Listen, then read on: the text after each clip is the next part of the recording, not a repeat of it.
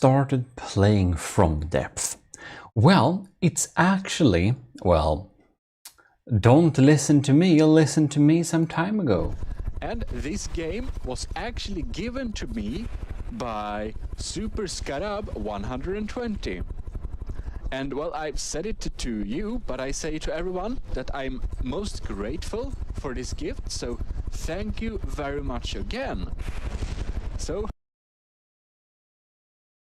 now, I will be extremely surprised if Super Scarab is still watching, still with us here at the channel. But if you're here, announce yourself. You deserve some kind of gift. We sort something out. If it weren't for Super Scarab giving us from the depth long ago, there is like no guarantee I would ever actually even try to get in it. Because honestly, starting out playing from the depth, well, it was a bumpy ride. Oh my lord, look. I liked my home video. Okay, let's unlike that. Well, this is January 22nd, 2016. That's basically 10 fucking years ago. That's insane. That's insane. Well, obviously we'll just have to post a new little comment here, but that's super cool. Yeah, so that's like the reason why I started to even try and play from the depth. At this time, I was deeply into engineering other types of weapons. I've noticed in retro perspective, I have been somewhat obsessed with revolving gun systems in different games. Like I was making these fucking scary like automatic cannon system that was like powered with an actual engine simulator mod and actual gears. Yeah, scary automations we had there. Or like stuff like this little meme gun. it sounds like It's probably the weirdest revolver system one could have imagined. Well, it's special, but yeah, it works. I have been doing weird revolving gun systems for quite some time. It's, yeah, and this I have done in other games as well, like, you know, making warhead machine guns and weird stuff like that in this whole game. So it was pretty obvious, but like when I started to play from the depth, folk were saying in comments, it's like high time you take a look at this game, and obviously everything I could imagine and want to do is of course possible to do in From the Depth. But at this time I was very deep into StarMade. And StarMade, by the way, we don't play anymore, but hopefully one day maybe we can return. It's been stuck in a non-developer developing lock for a good time. That's why. Almost everyone is like literally abandoned that shit. But the thing is that I built the Pandora Haven. And if you're wondering what that is, well, I thought that it would be a good idea to build a city, and well, it's a big project, and yeah, there is some valid things to say about like just moving on and play the popular games, but you know, I kind of want to finish my city someday. That's you know. Why? Recording before I will what was that? Recording before the game crashes. So yeah. Thank you very much for watching. Yeah. So keeping with the same games for a really long time gave me this little perk of actually sticking with this game, you know, for very long, and thus been able to. That's we can have into battle. That is true for From the Depth. That is true for StarMade, and you know. Battlefield 2. Fish, 1 get taken, and what the fuck? So they could have their both? But okay, I don't understand why we can't have all our stuff, but never mind. When starting to play From Depth, I had some different issues. I got quite frustrated with the game because, as I mentioned previously, we'll have to end this recording before the game crashes. Yeah. And at that time, when the game crashed when I was recording, it would automatically ruin my recording. It would be void, dead. It's not the case anymore, but at that time it was. And that was extremely annoying. So the game had this issue before of like crashing before 20 minutes or something has passed. So while Scarab and many others were completely right in that From the Depth was a very interesting game, just up my alley, where I could make my fun little weapon systems and all of that stuff, they couldn't know that for some systems at that time, From the Depth had so severe performance issues that it just regularly crashed for a lot of people. By the way, big shout out to Adnecrius, who's been with us for so long. Montrose Adnecrius were one of those people who were very early with supporting us playing From the Depth a big bit, with giving us a lot of tips and all of that. So this we'll be grateful to as well, not only to Scarab for actually giving us the game, and you know, without that, without us getting the game, without his support, we probably wouldn't have stuck with it. Because as you can see here, I tested my luck. It's very reliable. It will crash in about 20 minutes.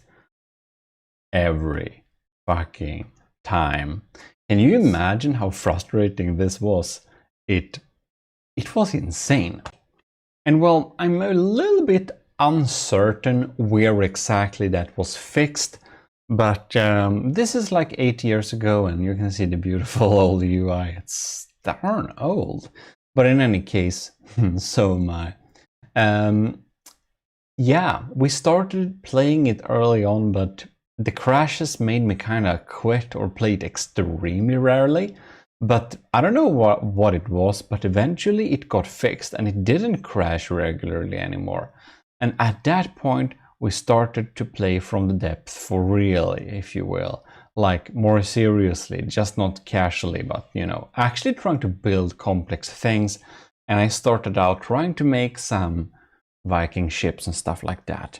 That's how I started building stuff in From the Depth.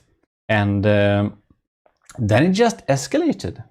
And since I already were making a lot of tutorials for other games and tech and all stuff like that, obviously I wanted to make some tutorial for From the Depth as well, because I felt that there was some lacking space to fill out with my tutorial making style there, aside from the in-game tutorial being absolutely abysmal.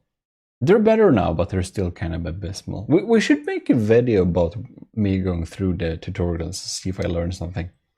Well, I just guess it escalated from there, basically. There was a lot to learn, and like this year, I've started to look into breadboard for a change. The game keeps me hooked because there is always new things to learn, and it's pretty interesting. And of course, thanks to all of you who are watching and engaging with the channel as well. That's obviously also a really big thing will require. If you want some more From the Depth content, look at the Relaxism and GMODISM's GMODIST channel, my secondary channel, for some extra videos as well. But that's basically the story, how we got started. We got gifted the game. A lot of our then subscribers and people in the empire of GMODISM were just being really helpful and positive, and that made it so that we stuck, and eventually I learned enough to make tutorials, and you know, I like to think that I'm getting a little bit better each year at least, but I don't know. That's up to you to say.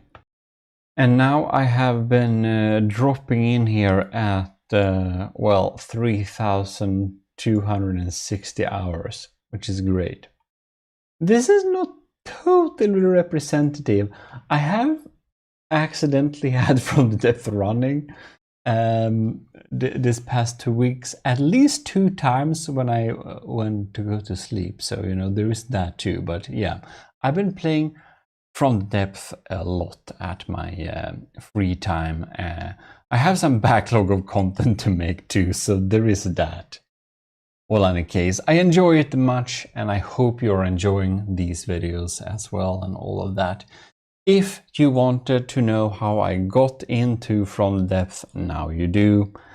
Other than that, this is your host Eric, and we are signing out with a paper replica that's, I mean, with real me. Well, you find links to the other channels there in the corner where the badges are. If you want to support the channel, you can go to gmodims.com/support. You can join the Ecclesiarchy, you can join the commissioned officers, or you can join the government. In any case, thanks a lot for watching. This is your host, signing out.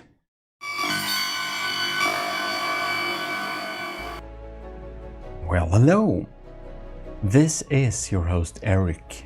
You're watching GMODIST, and I felt I had to tell you a little bit about why most of my series have been a little bit lacking and have been a little bit on a pause for the latest amount of weeks. This is because of the Sword of the Ecclesiarch fleet, which we should look at in this little episode. Here you can see the motto for the Sword of the Ecclesiarch. It's Latin, Igni natura renovatur integra, and it basically means through fires nature is reborn. This is the first vessel which were developed for the Sword of the Ecclesiarch, and it was first a co-build with Graver, who is seeming the project now, but it's actually moving over to holding or helping administrating the thing this is made for. Now it's me. We got the Chaplain General Witch Doctor, and we got the Engineer Robot Stellar helping us build for this little sub-faction. Now this particular build is mostly Graver's work in its shaping, and then I've you know, added many things to it, so that we built. But anyways, we should be looking at the full array. And well, there are some ships to look through here, so I'm not joking around if you think I've been a little bit busy with these things. So that's why we had a little bit low speed of production for the battles, no new tutorials, slow for the builds for Ant Or 2 and the other commissioned officers. Yeah, this is the reason. Sorry about that, but I hope you will enjoy this little fleet. Anyways, so I will showcase the different ships here. We have some adaptations like the croquette ship here, but made for the Sword of the Ecclesiarch. So we got bigger diff guns on this thing and some missiles as well. The Army of GMODIST Sword of the Ecclesiarch does have its own logo, which is of course accessible on the homepage if that would be a thing. But we got some missiles and some diff guns and stuff like this. Just a little auxiliary build costing just 18,000 materials, so not very expensive. It can better be seen here. We got the Sword of the Ecclesiarch, so we got the AOG gear. We got the motto here, Igni natura renovatur integra, and we got the flame around the sword here. That's our logo. In any case, here we can see the Misericorde class hydrofoil flamer. So Witch Doctor built this little hydrofoil flamer thing, and our Chaplain General Witch Doctor is in effect the deciding function of the Sword of the Ecclesiarch, because this is built for something called the Promethean Directive, and it is basically a tabletop war game like Risk. You know, I talked a little bit about the library before, if you saw that, and it's a little bit like that, but it's actually what library was inspired from, and it's not cancelled because library is cancelled. This has already run a season. It was very popular and very big, so this is like a big undertaking to participate in this. Like, you can't basically participate yourself, and there is a lot of spreadsheets involved, like a lot of spreadsheets. I won't show them to you today, maybe in another episode if you wish to see that, but yeah. This is pretty cheap too, 34,000. Flamethrowers are something we like due to our motto, through fire the world is reborn. And yeah, Witch Doctor built the bulk of it, and I added some details, some more engines like the end. I really like the engines we added here. It looks like they're part of the design. Added some extra missiles and stuff like that. So basically, someone builds the design and someone else goes through, checks and adds or removes some stuff that may or may not be good here.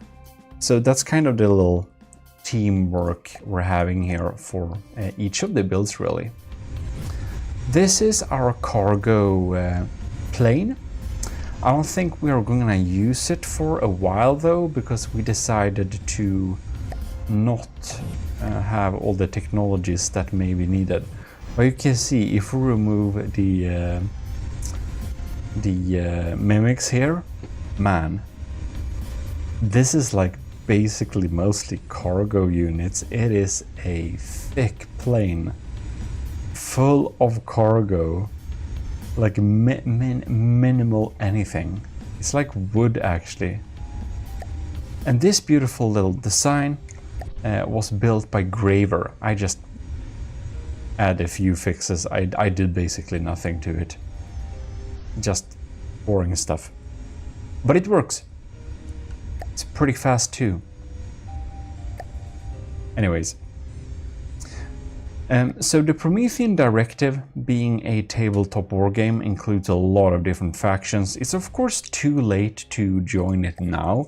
But if you really think this looked like a cool idea, you can join it next year. It will probably be held next year as well, I hope. A lot of participants, and yeah, it's definitely a large undertaking to hold this event. So big thanks to Mizar Luke, who is running all of this on their free time, and to everyone that's helping making it possible as well. We got a lot of ships here. I think we want to start perhaps with checking out like some smaller designs so we can move up in size. We have some land designs as well, which I feel we may need to look a little bit at as well. So yeah, what I think is that, where is this now?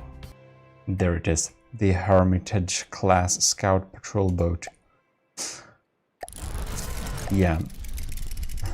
So we got like names like Hermitage, Abbey, Cathedral, types of names for them. So the Ecclesiarchy of GMODISM is, as you may know, what I decided to call YouTube members, which is a little bit funny. So for many of these AIs, you can see we have actually names of people we're supporting. So we have Elevated Dolphin, like there. We got Elevated Matros Halofo. We got some cadets like Wostenwell, and Lieutenant Rick Brell.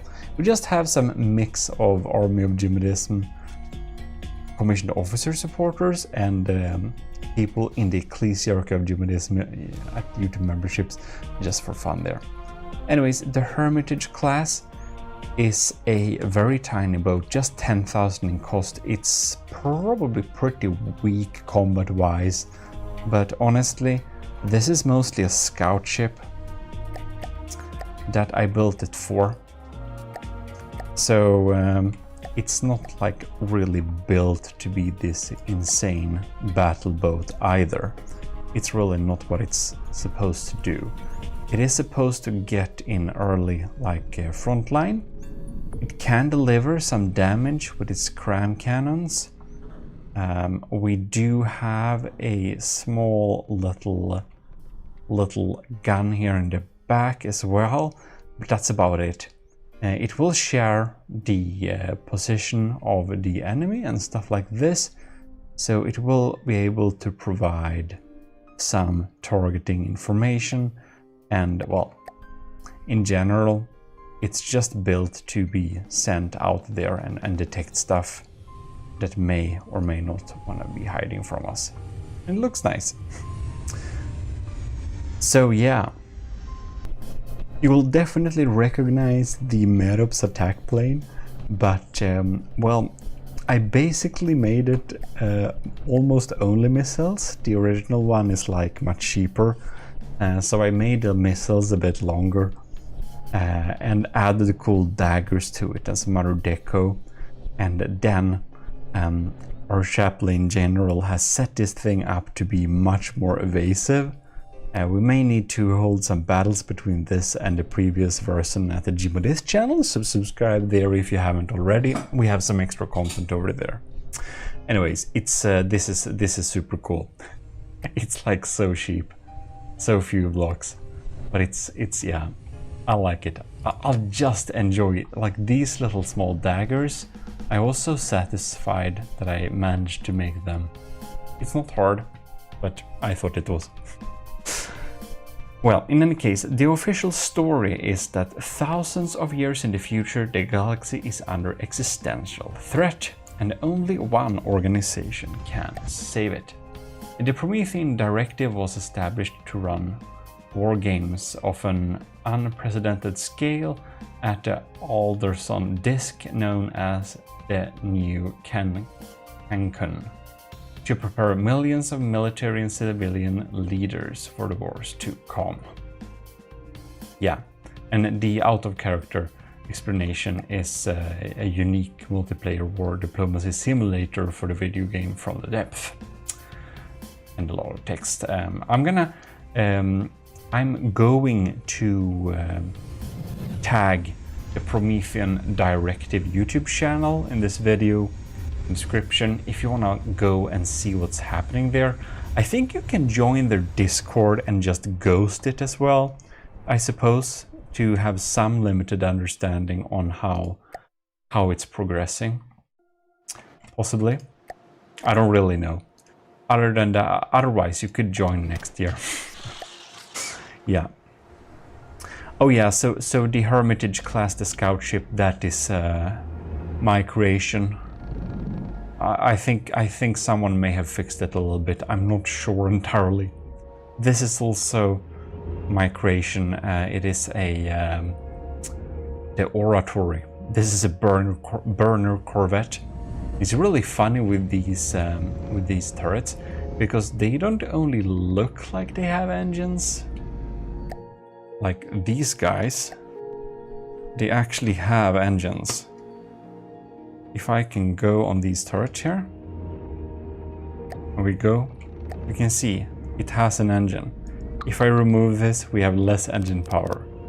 So they're not really, they have lower priority because they're not very efficient, but yes, each of these flamer turrets are self-sustained. I think I call them Delta Corp, like trash incinerator or something like that. They're not held in high regard. But yeah, so that's the thing. For the Sword of the Ecclesiarch, as a sub-faction of the army of GMODISM, we have a little story as well. So basically, in ancient times, the empire of GMODISM, basically then some kind of historical version of me, the Lord High Admiral and Ecclesiarch Eric of the army of GMODISM, of course, made a super secret task force called the Sword of the Ecclesiarch for obvious reasons, which were to perform some very secretive and important missions in the world then to find important information and stuff, and establishing a civilization there on this Alderson disk, aka New Cancun, was obviously a very important aspect, since there are some very secretive and important information to be gathered there. However, when the Sword of the Ecclesiarch were traveling to get there, their version of their Omnius Prime copy, the AI they brought with them, got damaged and were having some weird output. The time went on, and since the Sword of the Ecclesiarch force lost contact with the general empire of GMODISM for a really long time, well, stuff became a little bit weird. Stuff evolved in a little bit of a different direction. The old AI and communication to the Empire of GMODISM unit, which was damaged and was instead starting to be called the Machine God. And well, after a while, some high priests just took over the Sword of the Ecclesiarchy and ran it as their civilization there on the Promethean Directive for a really, really long time, and it's just been left alone. Now recently, the Ecclesiarch, which is I, were reinstated, recontact was made thus, and the Sword of the Ecclesiarchy is under the Empire of GMODISM's control, which is really high time, and the plan all along, of course, because now stuff is moving about in the Alderson disk, because, well, shit's going down. And that's why I'm here, and that's why our Chaplain General Witch Doctor and our Engineer Robert Stellar were all there to make sure that stuff doesn't go haywire, right? This is the Sky Crusader class air monitor.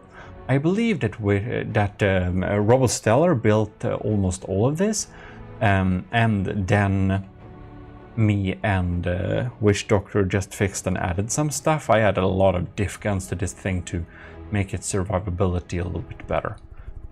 And I think, yeah, well, we all checked out each other's designs and did something on them, right? Anyways, this will just sit in the sky and output damage. It has a little bit of an evasive problem, so having all of these interceptors, of course, added to the cost a little bit. But it, of course, is worth it to make it survive, but it's not as cheap as we wanted it before. But it looks nice. Yeah. It's not one of our most min-max designs. We have a few of them. Here we have the Sanctuary class frigate, it's pronounced, I think. And this thing is, well, I don't know how good it is in terms of the damage output in comparison to our other designs. I think it's built mainly by Witch Doctor. I'm not sure. Oh, whatever. I'm not really sure. But anyhow, I added some stuff to it. We all did something on it. It's super cool. I added like more defensives and stuff like that. You can see this thing looks super beautiful. It's super nice. Add a little flamer here in the front. Other than that, it's VLMs. We have lots of details, and inside this hole, you'll have to appreciate this hole here. It looks super holy, very nice. Well, we have so many designs. We'll just need to go through them, right? We have, well, maybe we should look at this on a land, but it's not too much to see, to be honest. I fixed my old howitzer and made a version for this. It looks better. It does. We have some added weaponry and stuff. Oh my god, it's loud. So yeah, we got just a few land units. We can go down with the land units directly here. This is a beautiful tank built by Kevin, but I totally butchered it and made weird things with it, so it doesn't look as cool now. I'll have to show you the proper version later. It looks amazing. This is like a botch job of it, but that's to make it legal as a contestant for our faction, right? But it's nice to have a tank. It's definitely our best tank. We also only have one tank. All right. Anyways, the previous was the self-propelled gun Lancer 1884 howitzer, and this one was the main battle tank Leon. And we all try to make names that are somehow related to the Sword of the Ecclesiarch theme a little bit there. Now this one is really cool. This is the Bristleback class mortar metal clad airship. And this is Graver's really beautiful design. It is a helium airship, and well, look at this thing. It has a huge array of cram mortars. Cram mortars, look at them. We have, how many barrels? That's 16 barrels of cram mortars. And they're incendiary as well. Not mostly. Yeah. Anyways, this little telescope tower looks absolutely amazing. I almost want to destroy the magic by clicking, basically removing mimics. I'm sorry, I shouldn't have done that. But man, this telescope tower looks so cool. I had a lot of, well, interception and stuff to it, but it's looking really great. Well, oh god, here we have this thing. This is the extremely insane Army of GMODIST Sword of the Ecclesiarchy Abbey Fortress. Now, Graver made some really cool cathedral looking designs in the beginning, but our witch doctor has made this insanely beautiful. Look at this thing. Look at this facade. It's absolutely amazing. Look at these details, like around the doors. Like, how many layers is this? It's absolutely insane. Well, it looks absolutely great, so I'm not complaining. I was just looking at this in awe, adding loads of diff cans, smoothing out some details, adding some worthless shit details, flamers and stuff. And this is like Witch Doctor's awesome detail. The flaming sword here.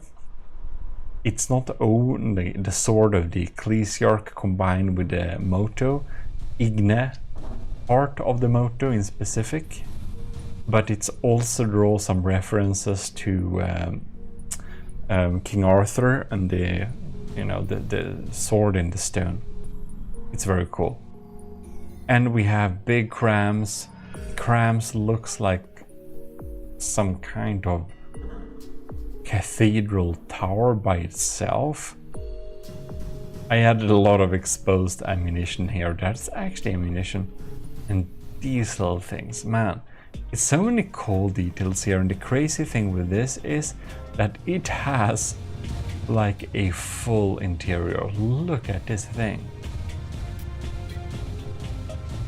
I kind of want to like go here IRL somehow, and then we can like go out there and we got some diff guns to shoot down incoming target. And this is like a beautiful mimic cluster. Basically this is like no solid block, it's just mimics made by Setup for the AOG a long time ago.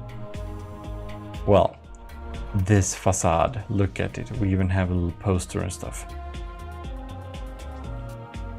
Well, we have so many things to go through here. Now, this is absolutely insane. This is the Cathedral class heavy artillery cruiser.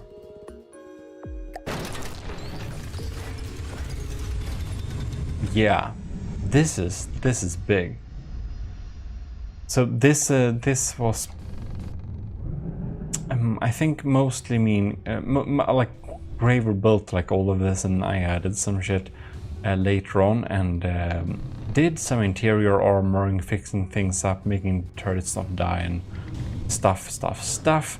But as you can see here, Graver done basically everything on this thing. It was where this little telescope tower was built, and well, it's beautiful, and we have this super ambitious interior here as well. Looking pretty great. We all try to keep to the theme, but that we have some small differences just makes it feel so much alive. Yeah, it has diff guns and a insane big gun here in the middle. It is, as you can understand, a very scary railgun of 500 millimeters shooting a pen depth AP frag shell with oh no, why do we have 2 emergency ejection defuses? Well, that's wrong. Well, whatever. Why did I not notice that when I fixed it? I'm seriously wondering. Oh no. Well, we did a little crash there. That wasn't intentional. Man, this thing looks evil. So yeah, this is the very scary min-maxed airship. This is really cool. It doesn't only look scary, it's pretty classic cool too. The Igni class absolutely fire nukes anything. It's absolutely insane. I mean, this thing is crazy.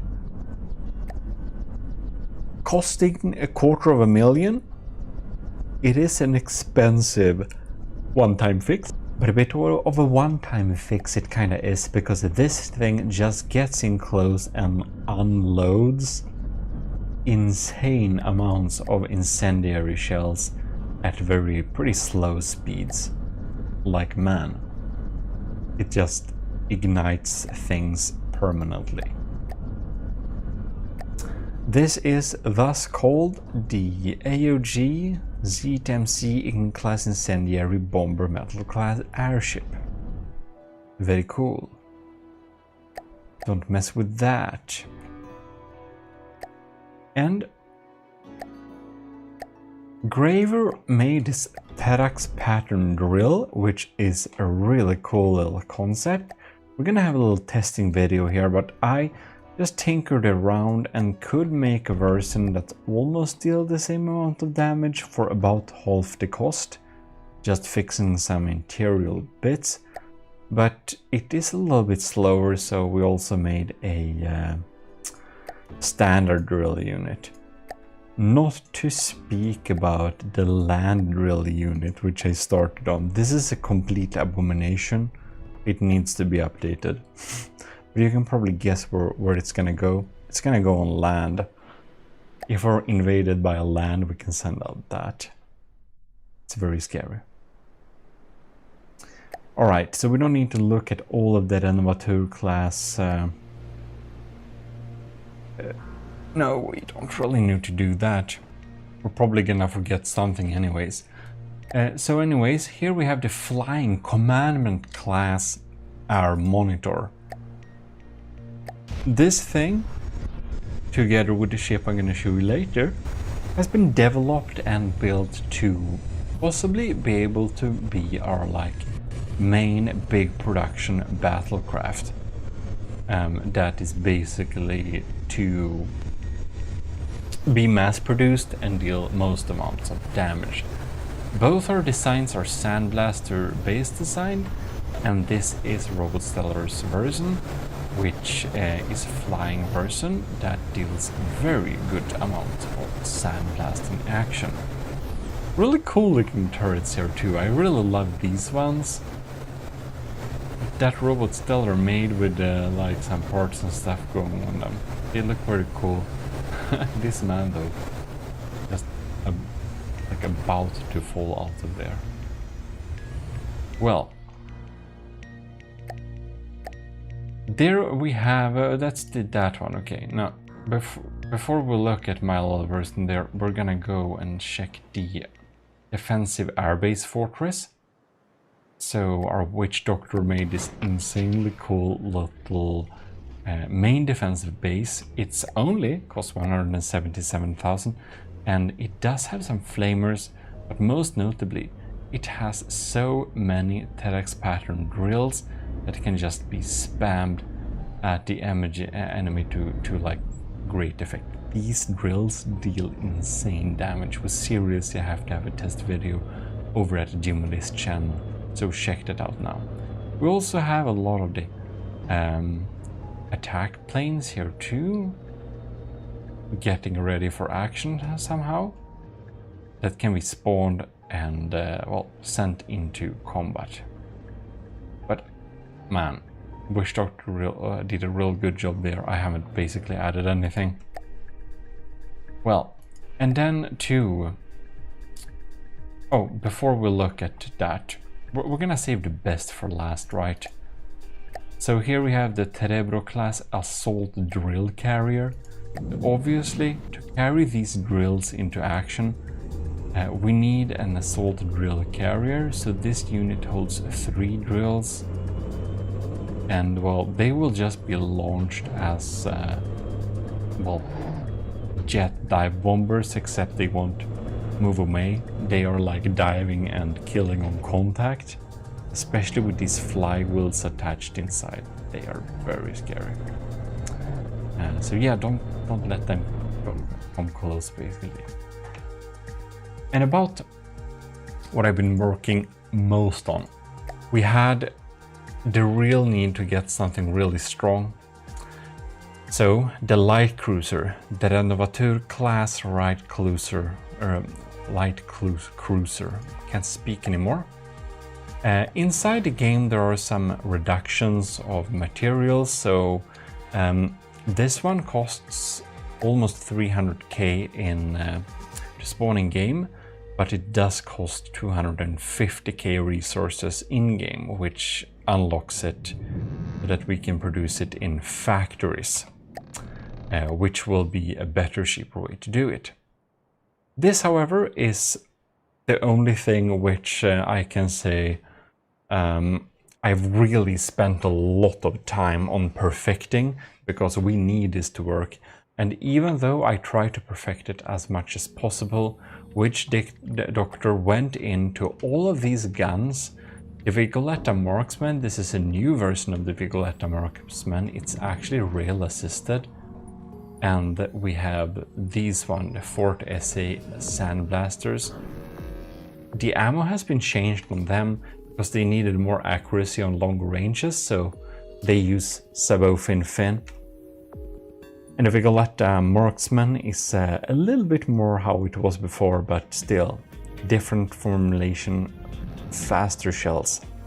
We have a lot of interceptors going on here, and they are really quick. They are from my intercepting empirical testing videos too, so you can see it. And of course, I made a little sword in the top here.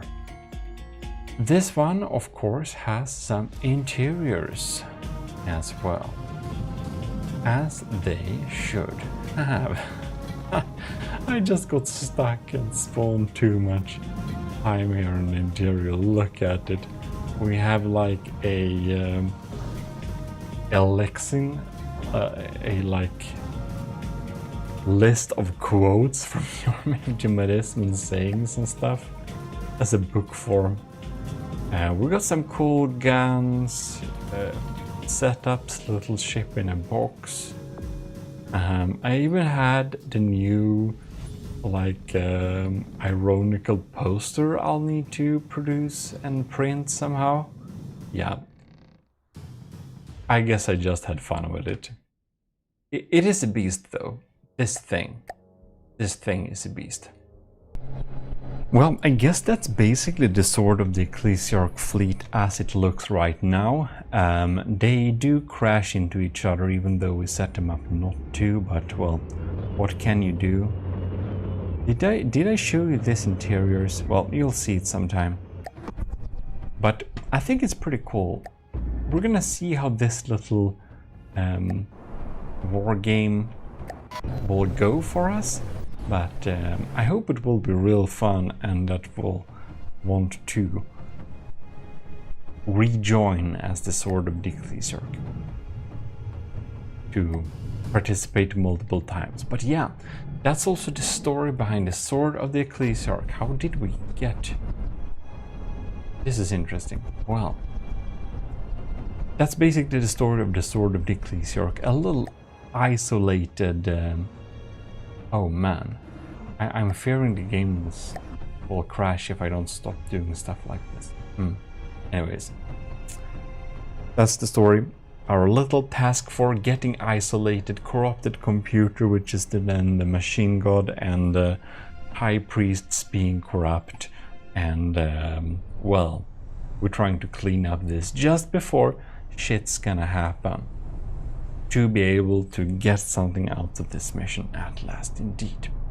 Well, that's the Sword of the Ecclesiarchy for the army of GMODISM's participation in the Promethean Directive. Link to their YouTube channel in the description. And yeah, subscribe to GMODIST channel too. Well, I'm not in a state of showing myself, so we'll have to suffice with the paper replica. Well, I hope you enjoyed checking this out, and as said, GMODIST channel you can check out here on the cards on the upper right corner. If you want to support the channel, please consider doing so. A big thanks to all in the Ecclesiarchy of GMODISM, of course, and to the commissioned officers in the army of GMODISM. And with that said, I think we should be turning off this little video and keep the suspenseful action which is soon to be unfolded for another time. This is your host Eric of GMODISM, and we're signing out. We're coming back with a normal series soon. But this is the reason why it's been drawing out a little bit. See you. GMODISM. Well, hello. You are watching GMODISM channel. This is your host Eric, and we're back with a little video with a little update. I actually intended to post this video yesterday, but here we are. So yeah, it's a Monday, and I have now updated the files for the commissioned officers. So that means all Patreons get the updated files. It's kind of a big change. I did restructure the entire folder structure. Actually, let me show you. So the folder structure is now completely different. I revamped it from like scratch basically. And you can see I include a underscore before each name, so that means every folder has changed the name. If you're a commissioned officer in the army of GMODIST, I suggest you remove, re-download all the files, just remove the old files and replace them with the new ones. That's the most simple things. A few items have been removed, but they're kind of not important, so maybe you want to save a backup. But just to let you know, if you're a commissioned officer, definitely do a complete re-download, because the new structure is much better. It's much easier to find stuff. And I applied this to sub-objects as well, so you can see the readability here is just so much better now. So that's a big tip for all of you, to have an underscore before and after. That way the like brackets won't collide with the names, so the readability will be a lot better. Anyways, as many of you know, I am making this big fleet to tackle the Nether. And I played this game since like 2015, and it was long ago I even made an attempt at a campaign. At that time I thought it was kind of hard, but then I just got interested in min-maxing, so I actually have no idea how hard it is. Now the fleet isn't completely done yet, but I figured it would be a fun idea to just showcase to all of you what ships we have currently in the fleet, how they look, so that you basically know a little bit more about the style in the army of GMODIST. Just for fun, I just wanted to take a little look at all of the ships, because I recently took a little look at them all. You may notice this. What is this, you may ask? Well, you know the decals I have been complaining about, that they don't work because my Imgur collection got, I don't know, reported or whatever? Well, you see this? gmodism.com/media AOG whitemark. I'm self-hosting the images now. All of them. They're self-hosted. Can't remove them now, Imgur. Take that. So yeah, that took a long time to like fix all of the decals, upload them, host them on the homepage, make everything work. Yeah, I moved the host. I moved the homepage to a new host I haven't used before, so they basically offer some better speeds and stuff like that. I set up like some Cloudflare DNS protocols and whatever, so that it will be the image files and everything will be like internationally accessible the best way possible. I did work hard on this. Hopefully it works. It seems to work so far, so that's good. And of course, I have not only updated the Army of GMODIST officers files, I have updated the Steam Workshop files, because you can imagine that this thing, the Gimle, all the images were like replaced with some Imgur this file is missing stuff. So for each and every ship that used the Imgur images, that's basically all of the ships, I had to redo it. I had to repost the images in all of the holoblocks one by one. And you can imagine that took some time. That means that I have updated the existing file on the Steam Workshop page. So if you're subscribed to any of my assets, like the Gimle class or other ships, you need to re-download them. Unfortunately, From the Depths doesn't have a useful Steam integration at all, so if you want to have an updated version of a file on the Steam Workshop, you'll have to just simply re-download it. So anything that you might have subscribed to on the Steam Workshop from me, please re-download it and save over the previous file, and you will get the working image files. Also, some very tiny hidden small fixes that were some small issues on various ships I have been fixed too, but they were kind of, I didn't bother writing them down, so yeah, re-download stuff, thank you. And that will be quite splendid. And while you're at it, do leave a 5-star rating review on the stuff you have downloaded from me, then I will be very happy. it's fun. Anyways, about that, do like this video as well. That helps a lot, of course, it helps the channel. You may have noticed there have been a little bit low on content lately, and if you're interested about that, I posted some messages on Discord and some video explaining that a little bit as well. So we're back now, it's the most important part, so yeah. That's the more important part. So I'm going to continue making the videos. That means, of course, continue on the Yamato project. I'm so sorry we have so much delays in the Yamato refit project, but you know, sometimes stuff happens, and yeah, at least we are continuing on it, so fear not. In any case, I think we should be checking out the gmodism.com homepage.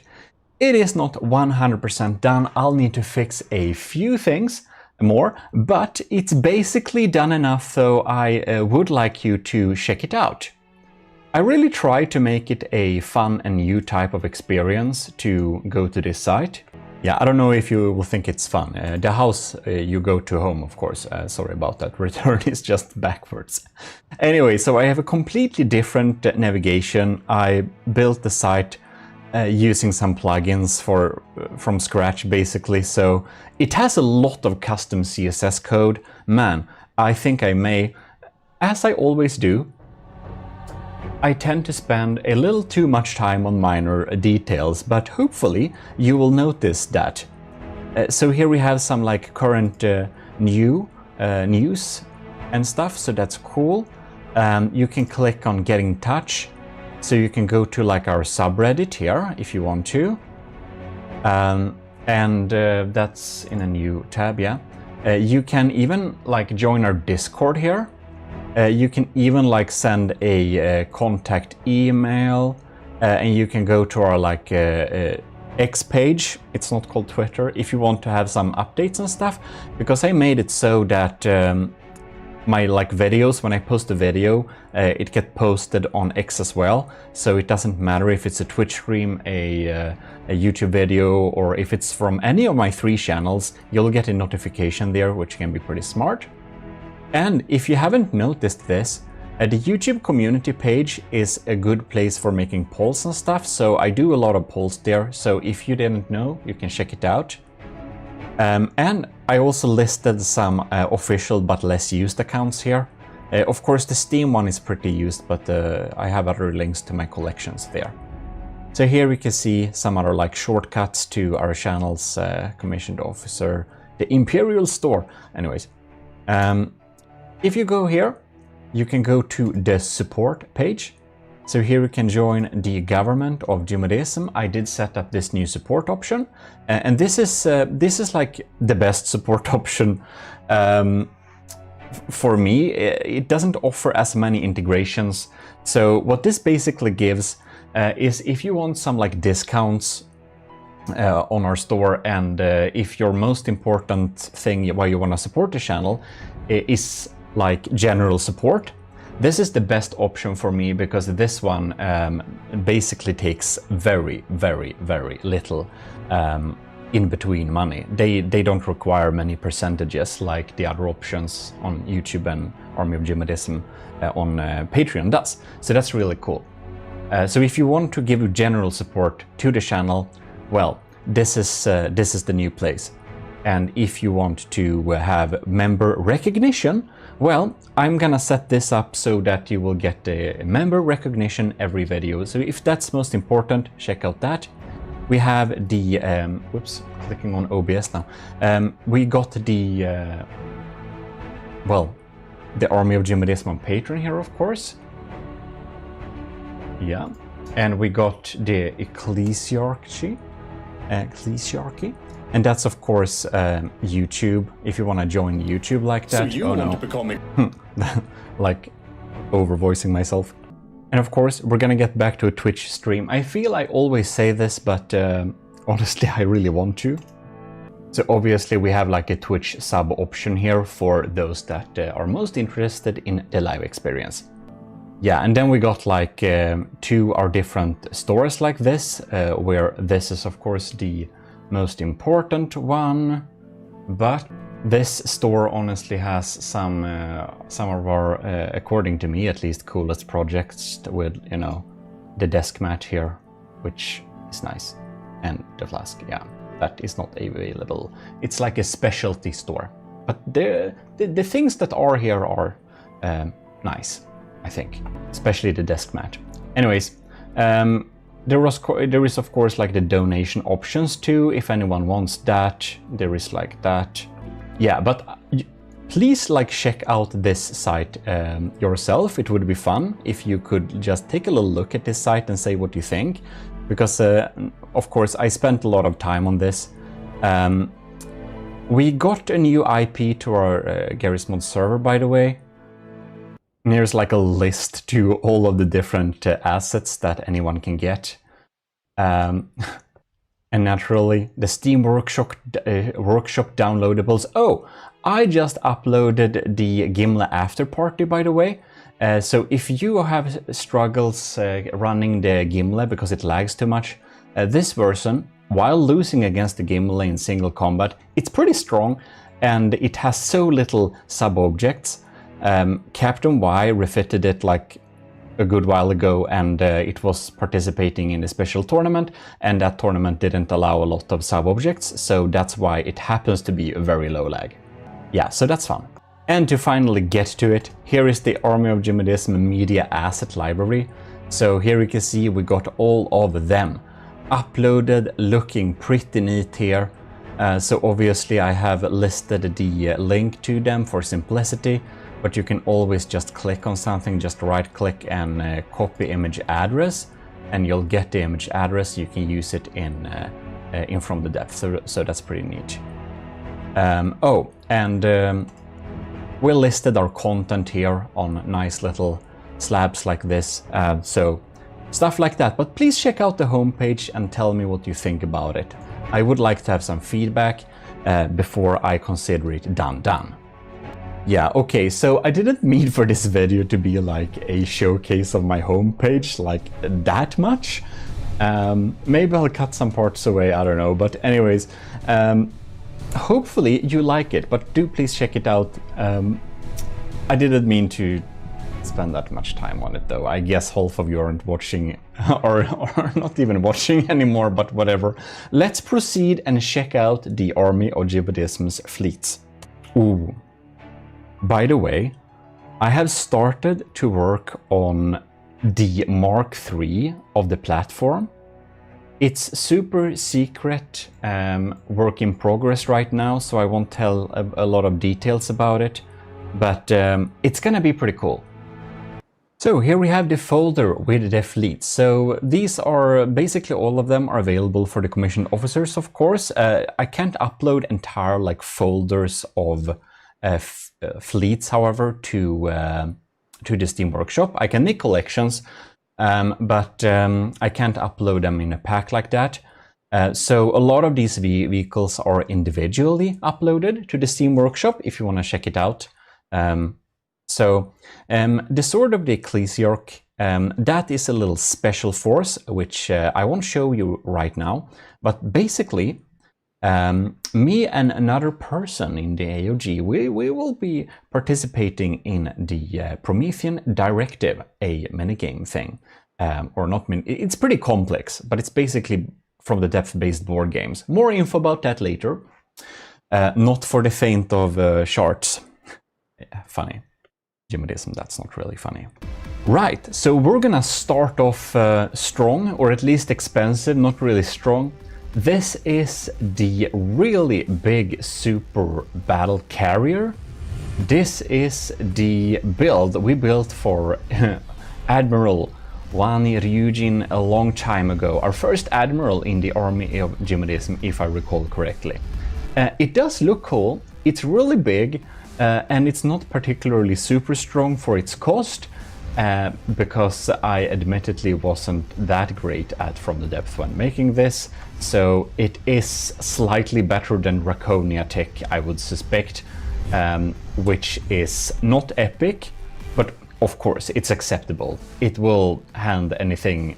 It will have all of the in-game designs, its as, of course, naturally. It also costs 6.5 million.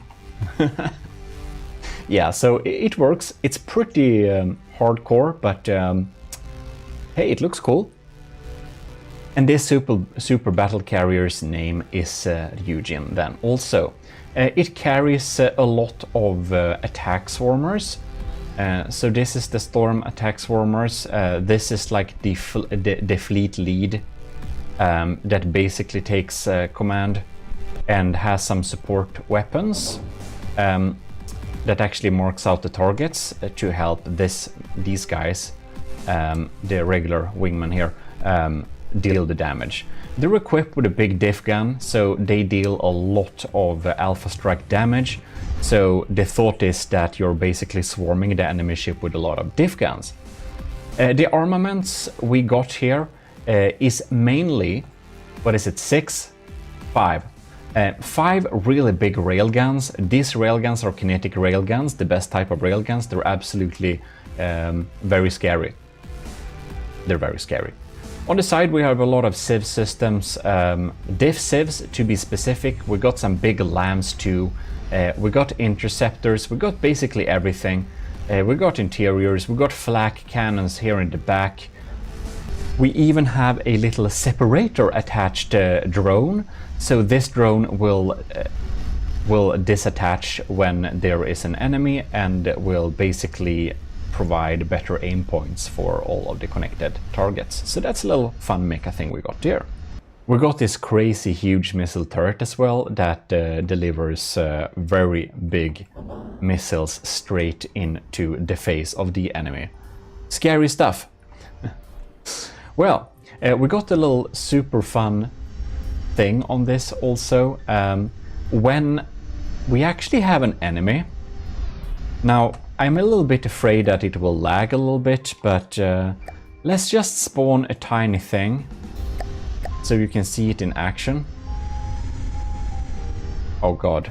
It lags so much when all of the ships are launching, but when an enemy is detected, the bridge is retracting. My god, my game, I fear my computer will crash. Okay, I removed that thing, because if I think a little bit more closely, it actually doesn't, it's manual. Yeah, there are far too many lights on this thing too. Maybe I should do a Mark II someday. Anyways, what we basically do is we click a button and the entire bridge will retract into the safety of the innards of this ship, which means that, you know, the captains and admirals and rear admirals and commodores and everyone that could be aboard this ship is safe and sound inside the innards of the ship and not exposed up here. Oh, and another thing that lags super much, video screens that gives a live feed of the ship. Yeah, so this ship has some cool interiors too. It's on the workshop, it's updated, so you can download it and check it out if you are so inclined. Oh, and it's really cool that this thing is like, you know, not docked by a docker or things, stuff like that. It's actually attached physically to the ship when not in use. The only issue is that it doesn't reattach automatically. You'll have to do that manually here with some buttons. But that works. Well, give it up for the Ryujin, a super battle carrier that desperately needs a less laggy version. But perhaps you have a supercomputer that's better than my laptop, and if you do, feel free to have some battles with it. Next fleet or force is moderately exciting. It's like my more recent saves of my very old adventure mode attempts. Yeah, so you've seen them maybe. So then I participated in the Newbie Rumble 17. So yeah, I played the game for some time, but I couldn't participate in the Newbie Rumble because apparently you're not considered a noob if you haven't participated again like previously, which I hadn't. So they have some special rules which my ships could definitely make more use of. So they were not set up the most optimal way. I did rush them a little bit, and I did honestly put most effort in to make sure they look nice. Then I upgraded them a little bit later as well. So these are rebuilds of the Reed class light cargo cruiser. Well, they didn't make it that far in the tournament. They had some issues and stuff. Yeah, they spent... Yeah. I think EMP was banned in the tourney, but they are still EMP proof and stuff like that. I upgraded them a little bit afterwards, however. So I kind of like these rebuilds. I think they are... I actually don't know if this is better than the original Reed class. I probably need to check that. Yeah. In any case, this is the Reed light cruiser. So it's the Mark II of the Reed, and it's then a light cruiser. Then we have a rebuild of the Mark II light cruiser, which is of course a carrier. So this is the Reed carrier. It's significantly cheaper. So this is 112,000, and this is 73,000. It offers much lighter armaments. It has a cram cannon that has timed fuse, so it's like a cram cannon, 180 degrees, I think it was. And then we have the adapted, because it wasn't legal, but my quick adaptation slash fix of this beautiful bomber, which you see from the trial season 1. And so nobody forgets, it is built by Jono, Matros second class Jono. Submitted this design, and it was one of the better designs. So that's why it's earned a spot in the Army of GMODISM fleet, and now we have it on top of here mounted. This is an adapted version, however, because we needed to make it, well, abide by their tournament rules. Yeah, and these are not exactly the ships that participated in the newbie Rumble. Good to know. But just slightly fixed, upgraded version of those, so. I'm actually a little bit curious. So I spawned the Reed class Mark I. This is a cargo light cruiser. So it actually also doubles as a cargo and mining ship. So it has like miners, so it will passively pick up materials when it's not in combat. And it's a little bit updated, so it has some neat interceptors and stuff like that. Yeah. So I actually don't know which one of them is better.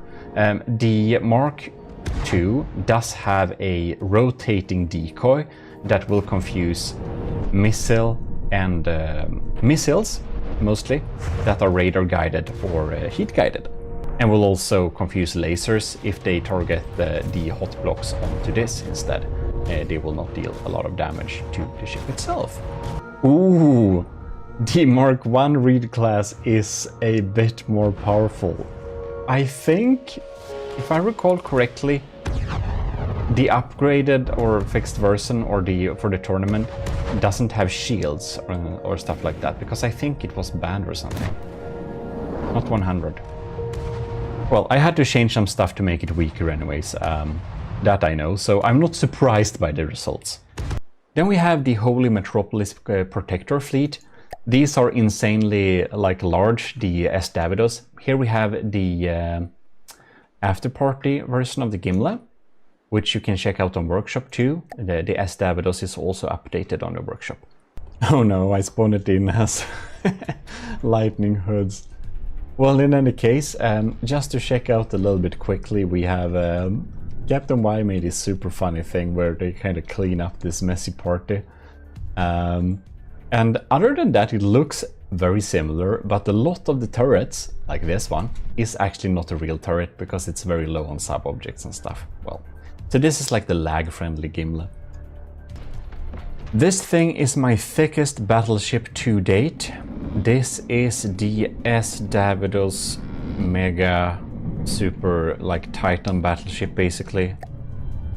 It's a super battleship apparently, and it looks like crap. I know. It's only made to be somewhat effective, and then I hastily try to deco it a little bit. Yeah, but it's really strong, and I'm not sure, but I don't think it has ever lost against anything that has a higher cost per that has equivalent cost. I don't think it has ever lost against anything that has equivalent cost. It has defeated some really big strong ships by well, Suzu likes to build really big ships, so we fought some of the ships she built, like the Juno and well, an array of ships anyways. It's pretty strong. It's not very interesting to look at though. Just has some cool turrets, that's all. But if you want something extremely strong to fight, I would recommend that one.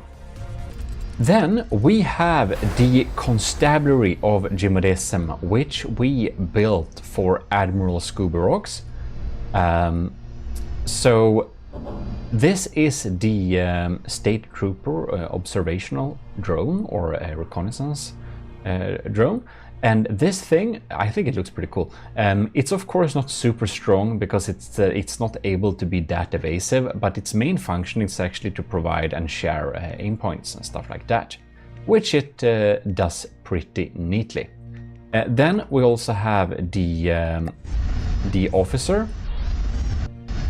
which is a very small little jet fighter, and I'm actually gonna upload these to the workshop independently because I feel they deserve independent uploads as well.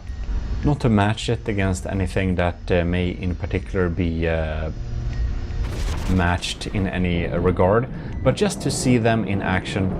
You can see they are making a mess of this, and here we have the beautiful laser controlled missiles from tubes like that. It's just doing its thing, vibing in the sky, firing some guns. Yeah, I think it's pretty neat.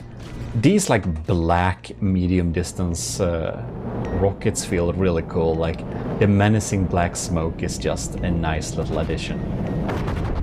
Very nice. What is uploaded to the workshop, however, and now updated as well, so we are using working decals, is the Constabulary main items. The Deputy Sheriff, which is a completely super scary thing that will dive in and deal insane amounts of Alpha Strike damage. And the Deputy Sheriff is essentially a real big Alpha Strike system. It contains a big charge laser and a charge plasma system and has some funny quotes in context, and it will just go close to the enemy and unload.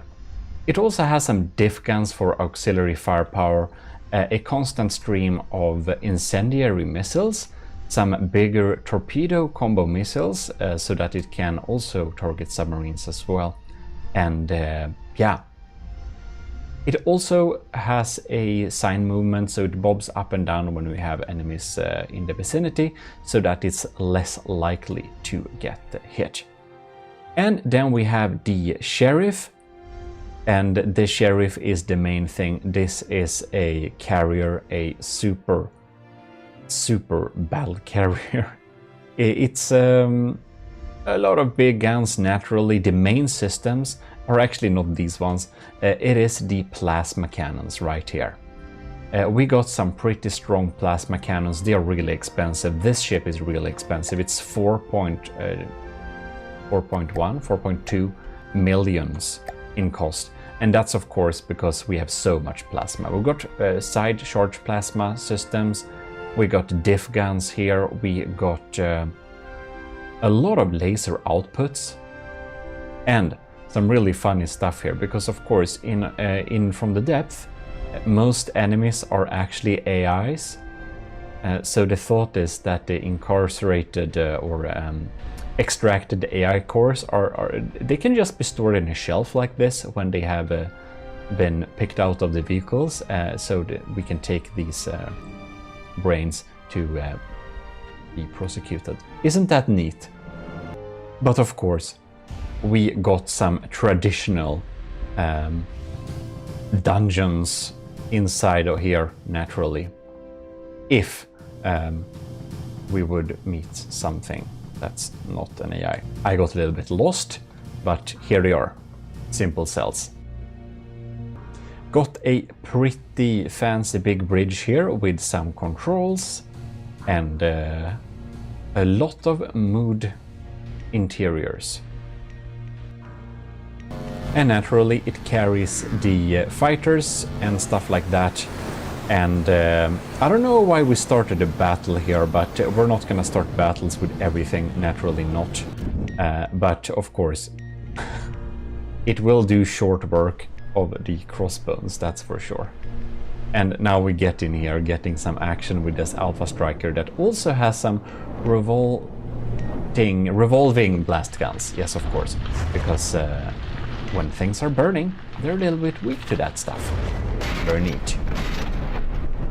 Yeah, and this is just constantly outputting plasma and laser damage. Very scary. It can be debated how good it is for the cost, however. I haven't made proper comparisons. It's 4 million, but it definitely loses against the S. Davidos, which is 6 millions and very min-maxed. This is looking pretty neat, you see. See, it goes up and down like this to avoid crams and stuff. Tries to, at least. It's pretty slow because it's very big. Or I wouldn't say slow necessarily. This big thing goes at like 80 meters per second, so you know, I think it can go faster actually. 100, yeah, 100. Well, that is the constabulary of GMODISM, however. Then I think we're gonna check out the very tiny first chapter Wasteland Domination Force. Now, this is my early collection of stuff to use in the what is it called? Ashes of the Empire. But then I've also heard that Ashes of the Empire isn't great. I don't know. I hope it is. But so I made an outpost. It's pretty long ago actually, but it's fun. It's an outpost. It's a small little station. It looks cool. It's neat. It's an outpost for the Wasteland campaign. It has a cram cannon as well. I don't have a lot of vehicles for it. I did make a howitzer, so we got a howitzer here, a cram howitzer. Very cute. And then I did put the Captain Wise bomber, or a version of it, inside of here too, just a little bit adapted to deal with this land. So I think it looks beautiful, so I wanted to have it somewhere, even though it wasn't among the best performing ones in performance-wise, but you know, we had to have it somewhere. So yeah, that's the tiny first chapter of Wasteland Domination field. Of course, he be thinking it's loud. Now, then we have the 5th chapter, Intergalactic Industrial Expedition Force. This is a readaptation, cook-up of a lot of previous designs to put together some type of participation. It actually ended up with a lot of forces, but whatever, for the library. So the Great Library is a, or should I say was, I don't know, a basically like a easier version of the Promethean Directive. However, it is, well, I guess the people that are running it don't have as much experience as the ones that are holding the Promethean Directive. So it's a little bit understaffed and the rules are a little bit work in progress. So I don't know, the Discord seems pretty dead. I don't think it's... I hope it will continue, since I did put together this, but It's been dead for some time now, so we'll see if the Great Library come back. But we got the forces for it as well. So I think that holo shields or like projector shields were banned. So basically all my designs that are submitted to it have the shields removed, so they're weaker in that regard. Some designs are actually better. This thing is a good bit more quick, actually, I think, than the original croquette, so that's cool. We have some adaptations, so for the Filke challenge, Setup/elord, maker of the Turtle Lord, made this beautiful little version of the Filke, and I just had to take some interiors and stuff like that and upgrade the looks of this. Among a lot of interior assets Setup also made, actually, but I made it look a little bit more neat, so threw that in there. In the Great Library I got that perk, I got the fun perk which makes it super cheap for me to spawn ships that are built by wood 40% or more, which basically had me look deep in the folders. So we have another Filke participant, which is Olissa's Filke version, which is pretty neat too.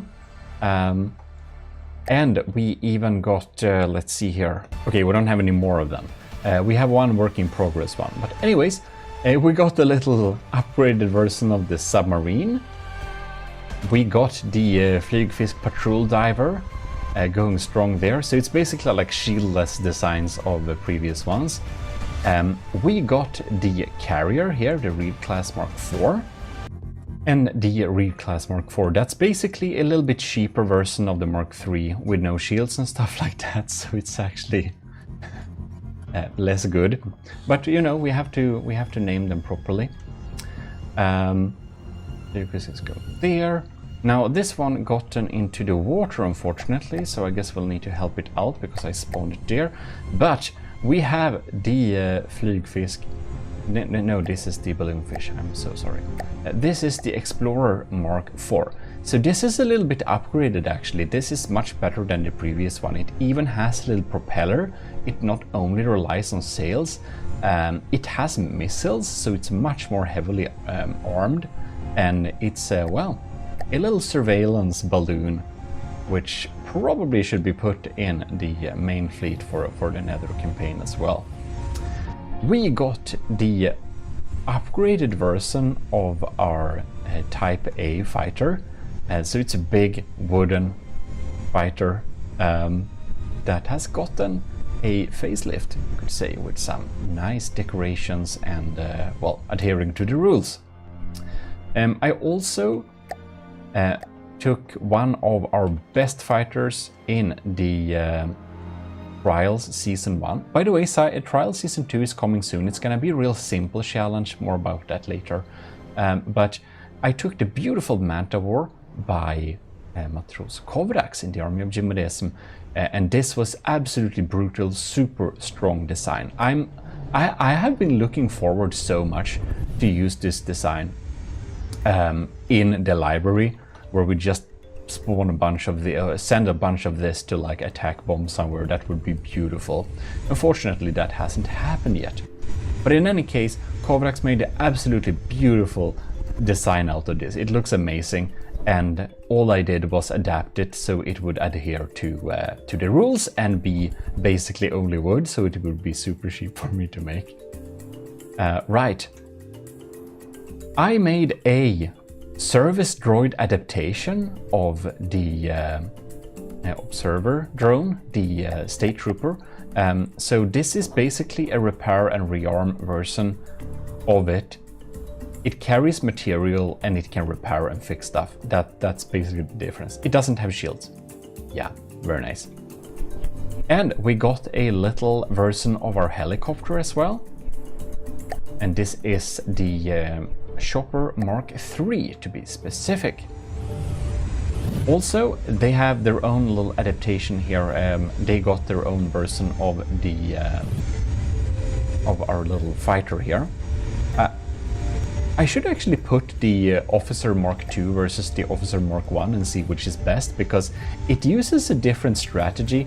I'm not entirely sure which one is best, but this thing actually contains sticky flares instead of chaff to confuse radar. So it has active decoy system instead.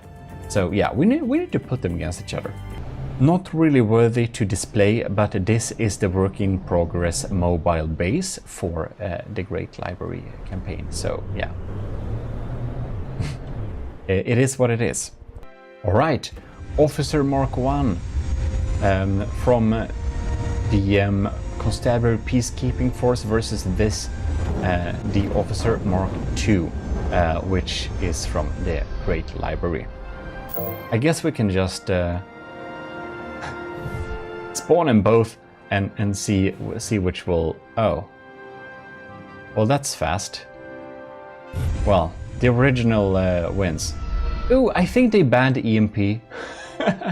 EMP is great against small aircraft. Well, now we know.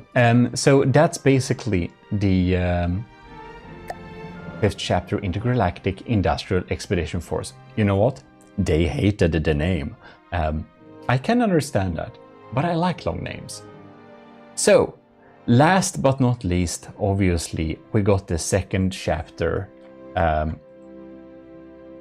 Yeah, 2nd chapter Frontier Fleet. I know that. I guess I just can't speak, you know? I had a little bit of a hiatus on recording, so I think I probably lost my ability to speak somewhat.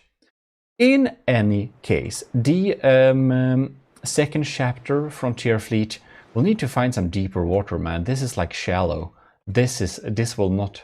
It can be funny. It's gonna be funny. We can spawn it here anyways. Well. Look at the poor thing. This is the broadsword battleship. It's really tall. It's really low tech. It's not one of my most recent Minimax designs, and it's mostly made to look decent, which I think it does. It needs to go somewhere, however, for it to stay at a nice, pleasing level. Now, we didn't spawn that in our own fleet, so that's a little bit unfortunate that we don't get the exact colors that we use, but it's pretty cool. It uses broadside, a lot of broadside cannons, not like a lot. And obviously, even though they're many and small, together they deal some decent damage. Probably would be pretty easy to take out with interceptors, but whatever. Most in-game Craftons have interceptors. And yes, this thing is bad, but yeah, it will actually work decently enough against many of the in-game designs, so that's nice. Then we have the Aerobics Mark II. Mark I is deleted. This is a jet fighter that is pretty good, to be honest. It moves so janky, it's really hard to hit. It usually wins against many of similarly priced Steel Strider designs, and definitely works against the Deepwater Guard. Now, I'm not super happy with the design of it anymore, because I kind of upgraded or changed my style at least. You may think this is cooler, I don't know. It's up to you. But it's pretty... it works. Then we have the funny Filke class destroyer from the Filke battles, which is a super funny design because this thing will actually jump up and down when incoming fire is coming there.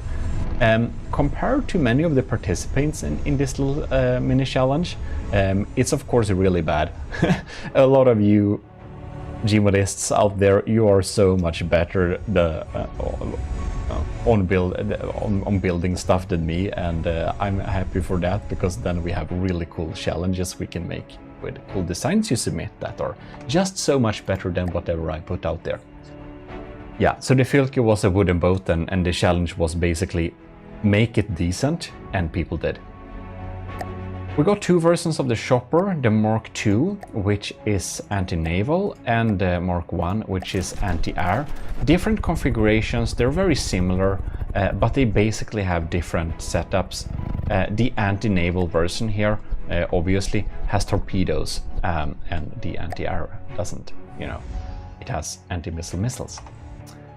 And no, anti-aircraft missiles, AA missiles. Oh, and one of our good old battle participants, the Draconia. My first battleship that were made to be half decent. It's half laggy, that it is.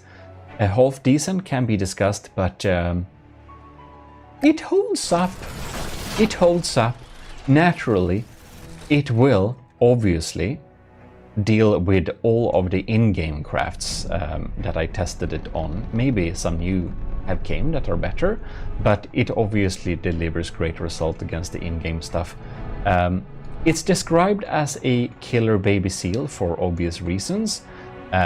It is equipped with a not so good APS, some really scary laser systems, and some really funny like interiors. It's like a mini city on top of it. A little bit inspired by Philip Reeve. I think his worlds are super cool. If you don't know who Philip Reeve is, Google Mortal Engines. Yeah. To spice things up, we're gonna spawn a paddle gun. Because paddle gun is funny. Well, in any case, we're gonna continue to spawn in some stuff here. Oh, this will be unfair. Well, whatever.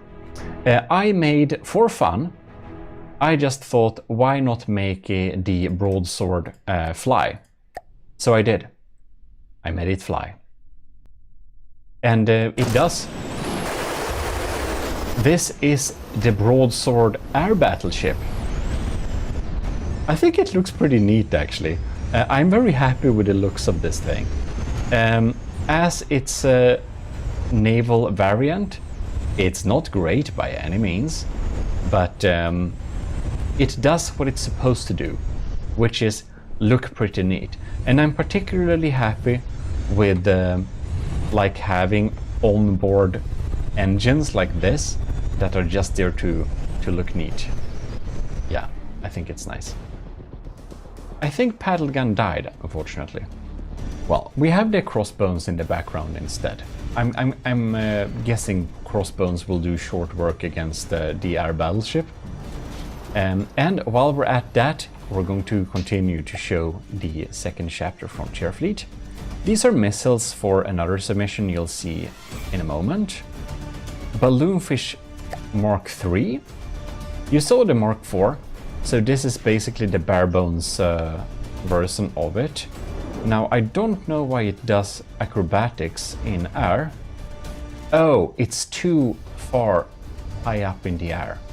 Yeah, it's not set to go that high, so it will just fall until it reaches a nice altitude. So yeah, the Balloonfish Explorer is not great for seasick or like, I don't know, airsick. How to say that anyways? Yeah, I don't know.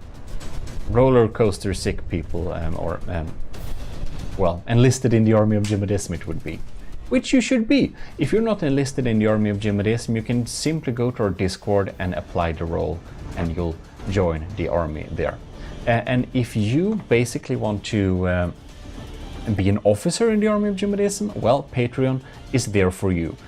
And we should actually, while spawning in the subby anti-surface, which is a really sad thing to look at, so we're gonna continue and spawning something else. The Carver class hydrofoil, obviously, because that's what we built for Lieutenant Gravy. So that's fitting. Anyways, huge thanks to Commodore Owen, Captain Sebastian Dode, Captain Shiro, Lieutenant Ant-Aw, Lieutenant Gravy, Lieutenant Flores Dragon, Lieutenant Joseph Vyshkovsky, Lieutenant Parberg Reed, Lieutenant Vincent Veritas, Lieutenant Rick Perel, and Lieutenant Scooby Rocks. Thanks a lot for your continued support. It really helps me a lot, because the income from our supporters be it decommissioned officers in the army of GMODism, or if you're watching this video as a YouTube member, you're in the Ecclesiarchy, all of you that are helping, and of course the government of GMODism that nobody joined yet, so that's, you know, but it helps a lot because it keeps the continual, like, expenses the channel has to pay up. We obviously need some services to make it all fit together, and the homepage and all of that stuff. And to stream, I obviously need battery internet, and all you supporters help me keep this thing going really well. So thanks a lot. Man, but the air battleship is no joke. Obviously, it's not great against anything that will shoot at it very effectively, but just because it's kind of bad, it's also kind of big. It's 1.2 million, so it's no joke. It's no joke. Ooh, and here we have the Merops Interceptor, which I made very recently when I just started to build, and I realized, how small can we make a fighter? So this thing is, to be exact, this large. If you look at the blocks without all the fancy stuff, it's this big. So it's kind of small, as you can see, and I think it runs pretty well, to be honest. It's nice. I like this thing. I'm very happy with it, and it will be uploaded to the workshop pretty soon as well. It's also 2.8K materials, so much cheaper fighters you won't find. Do remember that most of that cost is actually the small missiles. If we remove the small missiles, actually, let me do that. Get over here. Ugh. Oh, by the way, if you look at the aerobics here, you can see this thing is 220 square meters big in effectiveness, and it's 21 meters long, costs 8,000. That was my previous tiny fighter. Now this thing is just 19 square meters, so you can see this is like a tenth of the volume, and it's less than, it's like more than 2 times, it's like half the length as well. Yeah, so that's fun. And I'm going to upload that to the workshop soon as well, so you can get this little beautiful thing.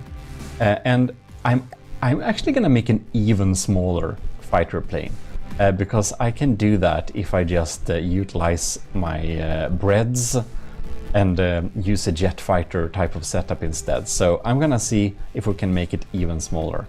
But removing the what's this now? Oh, that's the detection. Okay, that's all. If we remove the missile system, it costs 800 materials. So yeah, it's cheap. And here you got the Flygfisk, which is well, not made cheaper or adapted to any rules. This is the proper Flygfisk, built for Lieutenant Astera some time ago. Which is a patrol diver. So it's a patrol boat, but it also flies up in the air and it dives down again. So it's kind of both a aircraft and a watercraft. And why does it do this? Because it's a fun idea. It also happens to avoid a lot of missiles and torpedoes. It's kind of safe from many of the types of missiles. It's very few people that set up missiles that are able to go in water and in air, and from all those other types of missiles, unless they're super fast and reaches it before it switches like medium, it's pretty safe. So that's cool. When it like goes upward, if missile follows it, they will just end up in space, and if its missiles follow it when it is underwater, well, then they will just get lost in the water and despawn. And Flygfisk is of course flying fish in Swedish, if you were wondering. Well, the Reed class light cargo cruiser we looked at before, and the Reed class is actually built for our commander, which that was some good time ago, however, so I'm very sad, but I have to check up, I have to remember the name too as well. Yeah, so it was. We made it for Commander Ayak the Boater. we built the Reed class. So Ike the Boater was the commander, and we built this beautiful thing. And this is a little bit upgraded version, however. And it's pretty strong. I like it. I'm very happy. I'm very happy with that design. Another design I'm very happy about, but I'm not happy with the performance, that is the Fred. So we built the Fred actually for Scooby Rocks. Scooby Rocks was a long time ago a captain before it became an admiral and then a lieutenant. So basically, if you are in the army of GMODISM at a lower tier, if you jump up and join a higher tier, you will get the higher tier's rewards. So you can like jump up and get rewards, and obviously if you have a higher tier and then jump down, you won't get that rewards of that tier automatically, because that's like not very practical for me. Then it's like less support and more work for me, and if people upgrade, it's more support but more work, which is fair. Anyways, to keep things not too long-winded, Scooby Rocks was the captain and wanted something to beat the stronghold. So I made a Fred. The Fred has a very cool setup with a lot of engines underwater. It's so adapted to take on the stronghold specifically. And even though it only costs 700k, it could defeat the stronghold, even though the stronghold was twice as expensive.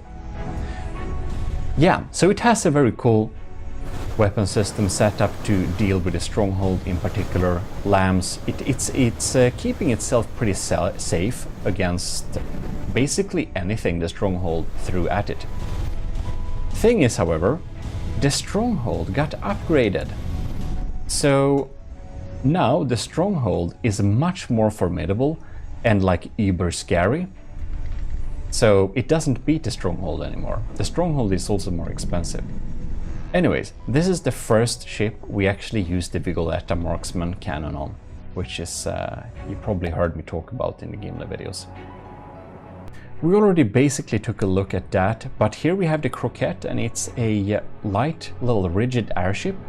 We got some helium tanks inside of here, so that's why it's lighter than airship. We got some sails hidden too, to provide some propulsion, and we got some engines. And the engines that are on top of this are like tiny. They basically take no materials to run. So it's a pretty slow airship, but it's also extremely cheap. This thing's 12,000, and it carries diff guns, some lighter armaments, and yeah. It's not a heavy investment, it's not a big battle thing, but it looks amazing, and that's the main reason for building it. Or I mean, you can think what you want. I think it looks really cool. But I don't know. A lot of other builders make so much cooler stuff. So for the season 1 of the trials, we got this beautiful pigeon that wasn't very good, however. So the pigeon was made by Scovimation, our matros, and basically it looked amazing and performed so poorly. So we both actually made our different versions of the pigeon. This is the utility version of the pigeon, so it has some light armaments, but it's mainly a utility ship. And this thing, look at this. I absolutely love this little matros sitting here and reading on the phone. Yeah, some fun Easter eggs, a utility ship. And then I made my version of the pigeon, which is the barbecue pigeon. This is a combat airship that uses a lot of flamers. It's not even cheap, and it burns hard. Yeah, so both of these actually will be uploaded to Steam Workshop as well. I already made some art to display them there by my new template. Oh, and this is the aesthetical winner of the Slabman challenge. So the Slabman was a really bad ship, and I wanted it to be upgraded. So, Setup, aka E-Lord, that made the Turtle Lord, made this beautiful stridsjacht, and it's absolutely amazing. I even made it into a desk mat, which anyone can get if they want to, by a blueprint style. But in any case, or I didn't do it, Kevin did it, so thank him very much, because that was amazing. It looks awesome. Anyways, this is a 1 million ship that's looking really great. It didn't win the combat, but it did win a lot of, it did win the aesthetical part of the competition. And obviously, this is also where Setup designed so many assets in AOG style, like the cupboards and stuff, which we have used on other areas as well. Isn't this nice? It's very nice. And these little diff guns we also have on the Gimle. They are absolutely beautiful. Yeah, it's so nice. I hope Setup will do some more cool stuff from the depth in the future. I think he's taking a little break. This thing has so many decos and so many details. It's absolutely amazing, and I know Setup was a little bit frustrated with reaching the deco limit, because you can see here, if you try to add some more decos, you can't. And it even has this little aquarium of this, the rat from the Deepwater Guard inside of it. It's just too funny. Well, anyways, it's absolutely amazing. What can we say? Huge thanks to Setup for sending in this beautiful design. It really is gonna be like the base or the flagship of the fleet, where we're going to sit when we do the campaign. We're gonna exist on it. So maybe less glamorous, but here we just have the Type A attack plane, the original version. So yeah, a little not as cool as the one we just looked at a little while ago. Here we have a, whoops, I'm not sure it can spawn inside of there. Oh yeah, it can. I actually provided balloons for it. This is a hover tank. It's a flying heavy armor brick that does hover tank things. It has a burst railgun, so that's cool. It doesn't have a great evasion, however, so I don't know, it's old. Then we have the bolster repair and rearm. This is a very fast little transport hydrofoil. This was our build for Lieutenant powered by greed. So it was some time ago, but it is a very awesome little ship or little hydrofoil that will just deliver goods very, very quickly. I try to set up the AI very carefully to not collide and stuff, but it doesn't work. It kind of collides in stuff anyway sometimes, so that's not great when it goes too close to stuff. I guess we'll have to be careful when we use this in game, or we'll have to set it up in some different way. Maybe we can make bread save us. I don't know. You can get this as a like a lot of these designs you can get on the workshop by however. So go into gmodism.com and just click your way to the workshop. Here we got the Lytepost, the Raider Outpost made by Captain Y, because he wanted to make something for the army of GMODIST at that time. So it's a beautiful little station that basically, I never thought you could do this, but it basically uses a big like snooper, or what is it called? What are these called? Antennas. The strategic antennas. So they're just placed with like one block down, down, down, down, down, and they just naturally make this beautiful shape. So that was absolutely super smart of Captain Y to make there. Yeah, it looks amazing. It's a, well, Raider Outpost to remove fog of war. So that's the only structure we have right now officially. And here's another thing that Captain Y wanted to construct for the AOG, which is the beautiful big transport system. This is the almost 200k Hermod class, which is a hydrofoil with a big like tunnel with propellers in the middle that holds, like, how much does it hold? I don't remember. 7 million materials. Yeah, this thing can basically on its own carry materials to build, what is it? 3 Gimli class, yeah, it's pretty big. Anyways, it's pretty cool because it even spawns missiles, torpedo or cruising missiles basically, that contains nuclear weapons if any enemy is coming there. So that's a bit fun. Then we have the CH Minuteman. So this is made by powered by Greed actually for the Slabman challenge, and this was the winner of the performance part, I believe it was. So this is quite decent in performance. It's a cram version, and it does look so much better than the Slabman. It looked terrible, the Slabman. Yeah, it did. The Reed class Mark III we already looked at, and lastly on the list is obviously the Gimli class. You can see a little picture. That's from when I measured the Gimli. So that's a bit fun. It is 1, 2, 3, 4, 5 Marauders long roundabout. Well, I think you've seen the Gimli class before, and we did take a little look at it previously as well. But that is our fleets and forces. Well, and there we basically have it. We checked through all of our fleets and forces in the Army of GMODISM right now. So now you know what forces the Army of GMODISM has, and a lot more is in the making. Maybe I should go through my ongoing projects folder if you want to. I don't know. In any case, we just spawned 2 crossbones to keep it a little bit interesting here while we end this little video. And do check out their homepage so that I know what you think about it, and tell me if there are any improvements to be made, or well, frankly, what do you think about it? I didn't get inspiration for the design's navigation or anything like that. I just basically made it all up. So it would be interesting to see or hear what people think about it. Or think.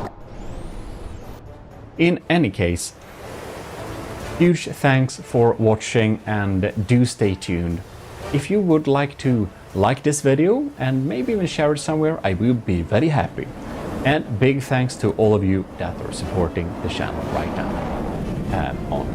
Well, the government, maybe right now we have someone there. The ECCLESIARCHY, Twitch subs on there, and as commissioned officers. In any case, this is your host, Eric of GMODISM, and I'm signing out. Thanks for watching. That's our fleet.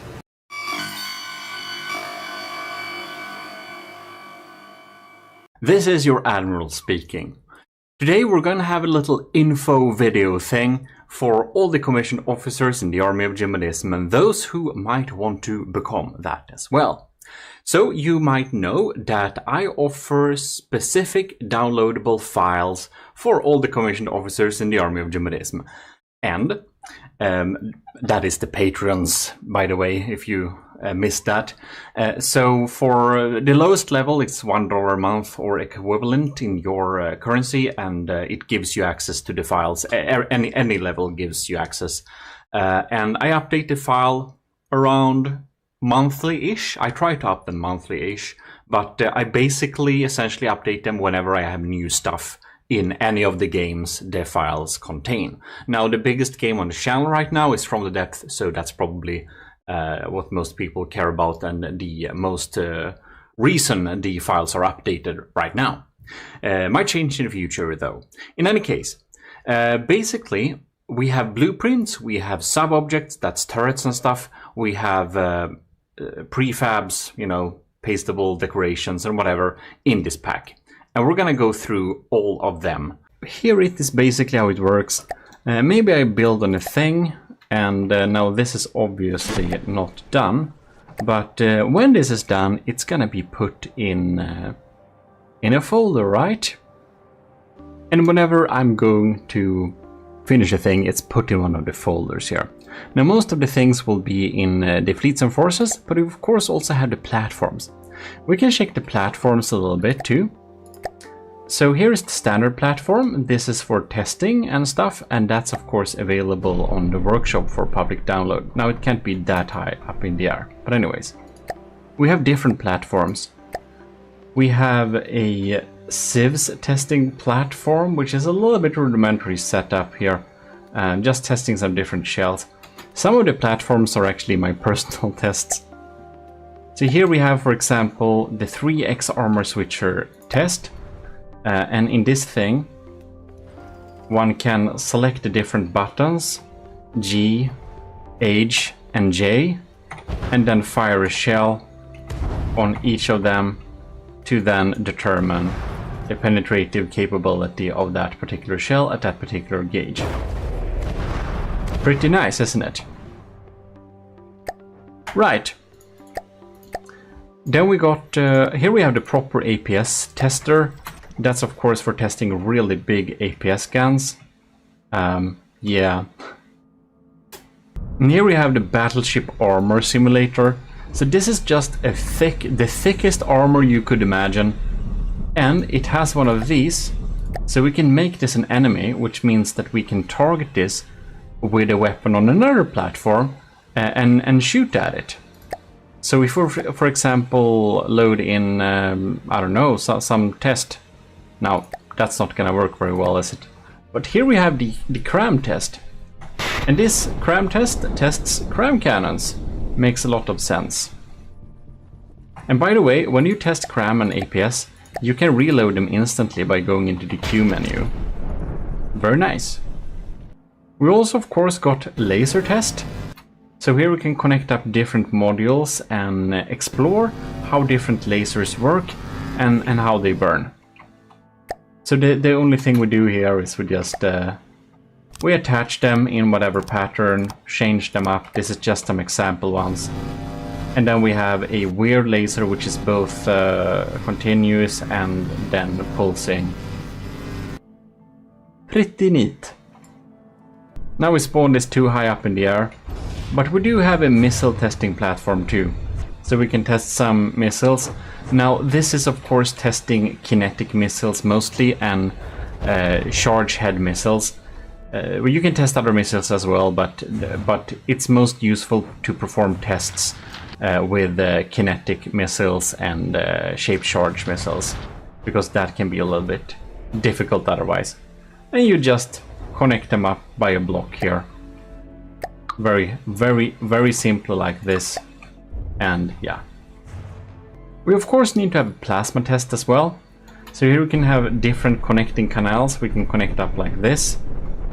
And yeah, we got some different lenses to switch in between too.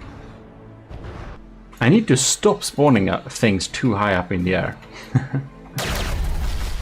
And I made them go super slow so you can really see the effects of the plasma here.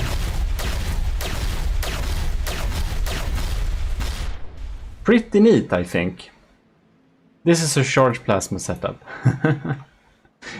And this is a generator setup.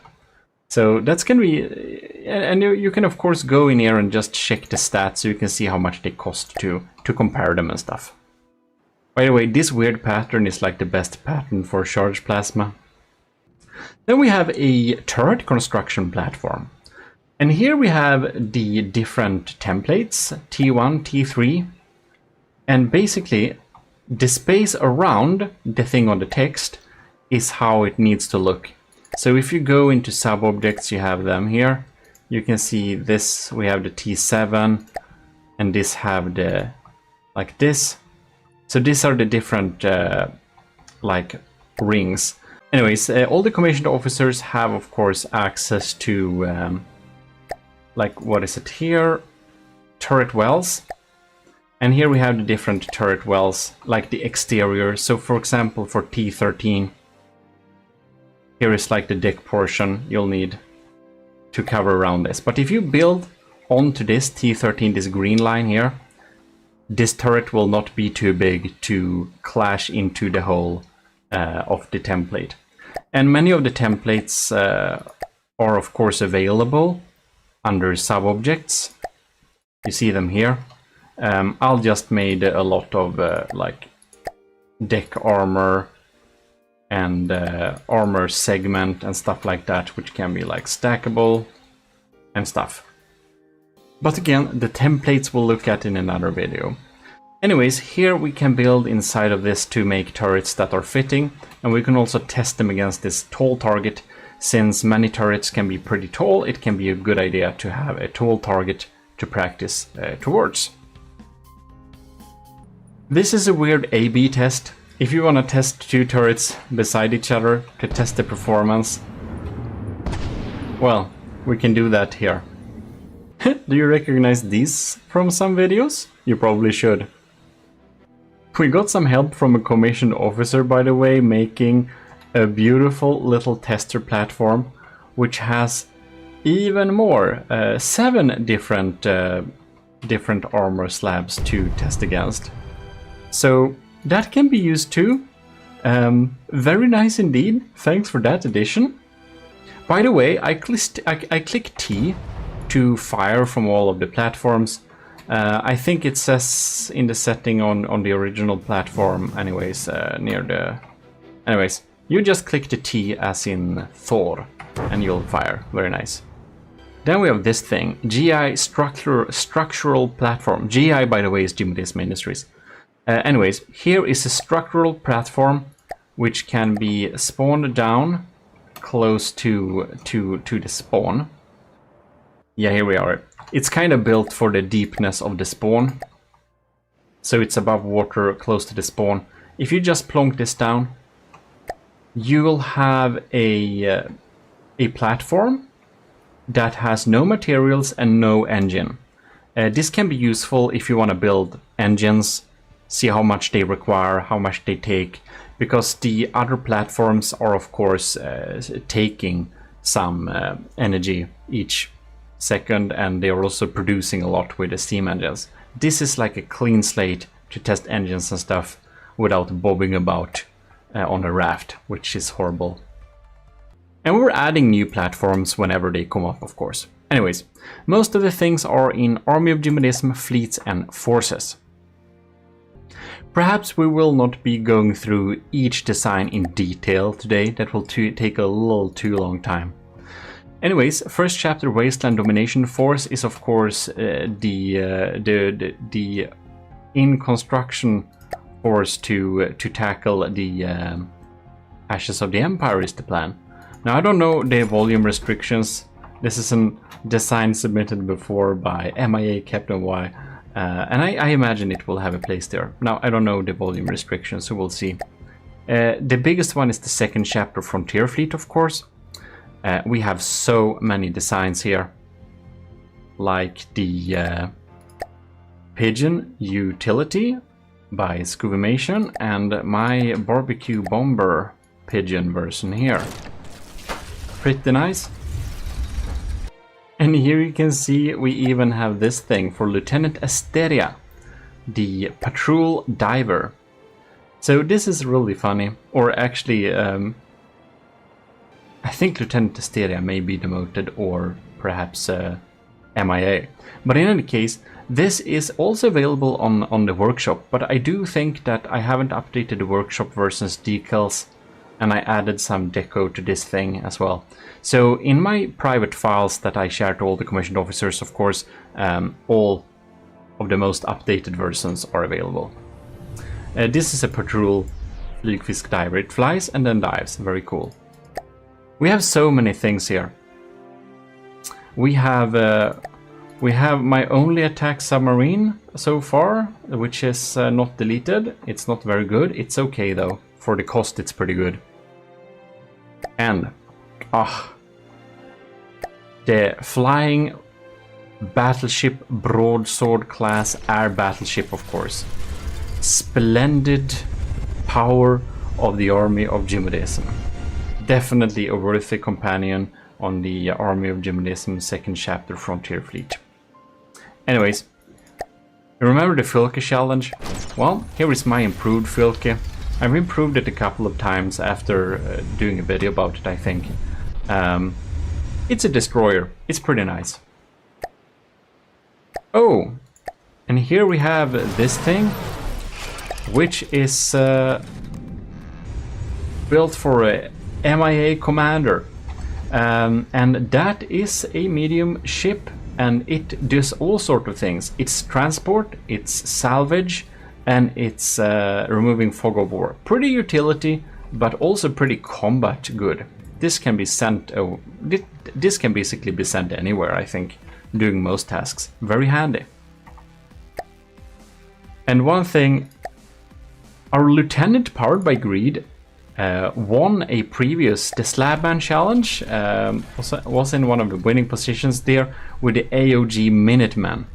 I've updated the decals on this thing, and this thing is an absolutely brutal hydrofoil. Very nice indeed. Oh, and here we have a battle cruiser. The Fred battle cruiser is built specifically to deal with the stronghold from the Onyx Watch.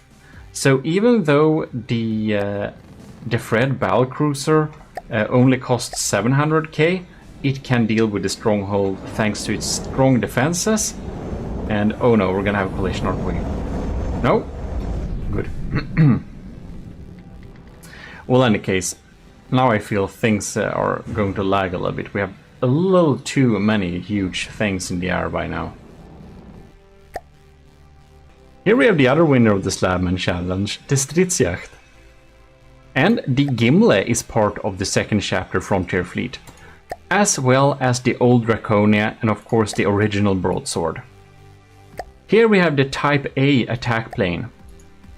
It's weird because it's A-Type A, and that's because A denotes an attack plane. So yeah, that's the class. That's our naming conventions. And this thing of, I actually recently, just a few days ago, updated the decorations on. So it's looking all dandy. Damn, that's an unfortunate collision. Ironic too. This is the repair and rearm vessel built for Lieutenant powered by greed. So this thing is a good fast cargo transfer and also repair craft.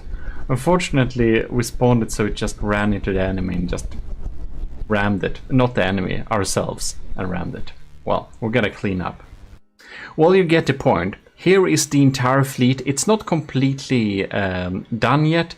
We need to add a few more designs to make the second chapter Frontier Fleet complete. That rhymes. But all of them are here and are keep them updated, and when you download them from the post as a commissioned officer, you get the latest ones there, right? Here is the constabulary. You recently seen a lot of the constabulary, I believe, and I'm pretty happy with the constabulary, especially with the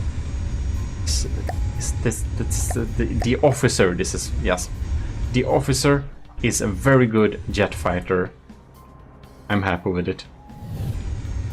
Look here, we spawned 2 officers and a state trooper to keep the locking on and keep track of the enemy pretty well. It does its air aerobics and then moves forwards, deals some good damage. Anyways, ironically, that got killed real fast.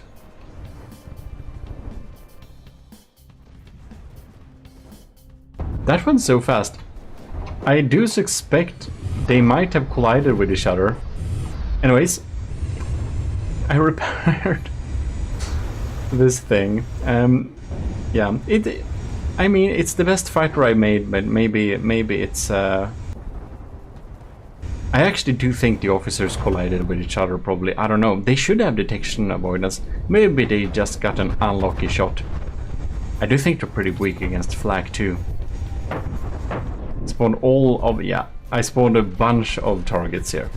Now the Geiger has gotten a lot stronger, by the way, since it has upgraded its simple weapons to APS cannons.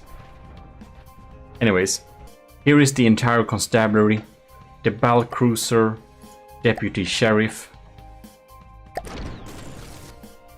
We have the sheriff, we have the officer, we have the state trooper, and we have the sheriff with all of the smaller items above, to be specific, 4 jet fighters and 1 observer.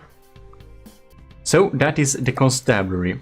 Now, the Holy Metropolis Protector Fleet, that is the folder where I put all the horrendously large things and the really big battleships like the battleship After Party Gimli class. I'll try to put all of them inside of this folder, and I hope to basically, yeah, I imagine that the Holy Metropolis would need to be defended by the largest things we have. So for example, the Super Davidos class super battleship is among those. And this thing is 6 million. It's the largest thing I ever made. It is 400 meters long, so it's pretty strong too. And on the Vehiculum Adventurae, we have my saved adventure crafts. Man, this is gonna be big to spawn. There we go. Yeah, so here we have the AUG Venturesome ongoing little what is it called, adventure mode survivor thing. And we have the seaplane with a little droid hanging around here. And these are definitely not accessible on Steam Workshop. So like some of the ships are downloadable by the Steam Workshop, but most of them are not. And I do keep these updated more than the workshop ones, of course, because it's so easier for me to do this, and I update the folder to the Patreon kind of monthly, or if I haven't made much, then bi-monthly.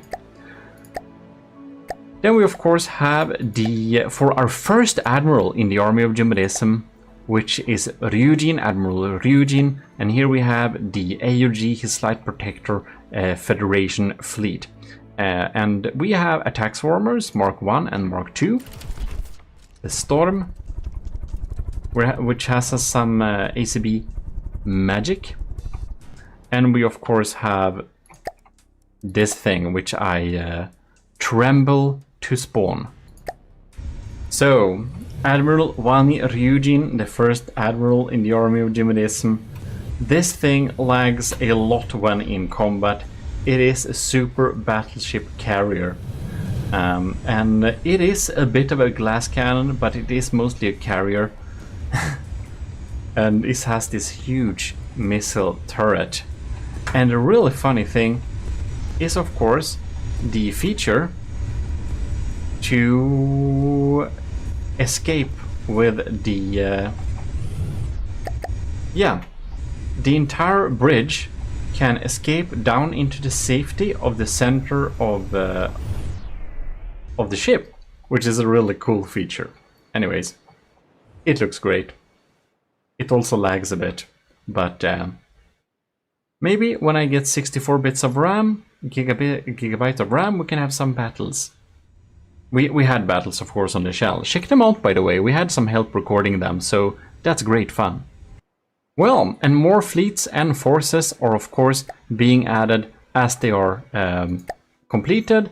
And the more people who join the army of GMODISM, of course, the more forces I'll have to build.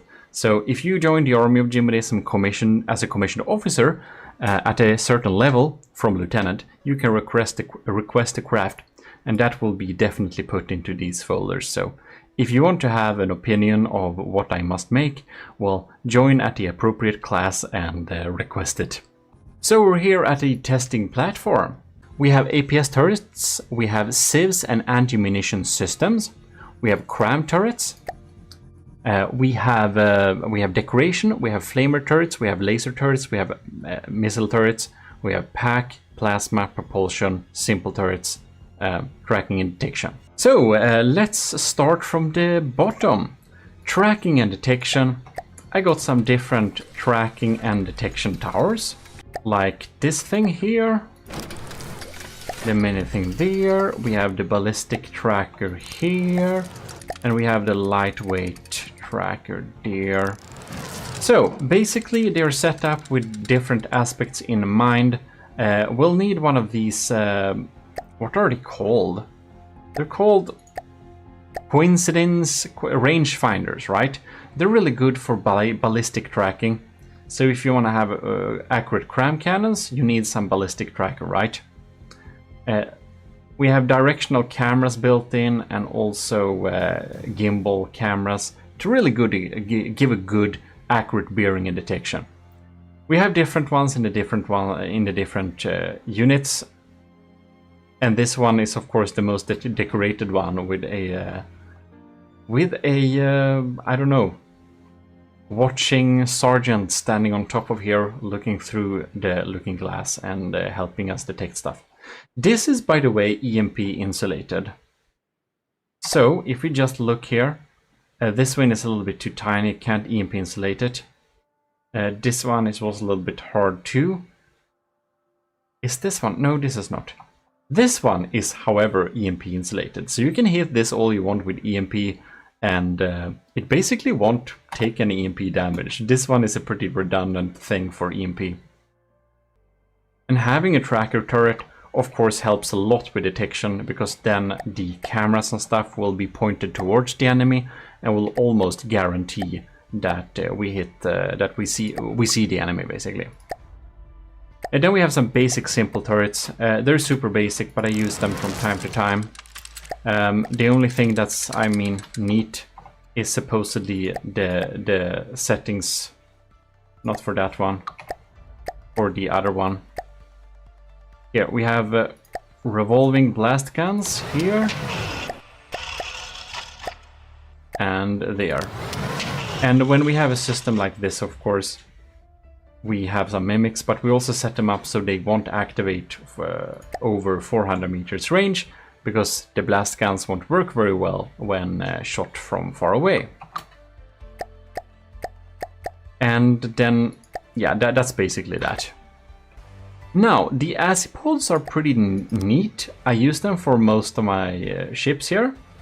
And you can see that inside of here, the power required to use one of these is listed. So it's pretty handy.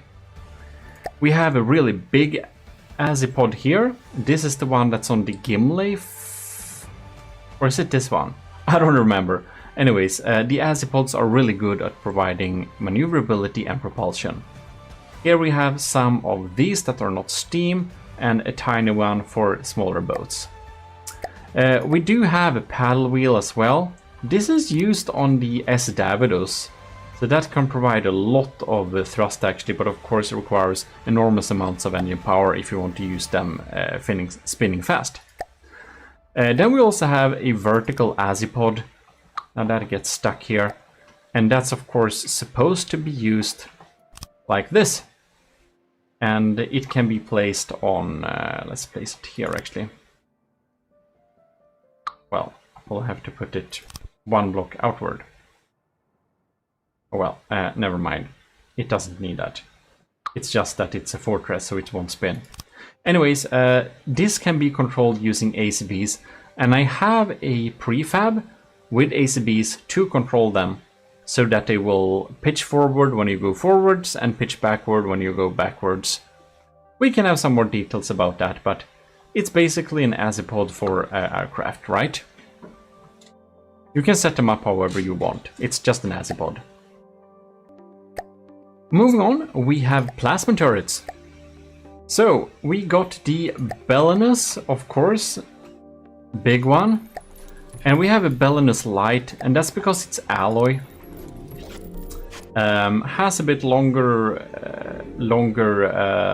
rods like that. It's not more accurate or anything like that. It's just to prevent it shooting itself as often.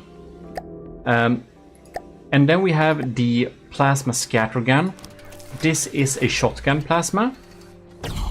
We can actually fire them here. The Belinuses are pretty insane. Now the scattergun, this thing, I don't know if it will fire, but whatever. It is indeed a charge plasma system, as you can see here. so that thing takes like forever to reload. But it also deals a lot of damage, right? Well, moving on. We have another charged plasma system. This is used for the. This is also used on the Sheriff, and this is the bomb. It is bomb but plasma. It fires a huge slug. We can check here. It fires a huge slug of 64 projectiles in a. You might imagine it's a shotgun, right? But it really isn't. It fires one big purple charge that deals enormous damage for the size of this thing. It's super slow reload though, and I filled it with some batteries since we require batteries to fire plasma, right? And it's of course supposed to be mounted on the sides of ships and airships or anything else that needs a broadside. It's a broadside cannon, but it can of course be front mounted.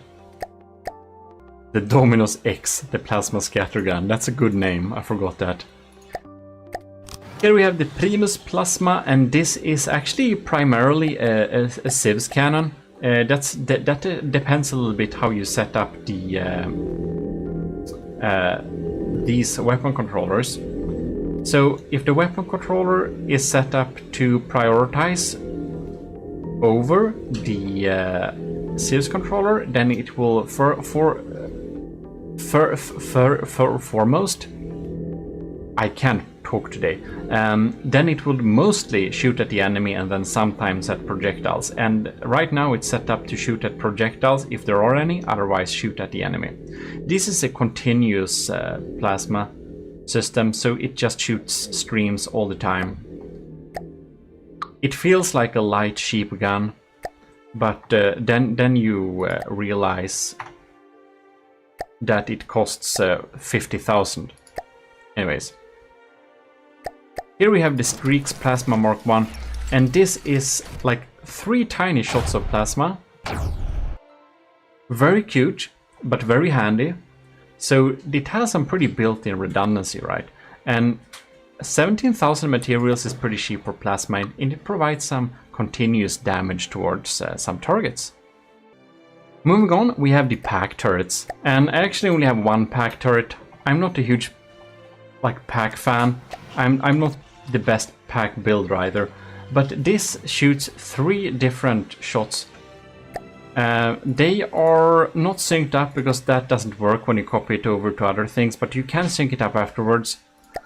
One is impact, one is piercing, and one is EMP. So of course it's great if I'd imagine that you'll have an impact first and then a piercing and lastly an EMP, but set them up whatever order.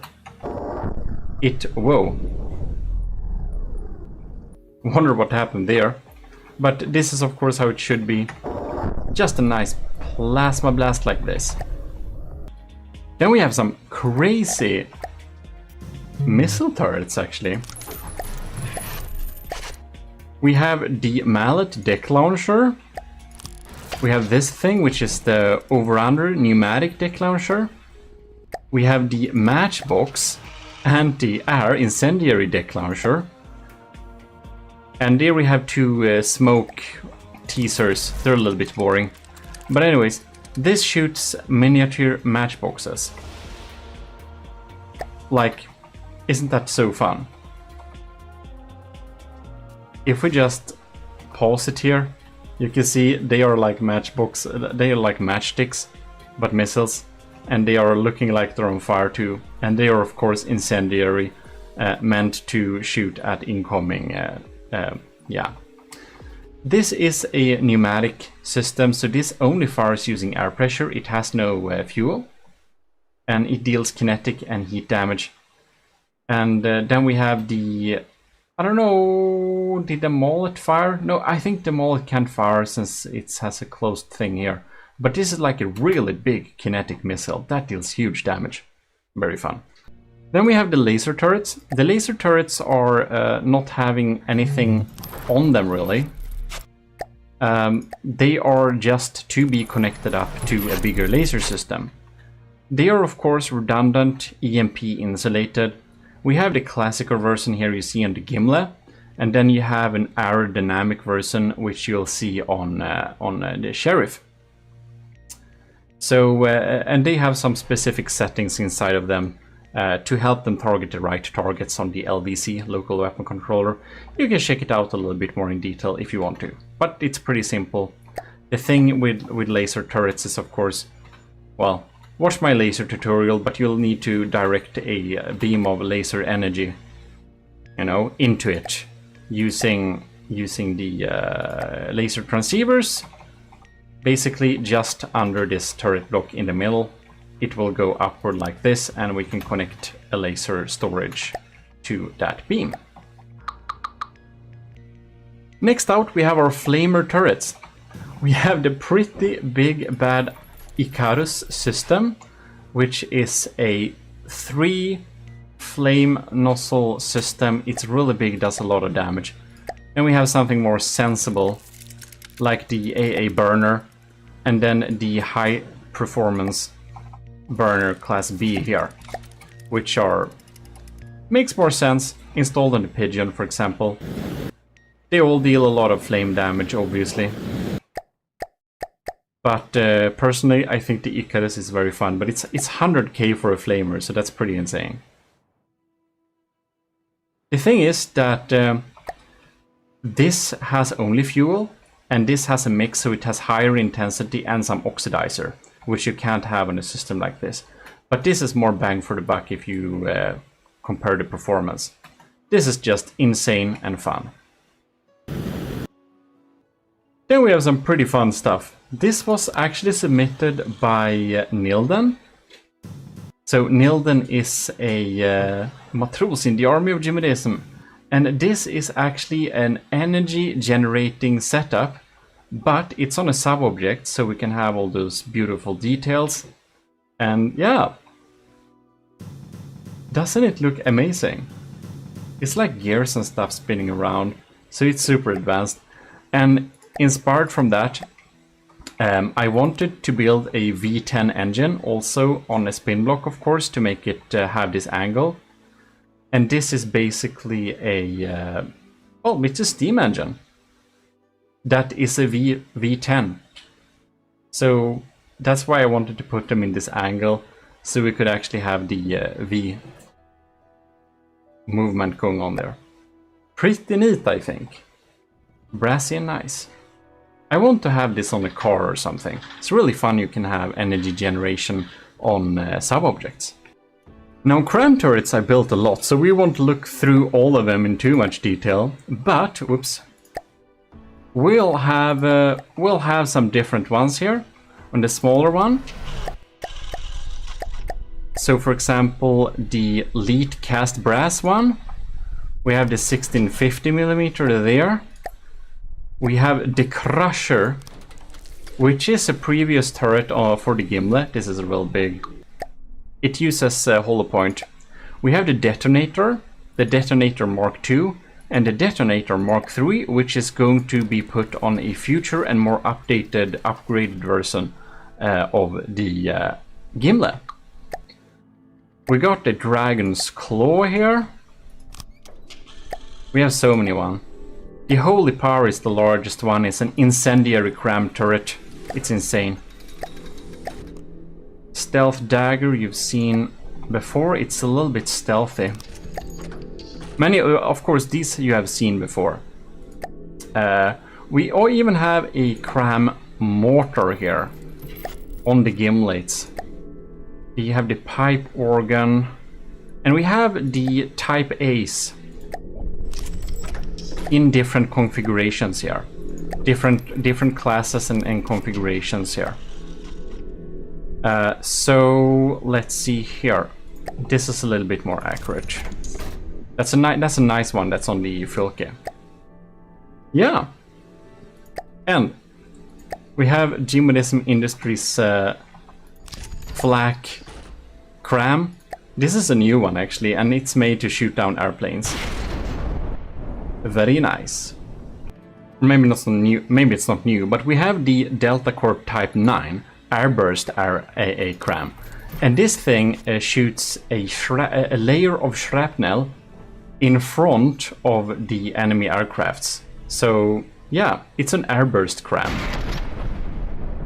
I don't see if we'll see it detonate, probably not. Anyways, it's laser targeted, of course.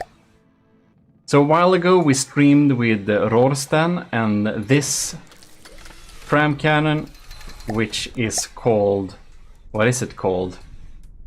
Arkem Quad. I was pretty impressed with this thing when we streamed with Rorsten, so maybe it, the type of design will get stolen and put on some future Deepwater Guard build. It's pretty nice. It's also flak based. I think it's laser targeted too. Now the civs and anti-munition system, we have a lot of different ones here. We have, for example, Vigoletta Precision, kinetic civs. That's a new, that's actually a new system. And we have the Exacto, also kinetic civs. Here we have my older kinetic civs, which is much more expensive, but works pretty well. That's also on the Gimle. Here we have the Type I flak. So it's a flak system, but it's not super good. Let's see here. This one is a better flak cannon in that case. It's on the Eugen actually. Here we have cram civs. So this is actually a cram cannon that is set up as a civs cannon, will detonate in the air with a big explosion, and does actually reliably take out many things. It doesn't deal enough damage to take out Doom Cram, but it's really good to clean up missiles. So that's nice. Here we have the Type A's, and these are my very nice little anti-missile and cram turrets. They're pretty accurate, since they aim towards the target, they're really good. Here we have the Orion Combined Speedex. It's very good at shooting incoming crams and missiles. Expensive though. So let's see here. Here we have Type X, and this is a pneumatic civ system, so it only fires using air pressure. Here is a torpedo civs used for, this is of course for underwater use, gonna be placed under ships. Same as the Submarina, but this is instead a kinetic civs system for underwater use. And they are of course having their shells included, so it's gonna be real easy to install them. This is a little bit experimental, but it's a charged laser civs cannon, short range. Should work well in theory, haven't tested it too extensively. The AOG Shred and the AOG Shroud are two pneumatic civs systems. So they are just placing them here in the air, and they are actually providing really good damage. And the upside with using pneumatic civs is that the reload time is like cut down to, I think it's only 10 seconds per missile.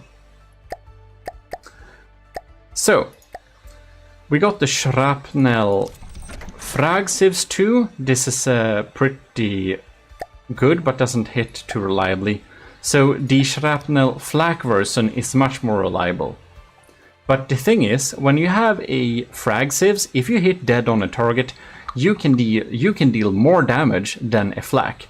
We did, or rather, not we, Cadet Kovrax did some good testing with that a while ago, so I decided to try and build my own. Here we have a subsurface, another subsurface system to shoot at the incoming things.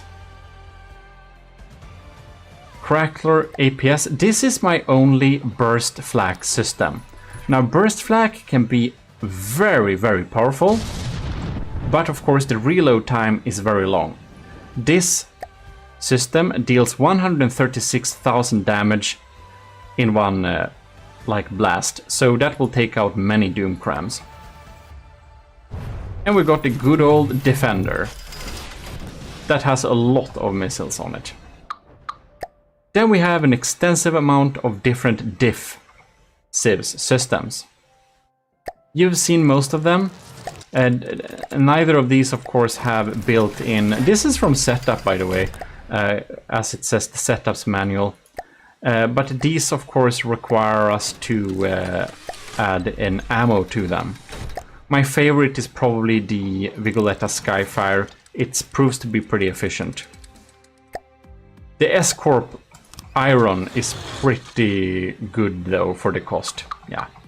Of course, all of them are good-ish, because otherwise I wouldn't have them in the folder. Then, the only thing that's left is the APS turrets. So, same here, we got APS diff guns. Here we can see the one on the Sheriff Deputy. The Octodads, they are pretty crazy. They actually have built-in shells. That's the only diff gun with built-in shells. And they fire 8 shots each, 8 times, what is it? It's like 8 times 5 is the number shot of it has. Here we have the regular one.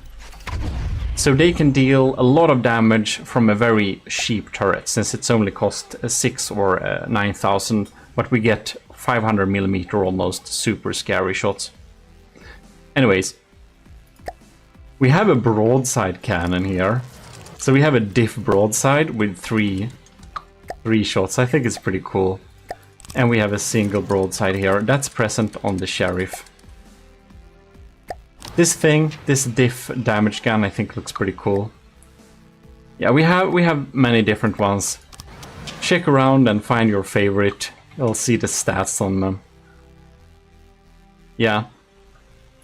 I like the Skyfire so much I did a damage diff gun version of it. Oh, and we have smaller ones too. This is like the manual gun, so it's a 67mm diff gun, so it fires like... It looks like a manual gun, and it fires every 6 seconds or something, dependent on the shell you put in it. I think it looks nice though. For the APS cannons, you've seen many of them. This is the Arquebalista, which I like a lot, which has like max penetrative capability and a design I'm very happy about. We also have the Bolter, which is huge, expensive systems with a nice sound. We have the Dome, Fang. Fang Shield Killer is fun. It's built to basically help with taking out shields. I wonder, was the horror part of the Draconia? No? Can't remember. It's a pretty sniper one though. Mini Bolter looks the same as the Bolter. Here we have a deck gun. I'm looking forward to use this on the Ashes of the Empire. And even though this is like a tiny deck gun, it actually has ammo built into it.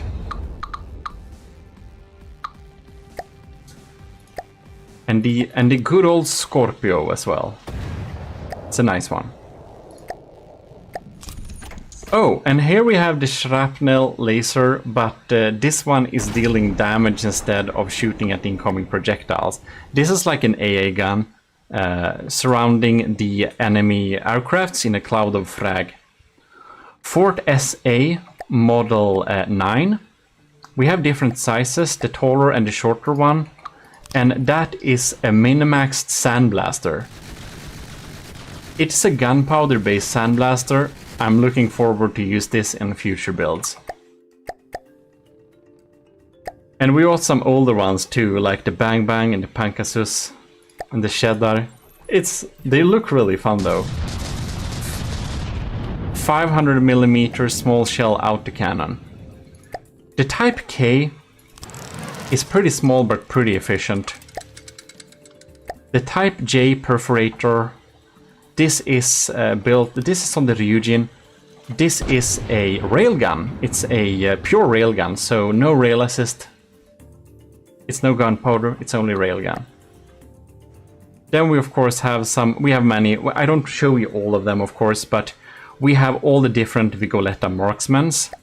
We have the big sniper, and then we have the M5, M6 and M7, and all of these are machine gunny, super accurate, and they essentially use the same shell actually.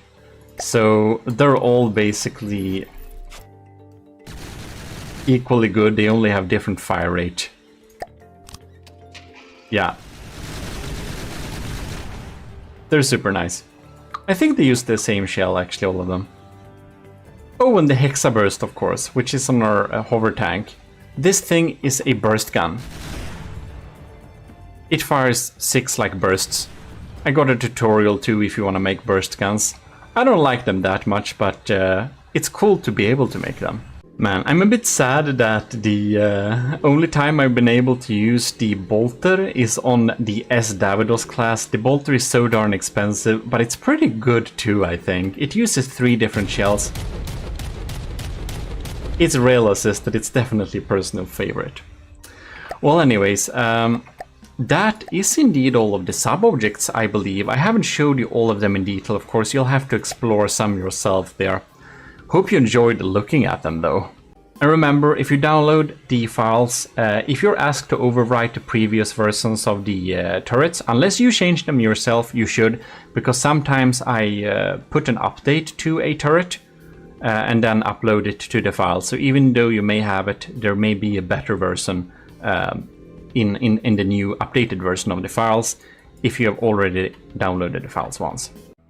Alright, so prefabs for the commissioned officers in the Army of GMODISM downloadable thing.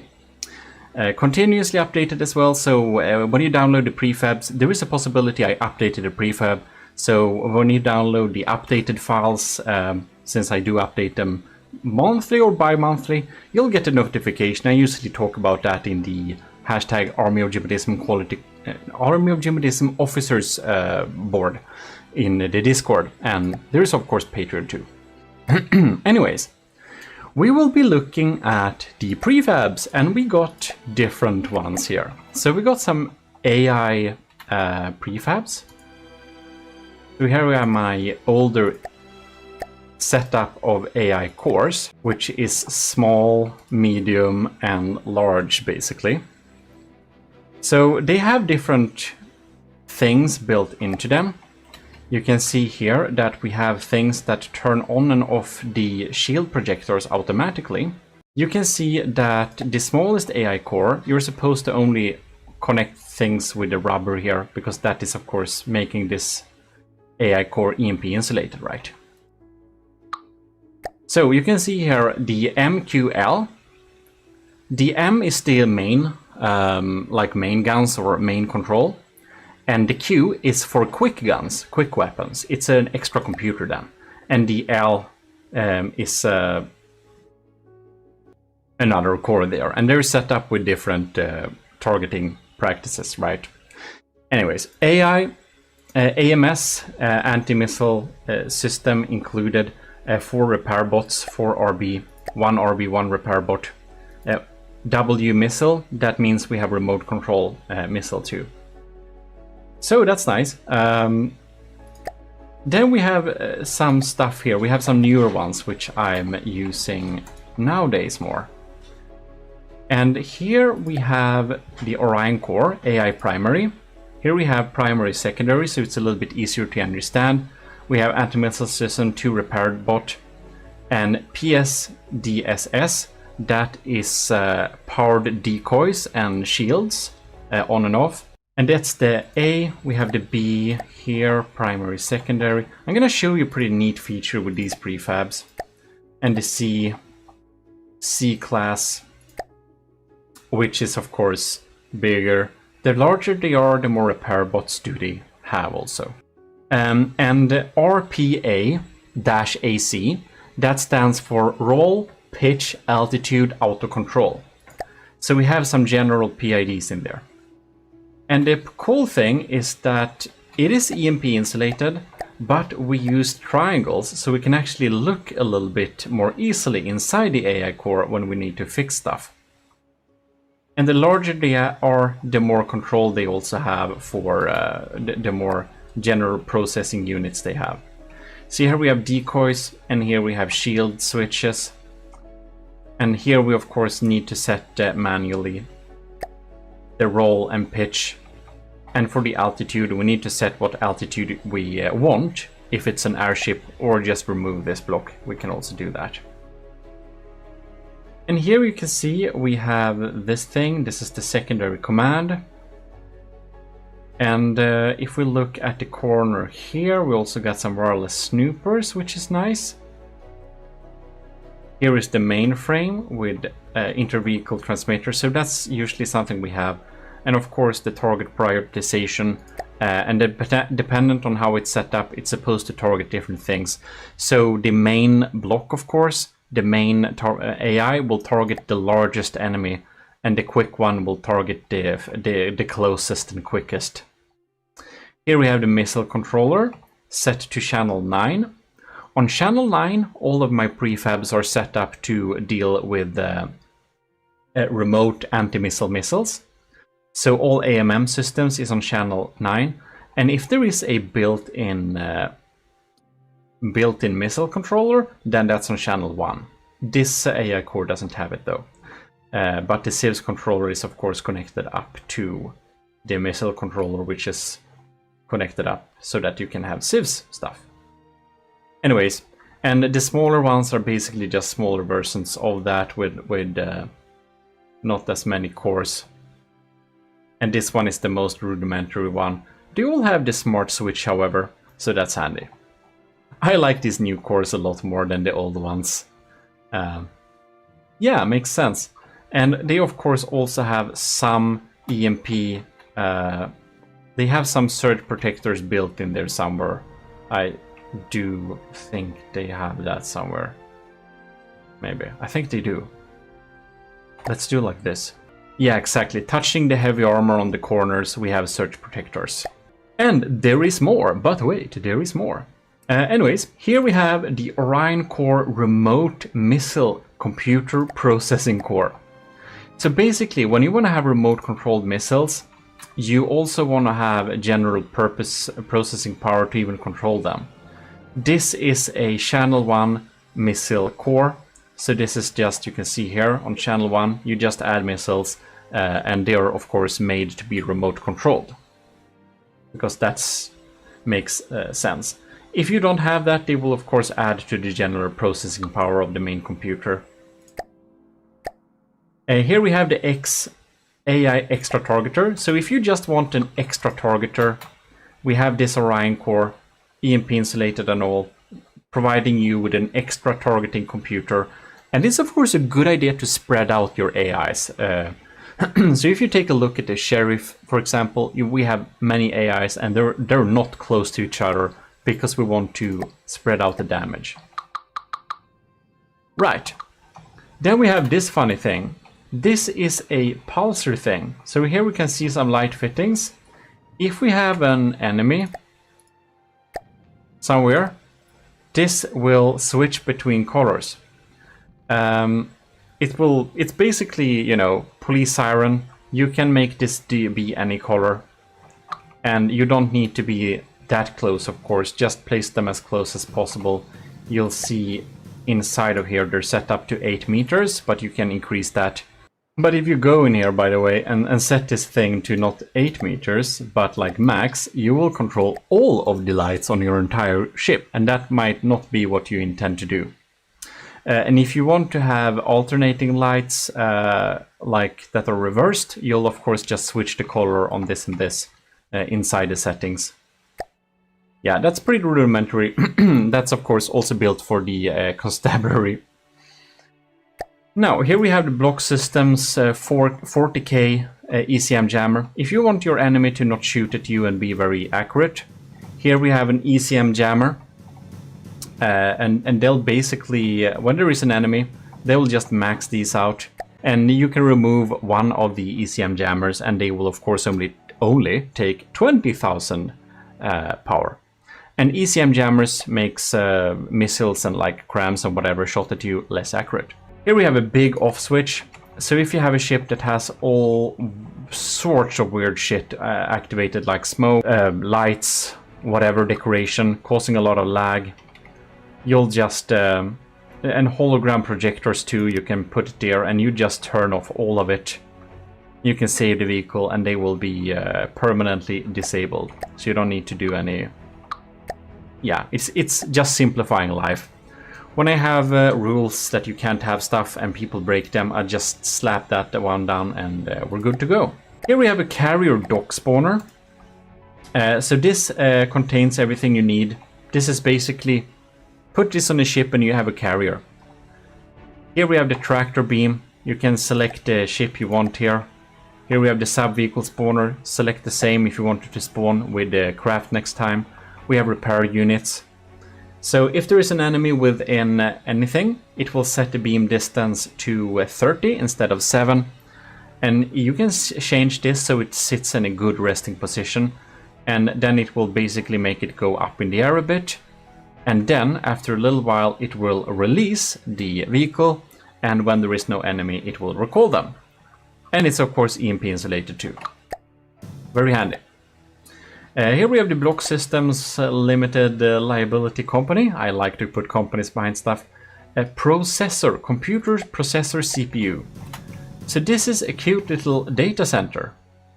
Yeah, it's a processing cores, EMP insulated, in a very cool little data center machine green thing. Here we have the shield projector decoy smart switch. So this is of course what is included in the AI course. If you want to have your own AI, you can just plonk this down and you have the shields and decoys automatically enabled and disabled if there is an enemy. Here we have the other thing included, roll pitch altitude, auto control. Using this with PIDs is a good idea because if you do that, you can control the ship manually without it falling out of the sky, without messing out the roll, without messing out pitch.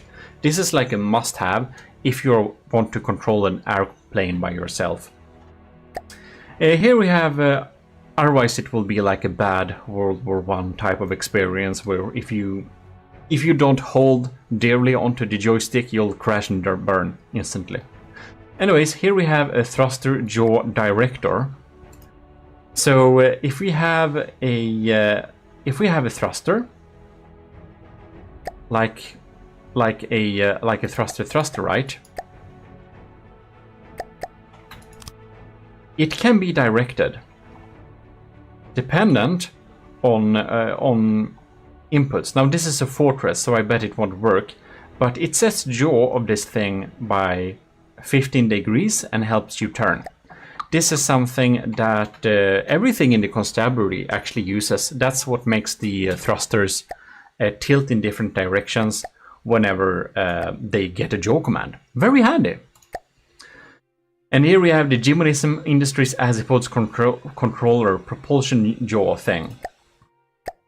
This works better in theory than it does in practice, but in theory this will provide that your this will make it so that the in the earlier video on the sub objects, you see the propulsion, this can control this thing,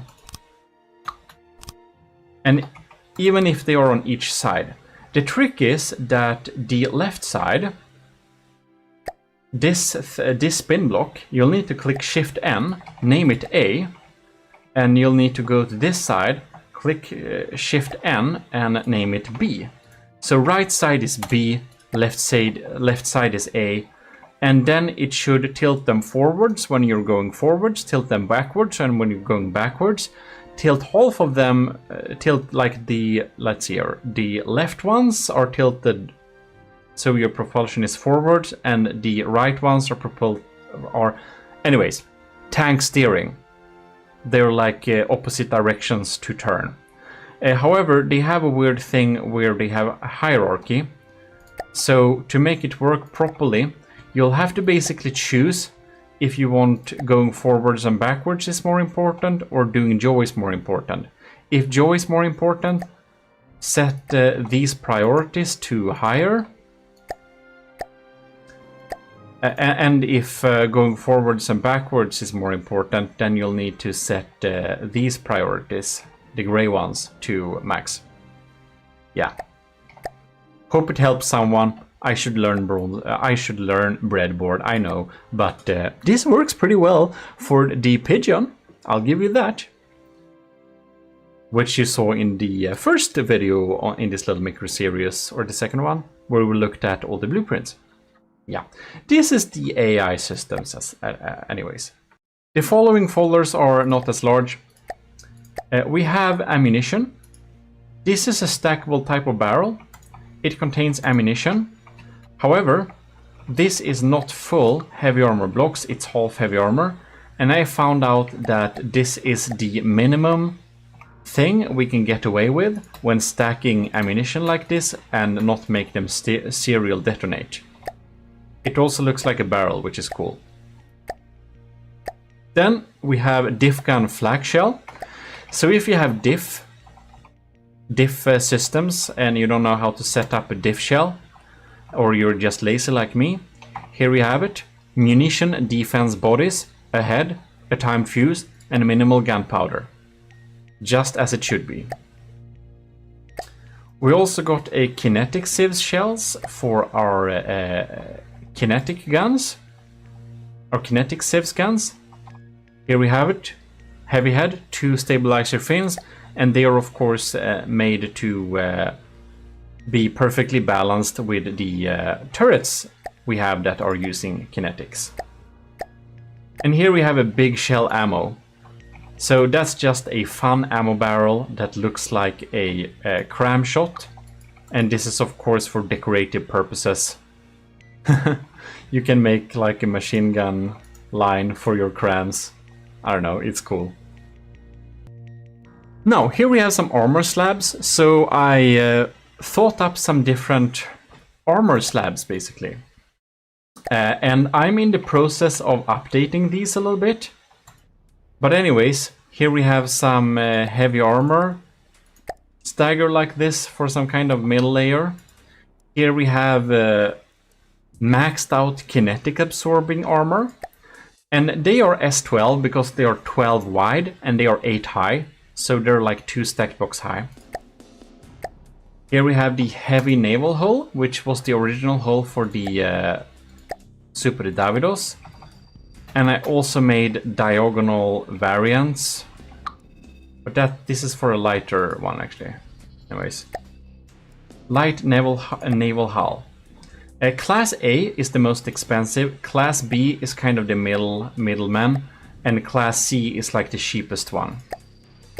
So here we can see we have like minimal air gap hull. You can get a pretty decent armor like this.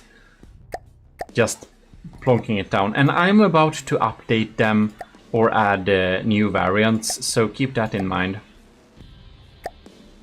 Here we have naval hull armor, class B.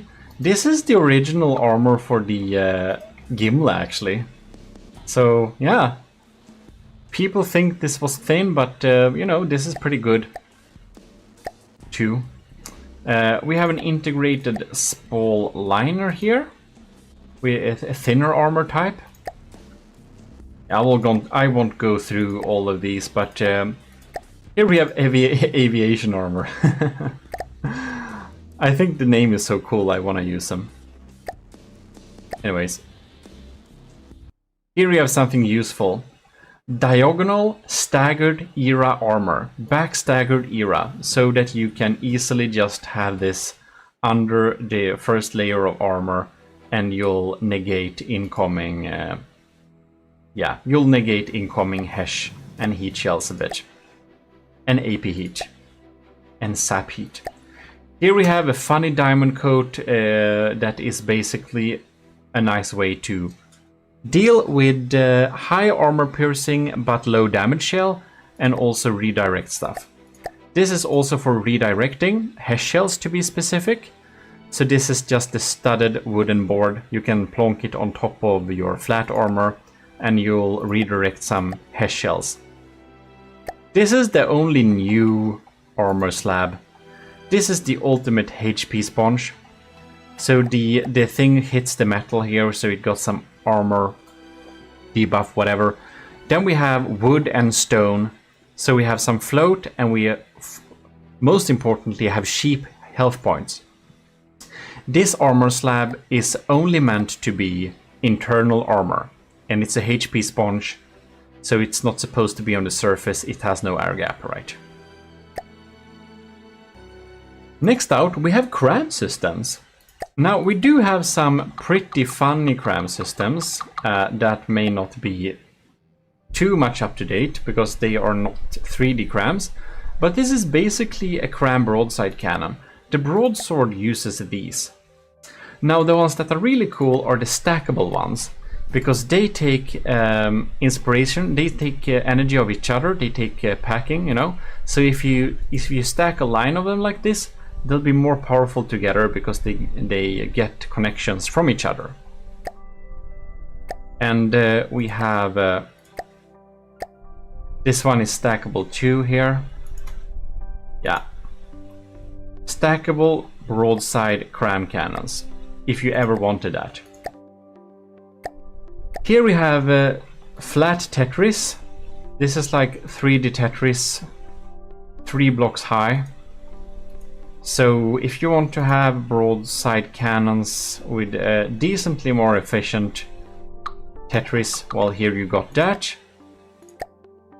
Now, here we go with our other Tetris. So basically, the furthest down layer should be the top layer here, and then you'll just add on top of them like this. And the funny thing, you can see this green pattern here. That tells you how many barrels you can have at max. Now, they won't be equally balanced, but they don't have to be. So how it works here, this is a D11, so the diameter is turret 11. So yeah, the standard turret widths. And they have up to 5 barrel support, and you can connect them up together. Here we have a D13 with multi-barrel support as well. I didn't bother to count them for some reason. And here we have D15, 7 barrel. Here we have D5, only 1 barrel support. So you'll connect them all together. Yeah, and of course 3D Tetris is much more efficient. We have different D5s. If you want a 4 barrel, you can just check the stats, which is best for your project. D7, D9, diameter 9. That's of course how wide they are. The diameter should explain itself. So we have a 3 barrel support. We have a 2 barrel support. 4 barrel / 2 barrel, depends how you... Yeah, they have a little bit different stats, but are in all, very good 3D setups, all of them. And one of my favorite for smaller cram turrets, this is a stackable 3D cram that's only 3x3. Of course, it's gonna be less efficient at these sizes, but it's as good as it gets. And of course, here we have the T17. So we have the different layers here. Now the layer A, this is the good stuff. The layer C, that's like the cheap stuff. This is the connection layer. And then you're supposed to have a B. No, you're supposed to have... No, wait. I think... Yeah, you're not supposed to have that. Never mind. You're supposed to have the layer A, and then the B, and then the A, and the B, and the A, and the B, and top off with the C. That's how it's supposed to work. Very redundant, very sturdy T17 turret design, if you wanted that. And I do believe that's probably the Tetris. That is the Tetris used on my largest cram turrets. So it's pretty nice. Oh, we even have a budget mortar system here, isn't that fun? So if you want to plonk down a cheap mortar, it's better on spin blocks, but this works. It's on the Draconia, I think. Anyways, moving on, we have decks and detections. This is not the best, it's just I wanted to make some decks. So yeah, this is actually on the Adventure Seaplane. Here we have the Lavish Cabin. This is on the Super Davidos. It looks like a train cabin. Well, And here we have the EMP resistant detection tower. So if you want to have a nice big piece of superstructure, you can just plonk this on top, and this has detection inside of it, and it's also EMP insulated. Isn't that quite nice? It is. Then we have decoration. We have so much here in the decoration, I won't go into all of it on details. We have stuff like my chandeliers for the gimlet. We have stuff like black text for slope. So if you got the slope, you'll just put this on the slope here, and you'll have the black text perfectly matched. We have logo with the IMGUR links for slopes here. You don't need to set them up every time. And you can switch the pictures with whatever you want. So this is on surface sticker, which means that it goes on the outside of stuff. You just put it on the outside. It's hidden, but it's perfectly aligned. And you can swap the images with whatever you want to if you don't want the AOG stuff. Black text on flat surface. Then we have Setup made some really cool designs for the Stridsjacht, and I asked him to steal those. So here we have the share. Yeah, approved. The share, everything made by Setup is of course called Setup Design. We got a drawer. We got a drink on a table. Isn't that so cool? A little Rambot drink, like of oil with a tiny little bit of Q switch on there. We have the Army of GMODISM gemstone shield. Yeah, we have so many things. Gold text, gold logo. And this is like ultra nice interiors. Here we have this Setup's pool table. And we got, let's see here, the AOG poster. Isn't that nice? So on the wall, we can plonk this down, and you'll have all the ranks in the Army of GMODISM here on a poster. Very nice. Ah, this shelf is beautiful. Also by Setup, and the sunbed. Here I have today's lunch, which is a proud design of mine. Eating with wooden logs. Rambot food. You need to eat your fibrous scaffolding or your body will collapse. And don't forget the micro mainframes from tiny creatures. It's probably only me that thinks this is smart, but I made a prefab staircase so that we can make a good staircase for any big building very quickly. I thought it was nice. Yeah, well, it's just a bit of decoration. It's so cool. And it's so nice that once that we could borrow from Setup too, because Setup is just such an amazing interior things designer, as we can see on the Stridsjacht. Anyways, moving on. Engines and power. Here we have all sorts of stuff. Here we had like propellers that are stationary if you want to paste them on stuff. We have a battery pack. So this is basically a big piece of battery and some engines inside of a big, nice EMP insulated box. We have a gas recycler module.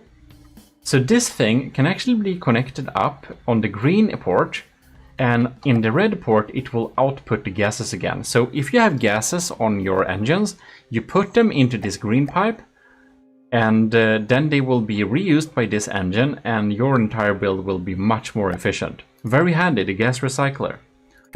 We have the Slim Jim Eco Plus, which is super handy because it doesn't require an exhaust and can be put in random spaces. It's still decently efficient, and it provides 1000 power. Here we have the trash bin gas recycler, and that's the same as the previous one, but it's a double setup, so for larger builds. The El Variable mini engine uses 3 different engines with different priorities in a setup like this.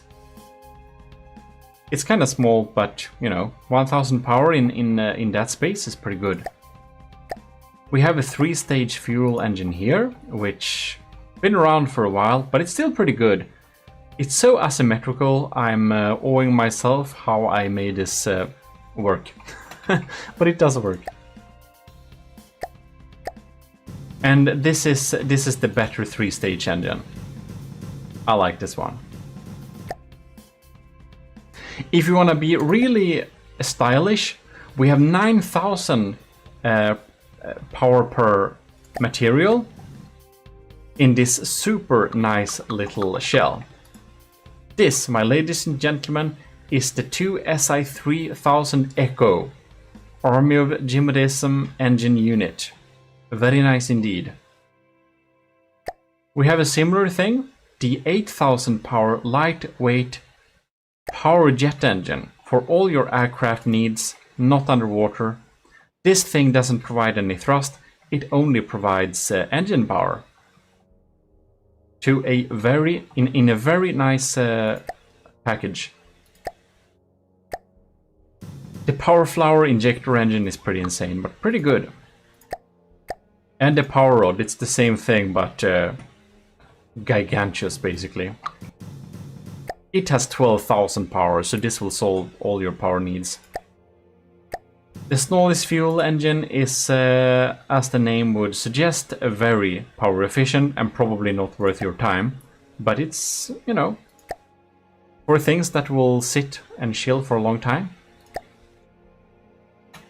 People seem to love this one. This is the steamed pork. It's a nice little slab providing a lot of power actually. 23,000 power to be exact. Here we have a structural generator. It provides power, but it's mostly here to look pretty cool. It's like a little, you know, mobile energy station. Now, we have some different big S-Corp main engines. So the main engines are kind of powerful, but you can see the 1K power is of course very small. The type 0 is, as you can see, using big stuff here. Yeah, it's very nice. They have a different coding here. So A stands for that's small, B stands for medium. So here we have A, we have a B, we have different main engines, we have like medium, and we have small. And the C ones, they are actually the large steam, which is of course really good for battleships. This is a 4-stage engine, 3-in-1. This is present on the Gimli, for example. And we of course have more compact, smaller Class A variants as well, looking pretty good. This is actually in the constabulary. Anyways, we have the same for generators. So here we have the largest generator, 80,000 power, big steam, perfectly balanced like that. So if you want quick energy and quick engine power, you can just select whatever, it's labeled here. Here is my newest one. This is a battleship engine. It is providing, 10,000 efficient power. So if your ship or airship or whatever costs 10,000 to keep alive, then this is perfect. And it can go up to 22,000 power if it needs to. But it can run at 10,000. It can provide 10,000 engine power in a pretty darn efficient way. And of course this one has an exhaust, and I made it directional so that you can, like inside of here, turn this whatever up if you want it to go up or forwards or whatever, down. Yeah, very handy. So this is my newest multi-stage engine, and I'll tell you, this was absolutely hell to set up. It's a 3-stage engine. there is a big portion of super efficient engine, which is here. And that exhaust goes to this engine that's using cylinder and carburetor turbochargers. And if that is not enough, it uses injector engines to refill. Here you can see the injector engine in the middle there. And that injector engine feeds the turbo. Yeah, also. It's a mess. And all of it is also getting recycled here in the gas recycler here in the end. So it's actually technically a 6-stage engine, I think. No. This is a 6... Yeah, I don't know. It's 4 stages in total. It's crazy. But it's good. It's crazy good. I don't know. For a fuel engine, it's the best I could do. Then we have the lasers. So we have lamp nodes, for example, set up in the right way and whatever. We have, this is the important bit, we have the laser controller core. So the laser controller core will be connected up to anything here. And if you go inside of here, everything that needs to be EMP insulated in my laser system is, and everything that doesn't have to be isn't. So here we can see we have the right settings set up here, so it's like a no-brainer. Just plonk it down, you have the laser core here. The yellow ports give you the connections. And here we have the Lazarus Inc. The Lazarus Inc. is like the system here. 100,000 capacity, 2,000 power, 5,000 power pump. We have some different ones here. The armored ones are, as said, EMP insulated. And you'll need to connect them up to their ports like that, and you'll be given energy. And if you go in here, you can see it's set up in this way. Pretty close range, pretty standard good LAM setup. Now, there are different Lazarus blocks here. We don't need to go to them in detail, but in the system I also provide some armored connections. So for example, if I want to connect here, I can just quickly set up a connection, you know, pretty easily with the different 2-3-way L connectors. Now, we also have some other stuff like a big integrated box. This is a pretty big scary laser. I don't really recommend it having it like this, but it is EMP insulated. And if you want to have a really big laser in a simple way, that's the way to go. We also have pulse lasers and also unarmored components. So all are not armored. So a pulse laser, of course, is set up in a way to work with a pulse system. It has a Q switch as well. So that I usually prefer Q0 lasers, but some people like to have, I don't know, Q4, Q2, Q whatever. And there we have the pulsars, right? Well, it's basically a nice little setup of different types of lasers. And the black sheep here is, of course, the this thing, which is the same thing, but it's not the Lazarus system, but it is actually a weapon. It's seriously a broadside cannon. This is actually the thing that's installed on the Sheriff. Pretty simple, but effective. Anyways, moving on, we have mannequins. We have shilling. We have like mannequins doing different things, made to stand on different ways. Here's the shilling on the railing. This one I lended from Screwimation, who built an updated version of the Pigeon. So it had some super funny. This one, the Deep Thinker, I had to steal it basically. And then we have what is it? I need to see it. Sleeping. No, that's I made that one. Yeah, Sneaky Surfer. This is my favorite. So it has to be in the right direction though. Like, no. Okay. Well, whatever. Now it works. Okay. It's someone sitting and surfing with their phone. It's so nice. And I made most of them, of course. Taking cover because it's loud and just simplifying stuff. And oh, this one is also Scoovimations, a cadet checking their time. Isn't that nice? So yeah, that's very nice. Binoculars, user, all of stuff. Anyways, mannequins, if you want that, some AOG navy blue ones. Then we have missile systems.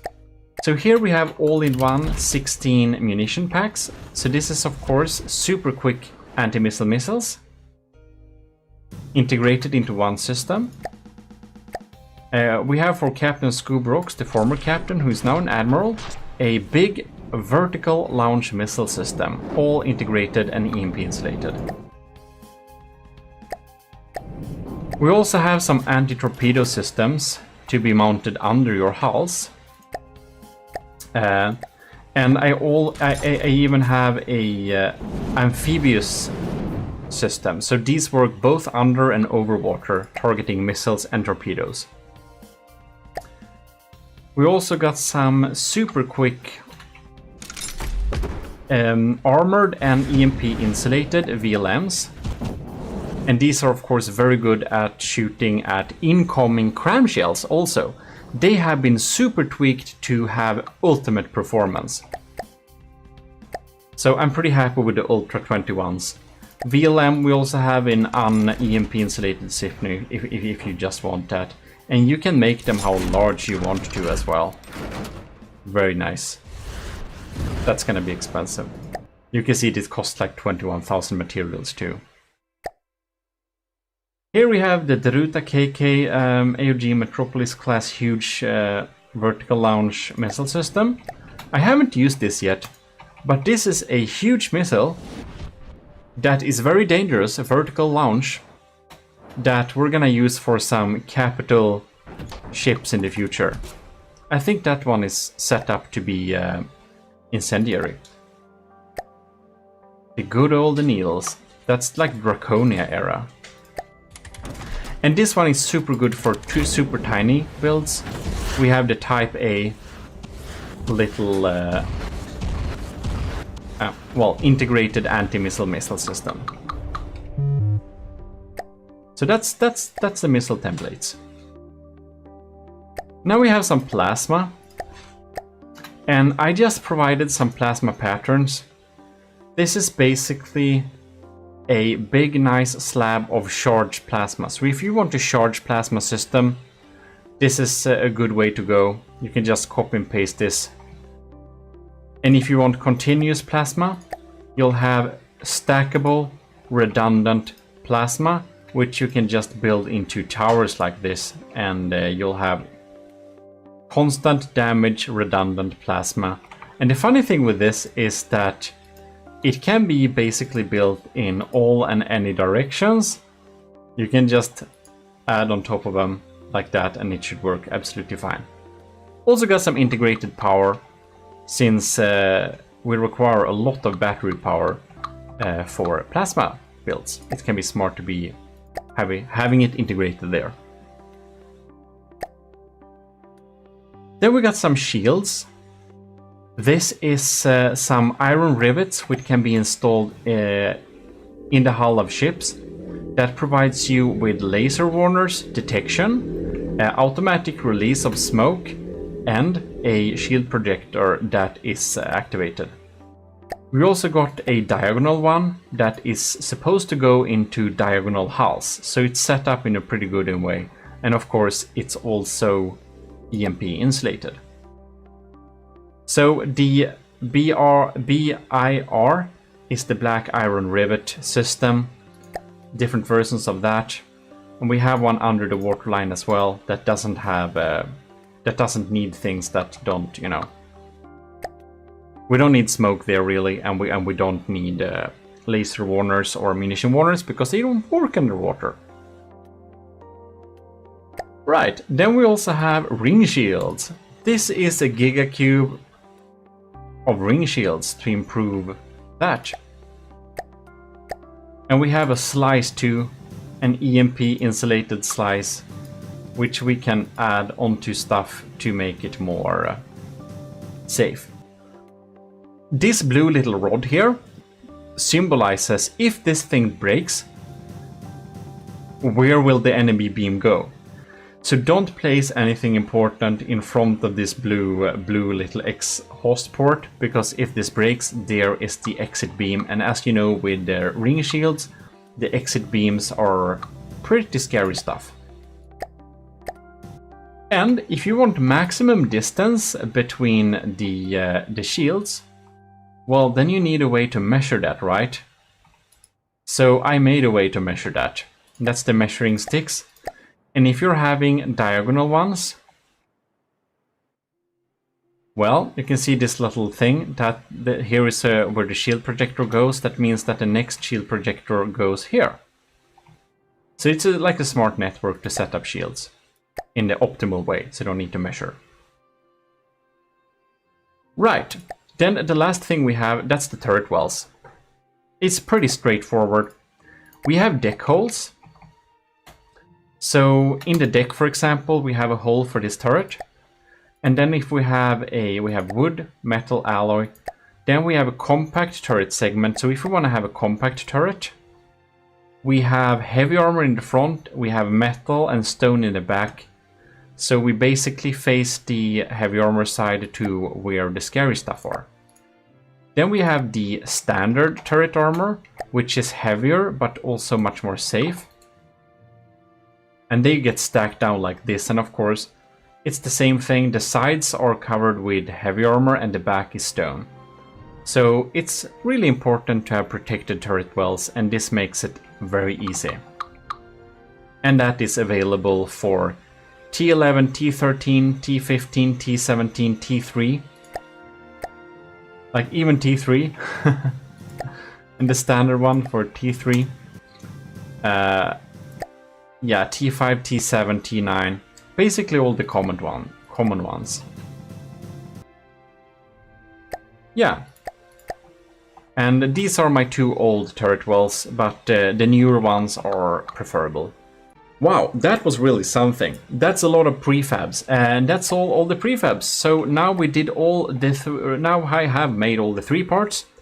We have the constructibles, we have the turrets, we have the prefabs, and with the knowledge on how to install them, you should probably join the commissioned officers and get a head start of getting efficient systems into this game, if that is something you don't want. Or if you just want to support the channel, of course, it helps a lot. Huge thank to all the current commissioned officers. Anyways, that's all my prefabs I have right now. I'm adding new all the time, and they will be in the updated files as usual. And there we have it. Here we have the prefabs. Also, if the prefabs and anything looks weird on your system, it's probably because you haven't set up the Army of GMODIST color scheme as a secondary color scheme. I highly recommend that you do that. You can have several fleet colors and you can switch between them. And you only need to set them up one time and you got them forever, so that you can see all of the Army of GMODIST stuff in its full glory, which I think is pretty dandy. Check out my other channels here, the GMODIST channel, the GMODISM channel, and the Relaxism channel. On the GMODIST channel, if that's up and running right now, you should have some 24/7 entertainment. Basically, full, like 24/7 combat entertainment. I put together so many hours, like, is it 100 hours? I don't know. Anyways, it just goes in a loop with fun combat stuff. On the Relaxism, you find some cool, relaxing videos. I actually got it from the depth-themed one there. Anyways, see you next time. Thanks a lot for watching. This is your host, Eric, your Admiral, signing out.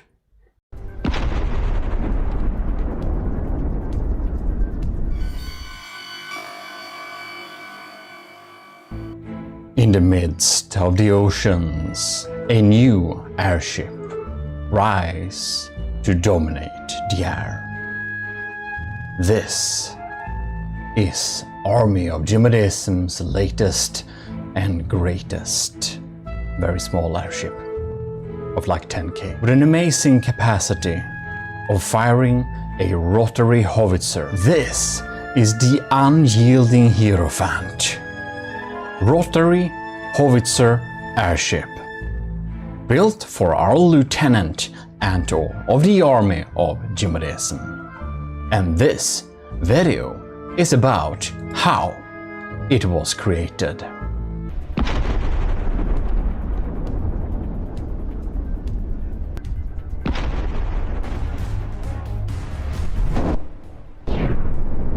But what warrants this? And why is there an Army of GMODIST's second chapter Frontier Fleet? What happened with the first chapter fleet? And like this thing, it's like from 8 years ago. It's like very old. God damn it, have I been playing this game for like 10 years? So next time you beat yourself up over that you're not good at the game despite playing it for 3 months already. Yeah. Anyways, the first chapter Frontier Fleet was absolutely decimated. Not a single blueprint remains. And that's because it was poorly built, with bad strat, and like, yeah, ill-prepared. So that's why we're constructing the second chapter Frontier Fleet, to come back and dominate Nether. Like, for example, when scary parachuters jump down on our airships and causing big death. This was literally a big threat for the first chapter Frontier Fleet, because, well, obviously I didn't know how to play the game. Now, some 10 years later, I basically know how to play the game-ish, or starting to learn. So, now we have that ability. And what we basically are doing here is that we have started building a little airship. If you're new to the channel, those that support me over at Patreon are commissioned officers in the Army of GMODIST, and after some time of supporting, I'll get going and create a project for them as, well, basically size parted up dependent on the rank. This time it is Lieutenant Anto's turn. Also big thanks to our other commissioned officers as well: Captain Awesome Pupper, Shiro, Commanders Ben Wilkie and Delphin, and our lieutenants other than Anto, which is Ali Rudolph, Cravey, Flores Dagan, Josef Ishowski, Owen Parberg Reed, Vincent Veritas, Rick Prell, Scooby Rocks, and all the cadets. In our contact with Lieutenant Anto, we got some instruction on how to do it. Our Anto likes black point bits and doesn't like plasma, for example. I have started to do a little smart thing. I have like a template vehicle where I have saved all the colors on. I'll upload them to the workshop later too. If you want to build something AOG style, you can get the colors, or if you just want to use the colors your way, you can do it, of course. The fleet colors you'll need to set up elsewhere, however, but whatever. If you download the style board, you can actually like disattach a thing from it, and that basically gives you basically this, but in another way. Anyway, this is the like first iteration. We just created the well, shape, or quickly going over and basically making a little outline looking like cast iron a little bit, a style I do like. Now it is a lot of like black point bits. I really try to incorporate this somehow, and I think we are starting to get an interesting shape here, which is, of course, I save this down. The idea is to have the gun and the cockpit on top of the airship right now. So with the like black point bits part, there is a little lore section I came up with that I'll be returning back to. I'm also having our little instructions here hovering like this, so that it's gonna be very easy to, well, basically see and reference this while we're building it. And Anto saw on YouTube, I don't remember by whom right now, but it was like a really old video of someone building a rotary cram cannon. That was a really cool idea. I never built a rotary cram cannon, and Anto thought that the rotary cram cannon would be pretty cool. But due to the size limitations of a small crafts, which we built for lieutenants, I realized that a small cram cannon of this size will be so incredibly weak, especially if it's going to be rotary. It might not be the best idea, basically. So I said, how about direct input fed APS guns? That's probably where your firepower lies. I basically said, might be possible to do on a micro scale, but it's gonna be challenging. Well, in case Anto accepted, and we moved over to make a diff system instead. However, I got completely sidetracked and started to build a modular AI system, which basically removed my need for having prefabbed, pre-defined size AI cores, and instead having the Army of GMODISM modular AI system. Nice. Very nice. It has everything from empty modules to like really cool stuff. This is the wrong area, sorry. I mix up my buttons here. I have them bound to like backwards and forwards on my mouse, so that I need to do the control movements. Anyways, we have like pre-set up bread, we have AIs, we have different target prioritization. It took some time to put this little AI system together. We have like 2 predefined sizes for the AIs. Now I'm here again, I should just swap the locations. But it is a 223 small craft core, which this one is using. And we also have a X3 aero core. And the smart thing with this is, of course, that it can easily be placed in the fuselage of a plane.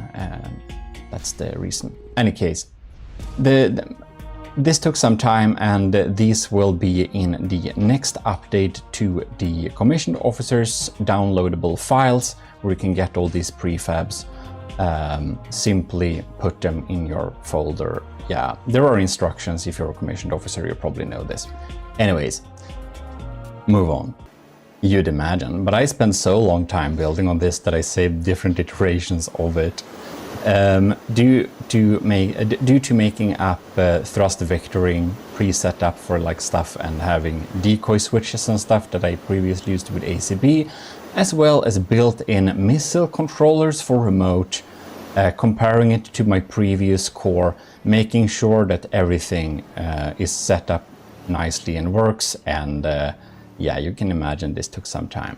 We set up different target prioritization setups, so we can preset them up dependent on what we want to... I'm just clicking the wrong buttons, what's wrong with me? So basically, if you want to have targeting different types of stuff, like if you're having lasers and sandblasters, or if you're having a fly swatter AA system, if you have snipers, if you have ballistics, I preset up the targeting cards like how I use them, in order to save me some time and everyone who wanna use them. Anyways, next iteration. I don't remember if this is another version of the AI systems. Well, fortunately, I have started to build on the airship again. The AI system is saved down. So I started constructing this gun, having the AI system in place, EMP insulated, and all as all good ships should be. I had to offset the firing pieces of the APSs a little bit in order to fit 4 barrels. They'll have 3 inputs each, which basically means that they have a potential maximum shot of 4 per cannon, which is... because it's 1 inside of here, so that makes it... Oh wait, there is an extra one too. So it's like 4 times 4. Oh, that's 15. That's 15 shots in total, because in the middle I ended up adding an extra input. Anyways, they are put in a very weird way, and I could get the gauge to be 348 millimeters. Works pretty good, I would think. Very crammed, very crammed. Now the ship has a little bit of an issue. You know, it basically flips around like this. And did you know that there is actually an unpowered way to stabilize things? And it's not only involving these are just there for show actually, they're mostly decorative. If this would be useful, yeah, we can make some use of them, but it's not the main way. So what we basically have done here is we have stabilized this thing with helium.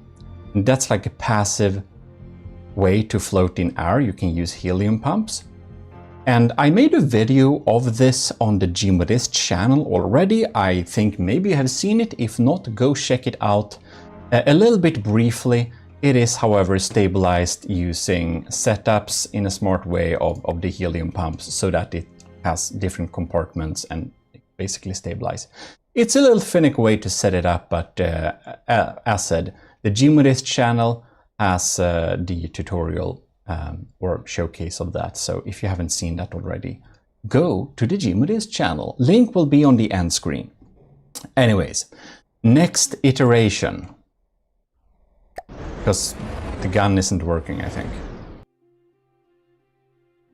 Nah, this bread is empty, like a blank piece of paper. That must be the most unimaginably boring parable you could come up with, Eric. What the hell? When you spawn in iteration number 7, it does this. Yay, it revolves. That means we have started to work on the breadboard here. Now, we actually have a full video also on the GMODIST channel of this breadboard and like how it was set up. But as you can see here, what it basically does is that it fires a shell, then it turns around and, well, I think we're out of ammo to be honest, but that's what it does. Iteration number 8 have the incredibly, well, interesting name Guns Work, added more ammo, fixed the bread a little bit and started on the decoing of them. And I'm actually using the steam shafts, yes, to have this nice little texture on the guns. I haven't used it for guns before, I think. I don't know how I did not do that, but they look nice. And it's like you can deco over guns if you don't know that.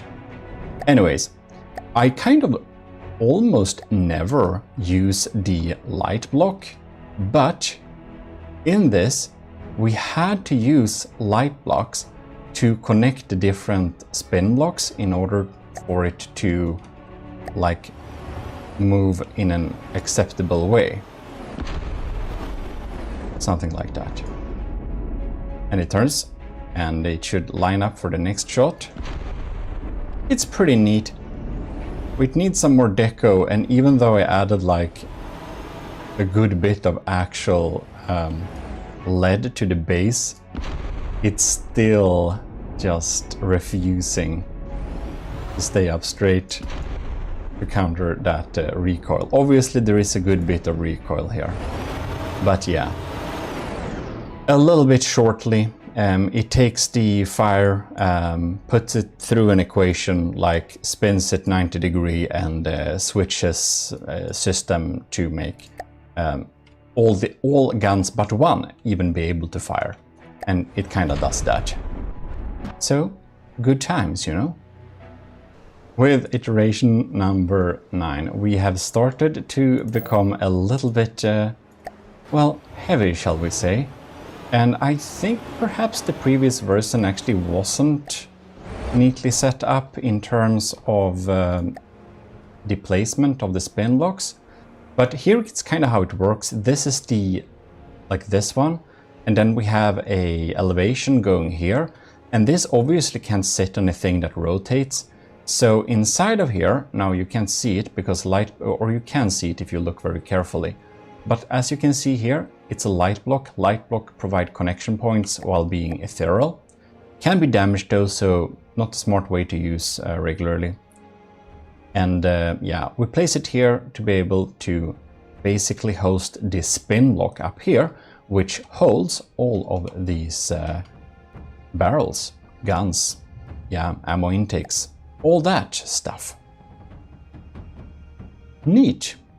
Well, that's just my opinion, but I built it, so that makes sense.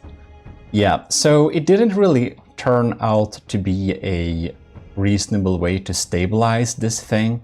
When we had it on a like gun on top, it was so darn top heavy, it would require like so much weight at the base of it that it wouldn't really fly anymore, as you saw in the previous version. So I removed the counterweights because we don't want that stuff and just placed the gun underneath instead. Much better idea. It can also handle recoil a lot better now. Of course it like tilts and stuff, but it doesn't do barrel rolls. So like that's an improvement. We have also started to design the cockpit, and you may have missed that or something, but basically since I use all the same colors each time, I made up some lore for them. It's crazy. But the colors are green because the hyper durable glass the army of GMODIST uses happen to be having to contain some chromium dioxide. That's why it's green. That's the lore. Anyways, detection tower on top, looking neat. Also, I can just not get enough of shooting this gun. And yes, we will be making this gun with even more barrels, as you have suggested on the original video about the rotating APS howitzer on the GMODIST channel. For iteration number 11, we have really not done anything, have we? Maybe we sorted out the cockpit and set up the AI maneuvers. Yeah, I think that was it. I should write down when I save them down what I've done too. That would be smart. Big note to self moment like the rest of my videos.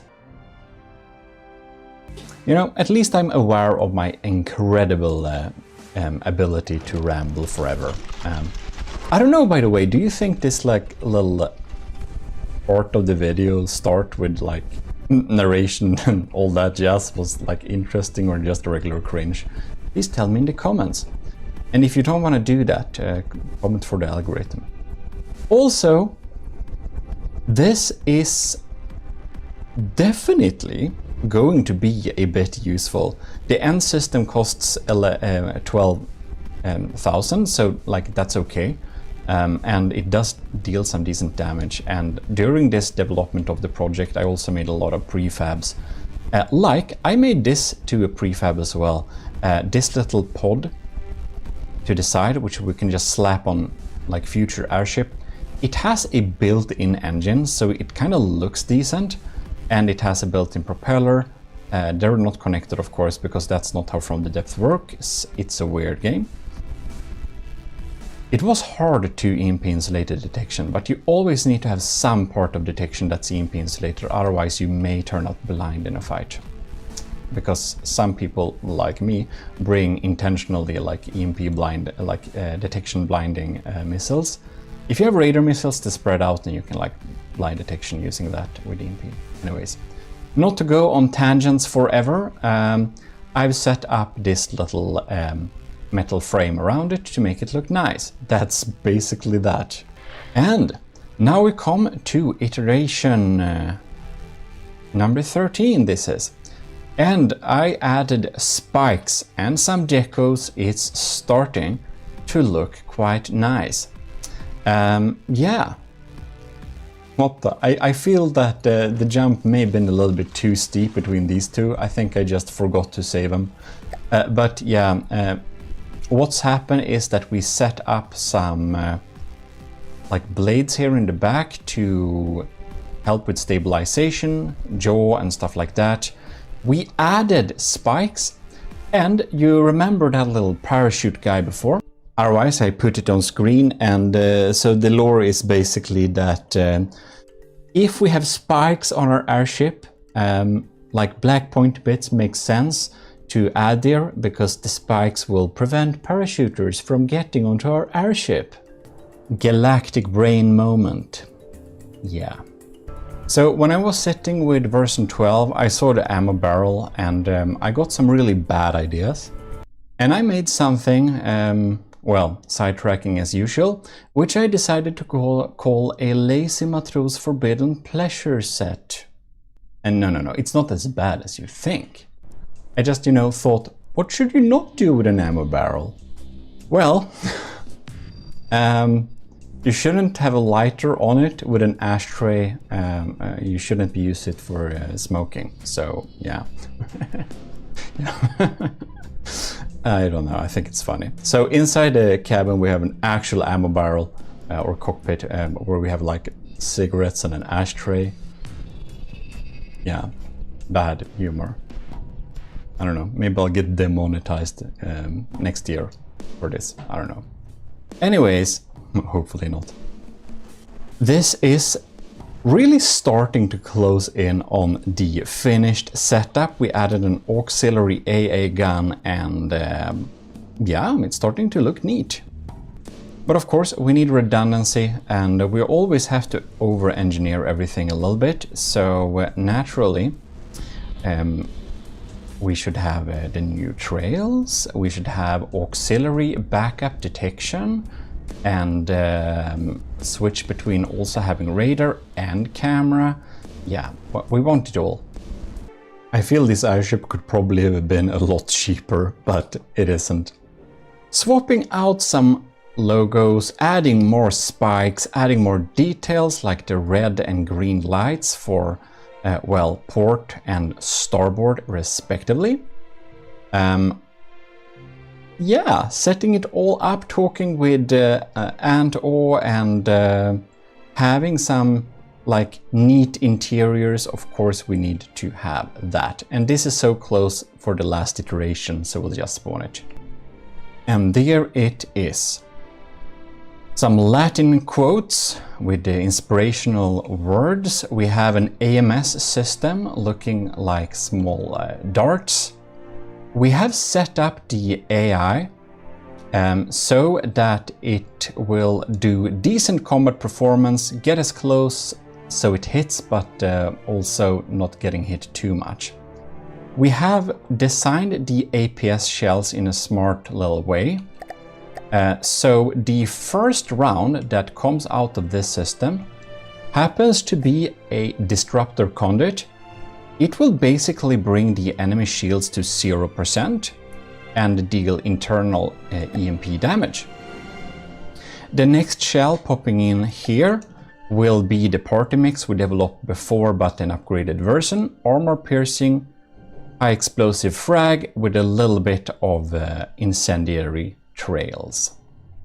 And the last shell, or the mix-in shell, the last shell is actually the APP, that's armor piercing party mix, will be an armor piercing heat shell. So, whoops, it basically just secondary heat penetrates, then releases a heat. Can kill some designs in one stroke. So obviously this is meant to provide fire support to battles even later in game. Now, I did take some tips from Imp, one of our builders that has submitted a lot of Gimli battleships, and due to this cannon having a tendency to miss sometimes and the recoil is getting out of hand, it needs to be really accurate, especially the first shot. So we actually changed the detection components inside of here so that the averaging times are longer than usual. This means it will be really bad against fast targets, but it will have a much better chance at shooting stationary, slow targets. Well, we do have to do some exploration here. You can see we have the nice little area here. We can then go out and down very carefully. And of course up here to the AA gun, and yeah, of course, it's a tiny design. It's actually probably a bit large to be very small, but yeah. It's an airship. Blimps take space. Also, I felt before it was a little bit naked here in the back, so I added these like rings here for some reinforcements. Okay, we no longer require your service, thank you. Like, the bot being discardable is, yeah, it just introduces a lot of problematic lore details, I feel like. Especially with that image portraying a person inside the Rambot. Well, the time has cometh to test it against a target, namely the very stationary, not very scary Marauder, because that is the benchmark of all good things. No, the airship isn't this slow. I'm running it at slow motion because I'm hoping the first shell will hit. Oh, I think it's getting ready to fire. The firing computer has its like first seconds locked, so it cannot fire, and that's because the detection need to gather detailed detection before any gun are allowed to fire. And I'm hoping to use that on a future update of the Gimli class in order to hopefully get rid of that little issue that makes my cram cannons miss the first volley. I don't know if we can pull it off, but I hope it's gonna do the same here like it did there. Glad we have those fuses, at least we did some damage. I feel we don't need to slow-mo this. Let's just see what damage we can deal with the first volley. And it turns around and goes to the next input. Now the issue is that when the first round of volleys have been completed, well, we kinda have this little problem called recoil, you know? Because it kinda makes it not stable. Oh, damn! I think we probably AI sniped something there. Or we just got lucky. Anyways, very nice work of the Unyielding Hierophant class, which is on the workshop right now as you're watching this video, so remember to go there and upvote it for the Empire of GMODISM. We request your service. Anyways, we should paste this in the second chapter, Frontier Fleet. And about super slow sad ships, well, the obvious thing to do is to measure it. How many Marauders long is it? The important question. Roughly we can say it's about half a Marauder long, give or take. And now, checking the stats, 12k cost, 700 blocks, armor cost is very small, top speed is 29, weird, I've seen more. We'll need to check the details, of course, and the length of this thing is 34 heretical units. So we'll just input this in our heresy converter. Length Marauder units 34 gives us exactly 0.45 length Marauder units. We can also see how much it costs.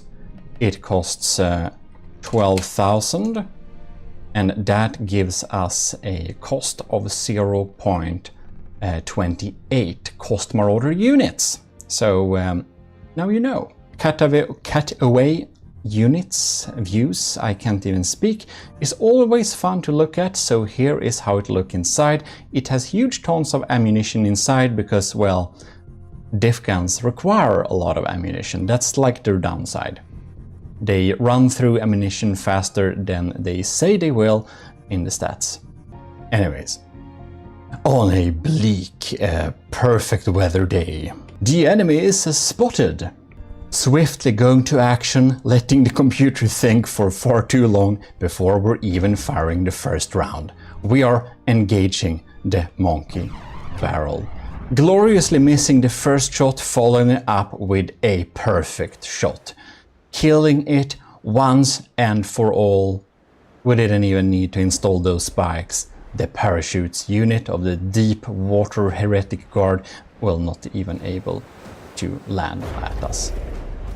Sad, because we would have liked to have a red paint job. I'm just kidding, it will be pink. It's just brains and boxes, you know. Well, that will be it. Thanks a lot for watching. And of course, extra thanks in this video to Lieutenant Anto for supporting us over this time. I hope you enjoy this little build, and we will be moving on to the next one in queue. So, this is your host Eric of GMODISM, and don't forget the GMODIST channel there in bronze. Check it out and check those videos if you want to learn more about that rotary bread. Anyways, This is your host Eric of GMODISM, and I'm signing out. GMODISM. We're going to make a superior battleship. I need to come up with something that can do like that to all the other battleships. So that's kind of cool. In any case, we're going to build a new battleship project, and I got some requirements which I'm going to show you right now. The project is called Q for now, and its objectives are 1. Beat the Ragnarok at lower materials than the Ragnarok. Now, the Ragnarok tournament thing has some other rules, but I won't adhere to these rules really. I got my own rules, but I will take some inspiration from those rules. The second requirement is to beat the Draconia and Borderwise's Titan Slang. The Draconia can beat the Titan Slang, but not all of the time. It usually does, but not always.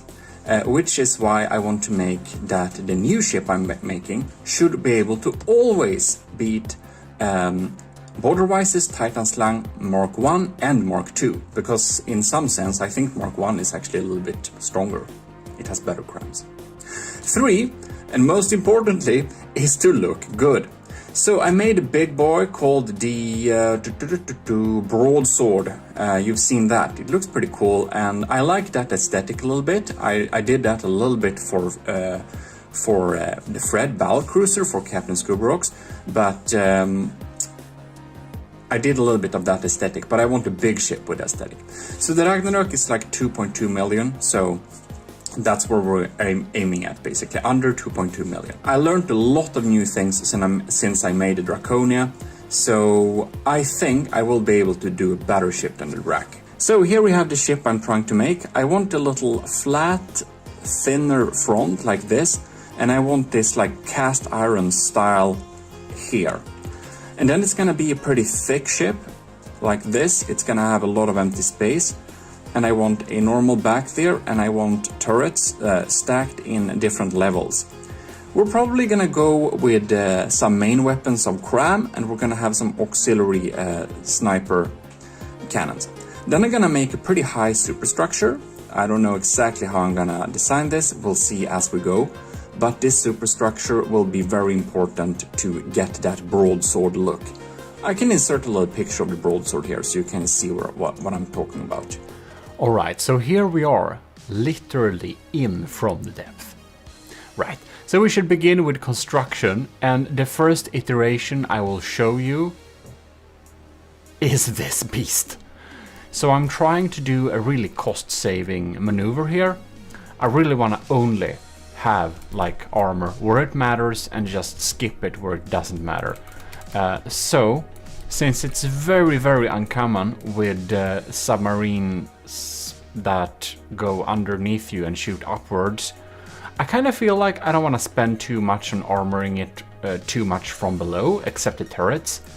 We're gonna have some pretty light armor where it doesn't matter, so we're actually gonna have a pretty thin bottom ship. Alright, so we have some weapons on here too. And this is my never used before except in some other videos perhaps, but it's pretty new. This is the Crusher. So if we go to sub-objects mode, cram turrets. By the way, all my Patreons can access all of my turrets and prefabs if you want to have them. That's the way. $1 a month. Right, so here we have it. This is the Crusher.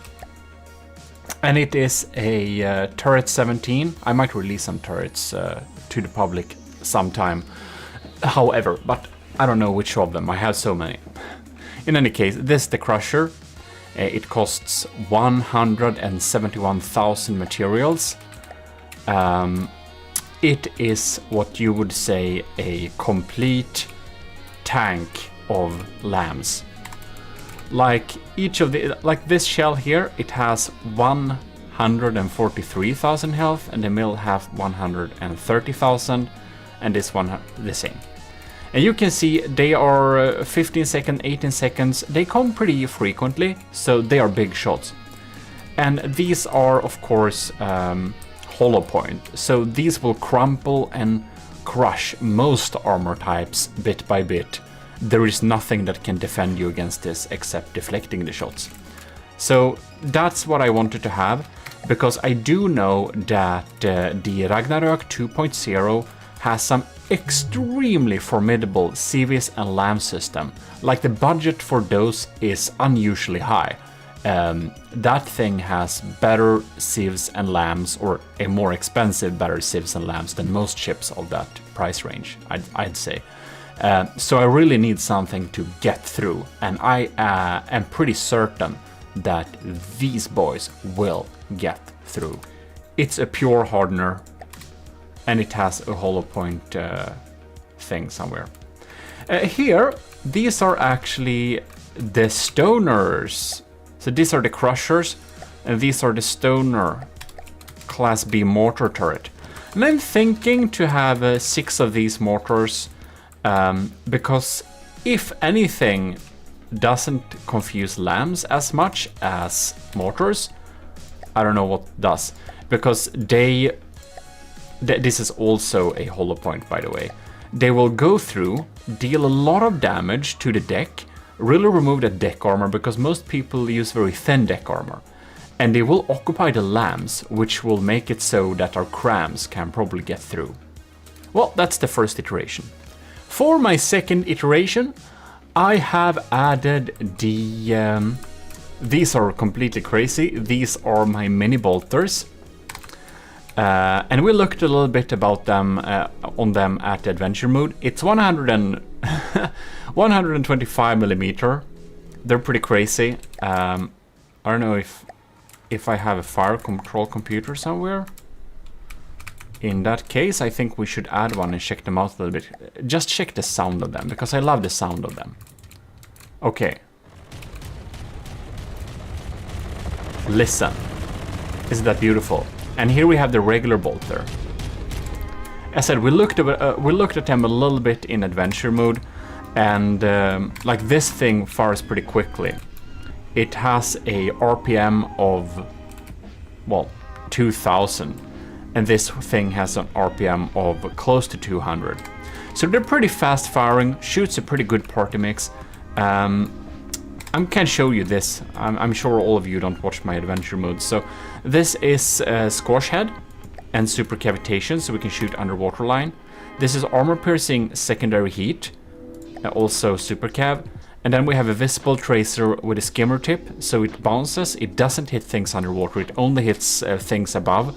It kind of bounces off and hits the superstructure, and that's EMP to deal some AP EMP type of damage, because the skimmer tip also has some AP capabilities. So you can see Armor Pierce Modifier 1.4. So basically, it's made to disable detection. This thing is a completely, it's a little bit of a different thing. I'm not sure, I think it might have 3 shells. I spent a long time designing these turrets, actually, like a really long time. So the distance between the first iteration and the second is kind of long, because I spent so much time developing these turrets. Yeah, I know you already saw them in adventure mode, but this is basically where I made them, I believe, for this project here. So it's an armor piercing heat for this one. So it's a small one, or 125 millimeters, not super small. We have a hash, and then we have a disruptor conduit and EMP. So that's a little bit different, and that's because this thing shoots so fast we can weaken shields with it. And if we weaken shields, we can get through with our crams. Ain't that smart? Right, so that's what we've been doing there. We added some basic power, like these are really efficient, my little custom jet engines there. We added this little tower thing here just to kind of get a sense of where the superstructure will be. As I said before, I want to have a pretty high superstructure. And I believe that this thing actually, oh yeah, I just spammed propellers here, so it actually floats. And I did say that I wanted to not have water pumps, because water pumps just lag too much. So we're gonna skip that. Yeah. Just to test, I'm actually gonna spawn the Ragnarök, and we're gonna see if our weapons get through. So this is the first official test, and see if we can get through the civs. I'm gonna turn on God mode for this thing, because of course it doesn't have any armor. And by the way, I started to use asymmetrical armor for turrets, so all my new turrets have all the armor in the front of the turret and no armor in the back, because it's so rare that the turret faces the wrong direction. So I think that's a trade-off that's worth it. Of course, from time to time, a drone will be behind you and try to shoot, but man, we do have armored turret wells as well, so, you know, you gotta spend your materials wisely. And that's kind of the main thought behind this entire project. I'm trying to spend my materials so wisely that I just don't use like armor in a place that it's not needed. So hopefully it will pay off. And man, oh my god, how embarrassing it will be if this build doesn't defeat neither the Ragnarök nor the Draconia or the Titan Slang. That would be a complete failure, but you will see later on if it does that. By the way, a little update, it's up to 1.6 million, so it's starting to be expensive.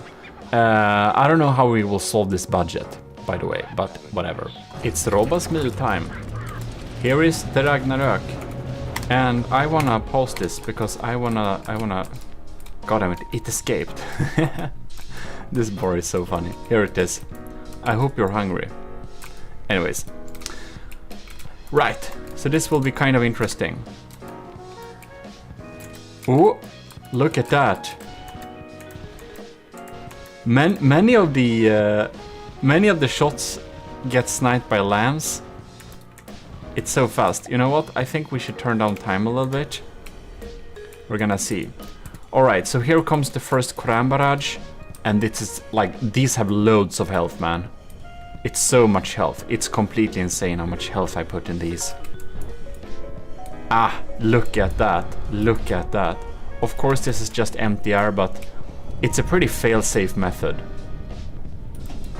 Oh yes, 2 of the barrels completely gone. It's like, of course, they will be able to shoot still, but I'm thinking this is a pretty good strategy. Here we got some shots bouncing as well. And there are new cram barrages coming in. Ah, you can see they are actually getting through. That's so nice. That's so nice, because most crams won't get through the Ragnarök. It's very good at killing cram shells. Of course, hollow point damage ain't the best, but it's something. Yeah, I think we can use big crusher crams to do this. And you might wonder why we have several barrels. Well, that's basically because if one of these shots hits our cram turrets in the right spaces, they will be completely disabled. So I thought it's a good trade-off to have several firing pieces. Even though the individual health of that shell will be lower, it's high enough that it will get through when it is a hollow point. And it adds so much redundancy with adding multiple barrels. And there are some advantages of multi-barrel turrets, but I found out that those advantages kind of decrease a little bit the larger we get. When we're really large, it's mostly redundancy that we get. If we have some smaller cram turrets, it might be more material efficient per firepower to have several barrels. But I'm gonna make a proper empirical testing video about that in the future, so we can clear that up once and for all. In any case, this test is a success. The Crusher Cram turret does get through the defenses. And there we have it, the third iteration of the ship. So, what did I do now? Well, I basically spawned everything I got that I think could fit on this system, just to see around how much this would cost. And the really bad news is that this cost 2.1 million. And as you kinda can imagine, I can't make a armor scheme that will work for this. Like, if I make an armor scheme that is gonna cover up this thing, like, after all, it's how large is this thing? It's 341 meters long. If I'm gonna make an armor scheme that would protect it, I think I will reach somewhere around 100,000 if I only use wood, like one layer. And that's of course not acceptable, we can't do that. But anyways, we'll go through a little bit and see what we got for types of weapon systems. So, Here we have my Arquebalista Invictus. It is a sniper cannon that you also see in adventure mode that penetrates really deeply, and that's meant to poke holes under the waterline of enemy ships and make them sink. And that's one of the methods I thought to use to combat Waterwise's Titan Slangs and the Draconia. No, not the Draconia, that's floating. I meant, of course, the Ragnarök. I think I might want to combat them ships by having a sniper cannon that shoots holes under waterline so that they sink. And that's a good method. And this is a pretty nice 480 millimeters. These shells travel at almost 2000 meters per second, and they are sabots. You will not stop them very easily, and they shoot a shot every 10 seconds.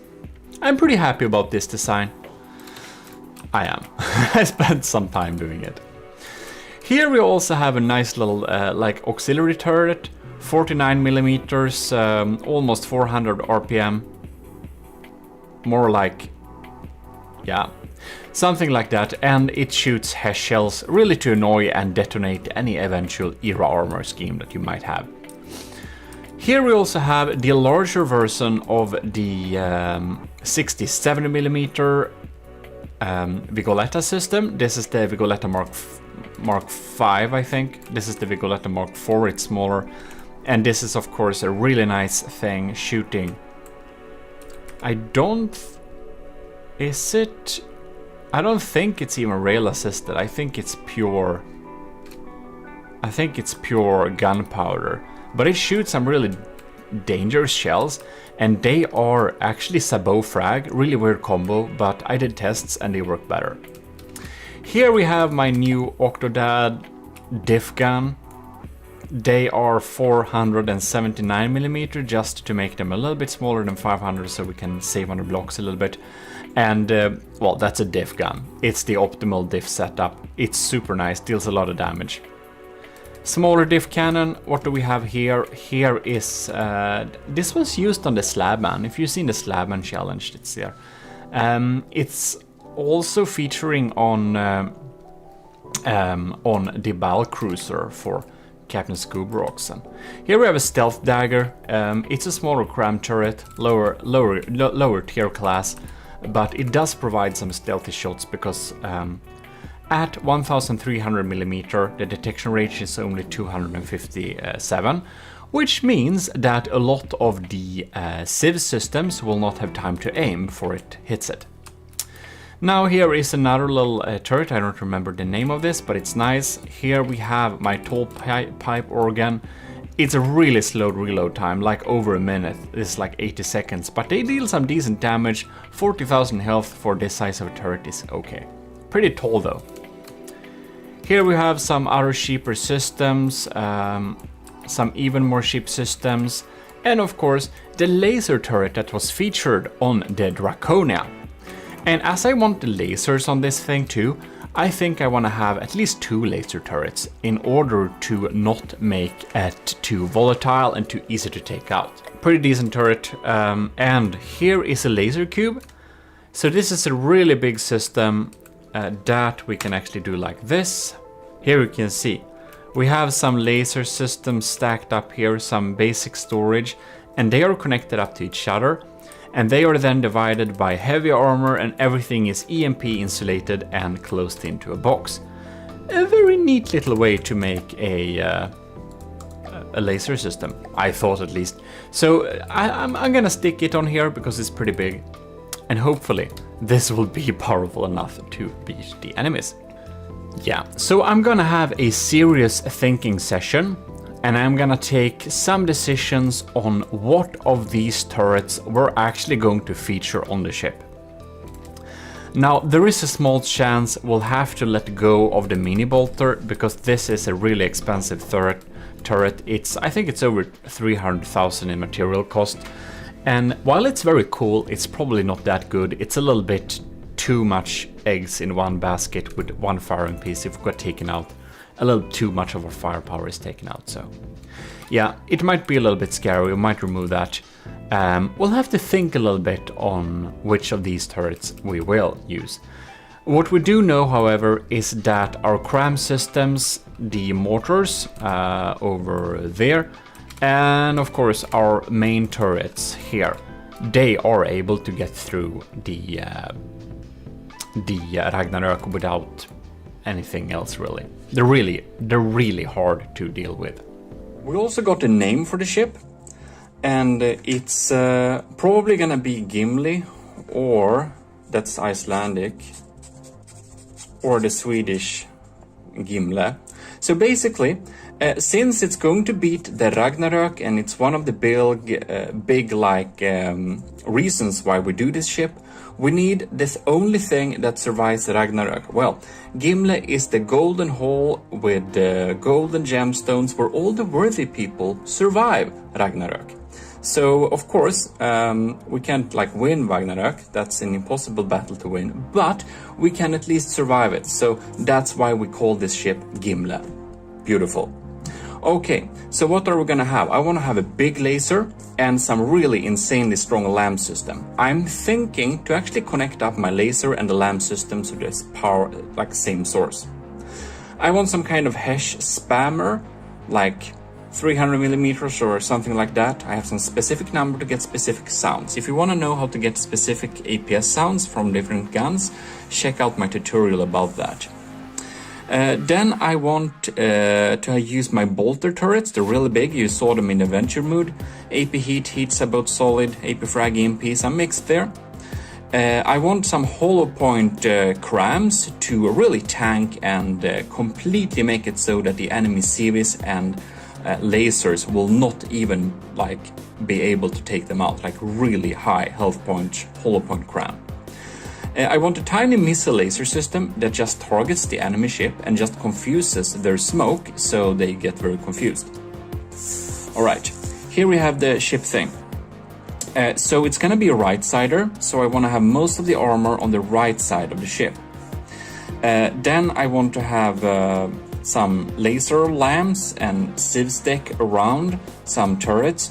I want to have them on deck too, small things sticking up. I want 2 big cram turrets in the front, 2 big cram turrets in the back, and a couple of APS in the middle here. Then we want engines here, engines there, engines there. So we have engines in different positions, and one of these engines should be able to keep this thing floating. Because one thing I noticed, and that's that water pumps cause so much lag, block count isn't even a thing. I can have 100k blocks at ships battling each other with not having serious lag, as long as there is no water pumps. Water pumps really eat up my CPU and make it stutter, and I just hate that. So, to not make my system lag, I'm going to not have any water pumps. And if I will take some submissions of challengers that will challenge this ship, one of the requirements will be having no water pumps. Rules will come later if we do it, I can't promise that, so keep tuned for that. But if we do it, no water pumps allowed. In any case, that's the outline. This is subject to change. We might not even do that at all, but that's a little idea that we're going to get building from. So let's go. And there we are. You might be wondering a little bit here, has anything even been added? I think you'll see. So we started to build on a hull. It looks like this. And when I spawned these turrets here and looking at the design we just saw, I felt like my current ship design was a little bit too elongated and thin, and I wanted a thicker design. So I have constructed this little board. I am very aware of that we basically have no armor from underneath it. So that is a choice I made to have very little armor where I don't think it's needed. And this makes us extremely susceptible to torpedoes coming from below. This ship, we're going to try and make it pretty fast, so we're actually just going to ignore torpedoes completely, because you can always counter a ship with something, and torpedoes is something that we choose to not focus our resources on. So if it might be a problem sometime, maybe we'll have to update it and add anti-torpedo defenses, but we're not going to armor very well against torpedoes. We're going to go for redundancy instead. So here is one of the engine models I've made. S-Corp main engine Type 1C 4K power. So this thing, obviously, it produces a lot more than 40k power, but when we are putting it under heavy load, it only produces 40k power. So I tested them under load to decide. And under load, they're 40k, so that's what they're listed as. Right, here we have some different armor slabs. I developed some different types of armor. You can see them in the cross section here. So this is a pretty heavy armor, and it's using a little bit interesting setup here. So the first layer of armor is very thin like that. It's only one slab of metal and one slab of wood. And that is because if we're hit with HESH shells, if we're having a spall liner that's like 50% of the armor, from our earlier empirical test, as you may have seen, this basically is the best setup against HESH, having a spall liner this strong. And that should not be able to, whatever the strength of the HESH, if they shoot against this, I don't think they will be able to get through this armor at all. And this armor isn't very expensive. However, this leaves us open to, if anybody sandblasts away this first surface layer, they will be able to get through with the shells afterwards. But I'm going to build a pretty spacious design. So even though this is like the outer wall, there is going to be a lot of empty space, and we're going to have some interior armor as well. So it's okay that I have my air gap so near the surface of the armor, because we are effectively going to have another air gap, because we're going to have interior armor. Now we had some discussions before and tests, and we now know that checkerboard armor is less efficient. I talked with some different people in the Discord, like Pitts, Summer, Balkan, Scarabas, and all those names. I don't even remember who's in the discussions, but basically checkerboard armor isn't very good. It's useful in some certain circumstances, but in general, it's not a generally good design. So the Draconia had it, and it is a-okay, but it's not the best, because high explosive has gotten a little buff. So when a high explosive shell detonates in a enclosed space, it has a damage buff, so it deals more damage. And when we have a checkerboard armor, if the wood gets blown away very easily, an explosion can get into that empty space and effectively deal more damage to the blocks around it. And that's the theory around it. It seems to be correct, but we're going to do an empirical testing video about checkerboard armor, because it indeed seems that it's better to just do like this, for example. So we can kind of put them in slabs like this instead. Should be better than having them,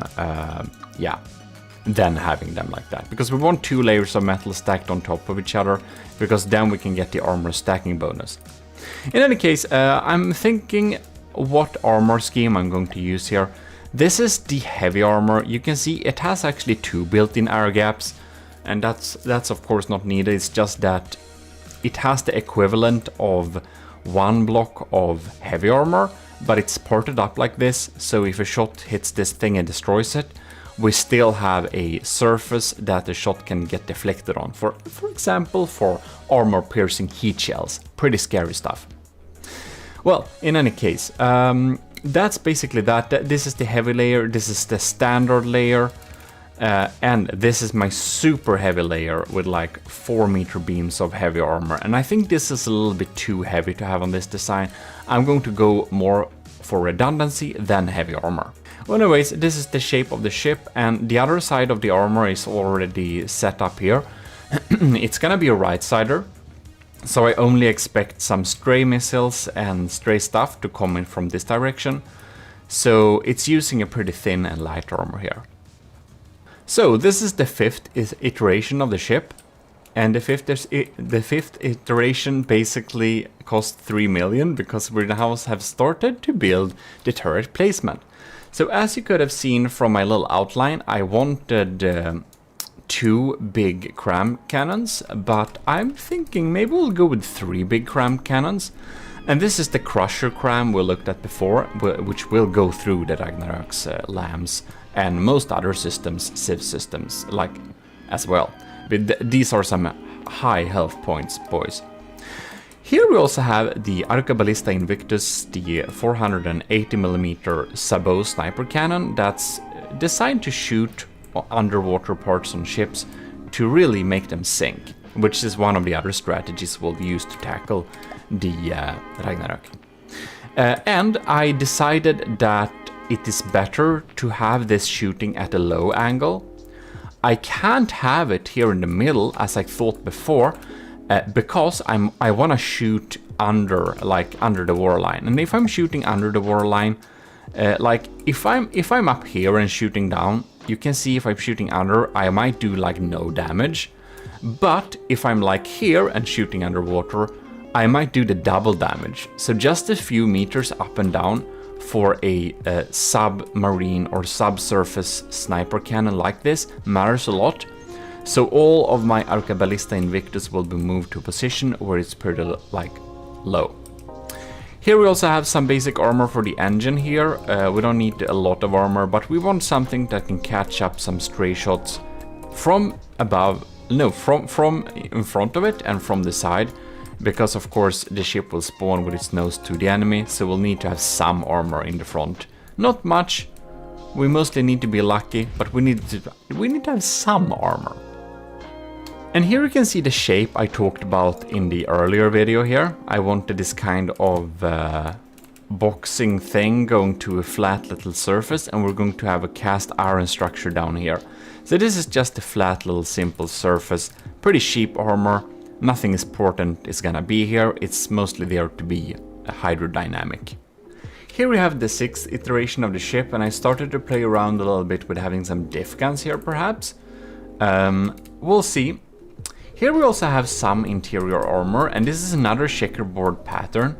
And I'm wondering how it is the case with the stone and metal, because their health values are pretty similar, like 16 and 12. So this should give each other some kind of AP bonus, because stone is more efficient armor technically than metal. But I don't know, I think we'll need to test that later, but I added some of that here because I had my prefabs. So I maybe use this some interior armor, but I think I'll need to have proper turret wells as well, because otherwise we're gonna be pretty sad. We added our laser cube here. So this is the, maybe I can do like this actually, to just show you. This is like the laser cube. It's an integrated laser system, and I hope this will be protected enough to survive. It's pretty well protected up, and it should be able to deliver laser to lambs and damaged lasers in a decent way. I think it costs like, I think it's a 45,000 power laser. Yeah, continuous of course. Here we have a little AI core. We're going up here with the largest of my AI cores. This is the same core that's used on the Super Battle Carrier, I think. It is, it's pretty nice, protected, well set up, has automatic shield switch and stuff integrated. So I think it's gonna serve us well. It's gonna provide us with like 4 AIs? No? 3 AIs. Yeah, it should be 3. Here I also added my S-Corp's 80k power generators, because of course the Arcaballista Invictus uses a lot of power to shoot those railgun shells. It's like a mixed system, but we need some decent power. So that's why we have so much power here. However, I'm not sure I'm gonna have them at the same place, because you know, they might get shot at. And we have some heavy armor framework here to just keep the turrets up. It's pretty unlikely that they will be destroyed completely. Here is a battery actually, if we just remove it. Here it's an EMP insulated battery. This thing is pretty expensive. Like man, one of these batteries costs like 800, so I don't know, that's like 100k or something. But I thought we could have a little battery here behind the turret, should be pretty well protected. So we have some power generation and stuff like that. Still haven't decided on the armor, but maybe in the next iteration. Oh my god, look, we have armor. Just kidding. We just started the outline. I decided to go one of the models that only have one layer of metal in front of it and one layer of wood to get that maximum spall lining effect. Because some people use hash to great effect, and I want to make sure I'm pretty well protected against hash spammers. Here, by the way, we have a sonar decoy, because I thought it could be a good idea to have a sonar decoy in case we get some, well, torpedoes that are sonar. And we have also started to add these. These are, of course, my pods of Azipod pods. They are this one. I made it for this application, but they use 8,000 power each. Pretty nice, provides pretty nice thrust, and we could have them in the front and the back, and we should have some decent speed and maneuverability. I removed the turrets, the cram turrets from the back portion here. So I have 3 here. I'm thinking to have at least 4 of them, so I left one, I removed the other ones. And unfortunately, we're still like 2.8 million, and it needs to cost under 2.2 million. So man, I don't know, we may need to rethink a little bit on our armaments.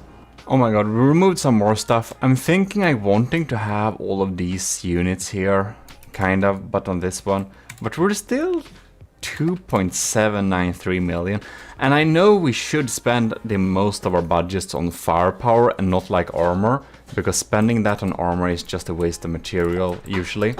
But man, we're so far away from 2.2 million. It's gonna be a little bit tricky to get this to a cost-efficient way, like seriously. I don't know, we'll see what to do. You can see I wanted to add the cram turrets in the back here. We have my nice little turrets here in the back. And I added another one of these arquebalistas down here just because I really want to make sure we have good redundancy. So we can have like 2 in the front.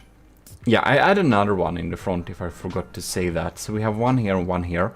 And the thought is, since this is a right-sider, I imagine these both can aim to the right pretty well and shoot targets on the right, while still sharing the same plane, because we want them both to be like low slang and under the cram barrels, of course, because otherwise they'll collide with each other.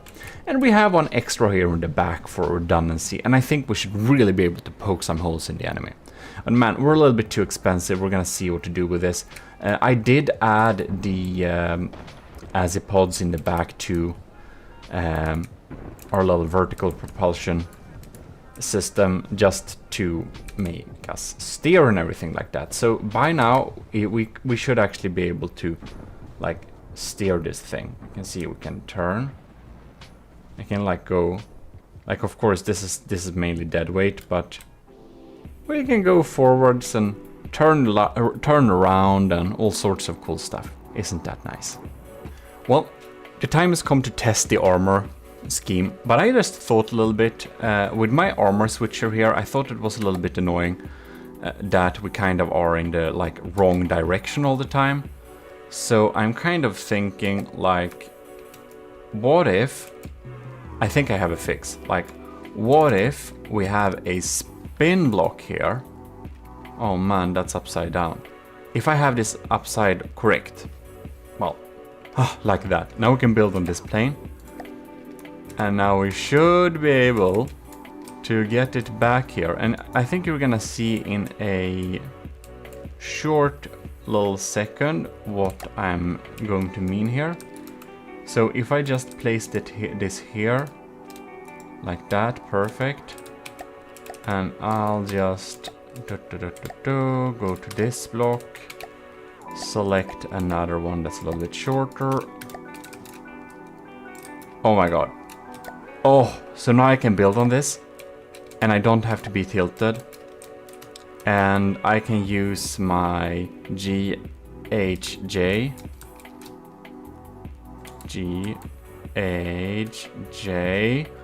Oh my god, that's amazing. And I can change this armor upright. Isn't that smart, using a spin block to change the direction? Wow, I'm feeling very intelligent today. Oh my god. We're going to do some tests. I have worked together the different armor schemes a little bit before here. And by the way, they are all, you can see there, available for all the commissioned officers in the army of GMODism. So I just want to give a huge thanks to our channel supporters, the commanding officers, Admiral Super Dave, Stellar Lieutenant C2, Ayak the Boater, Commander Ayak the Boater, Commander Aegean, Lieutenant Asteria, powered by Greed, Tyler Russ, and Vincent Veritas. Thanks a lot for supporting the channel. It really helps us out to make more videos and stuff. In any case, here we have the standard level hull armor here. Here we have the direct hit capable super heavy armor. And here we have the normal heavy armor. This one costs 4,000. So I made them cover the same surface. They are differently thick, but they cover different surfaces. And these two have some alloy in them just to give some floatiness and better internal armor. In any case, this one has a cost of 4,269. This one has a cost of 6,336. And this one has a cost of 1,944. So we're going to test their effectiveness, and we're gonna do a cost-benefit analysis and see which of them should be the main armor. First out, we're gonna test regular armor piercing, which is of course the most normal type of shell tip you will meet. We have a lot of AP frag, APHE. So let us do the direct hit capable. Did not go through, only did some damage there, okay. And this, by the way, is like 200mm shells, so this could be a sandblaster thing almost. So it's good if we can survive some sandblasting, I think. Now we have the heavy armor here. It destroyed one heavy armor block. Alright. And then we get the thinnest armor here. Bam! It didn't get through! That's nice. Okay, so it did destroy this, of course. We don't have any air gap left here. But it didn't get through. Well, okay, so they're all safe from sandblasting. We're gonna try Sabot. I actually expect this to be able to shoot through all the armors. If we're gonna do a Sabot, let's do what I have, 480mm. I think it should be able to penetrate all of these armors. But let's just test. And something like this, I will not try to defend against, because I don't think we can. Oh, okay. And what about the heaviest of the heavy armors? Ah, melts right through. Okay. Sabots, we can protect against Sabots, like not in a reasonable fashion, because of course ERA doesn't defend against them either. So I think when it comes to Sabots like the Arqueballista Invictus, we'll just have to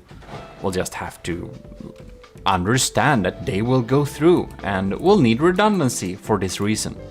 And of course, we can spot protect some areas like the AI that we just cannot lose, but in general, we can't defend against that.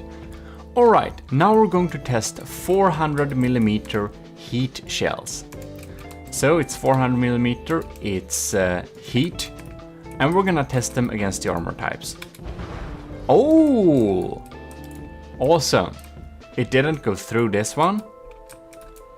And do remember, like, this armor costs 1,944. And this one costs basically like more than 3 times as much. And this one, it costs the double of this one. So that's why I thought it was remarkable. I thought they might be able to get through, but that's cool to know. And then we're gonna do the next one. And they shouldn't get through, of course. No, just destroyed one layer. We should be able to fire a couple of more of them before we get through. Yeah. We're gonna go back to this one actually. Fire another one. Yeah, it gets through on the other one. And let's try this one, the heaviest armor. Bam. Doesn't go through. Oh. It felt like we hit it right on... Well. So against big heat shells, they all protect for one shot, but I don't know. We should have an armor that can protect against a major shot from one point, but I don't think we can design it in order to take several shots on the same spot, because we're of course not gonna overspend on armor. So let's do the same with Hesh. Alright. Bam! That deals some heavy damage. So we're 400 millimeters again, but it just spreads out there. Bam! And the second shot gets through. It only protects against one Hesh there. This one. These are a little bit tough. Whoa! Oh my god! This one also just protected against like 2 blasts there. Wait, that's the wrong shell. Excuse me, we forgot to do one of these. Okay. 1, 2, didn't go through. 3, man, and the 4th one. Okay, okay. Well, that's good to know. How about our middle armor here? 1, 2. Can zoom in here. 3, 4. Okay, weird. And this is just double the expense. Oh, and of course, the heaviest armor. 1, 2, 3. What? Also 4. You know what? It's really... I did already think this from the beginning. Because when we designed this, I did some small tests and I found out that this armor scheme was pretty efficient. But man, I didn't expect them to take equally much, even though this is like smaller. That's a little bit crazy. That is a little bit crazy. But of course, the damage done to this part is a little bit less. It's less spread out. But seriously, they protected kind of equally well. This is definitely a current favorite.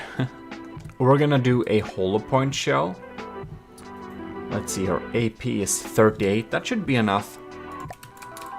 And I think we're going to max out the gauge on this thing. And we're gonna see what types of damage we do here. So, first armor. Bam! Ooh, very much through on 2 shots. That's some serious damage. And the middle armor. 1, 2, 3, 4. Much better, much better. Oh, and we go with this thick one. 1, 2, 3. Also 4. This armor isn't as strong as I thought it would be, honestly. Let's do some AP frag. This is pretty normal. Maybe not at like 500 millimeters, but probably like 450 or something like that. It's a strong shell. So, let's try out AP frag. Bam! Ooh! It got through! I need to see that again. Bam! Okay, didn't get through this time. This time they caught it. Oof, that's some scary stuff, man. This one, bam. Oh, the armor piercing just melted through here. Bam, didn't even stop it, did go straight through here. Whew. Yeah, I don't know if we can protect against that. And that one just melts through, of course it does. Yeah.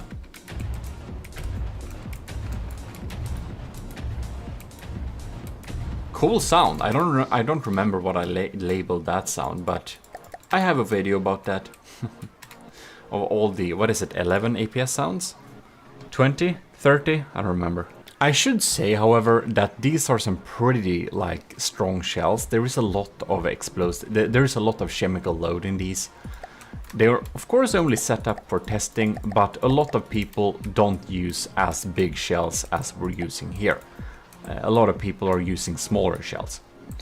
But I've set up an armor-piercing secondary shape charge, so a secondary heat. We're gonna see what types of damage that deals. Melts right through. Can begin with this one. Melts right through. Well, it should be pretty similar, right? Since we are having the same kind of gauge. Ooh, and it gets completely pwned by this armor. It doesn't. Oh, what? Does it perhaps exactly hit the spot here so it actually detonates the shaped charge and bypasses the air gap?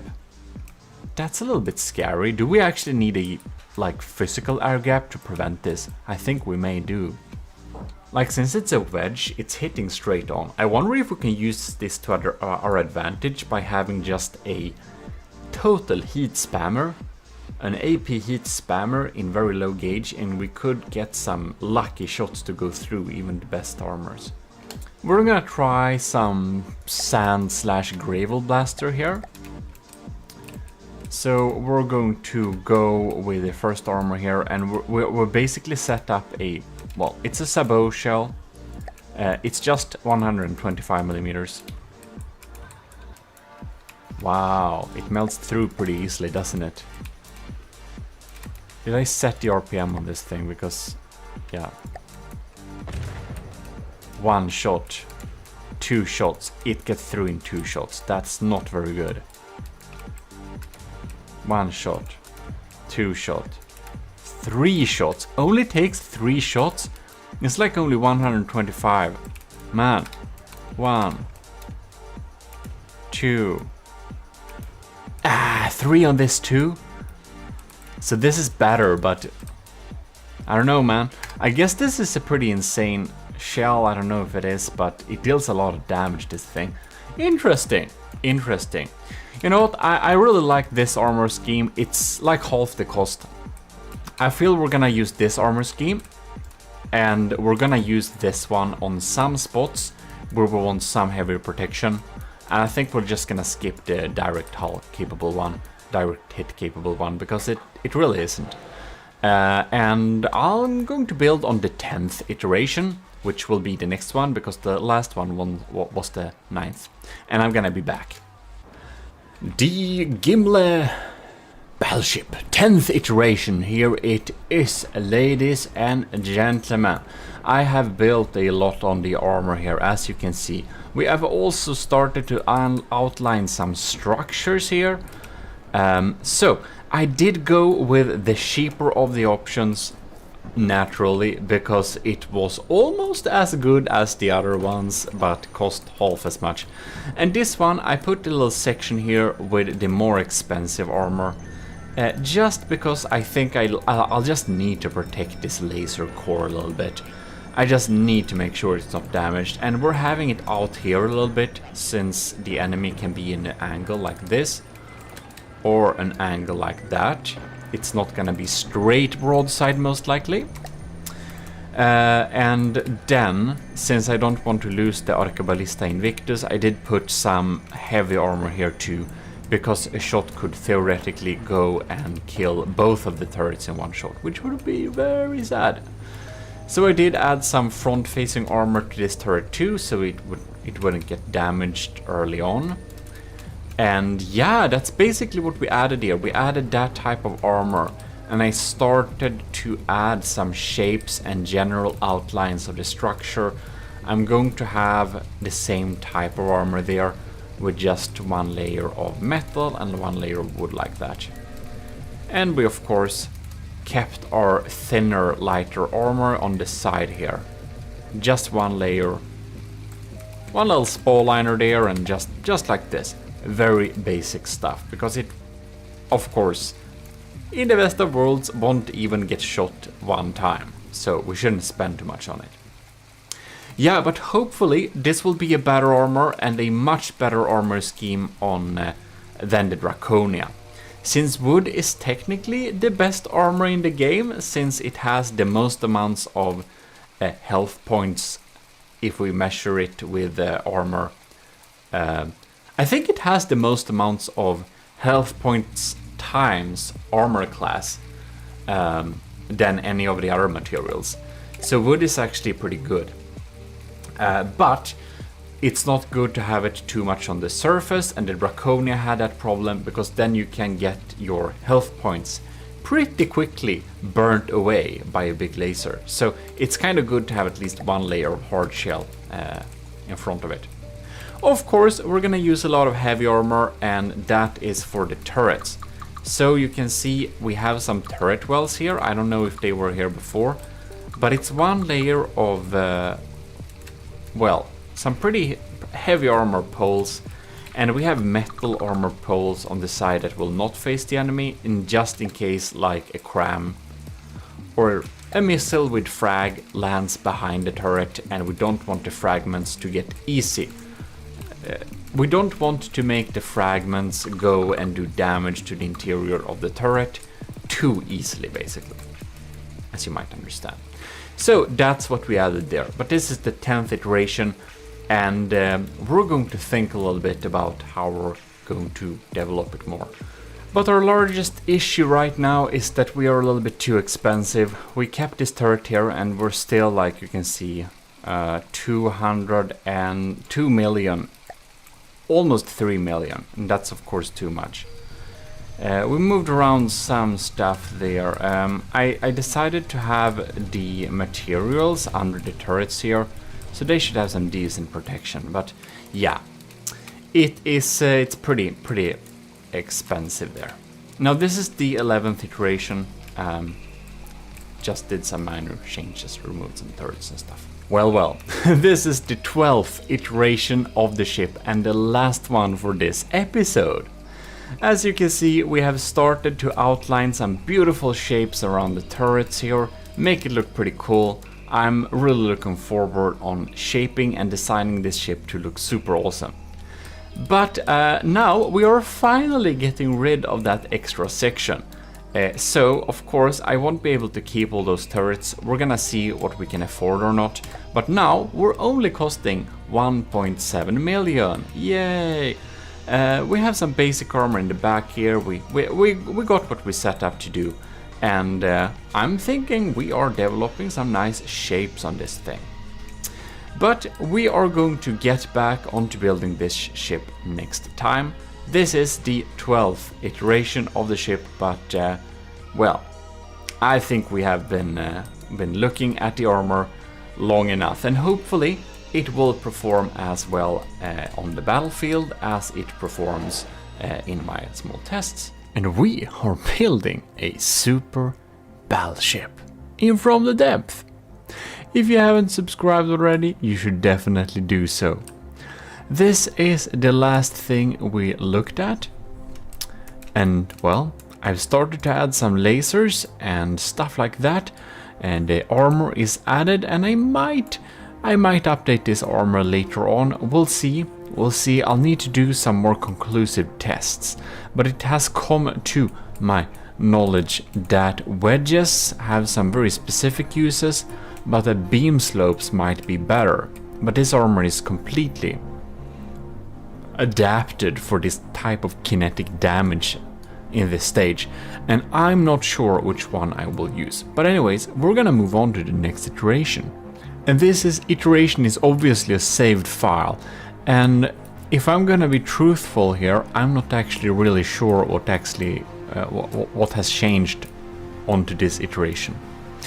Any case, here we have my AI compartment, so it's the same as the other one, and I have a side compartment here, because you know what? I needed some extra stuff here. So this automated control block sets the decoys to 0, and this one sets the shields to 0 when there is no enemy around. And of course right now we don't have very many shields, but whatever. Then we also have a little setup that uses general PIDs to control roll pitch and altitude.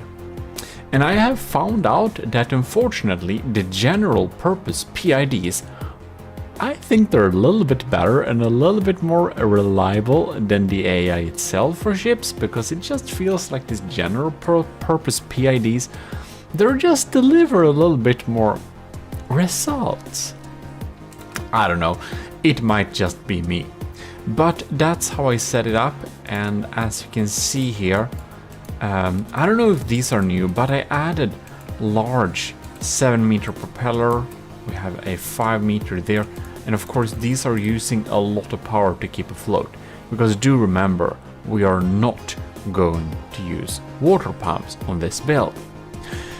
Now, I have decided, yes, I will accept some submissions to battle this beast, whenever it is done, but I will give you the rules and outline for that next episode. In this episode we will not go through that, because I'll need to think a little bit on a few details first. Well, this is apparently different, and this is version 13, and maybe I was superstitious and didn't want to stay too long at version 13, so we're gonna move on to version 14. To defend against certain targets, we need a pretty good LAM system. And I have started to build some LAM nodes that go through the entire ship like this, connecting up to different spaces. So I have the LAM nodes on both sides. This will be a right sider, so we will only have like actual LAM nodes on like the right side of the ship. But I have the LAM connections on both sides to add some redundancy, so that the entire laser network should not go down, even though a pinnacle LAM point was shot out. That's the plan anyways. So we have the little network there, it's going like that, pretty handy, and the first LAM node is even here, so we have a little thing that can help us get rid of some stuff coming from the front. Oh, and I do believe we have some nicer looking turrets in the front here. Yes, we got my barrel elongated little cute cram cannon, it's nice, and a diff gun there, just to add some extra firepower and looks. And a new little LAM node on the side here to save our front from shots. I think that's that. We got some interior armor going down there. This is the battery. I think we already looked at that, but that battery is like, it's like really expensive. It's like 4 million. This battery is like 4 million. If we get shot there, it's gonna, yeah, it's not gonna be good if we get shot there. I think we showed that, by the way. I removed this interior armor, by the way. That stone metal checkerboard pattern, I think it has to go. You know, I'm gonna do some more conclusive tests on that in a future video, but right now I'm thinking it's probably not gonna be very efficient. In any case, you can probably see I've been doing some beautiful shapes here. I hope you notice the golden details, the colors of the AOG. And about the rules for the future battles, I will tell you this: anything that's more expensive than 2.2 million will be disqualified. It will not be accepted into the battle, and anything that uses a single water pump will also be completely disqualified, just so you know. Oh, look at this beautiful cast iron part. If you've seen the first and the second video, you do know, you've seen my little sketch on how I wanted to make the front of this. And now you can see I have successfully managed to make the front that I was looking for. We have this little cast iron thing that kind of looks like some kind of mechanical replacement for a real bow. I don't know why, I just wanted to have this detail, and now we have it, so I'm happy. This, I'm gonna show you this. This is a little template I built. And you might say you shouldn't have the things, the shields so close to the surface with only one layer of heavy armor protecting them. Maybe not.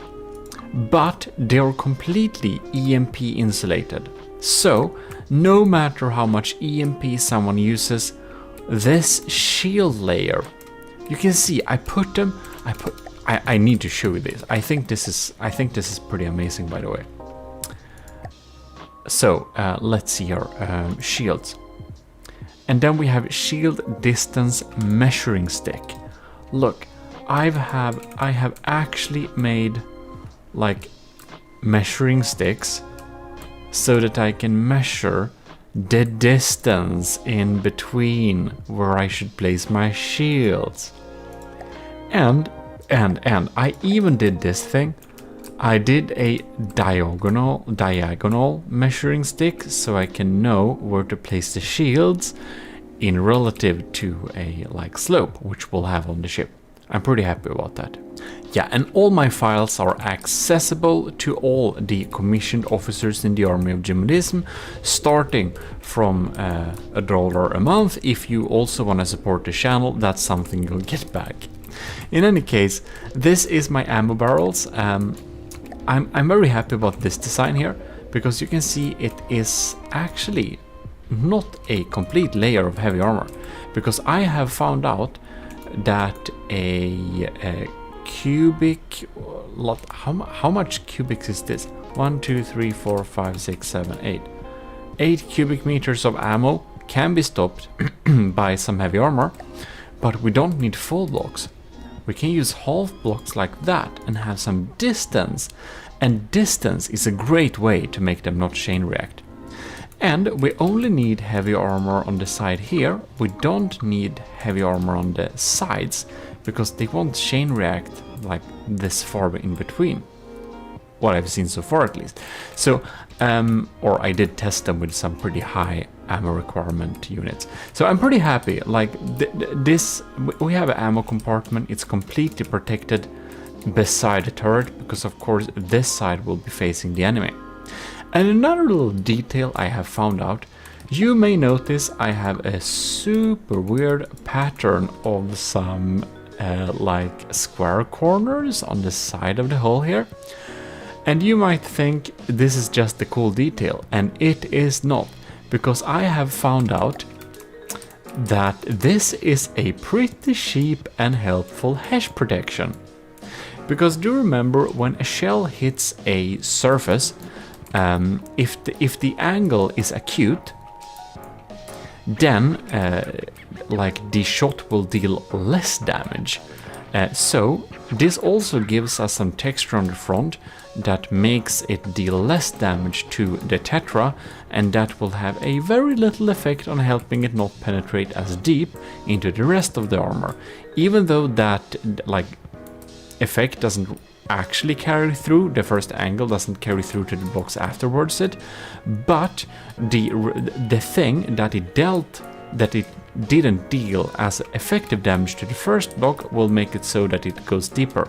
So even though this is just a square corner, if it's like hit at a really acute angle, like the effective health of this block will be much higher.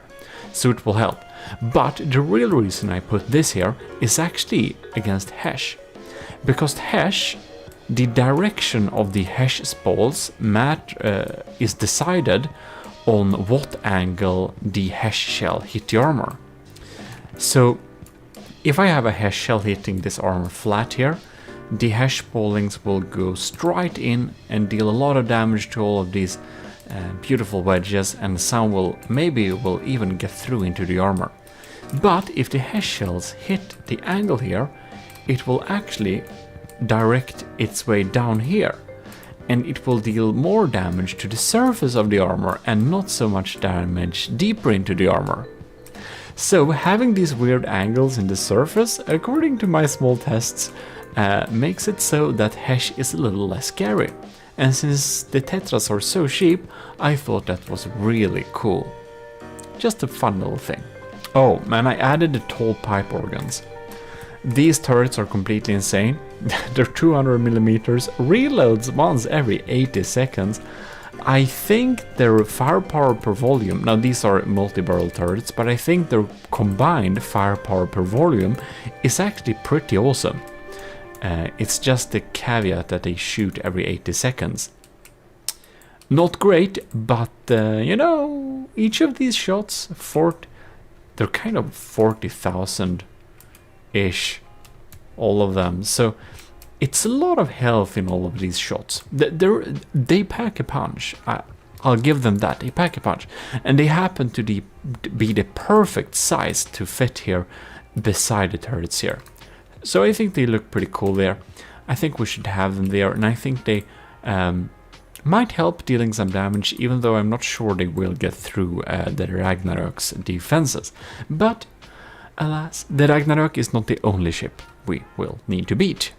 Because I heard that we want to beat the Turtle Lord, but Setup/E-Lord made another ship that unfortunately beats the Turtle Lord, which is called the Rhino, which I pitched against the Draconia, and now I need to make sure this ship beats that too.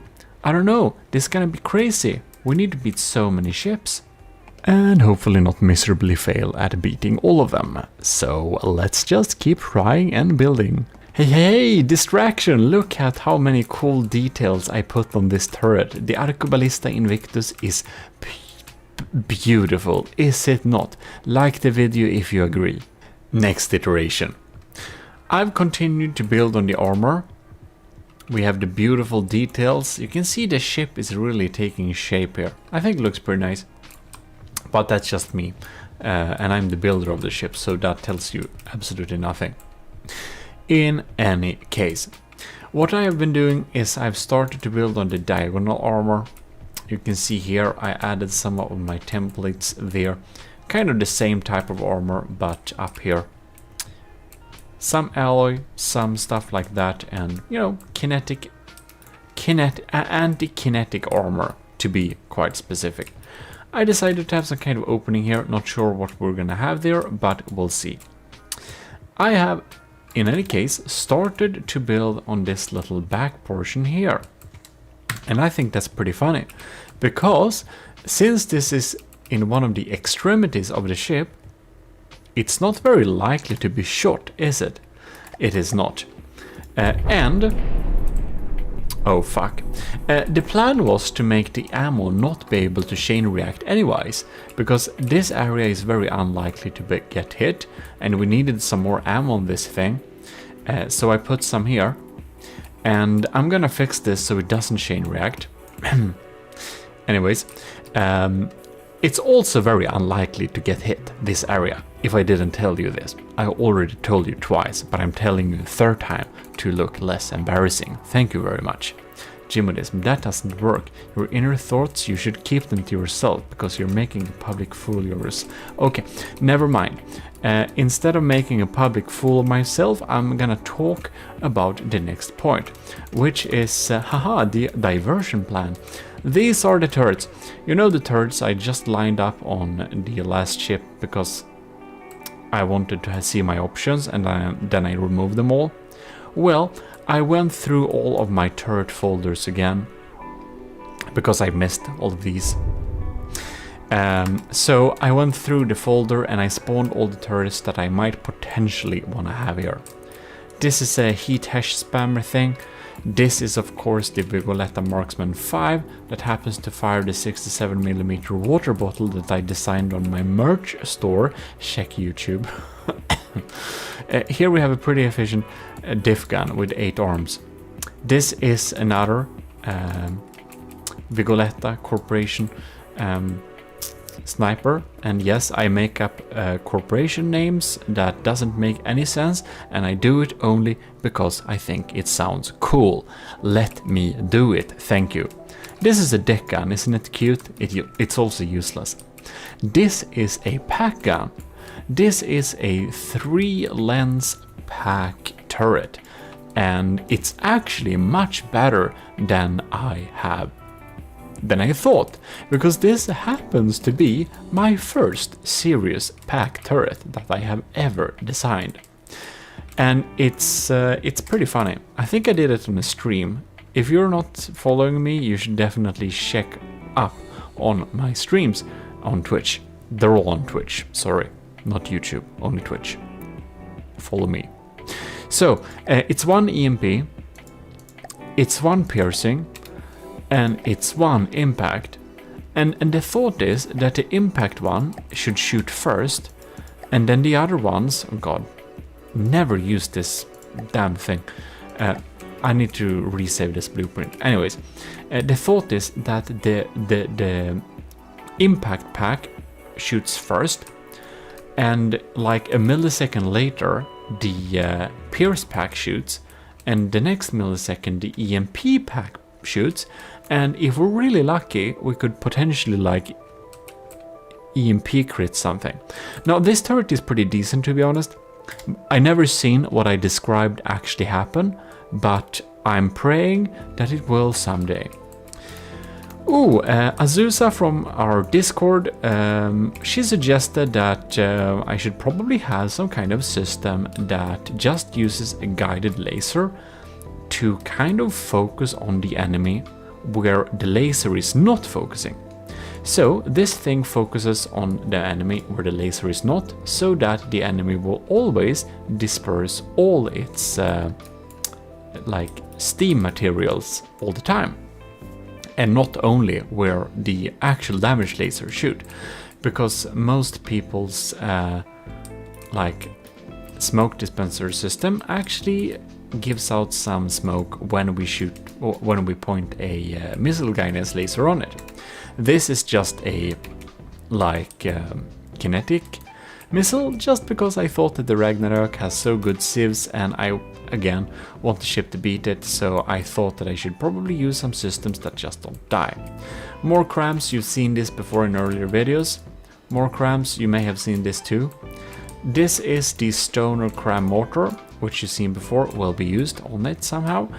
And this is the Bolter, which I hope I will be able to use, but I have started to get some doubts, because this boy isn't also extremely cool, only it's also very expensive and probably not worth it, but it sounds cool. Instead of worrying about what turrets I want to use, this is the next iteration. And I have continued to perfect some beautiful details and shaping of the hull. And this area we don't expect to receive much fire from here. So we have really thin armor here. And when I'm saying really thin armor, oh boy, I mean it. Because I have made the armor thinner on this side. So it's 1 layer of metal, 1 layer of wood, empty space, some alloy and some wood for floatiness. So I made this thing a lot thinner just because I wanted to save materials. No reason to have a darn spall catcher. Why do I need a spall catcher if we're not even gonna have heat missiles and heat shells and whatnot coming from this direction? So I just removed it. Saved some materials. Ain't I smart? Thank you, I am. I'm just kidding. We have some armor adding here, I don't know. We're gonna see what we're gonna do with the inside, but I'm starting to understand that the inside will be an empty void. Look, you know my hash reasoning before? I made the same thing with heavy armor to hopefully not make the laser die so fast. Well, I guess that's probably that, isn't it? Is it is there anything more to this iteration?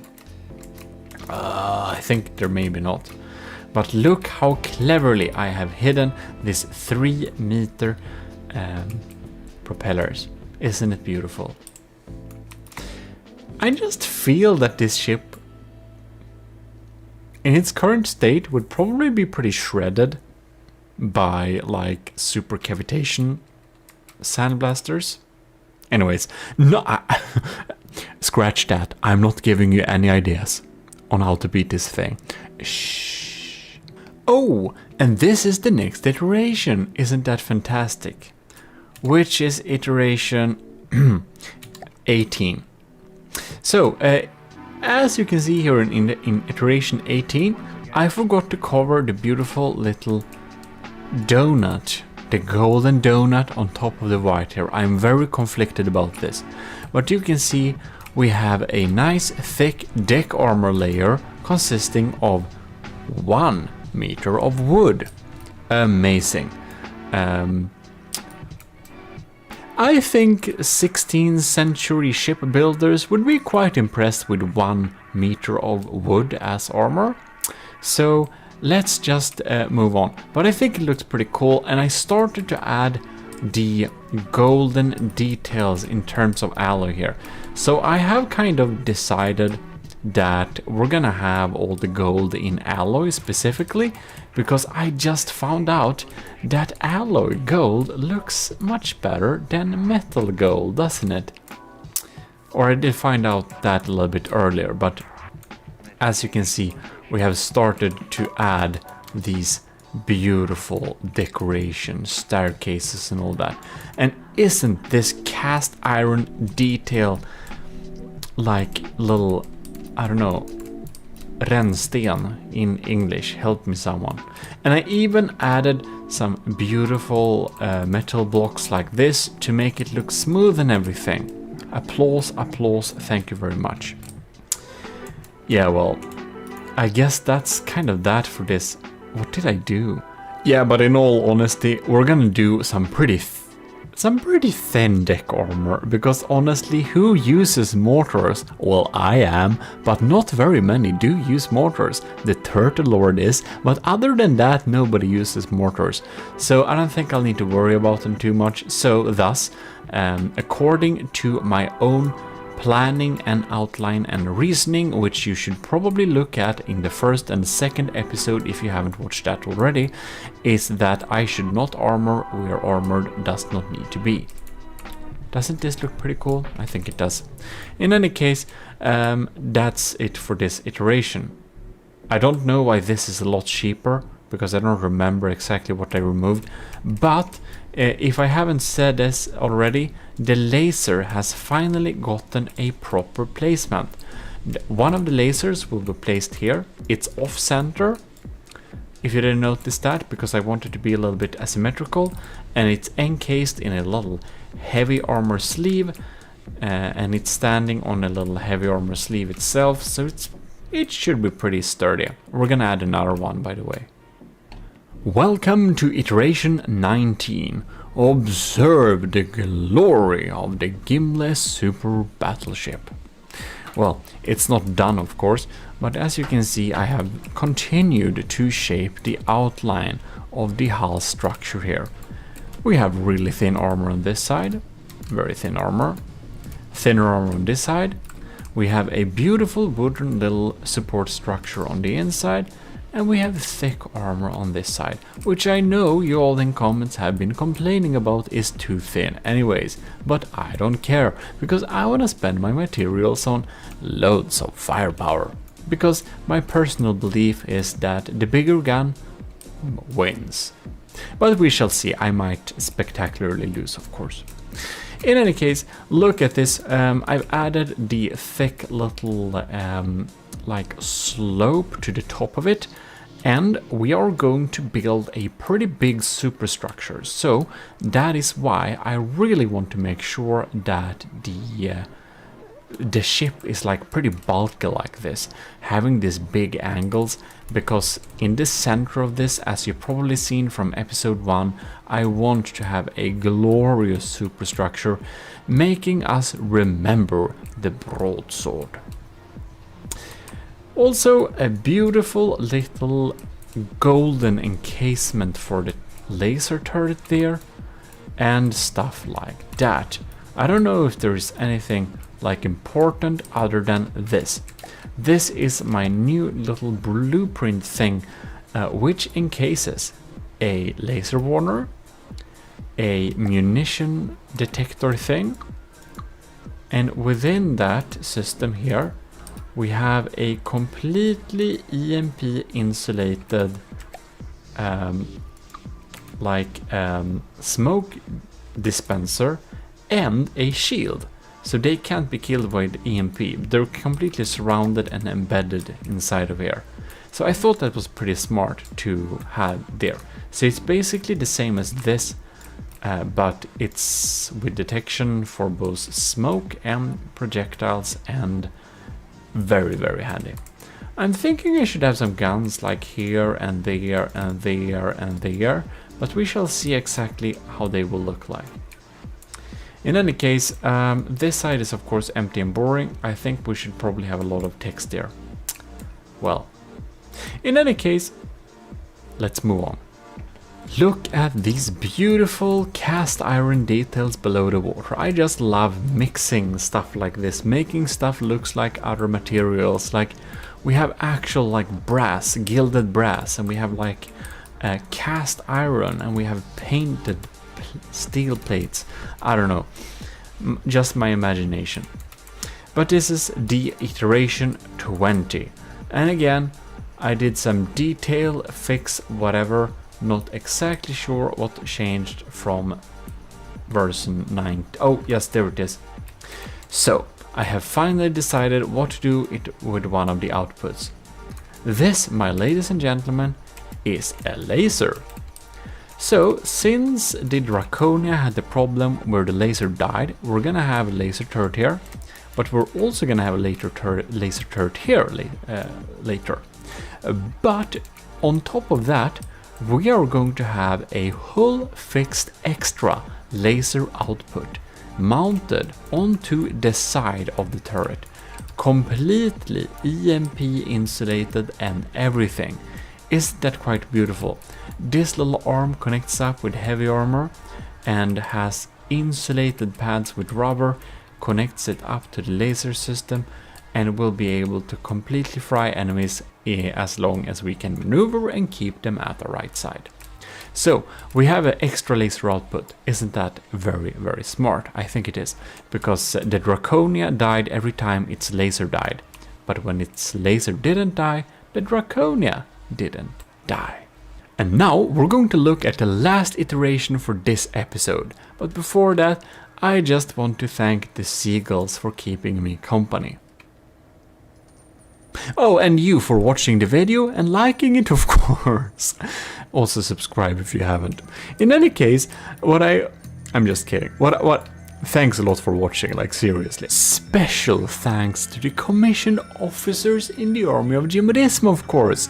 Special extra thanks to all of you, which is Admiral Super Dave, Captain Y, both new big supporter. Isn't this kind of amazing? Our largest supporters of the channel did join the commissioned officers, pretty close to each other, like in terms of time, so I think that's pretty cool.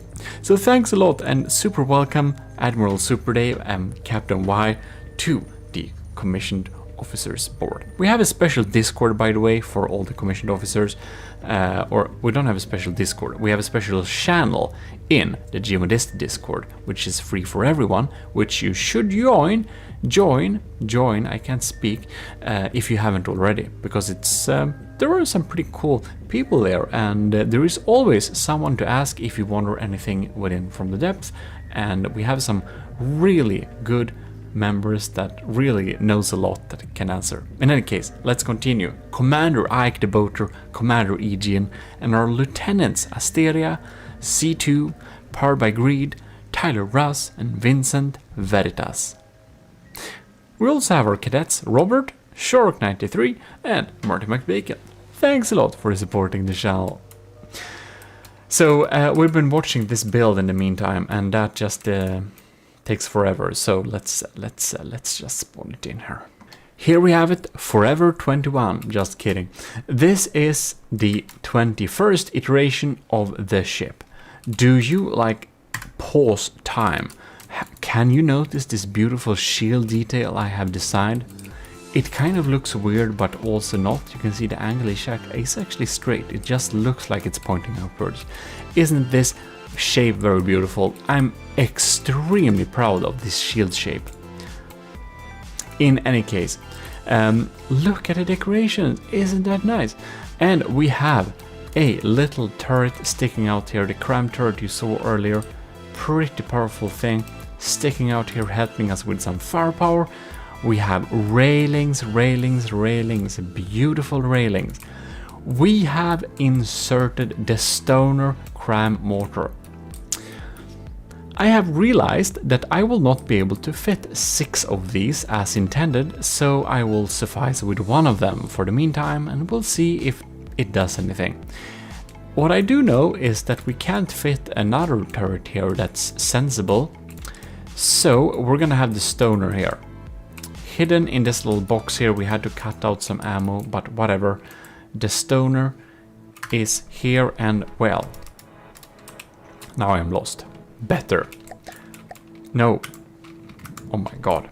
Anyways, the stoner is here and well. From the depth camera, you can't get used to it.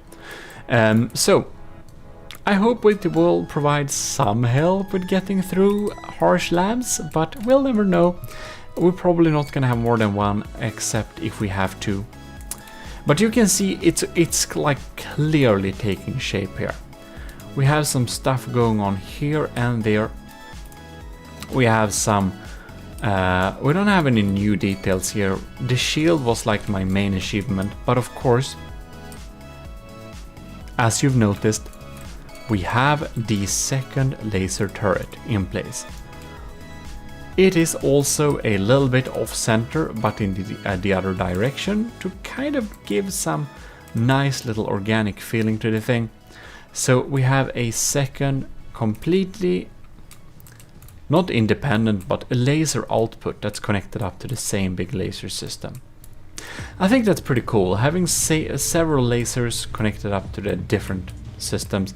And I've started to expand the laser here. Here you can see I actually have a little laser compartment down here to provide some help. I think that's a charge laser, by the way. It's like a Q1. So we have a Q0 laser, and we're gonna mix in some Q1 pulses there to really drill into the enemy.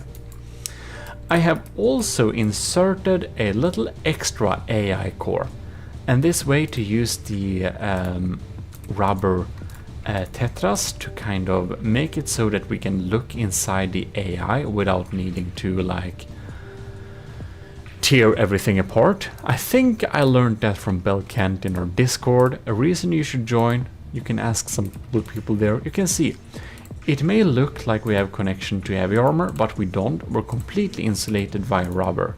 Isn't that quite cool? And we can still access the extra AI targeter. So the purpose of this AI is to provide an extra targeting point, and I'm gonna connect up things so that we can utilize that targeting point. We are building on the super battleship, or the superior battleship. This is not the super battleship, it's only 2 million, I think it's a regular battleship, but that's just my scale. If you want my scale, join the army of GMODISM by self-assigning yourself Matros 3rd class in our Discord, and you can see my pinned message there with my classes. And I probably will add some type of approximate cost-ish thing to them, or size or something like that later on. In any case, here we have the last iteration of the ship, and this time we are actually going to build on the superstructure. So, here we already have the next iteration of the ship, and we can't really see it, but we're going to go through this little model and see if we find anything new. But about that, I also want to give a huge thanks to the commissioned officers in the army of GMODISM who are supporting the channel very much on Patreon, and it helps very much. So a huge thanks to our Admiral Super Dave, Captain Y, Lieutenant Asteria, C2, Powered by Greed, Tyler Russ, and Vincent Veritas. It helps a lot.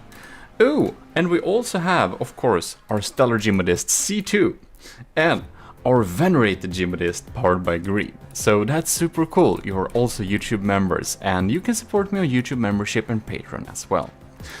In any case, I hope you've seen the last episode, the finals of the Slabman challenge, because it was quite epic, and we dealt out some cool rewards in the Discord. You should probably join the Discord, by the way. And you should definitely check that video out, because Kevin, with a 1 instead of an I, made a very cool blueprint of the Stridsjacht made by Setup, a blueprint desk mat we've made out of this. So do check that out and see what he created. It's a wireframe thing. It actually really looks really amazing. I couldn't do that myself, so thanks a lot to Kevin for helping with it. So let's see here. I'm trying to keep track, of course, what changed. Oh, look here. I forgot to do like this. Repair all, because I retrofitted this. But isn't that quite amazing? So here we have the start of the superstructure. And as you've seen from earlier models and earlier like drawings, actually, like actual drawings, you saw that in episode 1 and 2, you can see that we're gonna have a pretty big superstructure. And this is the base or the ground level of this superstructure. Right here, we basically have a thin layer of metal. We won't really have anything important behind the superstructure. It's mainly there to look cool, so yes, it will be a complete waste of material and it will inhibit my chances of making a ship that's really good combat-wise. But I'm also thinking that any shot that's aimed against the superstructure is a wasted shot. So it may fill some type of function there. And in the superstructure, this is going to be right-siders, so we don't need to have cram cannons on both sides. But this is, of course, the cast bronze goblin-inspired cram turret. You know, my ancient goblin turret. But a new model, the cast bronze thing, elite millimeters, very funny. And it's just aiming out of the side here, and the other side is going to be open, and this is also going to be some type of entrance thing. Right, here we also have some space for auxiliary detection. So nothing fancy, just some holes there so we can have some extra detection, because of course we want to make sure that we don't lose all our detection, and we don't need it for this side for obvious reasons. Yeah. Here we have the cram mortars. Them looking really cool. We got the decorations, really thin deck armor here, so that's probably somewhere an enemy could aim to deal some damage. It's like, is it like one layer of wood? Why is it 2 layers of wood here? Oh, because I have an... Yes, this is a really cool thing if you want to make things that look cool, and that's have like small elevation differences on surfaces. I find that helps very much. We have the laser output here, so of course we have one laser here, and we have one laser here. We've also connected up a LAM system onto the superstructure. So right now this is a only 120 meter range engaging LAM system. We have 3 nodes here and 5 nodes here. And we're of course having the nodes there and in front, but we're not gonna go overboard with the amount of nodes, because our laser, remember, it's connected up to the same system. The LAMs and the damage lasers are connected up to the same system. Some of it is spread out here. We have some extra ones there, a Q1 laser, and we have the main Q0 laser down here. Now we got the output going out to the side to deal some damage, and we have some auxiliary cram cannons right here, mainly to look cool. I don't think they'll get through to the Ragnarök at all, actually. Here, or many other ships for that matter. And we got another cram. This is a little bit more meaty. I believe in that a lot more. We have a diff gun stuck in here, so it just looks like this is kind of a, I don't know, an entrance thing, and we just rolled out a cram, no, a diff gun, a little APS manual loaded gun there. Right, and the tall pipe organs are going there. So I don't know, that's like where we're at. We have most of the weapon systems already placed down. I'm starting to think, as said, that I may need to change some of the hull point crams to pen depth frag, because that makes a little bit more sense. But we'll see about that a little bit later. And of course, we have some pretty nice shapes going on here. But we're going to build on the superstructure, so let's load in the next iteration. I never actually did this version like this way before, but this is so cool. We can see we're slowly like repairing up so we get the new blocks. And we can just do like this. And ta-da! You know the Vigoletta Marksman 5 firing the 67mm shell that we actually made into a water bottle, which you can be checked out into the store. I need to get my updated version. It looks very funny. I just thought it was such a stupid idea, so I'm sticking with it. 67mm is a hallmark of the army of GMODISM now. And the Vigoletta Marksman 5 happens to be an extremely efficient turret. And I don't know, I think you've seen this before, I don't know why exactly, but I don't think sabot frag should be a good shell, because a sabot head decreases the damage with like quite a bit. The payload is down to like 25%, so it should really be pretty bad. But I did test side by side with regular sabot, armor piercing and heavy heads, and the AP frag variant did actually shoot through armor faster than the other ones. So yeah, there we have it. I wanted one of these turrets here because it's a really good turret to use to basically blast off important things on people's superstructures. This shell is also equipped with a tracer, as you may have seen, which means that it's pretty accurate. Here we can see the powerful broadside. Bam! Pretty nice, ain't that? So there we got that one. I really wanted this one, and of course it's not super well protected, but the turret itself has some, well, on turret heavy armor. So yeah. Then I also added some extra cram cannons. I'm not sure we're gonna stick with these because I think, again, a lot of the smaller crams won't actually get through to the enemy. Loads of people have really good LAMs and sieve systems, and these small crams are probably just not worth it, but if the enemies didn't invest in a sieve system too much, which you should not over-invest in, by the way, you should invest in dealing damage, but if they didn't do that, of course they'll help. So yeah, by the way, I just love this shield, ain't it very cool? Like the video if you agree. If you disagree, you'll unfortunately have to dislike the video, but it's important you press one of the buttons. Thank you. In any case, that's like the extent of that, so we're all gonna move on to the next iteration. Yeah. One thing that I just realized is that I placed down my integrated, insulated shields, smoke dispensers, munition warners, and laser detectors things into the hull here, and this is gonna make it a lot harder if I decide to update the armor. So I guess it will take a while before we actually update the armor. Excuse me, but what? Oh, never mind. Let's move on. Next iteration.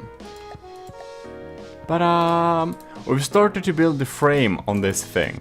So you can see I decided to go with some super cool black outlines, some more cast iron structural things, and trying to do some really cool shapes with overlaying some decoration blocks on normal blocks to get edges we couldn't otherwise. Something I newly learned to do and using all the time now. And you can see I'm really going for this kind of cast iron, like 1800s industrial revolution type of industrial frames, somewhat like that. And I really like it. I just love this shaping and look of things. I just love this black iron, like linseed oil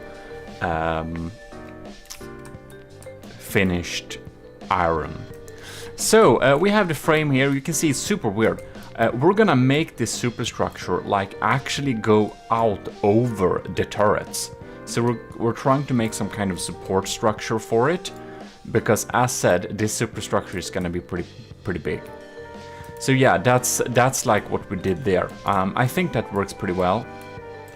And I don't remember if this rudder is newly added, but I added that as well.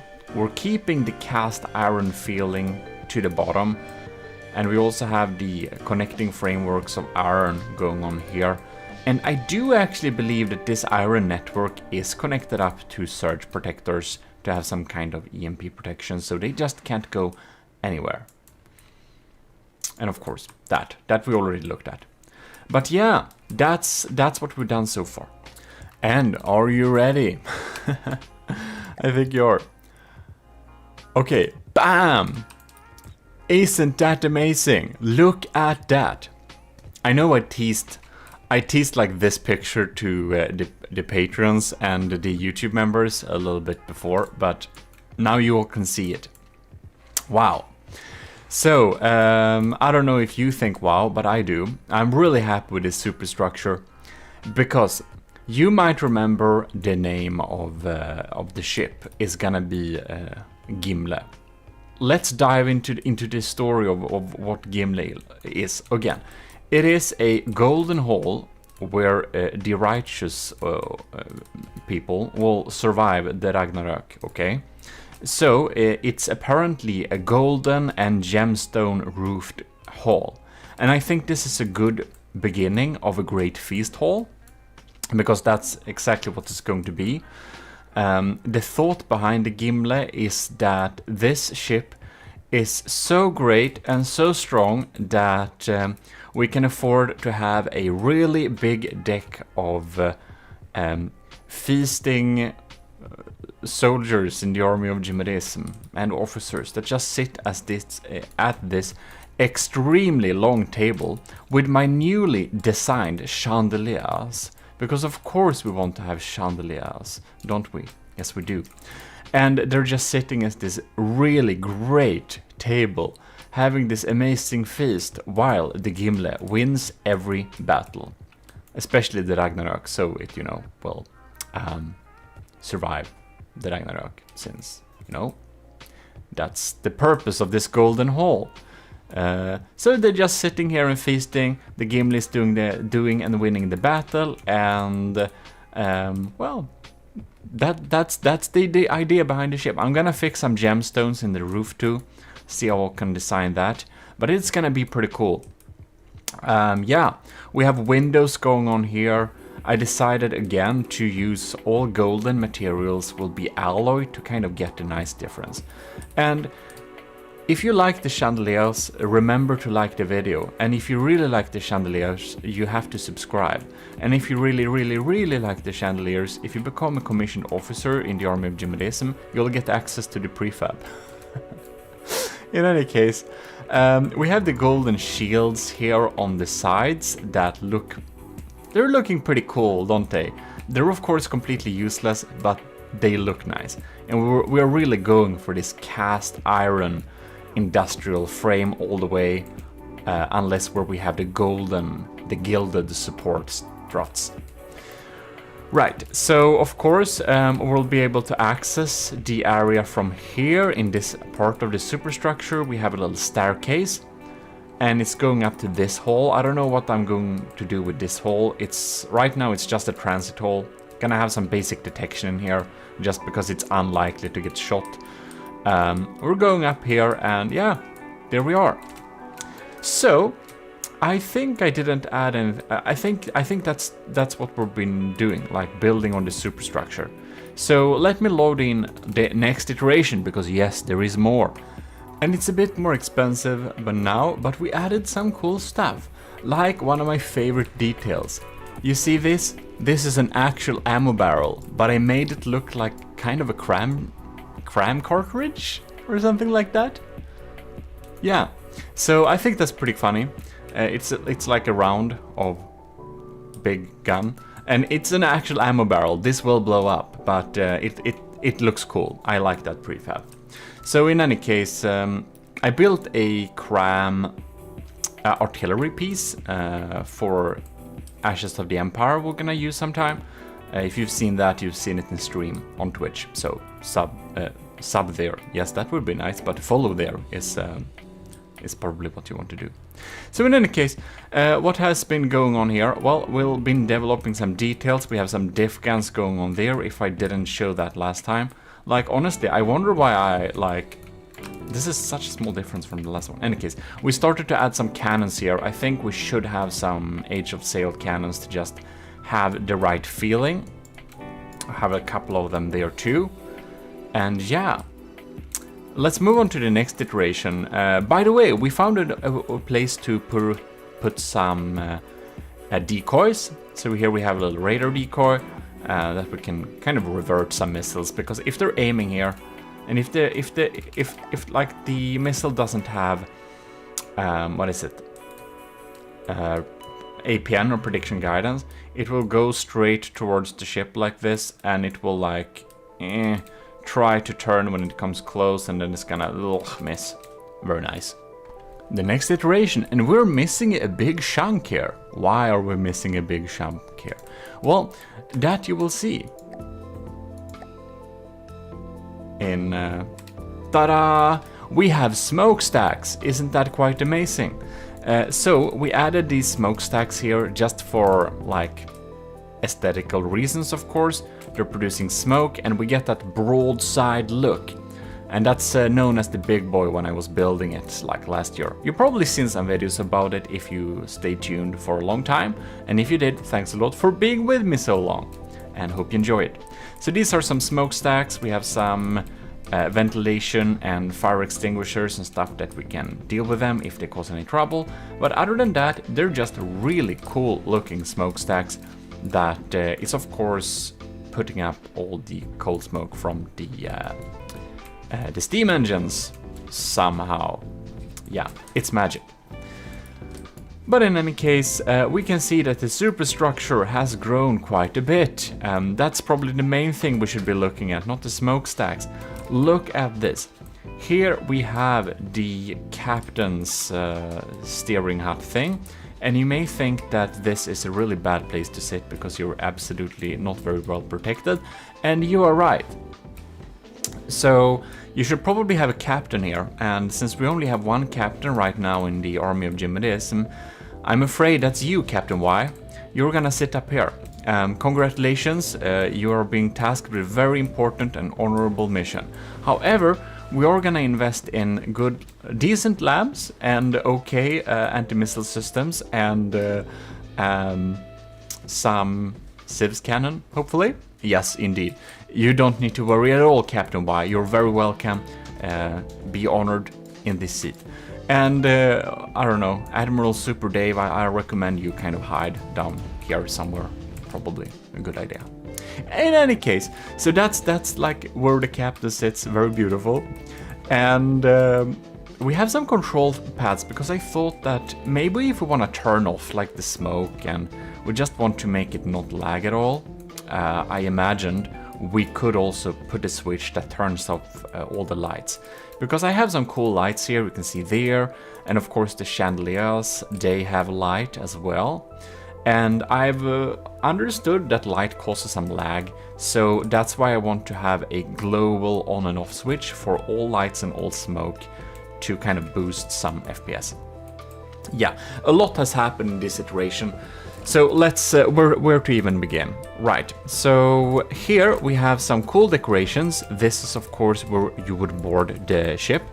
We have some rubber pads there so that you don't, accidentally damaged the dock. So you can just walk on top here. You can kind of tie up the land gang or whatever it's called. We have a little anchor too, really small one, but probably just to anchor some basic things. And you can walk in here and get access to the ship. So we're of course gonna have some type of walkway. We're not gonna have full interiors, but we are going to have interiors. Some basic ones so that you can access it at least. Right, we got them there, and we have actually exchanged some turrets here. I thought that the cram turrets in here was kind of a little bit wasted, so I updated them to the 8-meter tight Tetris Vigoletta sniper cannons instead. And this is a pretty good sniper cannon. It is a sabot sniper only. Sabot head, dealing some penetrative damage, and I wanted this to not only deal sandblasting damage to superstructures and potential enemy turrets, but to also be able to help in shooting off barrels, penetrating turret head armor, and stuff like that. So yeah, then of course we have some additional things up here.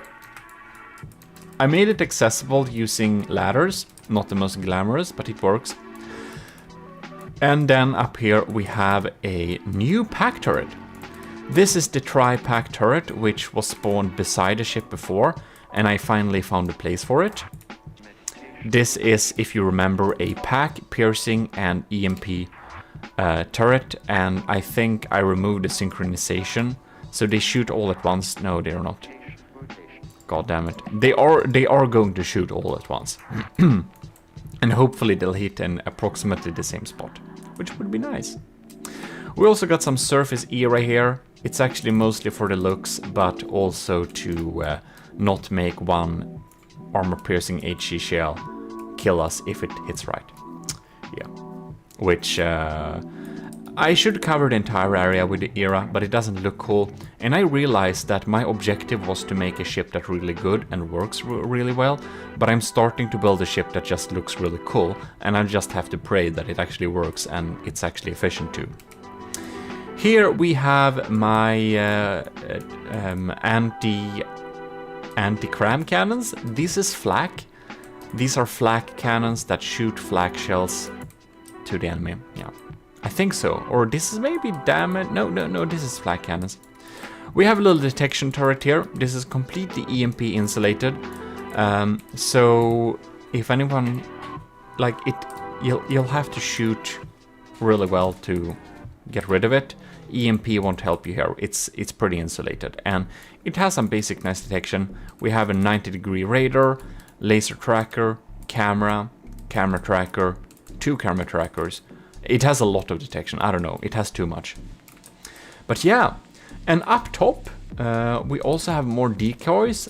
We have some cool wires that are connecting the superstructure to the main area, and I wanted this just to look cool. I realize I haven't been very good at using these imaginary wires before, but they just look so darn cool. I just have to learn to start using them, and this is one of my first examples of doing that. Right, and up top here we have the idea that Azusa suggested in our Discord, and that was that we should have some kind of teasing system. So this is a laser targeter. It will target another part than the laser is targeting, just to tease the smoke, to dispense there too. Because if we dispense the smoke at all the places at once, the enemy's eventual LAM systems will also be handicapped. And if it doesn't get handicapped, well, then at least we are making the enemy use more materials than they would have done otherwise. So we're gonna switch up this teaser to a system that teases fast, and of course it's made to tease the lambs, so this is just a thumper head.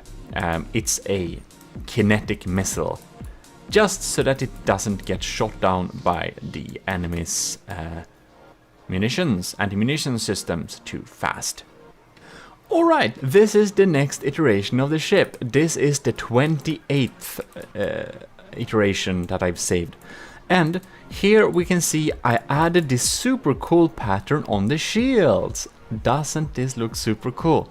So I added new colors. Instead of using the gold, I started to use a brass, and I made a bronze and a like silvery aluminium surface type look here, so that we can really have these shields that really looks up like some kind of weapon shields.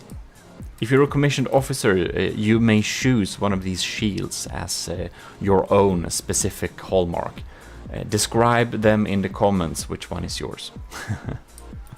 In any case, that's what I added there. I think that looks super cool. We have, again, as I said, I wanted to have some basic detection in here. So we have some EMP insulated detection here that goes all the way around. Very handy. This episode we have really been focusing on the superstructure. A lot inside the ship hasn't, of course, happened. It hasn't happened much here. Some minor armor upgrades to internal armor, but nothing hardcore.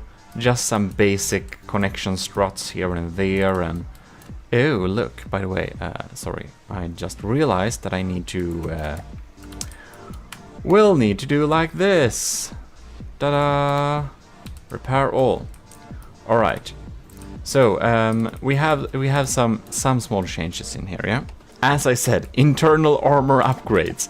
So because these engines were a little bit too exposed before, I added some basic internal armor.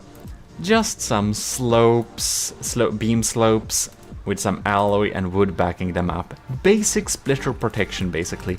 But I think it's gonna help a lot, or actually I know it helps a lot, because we had an incident before where the crossbones, of all things, shredded some internal engines during some basic testing, and that wasn't really fun, so I thought that, god damn it, I have to have some internal protection against frags, so there we have that.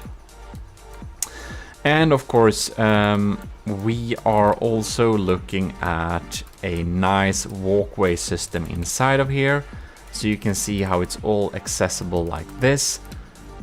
And yeah, I think that's like the extent of the internal upgrades as for right now. Other than that, we have just focused on making this thing beautiful. And why I didn't show you this last iteration, this has been fixed. We added an anchor here. I thought that this isn't, of course, an entryway. This is actually the exit hole where they cast out the anchor, the proper anchor, so it sits there. We have some rubber padding so it doesn't damage the side, and railings and stuff like that. So I kind of imagine that the anchor chain is inside of there, and they just put it out of there, and they also have a little cannon that they can take out. So yeah, that is the Gimli so far. We've been using some more wires to connect things up, make it look a little bit more sturdy. Do you remember how we in last episode actually went over budget? Well, let me present to you the fix. We're just going to check this side out here. You see this armor here? 2 layers of materials and alloy and more wood. Isn't this a little bit too thick? Maybe we're wasting materials having a lot of armor here. Hint, hint. Ta-da! Let me present to you the new armor on the left side that won't be taking any fire if we're lucky. Look at this. I think this looks so cool. I don't know about you, but to get the same feeling as we got with the shields up here. And have you chosen your shields, commissioned officer? Remembered that you can choose your shield. In any case, we can see here that I've used the same colors, kinda-ish, a little bit, the bronze at least, to go through and have a little holy structure to the side here.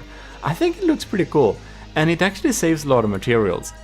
Now we are 2.158, so we still have some materials to play around with. And this armor is of course very thin. It is literally look, it's just tetras. Yes, I've become one of the tetra people. That's really bad. We have some of them for connection. Otherwise we just have like 1 layer of alloy. That's the extent of it. We have 1 layer of alloy as armor here. And on these stripes you can see we don't even have like 1 layer of alloy. We basically have very thin, almost non-existent armor to the side here. So yeah, it's thin. It's thinner than thin.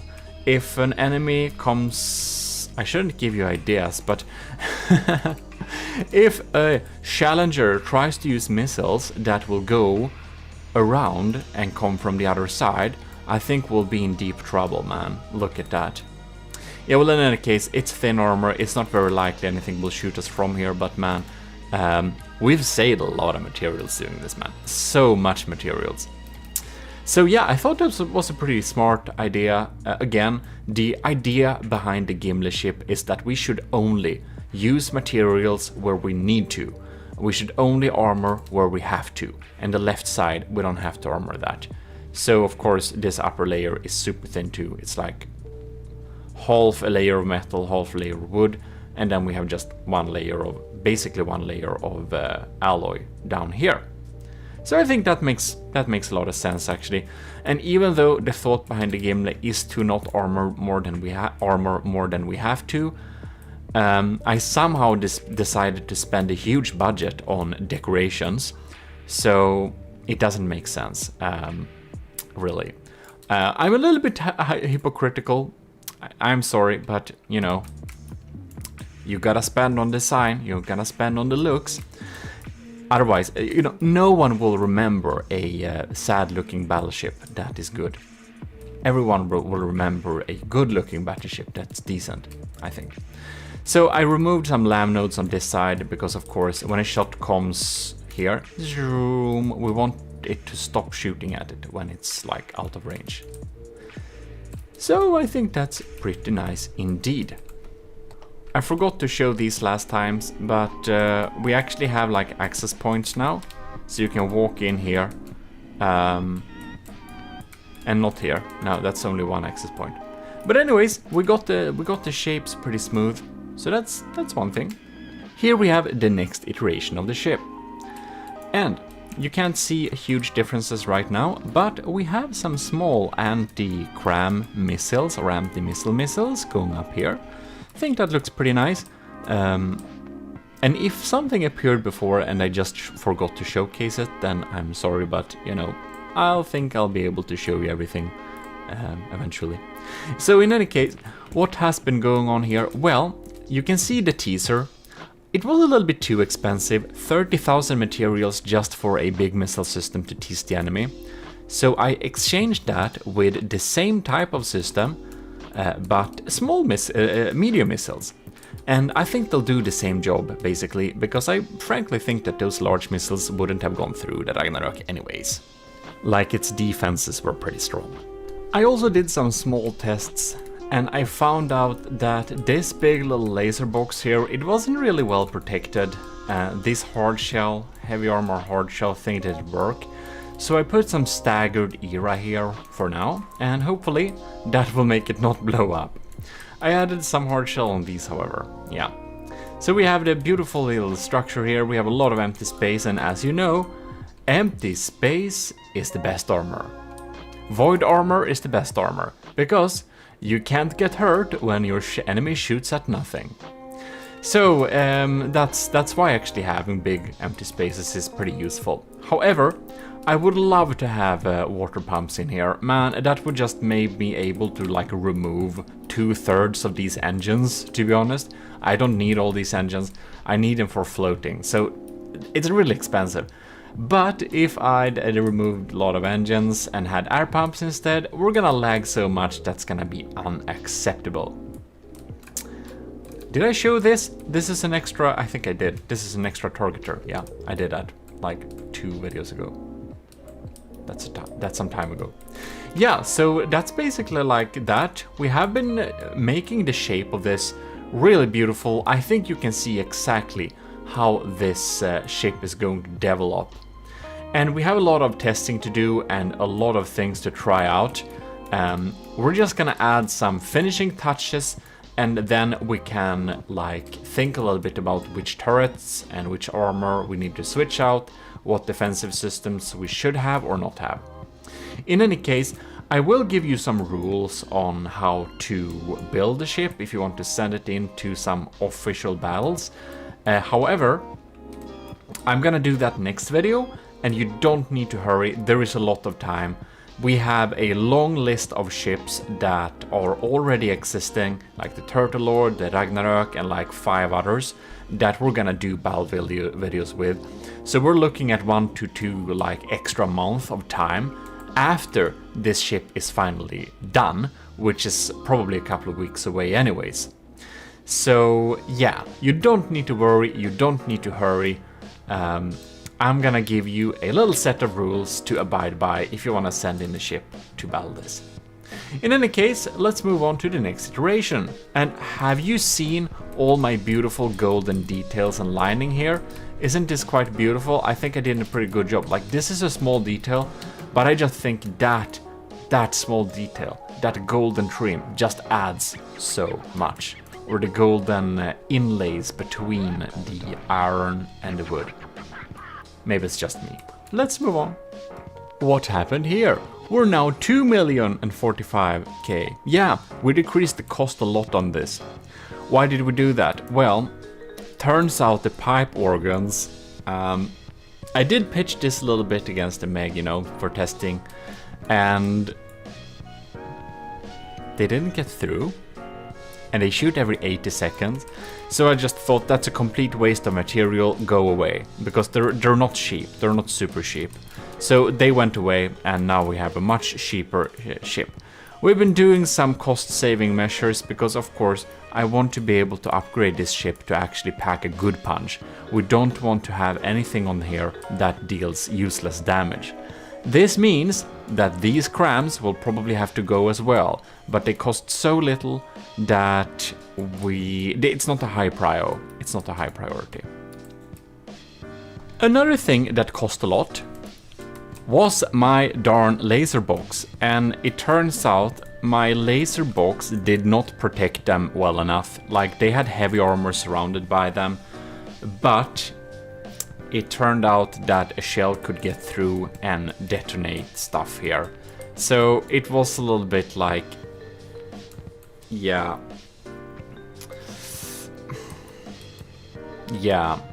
when just testing it a little bit briefly, shell penetrated, exploded the laser box. Like, one really good shot destroyed almost the entire laser system. So I realized that just has to go. We can't waste heavy armor or something like that. So I'm going to find another way to use this laser system, maybe put it somewhere else, probably spread it out to make us have some efficient laser protection.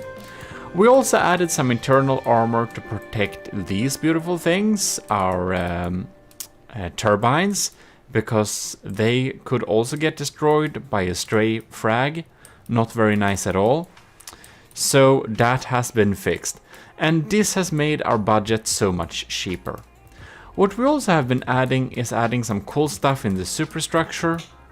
Staircases up here, so we can walk with staircases up here. So we can, where is it? Climb up here. So we can walk into here.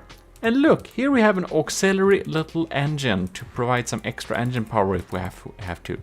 It also provides a heat spot, so heat aiming things might aim up here, which is, if they're accurate, ain't gonna do us much damage. And we have a little tiny electric engine and just some cozy-ish interiors. Then we can climb up here to this layer where we have nothing useful except some smoke dispensers and a beautiful little room. Like, isn't this so cozy? I think this room is pretty cozy, I don't know why. And then we can climb up to the bridge, of course. Very nice. While we should discuss important matters, we of course need to do more important things, which is more decorations.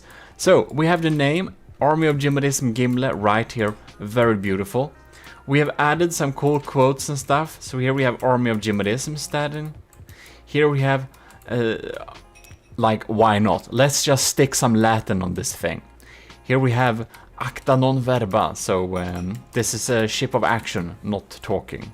No negotiations here. And of course, Army of GMODIST Invictus.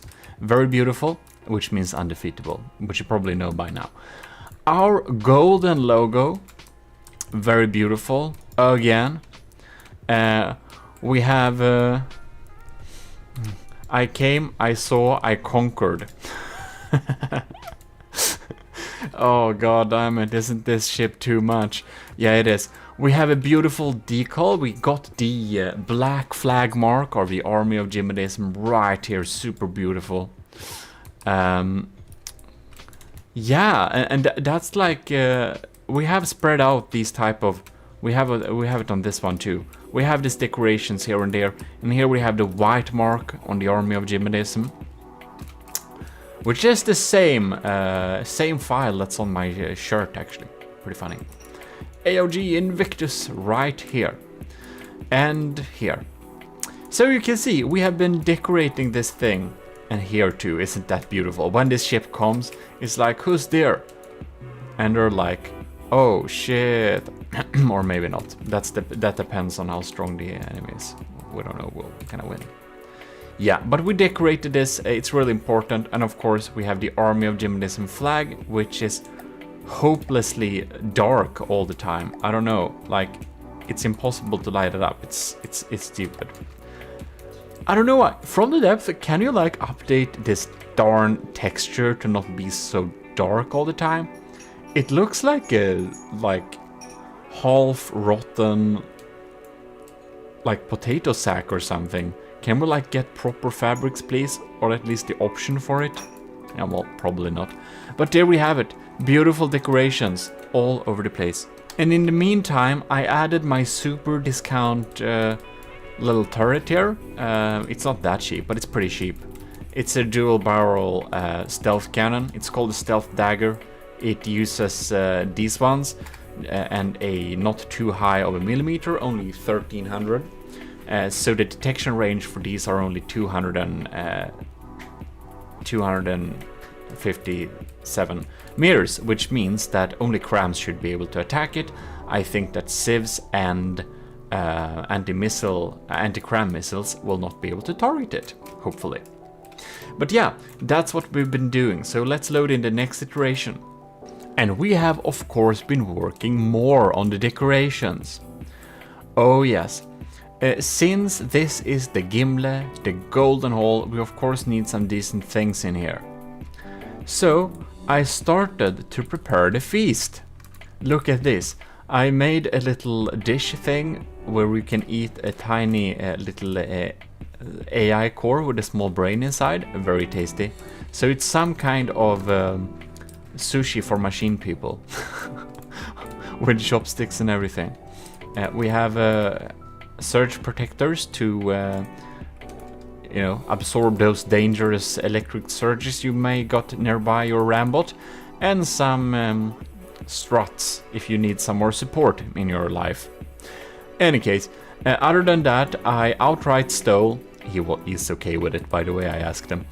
But I outright stole the beautiful drink that Setup has designed for the absolutely stunning Stridsjagd refit of the Slabman.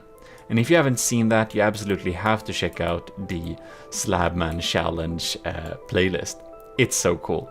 But he basically made this awesome little drink that's what was onto the ship. As you can see, it's like some kind of gray machine fluid, perfect for Rambots. So I added that all over the place here. We have some extra AI routines and stuff like that. We got some ammo pieces, fuel, you name it. Everyone's taste can be met on this table. Even some spicy chaff chaff thing. I think this is kind of like spun sugar for machines.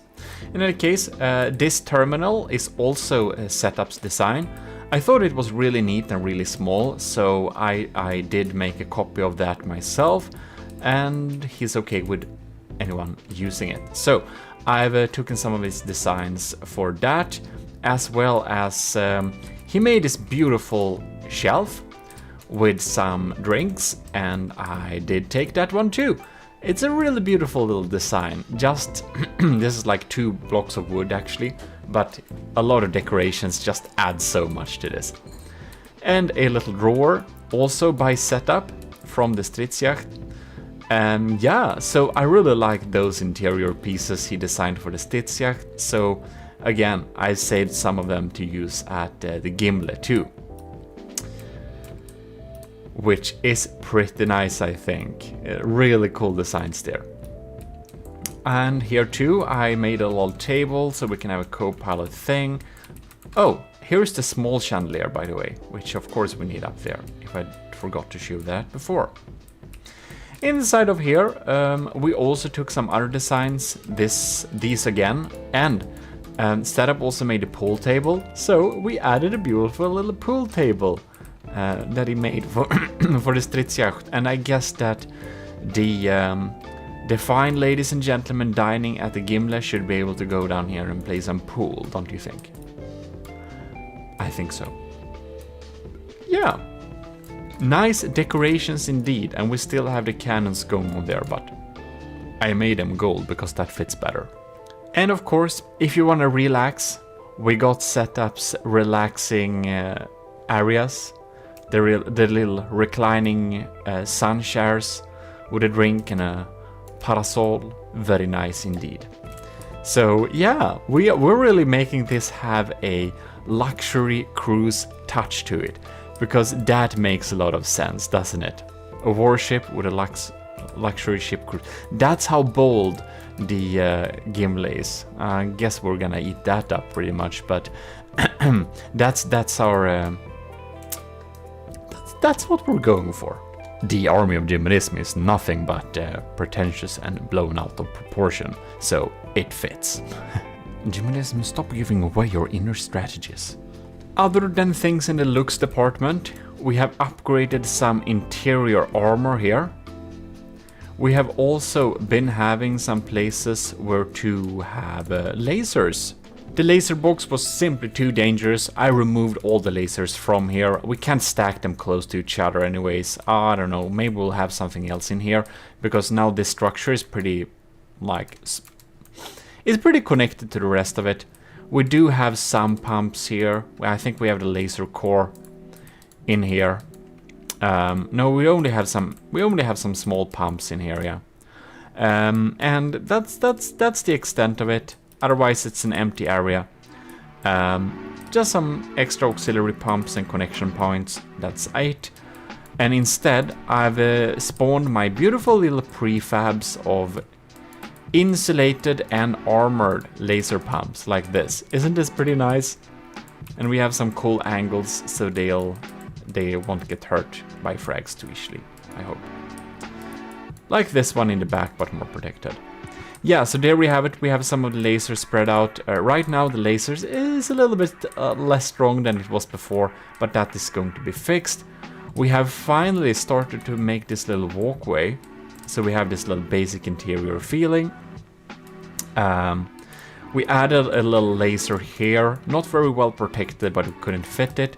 We added some lasers on the side vertically here, not EMP protected at all, but they are just behind the turret, so they will not be getting too easily damaged, because this turret is of course pretty well protected with heavy armor and angles. We even stuck a little area in here, so yeah, we have been working on making this laser a lot stronger. And since I realized the wiseness of protecting things behind the turret wells, which are really well armored anyways, since the right side is going to face the enemy, I putted my laser core in here. This is my new laser core prefab. All the commissioned officers can access them. And before I forget it, I will just give out a huge thanks to Admiral Super Dave, Captain Y, Stellar Lieutenant C2, Venerated Lieutenant Powered by Greed, Lieutenant Asteria, Tyler Russ, and Vincent Veritas. Thanks a lot for being a higher member in the army of GMODIST. So in any case, let's move on here. We got some basic splitter protection and stuff like that going on there. I removed some of the battery because it was just a little too much. Because if you haven't noticed that, batteries are really expensive, man. And again, we're working on the interior looks. We got some golden stuff going on there, diff guns, and if we go in here. Now this is going a little bit too low, so I'll have to fix that later. But now we can go down here, go into there, and we just have a ladder down here, I don't know. We'll see how we connect that up later on.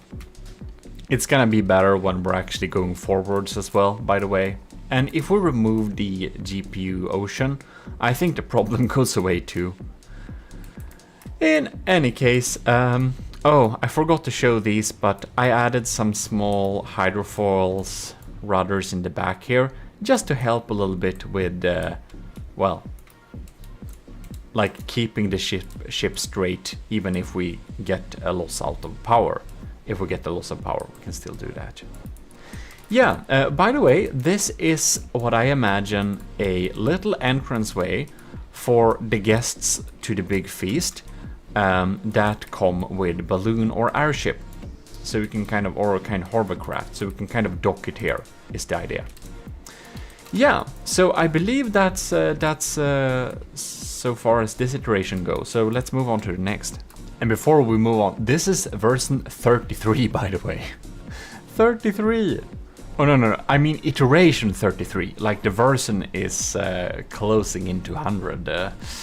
But the iteration where I've saved that it has been changed long enough to get a new like save, because every time I build on this thing and I made something major that I think is worth taking up, I do a new manual save, and it's just a number higher than the number before. So this time I saved it as 33. Well, version 33 with a cost of 2.11 million. We will do a little, we're just gonna spawn in a Megalodon to see this in a little bit of action, because in next episode we're going to go through and see which turrets will stay and which turrets will go. Did I show you this golden trim, by the way? Isn't that super cool? I think it is. So yeah, let's load that in, and we're going to look in future episodes on changing out and switching out turrets if we need to. We do actually need to change some of them, but no spoilers.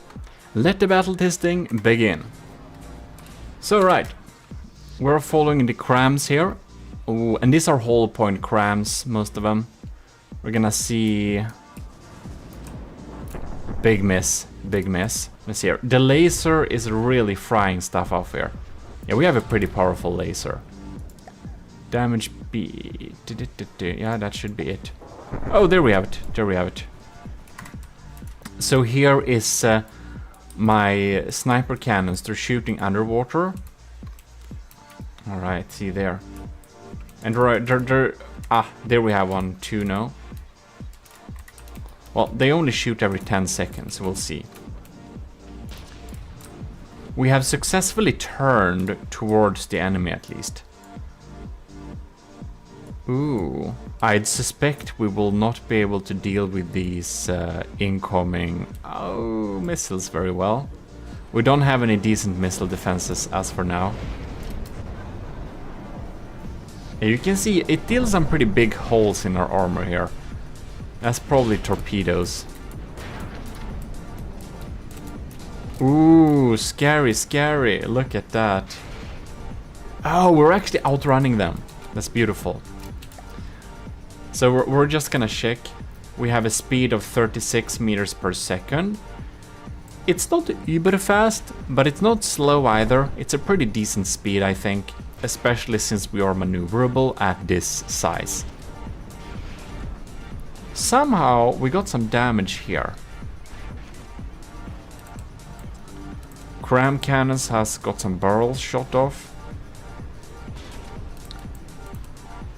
They seem to be aiming towards the enemy. Yeah, they have them in scope. That laser seems to get prio over the other ones. I wonder if the other laser's connections got damaged or if the laser just ain't strong enough. It's probably not strong enough. There we have some Q1 shots too.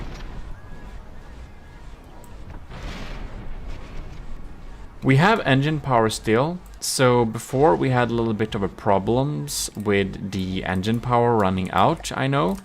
So I added more engines. That kind of upped the budget for that. The pack is going on there too. And our crams are going through here. Yeah. So I think we should turn off this damage debugging. Clear all. There we go. Let's check what's happening here. The laser is doing a decent job, I think. Really digging through there, despite the smoke. I don't know how much smoke the Megalodon has, actually. But of course, the Megalodon is a bit cheaper, but it's good to know we can actually beat this thing. Like, the Megalodon is no match, but we are also a good bit more expensive. I think in the next episode we are going to test against the Ragnarök, and from that information we'll be able to know what we're gonna do with the turrets. Because I do believe that these hollow point turrets don't really do optimal damage. So yeah, there's that. So this time we're gonna test out some of the turrets and see if they may be worth it or not. But first we have the great benefit of actually testing this with the Ragnarök, because of course that's one of the ships we wanna beat. So of course right now we have no data on the hit rate on the turret, but when we are shooting towards an enemy target we'll get an actual hit rate in a percentage, so we know approximately how often our shots actually hit the enemy. So we're gonna spawn in the Ragnarök and we're gonna see if we can beat it by like one part, but also which turrets are doing a good job and which turrets are not doing a good job. The Ragnarök is not the only ship we want to beat. I do think we should probably be able to beat it with our current design, but that's a bold statement, GMODIST. But anyways, let's spawn in the Ragnarök and we're gonna see. The battle is online. Right. We need to follow these. These are some scary shells here. Let's see here, we're shooting, that's some sabots going on there. So the first shots coming out here, they are sabots. Well, we see where they go. See if... Ooh. Bam! It's penetrating pretty deep into this turret here. We have some of the sieve system just... They're just bursting through. I never realized the... Let's see here, that's the kinetic sieves, isn't it? Yep, sabots, isn't it? I didn't realize the kinetic sieves was a... like burst gun. That's like an inaccurate cloud. Ooh, this is interesting. Here we have a cram shot. I think we can go up to full speed actually. And I think we're gonna do damage debug. We got the pack coming in there. Ah, that's beautiful. Okay, so here we see my under subsurface sabots. Oh, beautiful. This is exactly why I designed them. I want them to be able to shoot into the engine compartment here. And they do that all right. So we really want them to be able to take out some important stuff down there. We're getting new holes popping up there. Now we got the full broadside. We are into degraded mode. Not surprised. You can see that sieve system is they're taking down my cram mortars. But my cram mortars were actually on spot. They would have hit. The laser ain't doing much damage because we have so much smoke. It's doing something though. Alright, let's see here. The crams, they're going through alright. Right. They are indeed. And we have dealt a good damage to the turrets there. The pack is still alive, so we have some pretty good health on the pack, it seems. Now they somehow targeted the top here. That's very interesting. So we are shedding bits, of course. If we check the menu here, we can see the Ragnarök. Oh no, the Ragnarök is actually in the lead in terms of health points. One of our big cram turrets is dead. Alright, that's not good. We have to investigate that. Right. So, as suspected, no damage has been dealt to the side that's well, not meant to combat the enemy. We have some pretty damaged steam engines there, but they're not connected up all to each other. We have some good ones here. We have engine power still, that's good. Now this is open of course, but the damage type makes it unlikely that we'll be hurt. Alright, this laser compartment is hurt. This one too, but not dead. Oh, this is dead. Yeah, okay, damn it. Seems that maybe I'll need to protect my lasers more. Right now we can see that the thing that did the damage was that the damage was dealt to the turret block itself. So that's a very nice and lucky hit. That we'll have to anticipate, of course. The shields are doing a good job, it seems. Most of the shields are online. We have the heavy armor beam slow band there. Are we having yeah, we got good battery power. Let me check here. Our engine power is going down. Let's fly with these for a little second. See what's going on here. And they're 200 mil, so I guess they'll be detected pretty soon. They are not shooting slower if I remember. Bam. Yeah, it gets... Oh, bam. That one is actually... Kill that cram one. So, our penetrating stuff is definitely shooting through here. But I think we should clear that away now. So, some of the turrets are pretty hurt. But just straight off the bat, it kind of feels like these cram cannons, the hollow point ones, they have a lot of health, and that's good and all, but they just lack that really heavy cram type of damage that we just absolutely love. That cram type of damage is just pretty beautiful. It can make the enemy's ship explode from within with having an armor-piercing frag model. I think we'll need some of those shots. So that's definitely something we'll have to look at.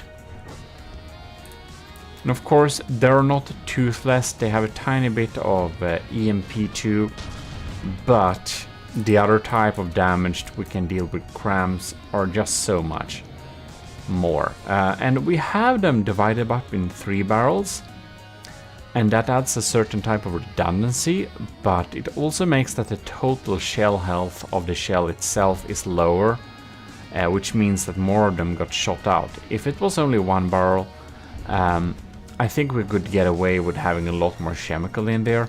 The stats are as this, 88 to 88 percentages. So it's pretty even now. Okay, well that's at least more hopeful. Laser, it's doing its best to fry, and oh, this turret already looks pretty sad, man. I wonder why. And we'll also need to fine-tune the AI targeting and stuff like that, because right now it's... I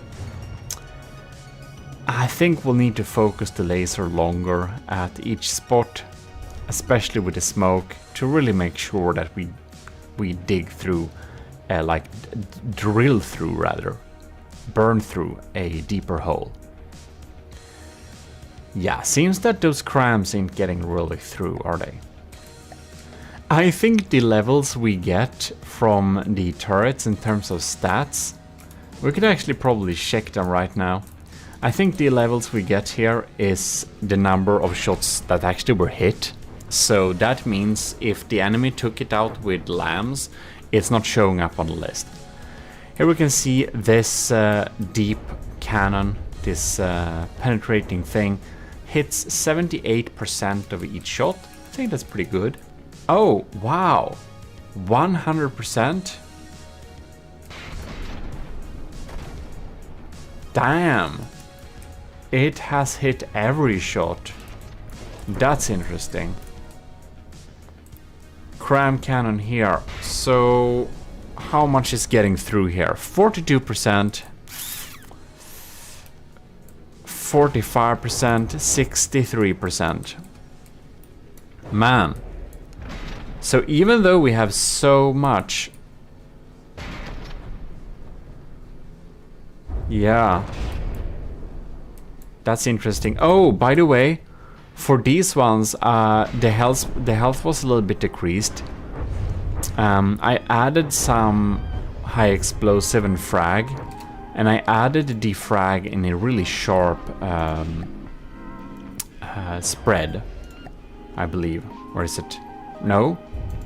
What is this? This is so weird.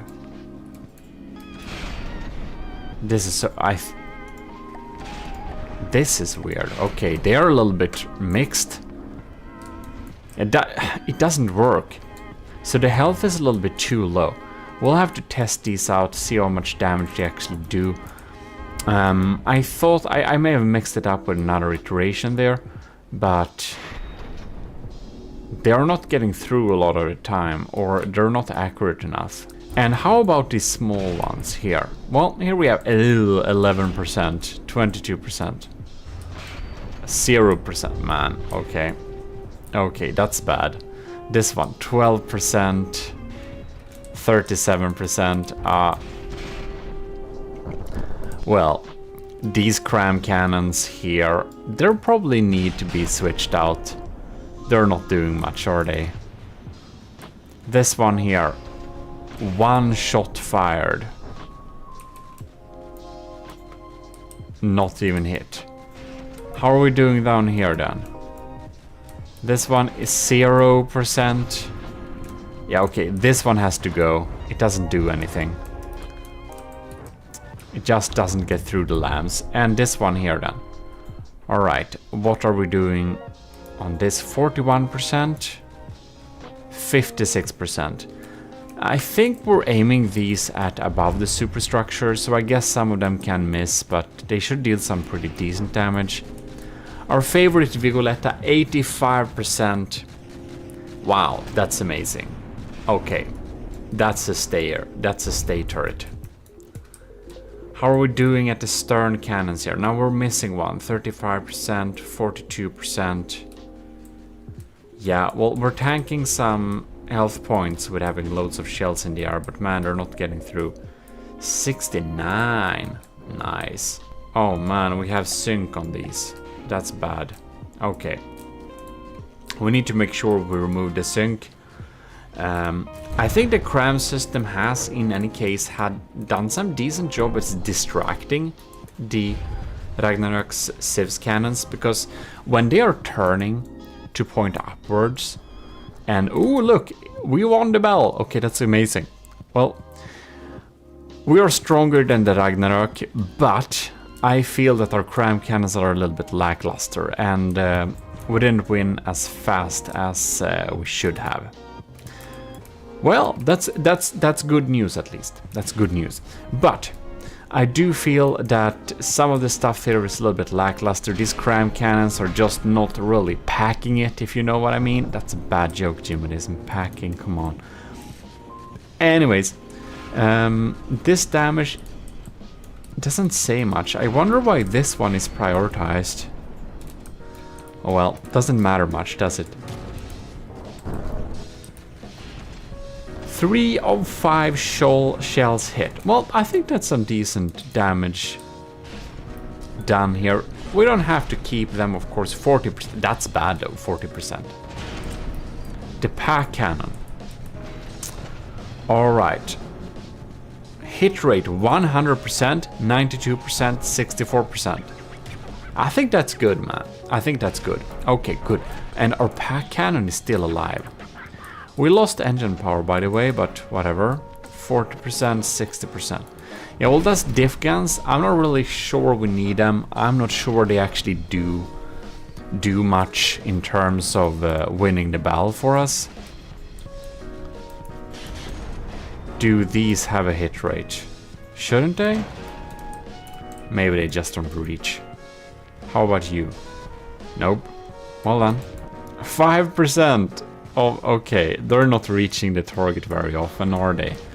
I'm not sure even this is a worthwhile, worthwhile cost to spend on teasing the smoke. I think in Ragnarok in particular, I think it just always dispenses its smoke. Well, I think we'll need to find some options to these turrets, so we're going to dive into looking at turrets.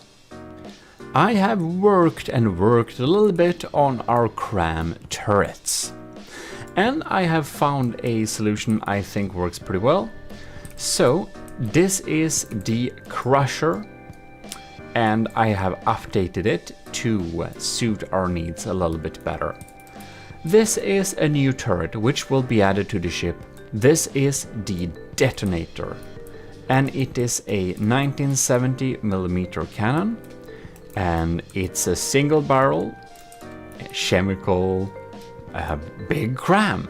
This is one of the more classical crams that a lot of people are using in big tournament battles, and since I found that having multiple barrels makes it so that each shell has lower health, which makes it more likely to get taken out by the lambs in the end. And I'm hoping that when having a big one here, you can see that the shell health is almost 180,000. And I think that's gonna be pretty hard to kill. These shell health I've added and changed a little bit. So its shell health is now kind of in the 140,000 as we had before. And the middle one is in 126,000. I think that's more because the previous version on the ship, their health was a little bit lower. So in any case, let us show what are these type of cannons now. This one, which we have here, the Detonator. No, this is the this is the Crusher. The Crusher is still a hollow point system. So we have hollow point here. And the previous version we just saw on the cannon, I don't remember if it was hollow point or not, but the original one was hollow point. And then it got changed for some reason. So these are hollow point systems, yeah. And they're loaded out in a little interesting way. I added them to have frag. And as I said, I set the angle to 1 degree. And I got a little bit confused before if I already did this or not, and I didn't, and it sucked. And this means from the future I can tell you that this works a little bit better. I think at least. Sometimes it's hard to know. But I set it at an angle of 1 degree, and of course this makes the frags super weak, but this is a hollow point. And the shell will detonate at the armor surface. So I'm really setting this up to work a little bit as a shaped charge with max pen. So it just penetrates as deep as possible with this 1 degree angle. We also have a tiny bit of EMP to deal some slight EMP surface damage. And the other ones, they are set up in a similar way. A little bit of EMP, a little bit of frag, and frag 1 degree of course, and EMP there.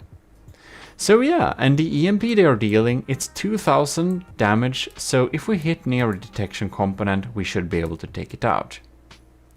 Now, to the Detonator, it's 1970mm, mostly because I think it's funny. There is no real reason why I skipped some 30mm. It's just, you know, I like to have that. I think it's boring when all APS cannons are 500mm and all crams are 2000. Like, I want some variation, even though it's more like in my head. But in any case, this is a 150 degree, so wide angle frag cannon. We have a tiny bit of high explosives to really clear out some blocks exactly where the detonation takes place, but other than that, it's a big fragger. And having the frag angle as large as this makes the fragments very powerful. We have 51 fragments with almost kind of 120 damage each. These are gonna kill some blocks, are they not? Yes, they are. And I think this is detonate from first impact or something like this. Wherever I have the fuse. I don't know where I have the fuse. Is it kind of here? No, oh, there it is. Right, so here I put the fuse, and it is time from first impact 0.09. And I set that up to be approximately exactly what I want to deal some damage towards enemy battleships. So we don't want to penetrate too deep, we just want to penetrate deep enough. So we're gonna do like this, and we are going to slow down time, and we're gonna fire these ones, so we can see what type of damage we have set up. Bam! Now, this one may be penetrating a little bit too deeply, but I kind of imagine that this will be pretty decent damage if we are penetrating a battleship with some stronger armor than this. This is one layer of heavy armor going through like that, just some metal and wood here. And I don't remember exactly how thick the Ragnarök is, but I think this would be kind of in the middle of most battleships. So that's why we have the detonation taking place there. Now here we can see at the hollow point cram, of course, the combined output of this cannon is a lot more health than this, because this is effectively like, what is it? I don't know, it's like 300-400-ish K. So all of them are not going to be taken out. And here you can see the detonation is taking place here. This entire chunk, it was only 2 layers thick, but all of these blocks in the surface were destroyed, and the fragments went through and dealing some deep penetrating damage. I'm suspecting these will do more successful damage on a real target than on this dummy. So I think that should be a good combo for our cram cannons. A more classical doomer and a little pseudo heat shell, kinda. This is the Vigoletta Marksman sniper turret you saw at the side of the ship, and I'm not exactly sure how much damage they do. We can see they penetrate. I think this should be probably penetrating enough to deal some damage to a turret. So I think we're gonna make these aim over water. And this is just a sabot head. But yeah, we're probably gonna make these aim over water because they are dealing good damage, but they are not going to be able to penetrate like the side hull of an enemy ship. I think they're a good fit in there. We're not going to test all of the tiny turrets. We're going to take a decision on them only, or like solely, dependent on how big of a percentage the shot actually hit. If they didn't hit very often, they will just be removed. So don't be surprised by that later. This is in any case the Arcaballista Invictus. Oh yes, I already knew this, by the way. But I just wanted to show you here an extra time. They are very well capable of shooting through most hulls, and these are definitely a keeper. I definitely think they were able to disable the Ragnarök's engines pretty decently too, and were one of the factors that made it sink in our little test earlier. I only have one pack turret, by the way, so I always forget its name. But it is called the Triad. The Triad. So we're gonna test this one out too. We of course need to damage. Clear all. Repair, and we're just gonna. Excuse me. Excuse me. My god, they're acting super weird. I replaced them, let's see if they work now. Like, these worked actually pretty well in the battle. They hit almost every time, some of them hit every time. So, okay, let's see here. Ooh, the piercing ones are actually going through, man. That's pretty cool. Each of these turrets only cost... they only cost 30,000, by the way, but man, I didn't expect the pierce one to go through like that. That's cool. We're dealing EMP damage, we're doing some impact damage, and the impact damage is a little bit lackluster, but I'm kind of thinking if we hit the small turret, we can just delete it if we hit it with some. Yeah, I think that one gets a pass, and we only have one of them anyways. This is one of the cannons we're gonna replace some of the cram cannons with. I'm just gonna show it to you. This is the slightly updated version of my Fang turret. Let me see here. Is it Fang Mark II APS 49mm? It's a pretty old turret. It's one of the oldest one I have. Which makes me remember, huge thanks to all of the commissioned officers in the army of GMODISM who are supporting the channel. Admiral Super Dave, Captain Y, Stellar Lieutenant C2, Venerated Lieutenant Powered by Greed, Lieutenants, regular Lieutenants Asteria, Lieutenant Tyler Russ, and Lieutenant Vincent Veritas. Thanks a lot for supporting the channel. And you can of course access this together with my cadets. You can also access all my files. But it is a sabot head mixed with a charged head, whatever is that called, heat shells. Now we are up to against heavy armor here, so of course this is not our optimal target. I'm more thinking that we should be able to kill some turrets by shooting the turret heads. This is of course a over surface sandblasting measure. But anyways, that's just an idea. I think we're gonna stick them there.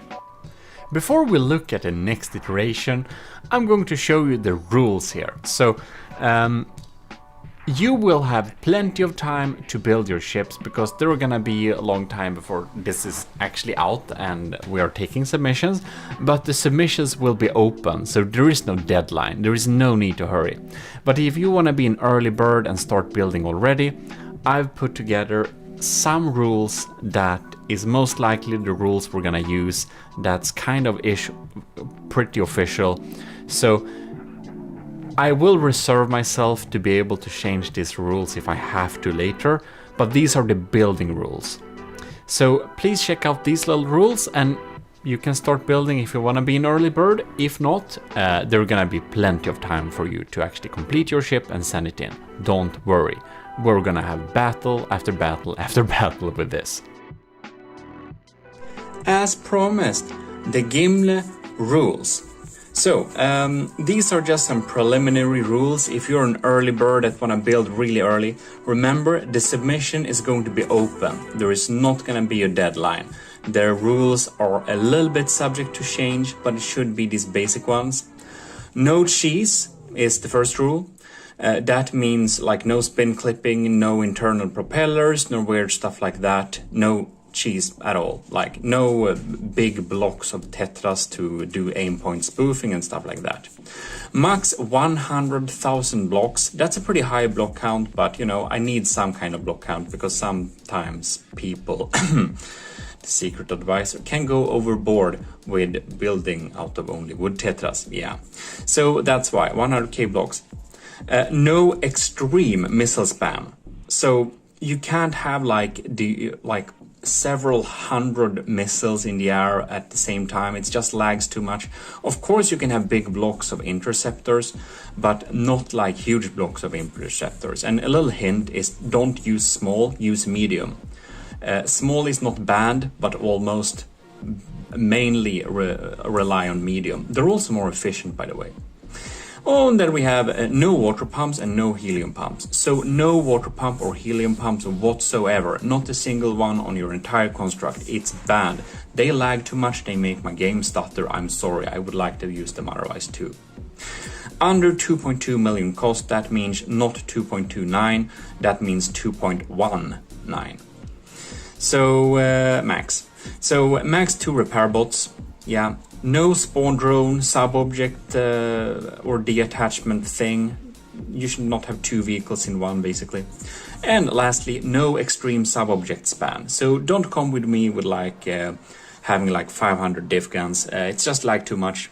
Keep the sub-object sensible, of course. These are big ships. You should be able to have many turrets, but no spam. It's a little bit subjective, all of this, but I'm the judge of it, so don't test my patience. I can refuse to do battles if they don't work. Like, if my computer lags too much when I'm trying to run the battle, it won't be a battle. So these are some rules to make it fair and to make the battle works. Next iteration of the ship. Here it is. I've already started to replace some of the turrets. Here you can see we have the new detonator here and there, and we have the detonator here. Now, these auxiliary turrets, I completely forgot to check the stats on this, but I actually checked these stats before. And that's pretty funny. They are mostly hardener pellet, they're not very big, but they have a detection rate of 257. So they actually hit more often than you'd think, because its small diameter makes it so that the LAM system is not occupied with it. So these are probably gonna stay, by the way. I just forgot to talk about that. But they're pretty cheap too, so it doesn't matter. But there we replaced them there. So let us look at the next iteration of this little ship, because this is literally the only thing that was added, I think. Alright, here we have the next iteration. And a lot has happened. So let's dive into it. So here we are in our seat. Whoops, I'm just clicking the wrong buttons here. This one stays for now. I'm thinking we might remove this with some anti-missile missiles later, but we'll see. The pack turret does a phenomenal job, it stays. We replaced some of the diff guns. Here we actually have a diff gun that just looks so beautiful, and setup designed this one, and it is a Civs diff gun originally. Now I don't really remember if I changed this version to be a damage dealing one. I think I did. In any case, that stays there. So we have the cannons there, nice angles going on there. We have them sticking out at broadside so they hit the enemy more oftenly. And here we have the Fang we talked about before. It's sitting here instead of those cram cannons. These cram cannons here, they were a little bit too expensive and they kind of sucked. So I stuck some super cheap cram cannons in here too. I think each of these cost like less than 2,000. And they are only kinetic, and they are mostly here to look cool, to be honest. But since they have a small diameter, I think that they, like them, will not be very much prioritized, so I don't think they will be shot down too often. So that's what we did there. We have some damage dealing areas, and I have a fantastic detail to show you.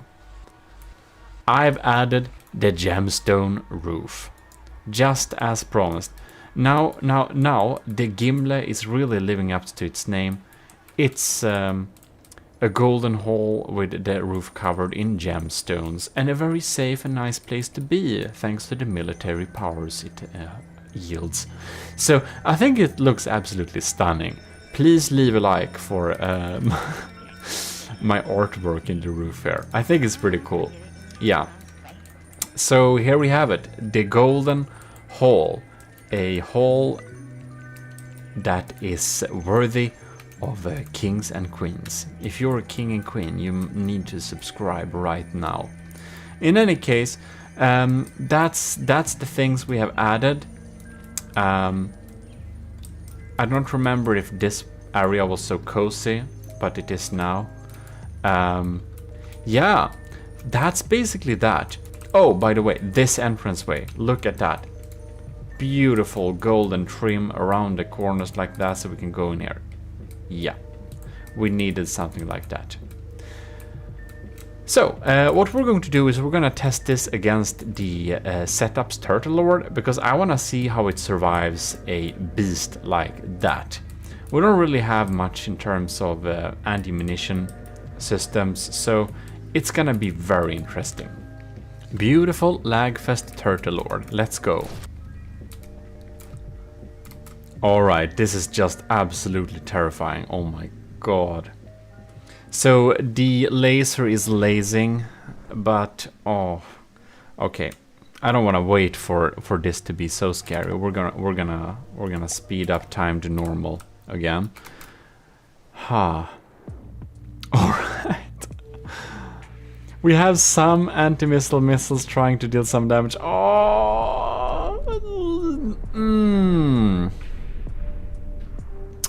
That's a big taste of my own medicine. Cram my ass. That's scary, man. Ooh. Well, our pack is still alive. Man. Superstructure. This ain't a very nice feast anymore. There's like literally three shares left, man.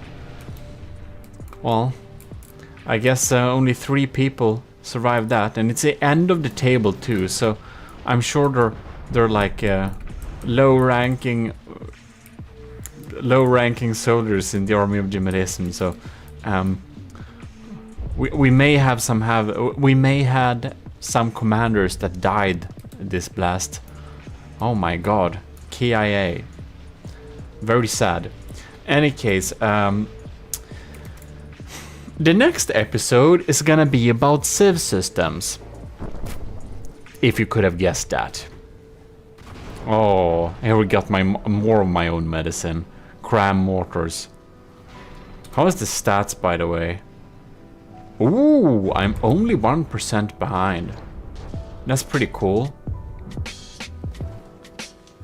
Yeah, but I think that these diff guns, they of course deal damage, but I'm not sure they deal enough damage to the enemy to actually be useful. If we'd compare that to actually making us not die from these very scary blasts of cram. We're still in pretty good health, but man. Ooh, you can see that that's just clouds of fragmentations. Our big superstructure does help us getting not too many shots at us with those diffs, but man, we're feeling pretty sad. We'll need to pause here just to see. Oh man, do you see how low we're going? We have engine power and stuff left, but man, these are some big holes. Sad turrets, sad lasers. Wow. Yeah, all that deals some damage, that's for sure. As the pods are going on there too. Yeah, I'm not too worried about the bottom of the ship. I'm more worried about those cram detonations. I really think we're still going towards losing. Oh wow, they shot at his superstructure. That's so lucky for me. How are my crams doing? Turtle Lord doesn't use any civs of any kind. Poor turtle. Meat red inside. Yeah, and we're doing with crams, of course, but it's really looking. Oh man, we're down to 88%. Yeah, we're definitely gonna invest in some civ systems. Oh, and this, we exposed that. That's nice, but I think our hollow points may not be the best choice against the Turtle Lord. Nah, not the best choice at all. I think we're slowly going towards losing this battle. That's what makes most sense. All the crowns are online too. We don't have anything to put against those. Ooh, that's a bad day for Captain. Captain Y, are you okay? I don't think Captain Y is okay. Well, he is okay actually, but oh, poor Captain. It's just his seat disappeared. And Captain Y is of course a commissioned officer in the army of GMODIST, so it's a real person. That's why we're worried. I'm sure he's hiding somewhere in the bow of the ship. That's the bow. The other thing is the stern. Yeah, we're losing this one. We need to invest in some good civ systems, no question about it. I'm gonna think a little bit on what type of mix of lambs, what type of mix of civs missiles, what type of mix of civs cannons we actually want. There goes the laser turret. And see what we can come up with. Because right now, I don't know, the lambs, I don't think they're delivering. In our Discord, Belkant even suggested we should just get rid of the lambs altogether and focus all of it to deal damage. But you can see the lambs is doing something in the front here. They are taking down the mortars that are popping down there, and those are a bit scary. They really are. It's me, not Mario. It's GMODIST back again from the other long country which you don't know the name of because you always mix it up with Switzerland. Post my country's real name in comments if you're smart. Anyways, we're back with building a battleship and we're using the beautiful Rambot costume because you have told me that the droid costume is heretical. So I myself cramped into this space and it's very cozy. Anyways, this time we're gonna talk about civ systems, so I thought we should be looking at a couple of different designs I have been experimenting with. Right, so when we're trying to develop some kind of civs close-in weapon systems, we need to have a good mix of different systems.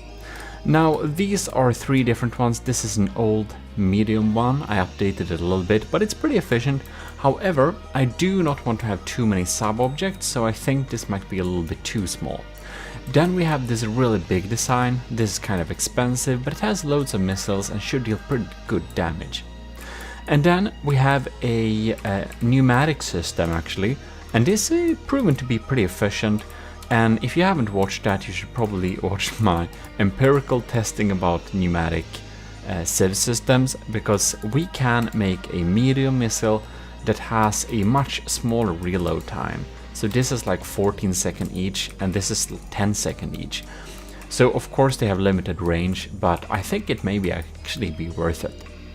So we might use some missile systems, and then we might also use some kinetic type system. This is original a flak civs cannon, and I want flak to be able to deal with crams coming in for the Turtle Lord. But then we have a kinetic civ system here. This one I've been pretty happy with in the future. In the past. It is the kinetic 49mm civs, costs 11,000. I'm pretty happy with that. And then we have this combined system I made recently, and I think this is pretty cool. I like this one a lot.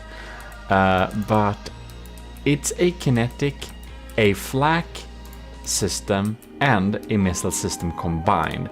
But I'm wondering if this will be too many sub-objects. You may recognize this from Adventure Mode, by the way, which you should check out otherwise. Let's just spawn in something for the eyes to see. Here the crams come in. You can see they actually take some of them out. It's pretty cool. So, what I'm looking for is to deal all sorts of different types of damage.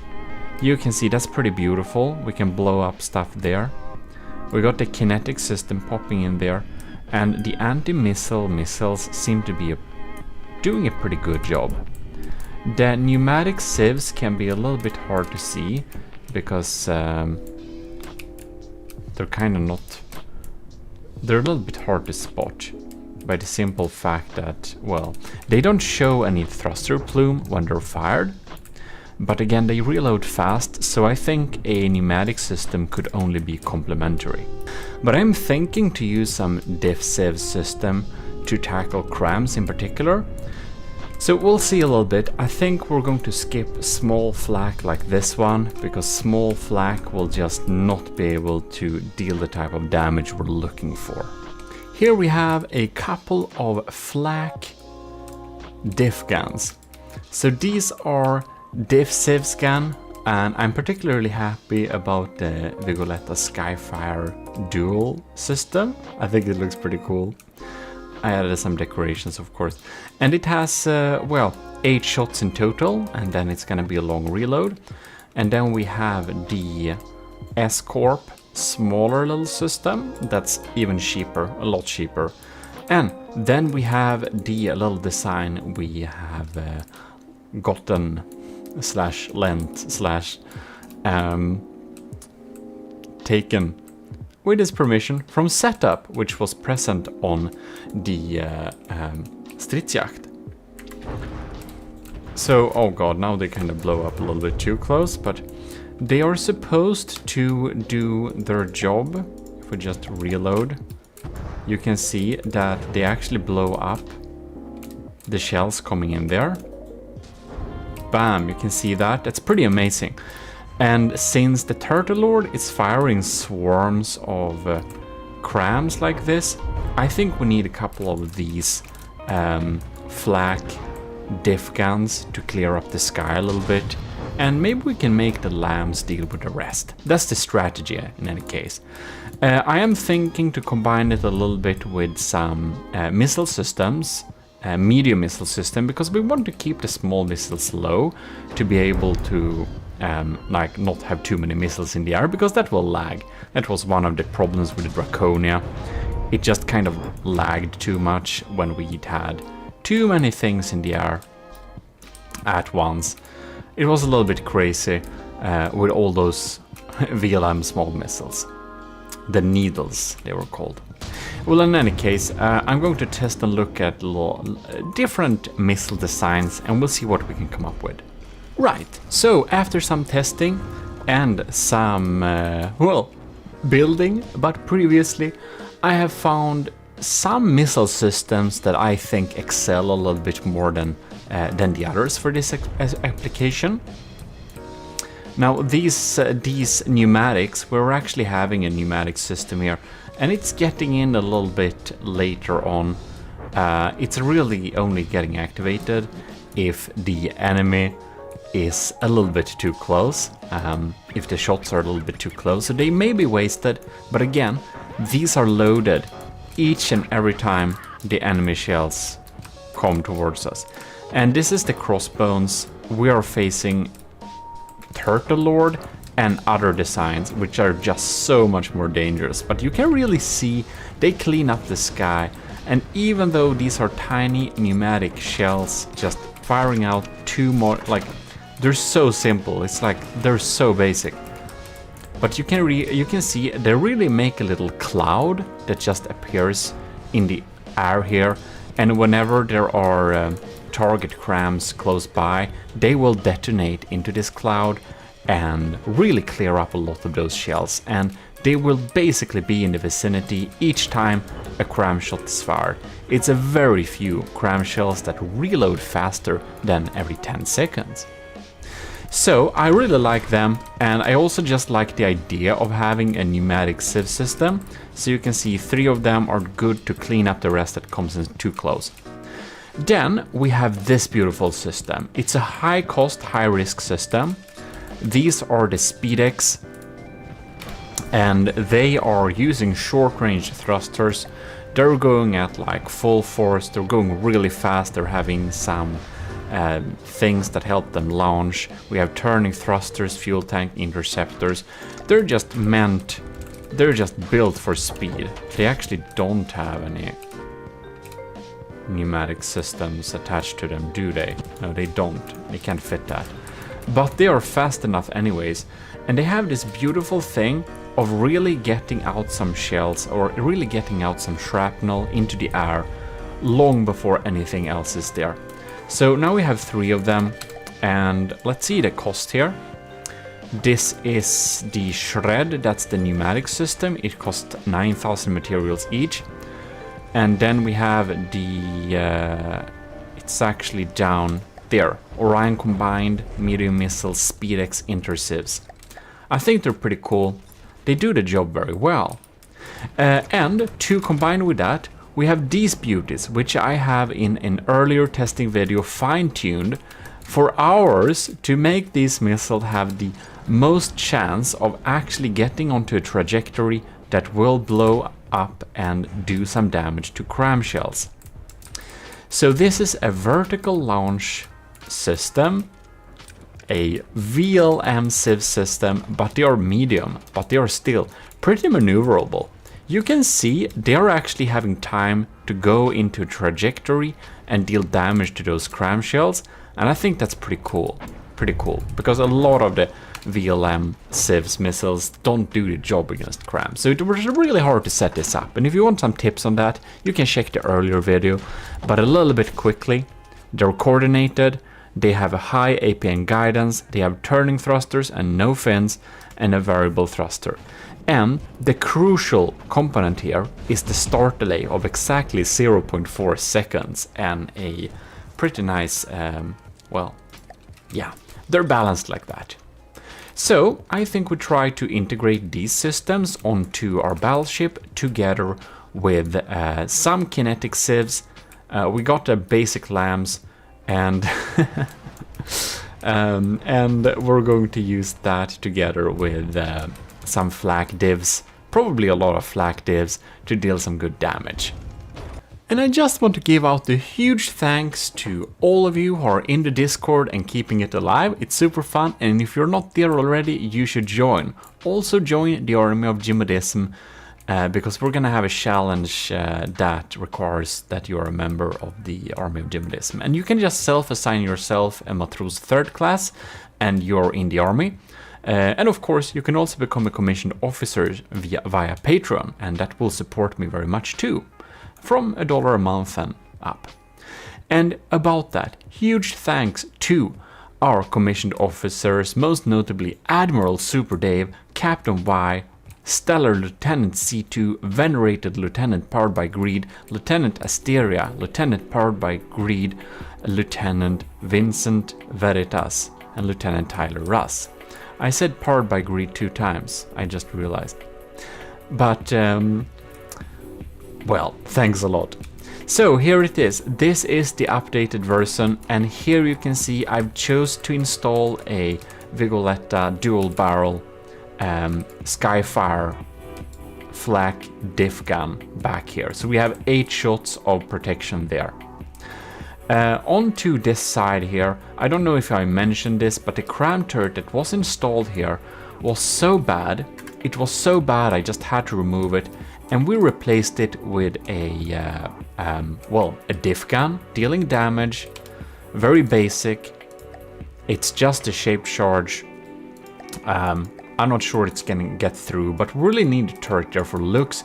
We might replace this with a flak diff gun later. But in any case, I did some interior accessways, so you can see it looks really beautiful now with the golden railings, and I don't remember if it's sometimes hard to remember what was added where. Look at this. The AOG BB Gamelab battleship commissioned by Lord Admiral GMODISM for the Army of GMODISM. Oh my god. The narcissism, tune it down. No, it's the part of the army. Constructed in the GMODISM Industries shipyard. Yeah, we go on. It's extreme. I'm sorry. Shipyards 1. Gimle is the golden and gemstone roofed hall where all the worthy people reside during the Ragnarök cataclysm in Norse mythology. So there we have the story behind the name. Isn't that pretty cool? Yeah. In any case, I think it is. And yeah. Anyways, about the Skyfire, we have the Vigoletta Skyfire Durable, 2 of them in the front here too, because we really want to keep the skies clear. We also got a couple of diff guns there as before. We retained this system because it feels so integrated. I don't know if it does much, but what the hell. And here we have the S-Corp flak getting mounted there to shoot some shells from in front of us whenever we're spawning, because we're gonna spawn nose to nose. We also have the setups, beautiful little manual diff gun here. We've got 2 of them and a little tiny cannon for the looks. And I've added one to the side here to get that broadside action protection. and we added one down here together with a couple of escorts. So yeah, now that's the extent of it. I think I'll need to add some of the I think I need to add some missiles too that really keep us covered, but we'll see about that a little bit later. We're just gonna do some basic testing, of course. Gemstone covered hull. We also updated the decorations inside of here. We just loaded in a little bit of a stronghold just to see how we're dealing with this little crème barrage here.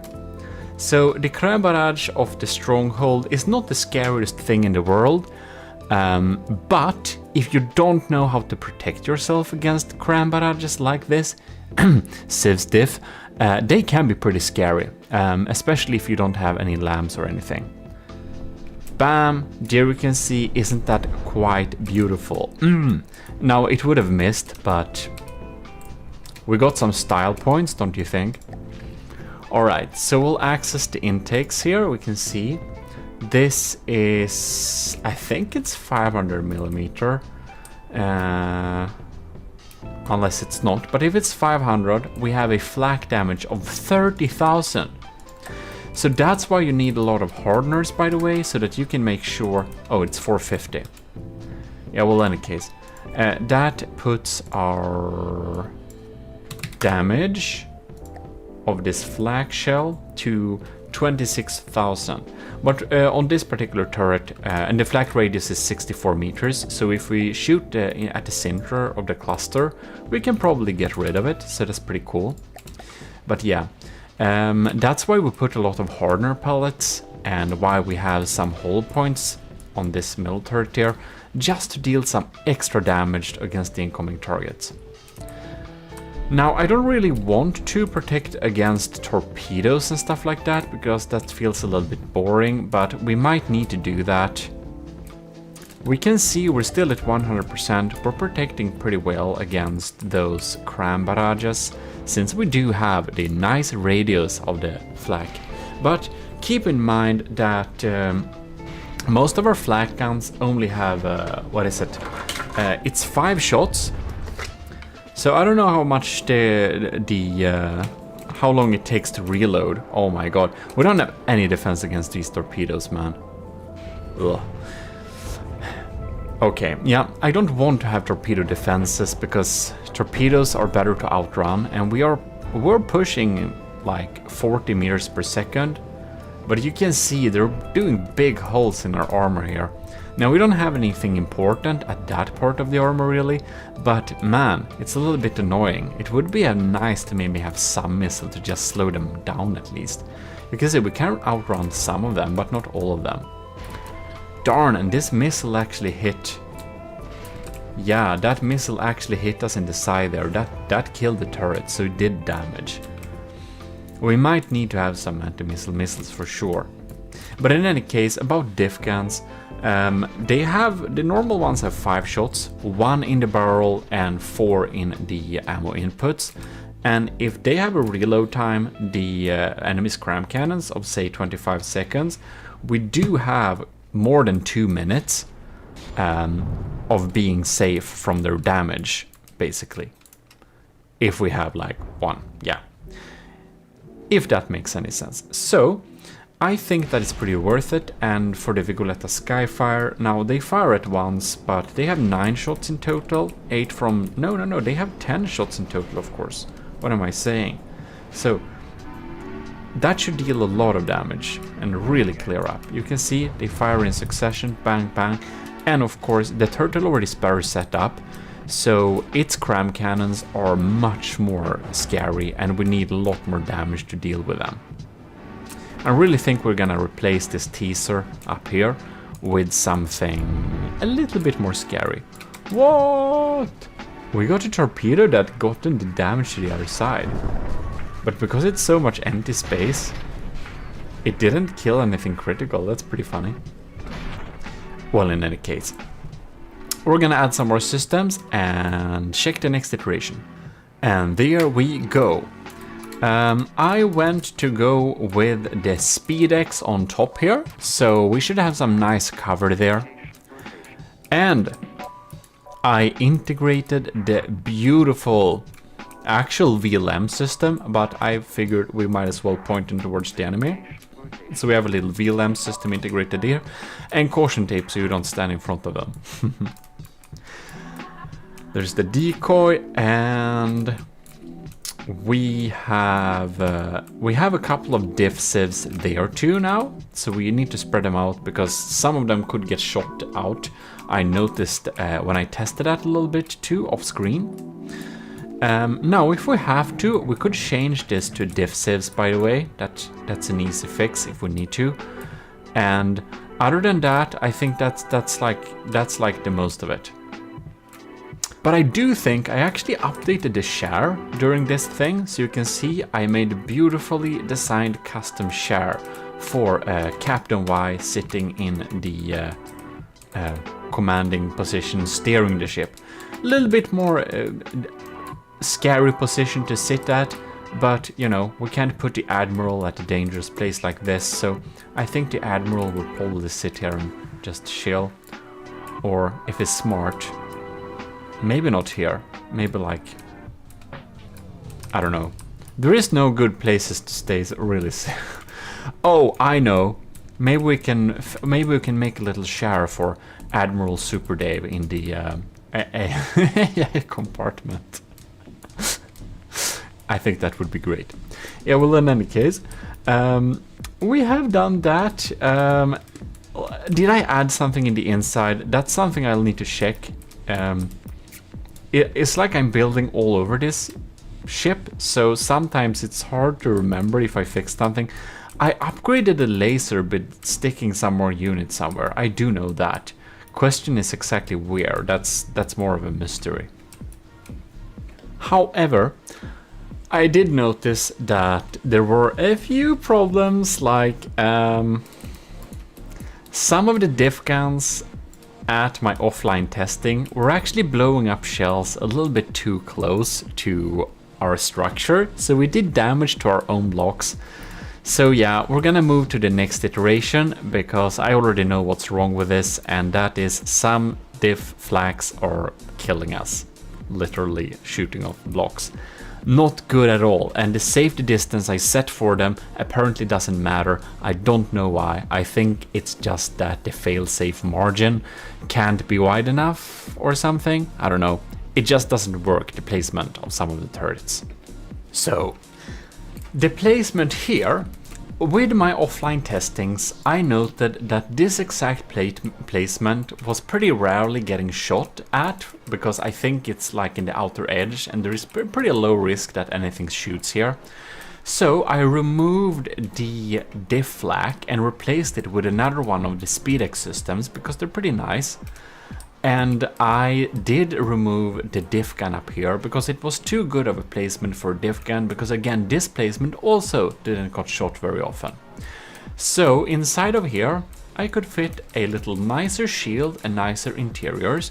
Look at this now. I think it looks a little bit more glorious. And I even added a sleeping matros of the army of GMODIST there. Maybe it's you, who knows? Maybe it's one of you.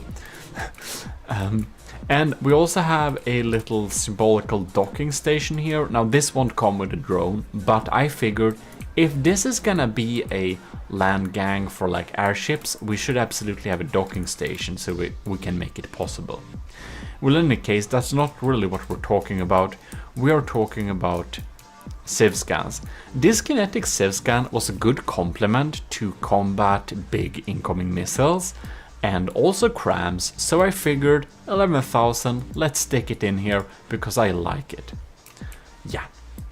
Somehow I removed the green light because the red light is... Did I mix this up? Please tell me in comments if my placement of the lights are correct. I think I think that this side of the ship, which is not starboard, port. I think port is red and starboard is green. The green disappeared, but whatever. Yeah, so that has happened. Now, there has been some slight changes too. We added some extra boosted interior armor because some stray frags were just ripping up stuff. And we finally put the armor on the AI compartment so it's safe. Admiral Super Dave, do you want to share inside the AI compartment? Tell me. Admiral Dave, do you want a little hut that you can stay in? A little admiral's hut at this particular space? Because I realized I don't have anything to use this space for. If you want that, please tell me in the comments or in Discord. I think it would be funny. But in any case, we added some basic interior armor there. And yeah, I think that's the extent of it. However, there is a few more problems that we need to tackle, and it turns out that these flak guns actually shoot each other sometimes. I did remove the diff gun that was dealing damage there because it was just getting in the way, and I just have these two flak guns, but it seems that these two flak guns blow up each other half of the time, so I'm unfortunately will have to remove like this one. Then we are still having a little bit of trouble with this cannon. It sometimes blows us up.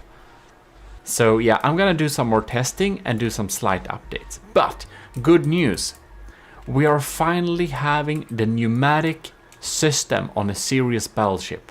So here we have it, the pneumatic little, I can't remember the darn name on my own. This is the shred.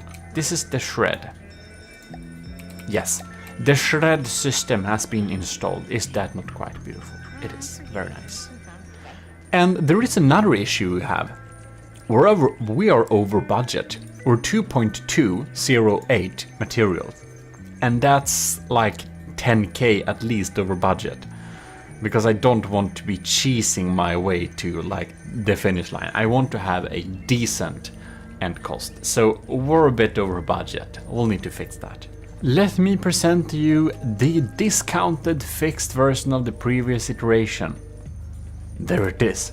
We have a little double sun bed there, but we only have one of the Vigolettas here because we don't want them to blow up each other. That's just super sad. Okay.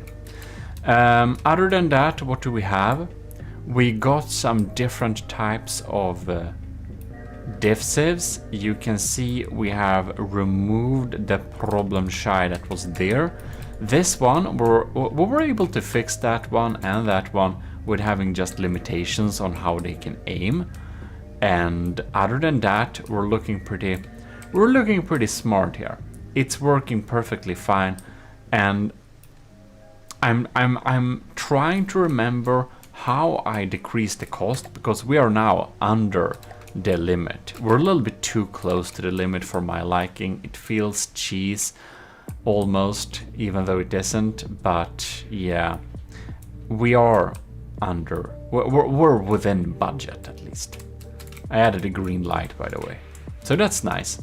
We're having a ship that should work, should have defenses, and it's under the budget. But we're going to move on to the next iteration with some small fixes on it.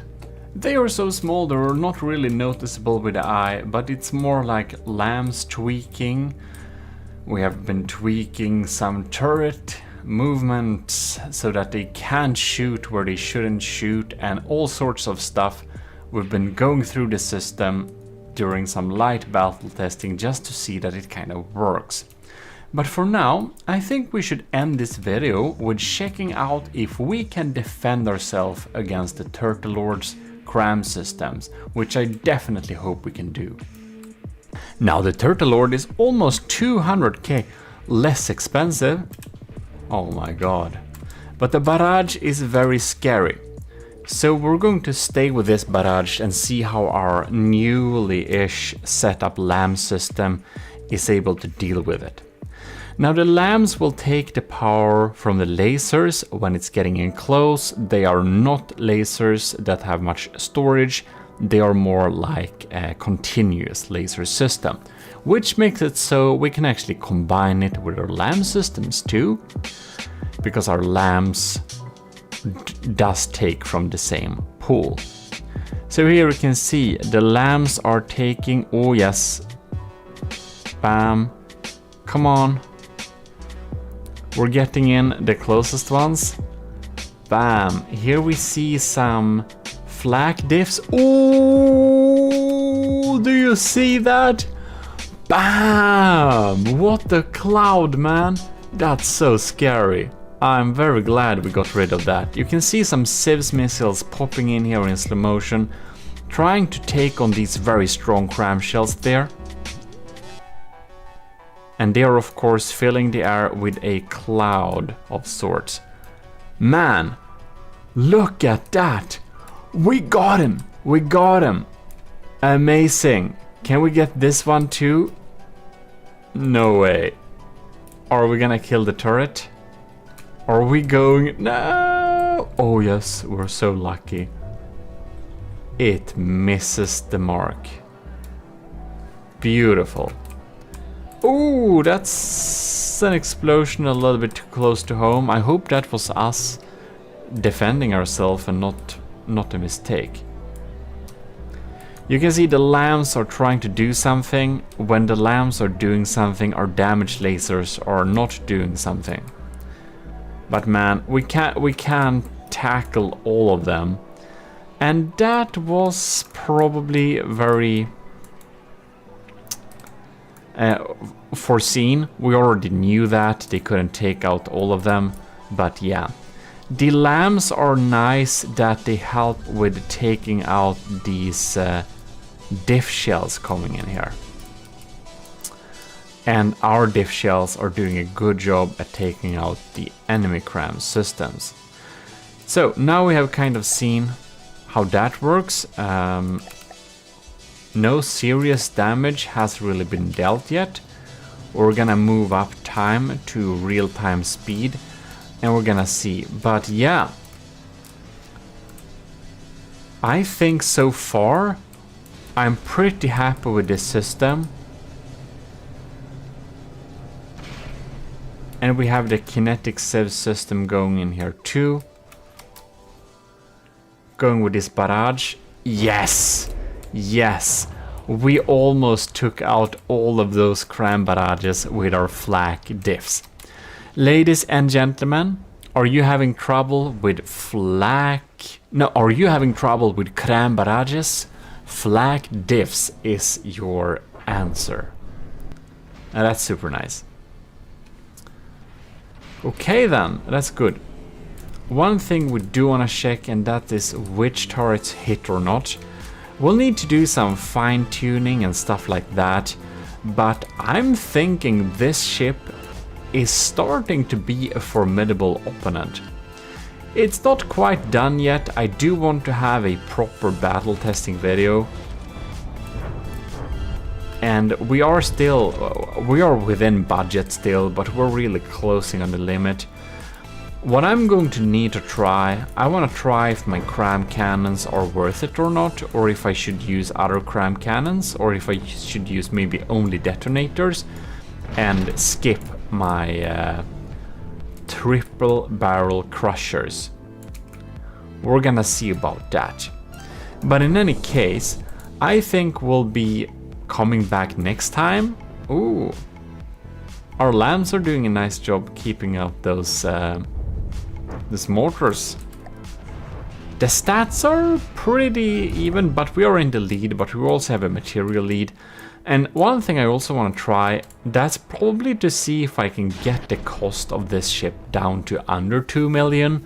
And that could be really cool, because then we could battle the Turtle Horde on equal footing.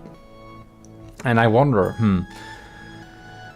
we don't have any air pumps. That takes a lot of materials to keep afloat, but the air pumps lag. Here we are, we're building on the Gimle Super Battleship, and it is quite big. This is the 41st iteration, So it is one update newer than how we saw it last time where we added the civs systems.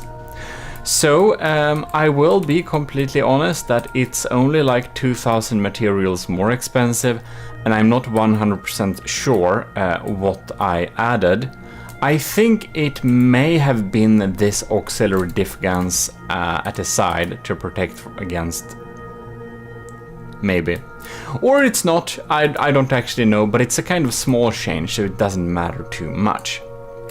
If in case you have forgotten, I think we should do a little quick sweep on how this build looks like right now. Here we have the cockpit, we have the sleeping matros, and we have a lot of potential people in the army of GMODism who is trying to claim that role, I think. In any case, here we have the middle deck, nothing going on here.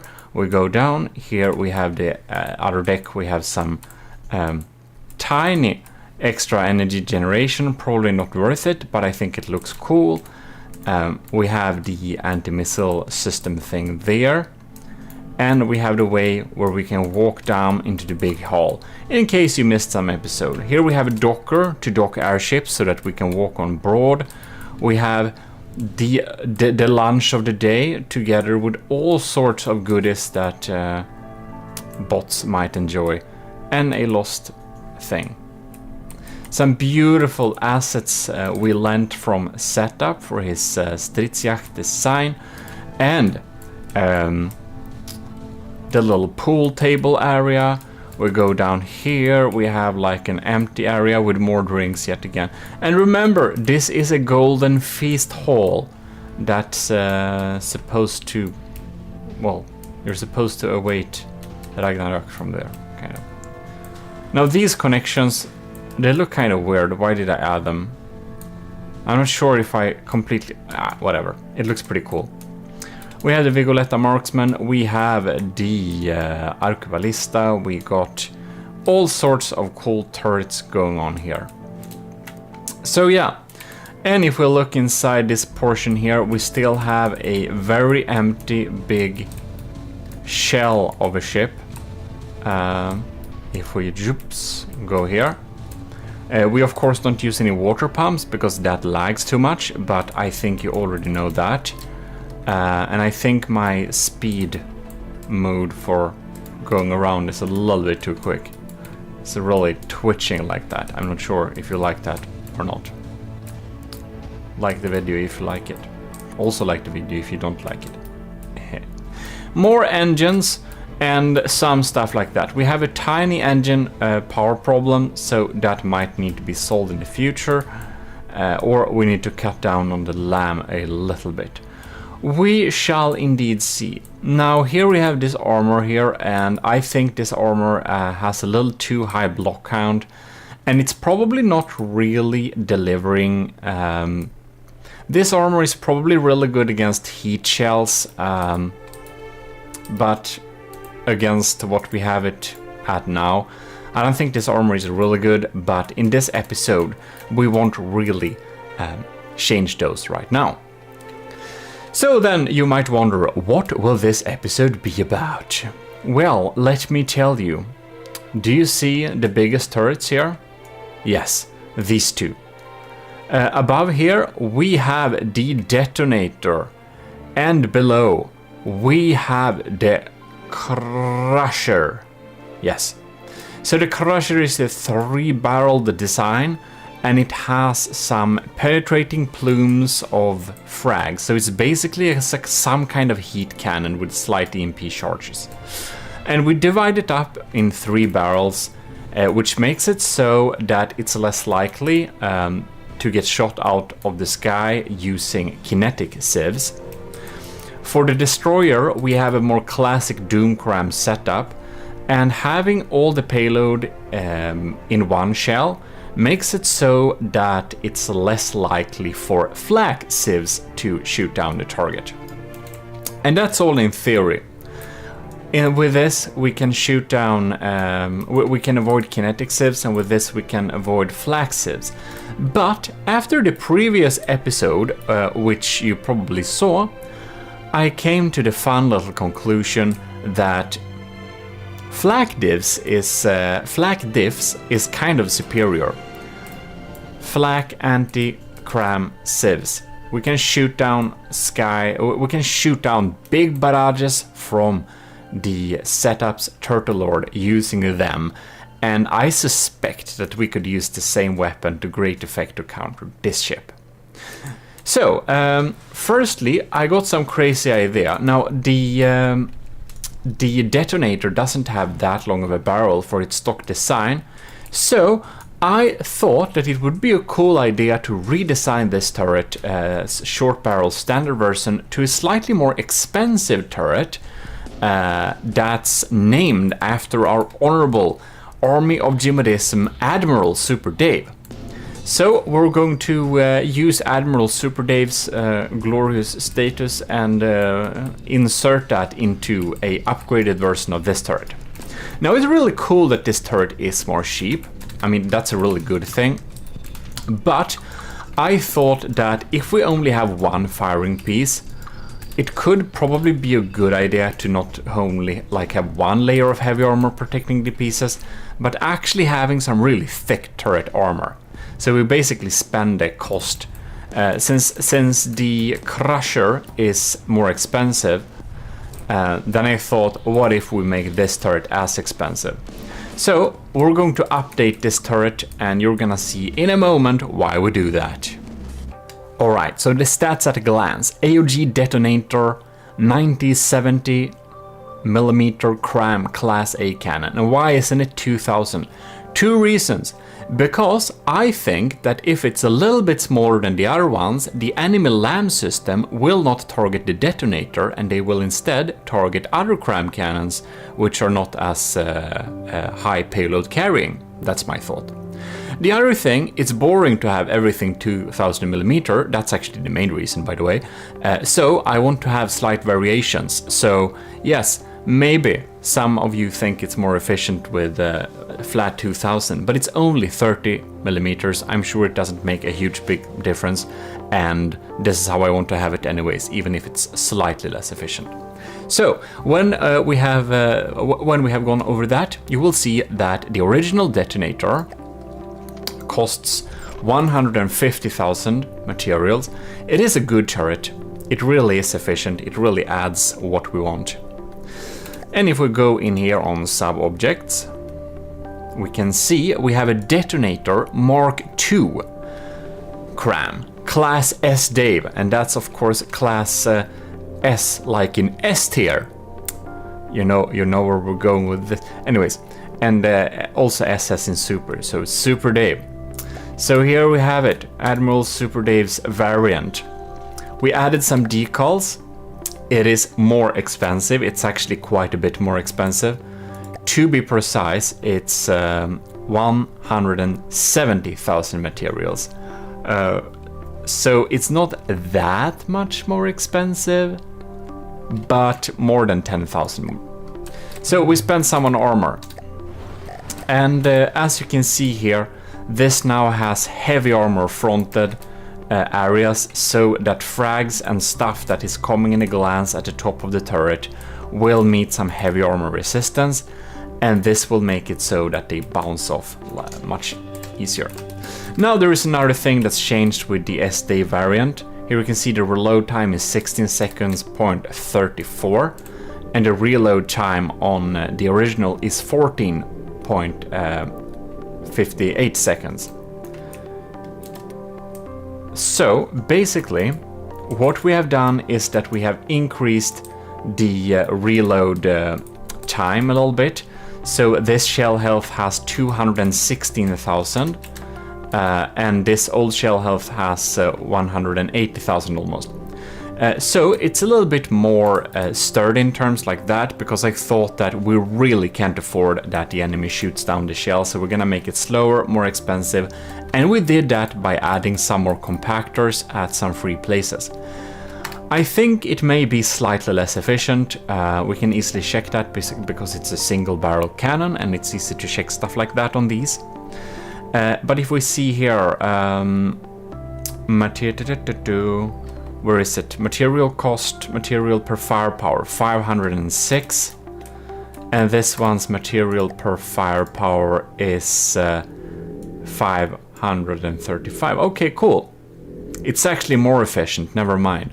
It shoots less often, but only slightly. They're still pretty... This is pretty fast to be this gauge, actually. A lot of people will recommend you having slower reload times.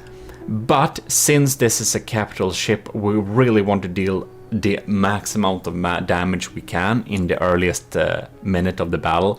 So I think it's personally worth it for me to have a faster reload speed, because in case the first shell misses, and it has like 40-second reload speed like some people recommend you to have, I think that would be a catastrophe. So it's less than 20 seconds, so we can shug out 2 shells, and I hope it will not be too easy to actually shoot down this shell. Anyways, so that's an upgrade, and you might think we're pretty close to the material limit on cost. How are you gonna be able to support this? Well, you'll see in a moment. Anyways, this has, let's see here, what do we have? We have pellets, Horner, HE, frag, mostly frag, 12 EMP. This one has some more EMP, some less explosives, the same amount of frag. Yeah, so it's basically a similar loadout actually. And thanks to the longer barrel, the base inaccuracy is a little bit smaller. I think we should do like this. We should go into, what is it, delete, no, insert, no, home, end it is. And we're gonna cut off left, right. Where is he? Can have this little cutting thing here. You can see this also has a little shield projector in here. It's just turned off. This one is turned on, but I kept it there, of course. It has more heavy armor in front of it. It's of course a little bit EMP susceptible, as you probably know. But I really wanted the armor there, so I didn't think it was... here it is. I didn't... like 60% susceptible, yeah. I didn't think it was worth it to use one of these spaces there. Instead, I think we have some hidden surge protectors there. But you can see here we have some lighter heavy armor going on here. We of course have some serious heavy armor, but we don't have the thick stuff. Alright, I was just gone for like 5 minutes and you didn't notice, but whatever. Right, where were we? So it has much thicker armor here, right? And one thing I really wanted to add, you can see this thing is kind of a little bit susceptible to hash spam in the wrong area. So if it gets shot here, bionk, the hash shells might get in here and deal some damage. It doesn't really have a lot of those angles to deal with the hash. It has it from above, because I would think that a hash spammer would come mostly from above, but that's a small weakness. So for the upgraded version, I made an little air pocket everywhere that's like heavy armor, and we had to have heavy armor versus heavy armor here just because we want to have enough armor, right? So I think this investment might be worthwhile. And now you might wonder, what are we like up to doing here? Well then, I will tell you. We're gonna do like this. We're gonna take our very nice little ship, and we're going to fit it. One of them we're going to fit with 2 AOG detonator 1970mm Mark II cram Class S Dave. Class S Dave. Yes. And the other one we're gonna fit with these. The Crushers. So, and we're gonna pitch them against each other, and we will thus do proper battle testing in order to see which of them is best. And this is something you always have to do when building ships. That's to test it against itself, because one of the absolute best ways to really find the weaknesses this particular design has. So without further ado, let's retrofit the ship and spawn them in. And that's not very fun, so I'll just do it. Alright, team 1 is Q41 Super Dave. Team 2 in Scarlet Dawn colors, or Q41 Crushers. Beautiful. And they're gonna spawn head on, so that they don't run away from each other and get close if they fail to maneuver. Great test to do that. So I'm gonna click the start button and I'll see you in 2 minutes when it's loaded in. And there we have it, the ships have loaded in. This is the AOG... well, they're both the Gimlet, but this is the Super Dave variant, which you can see on these glorious turrets here. That have like blue stripes like this too. And I took that from the Admiral's badge, I believe, from the commissioned officer. And about that, I will also give huge thanks to Captain Y, Commander Jacob, Lieutenants Albert Benke, Asteria, C2, Cravey, Parbagreed, Talaras, and Vincent Veritas. Thanks a lot for supporting the channel. So we had some new folks joining, which is absolutely awesome. In any case, here we have it. That's the Super Dave thing. Let's move over to this evil Scarlet Dawn design, which is of course fitted with quadruple crushers. So it should really crush through any kinetic lamps. So let us slow. You know what? We should actually slow down time here. I want to see what happens. Alright. We got some shots incoming there. This is gonna be completely off, isn't it? They are grilling each other. Ooh. Yes, this laser, I'm not sure we have a lot of smoke in this area. That may be something we should fix. We have a laser warner here though. No, that's the munition warner. They updated the AI. This is the alpha branch, by the way. Because I think that's fun to play alpha branch. So our results should also be a little bit... well, we shouldn't believe them too much. Alright then. I wonder if the cram shells got through here. Hard to say. We should sneak by the cram shells coming in here. So here we have detonators, Super Dave detonators, 200k damage. These are really scary. If they get through, they can deal some serious damage. And one thing I was actually thinking about when building this design, that is that our armor is probably too expensive. Like, I know what you're saying, your armor is too thin, but honestly, I'm not sure about that. Oh, here we see the first flak rod is in there. Interceptors is popping in. Kinetic sieves 2. Oh, 3 flaks. Okay, and we got more. More interceptors. Oh, they got them out of the sky. Whew, that was that could have been real scary. And the laser is lasing here.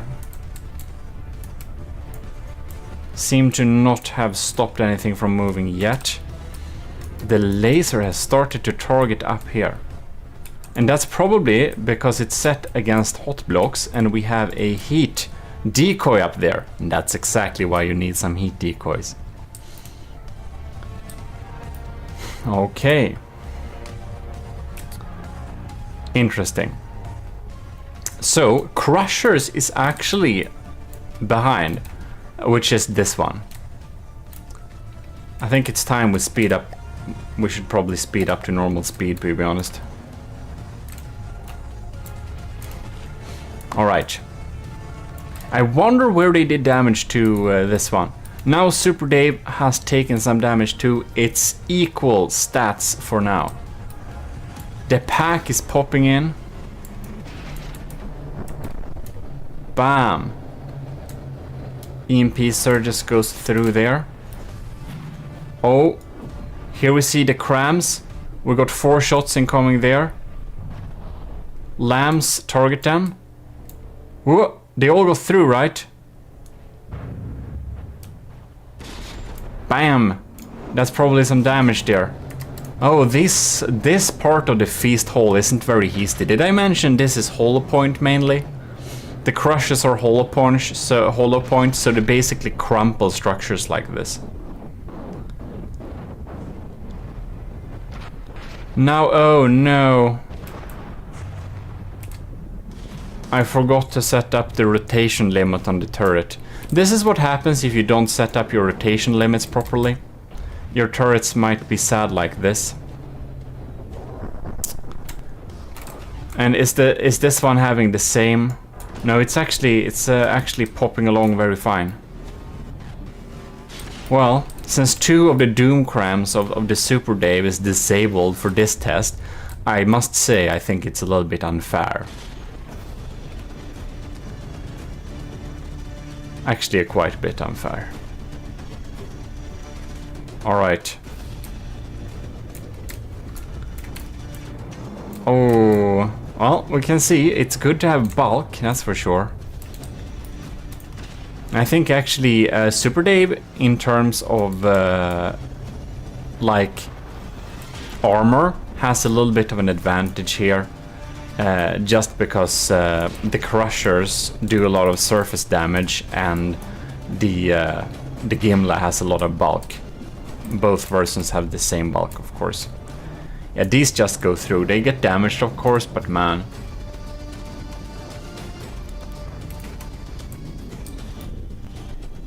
Alright. And there we have, we got popping along there. Here we can see a few of the barrels there on the crushers are damaged.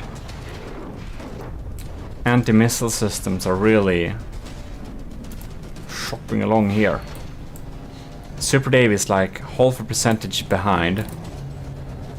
But I do also feel like that this particular battle is slightly unfair since it's not even in terms of the turrets.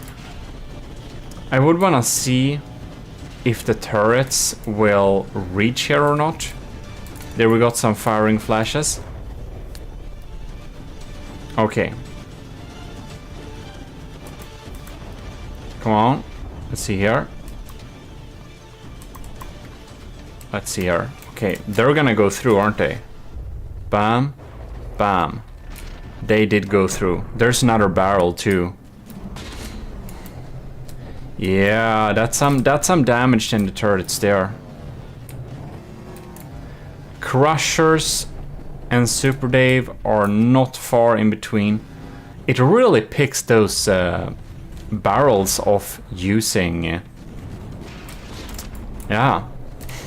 using fragments and stuff like that.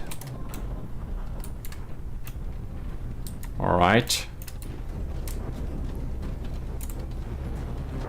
I think a lot of the diff rods are used up, and that's why we don't have so many of them shot out of the sky. But what I think we should restart the battle actually. I don't think the results is too interesting since 2 of the turrets are still stuck behind there. And there we have it, the battle is now ongoing, and you can see I spawned them slightly with the broadside angle to each other so that the guns will turn the right direction from the get-go. Right. They turn pretty quickly. The laser sound is... Oh, the needles! Man, they're exactly designed to do that, by the way. They're exactly designed to shower the target with needles if it destroys it. And you can see the needles still do too much damage. And that's actually partly thanks to my surface layer little armor, I believe. Alright. Cram shells are popping in there. One got destroyed. Yeah, they're coming in there. Ooh, Civ's turret is down. Well, that's 10k lost already. So the Crushers is actually a little bit in the lead here. And I have insane amount of like alpha Civs potential. It's pretty crazy. I know there are Doom Crowns that have health of like 400,000, but they don't reload this fast. They reload a lot slower usually.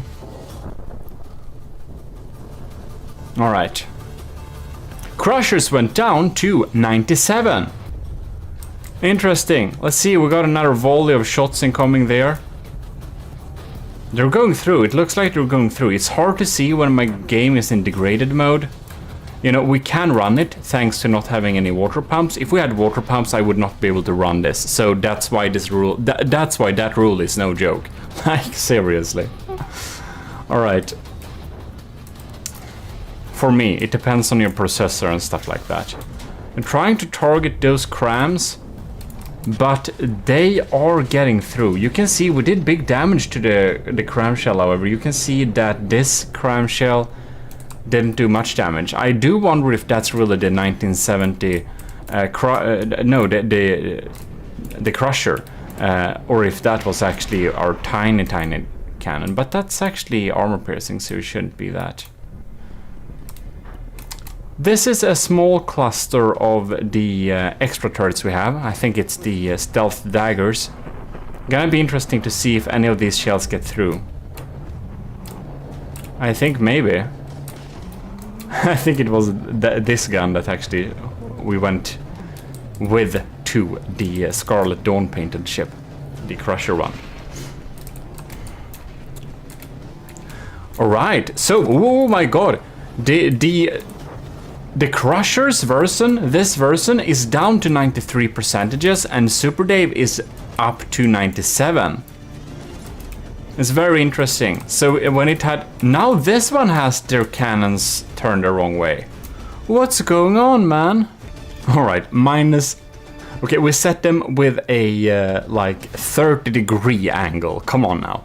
The battle is ongoing. We're gonna follow this diff shot and see if it got sniped. It did actually get sniped. Okay, cool. Alright.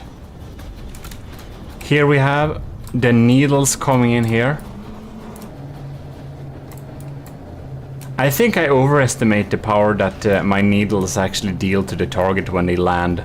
Because this ain't much, man.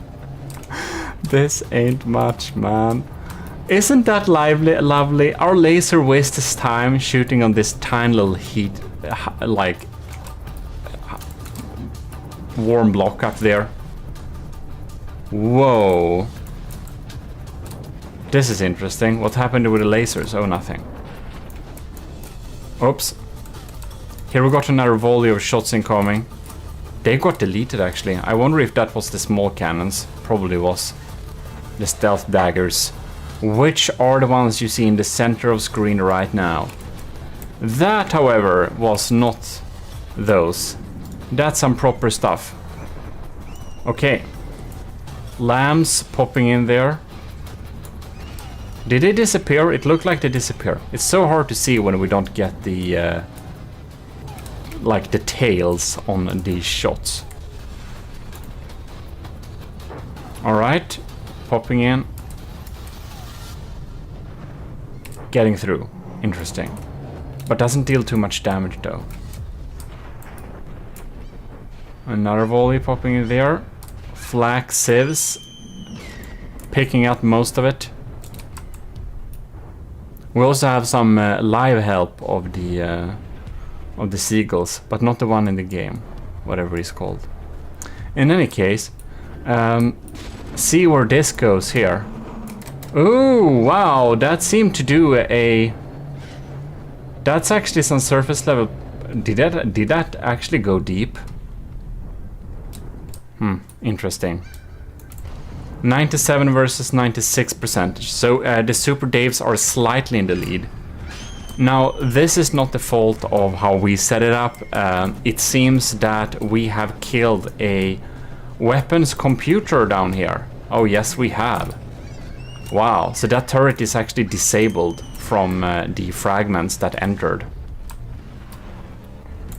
It felt like the battle has been going in this direction, the small like tests we have done previously. So we'll see if this continues, but I really wonder, it may be so that the Super Dave variant turret is superior and that we should only have that. Interesting.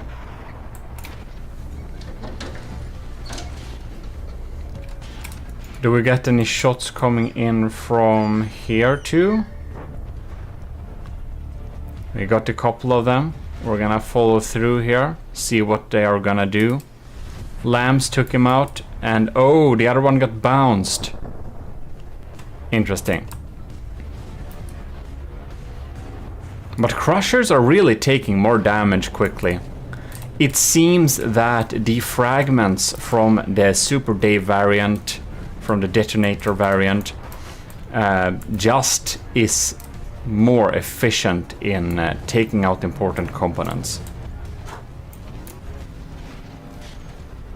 And I must say, I do feel I have a really high budget that's put onto shooting at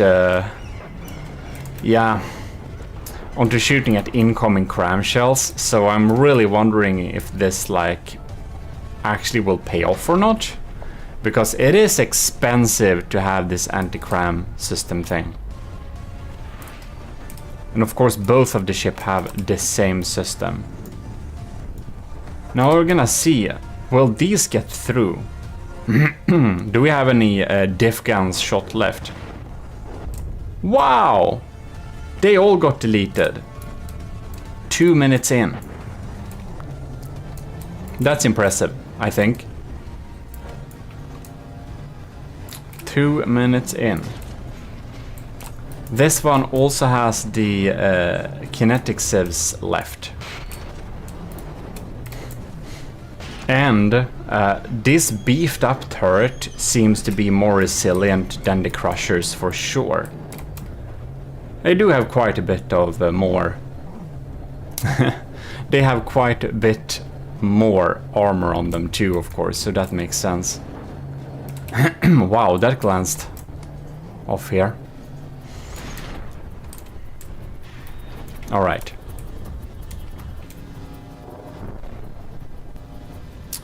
The crushers is down to 89%. This is very interesting. I think we need to check the ships inside a little bit here. Yeah, the needles. They only deal damage if they actually reach the target. Alright, so we have a little quick interior sweep here to see. We got some big holes there.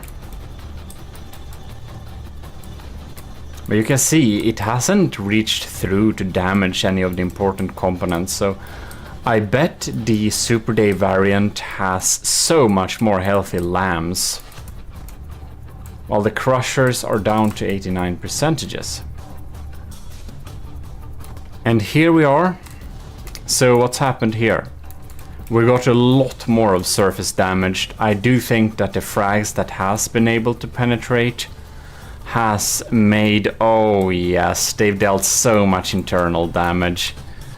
The lamb nodes, that's not the lamb nodes, the lamb racks, packs, tubes, they're a little bit sad.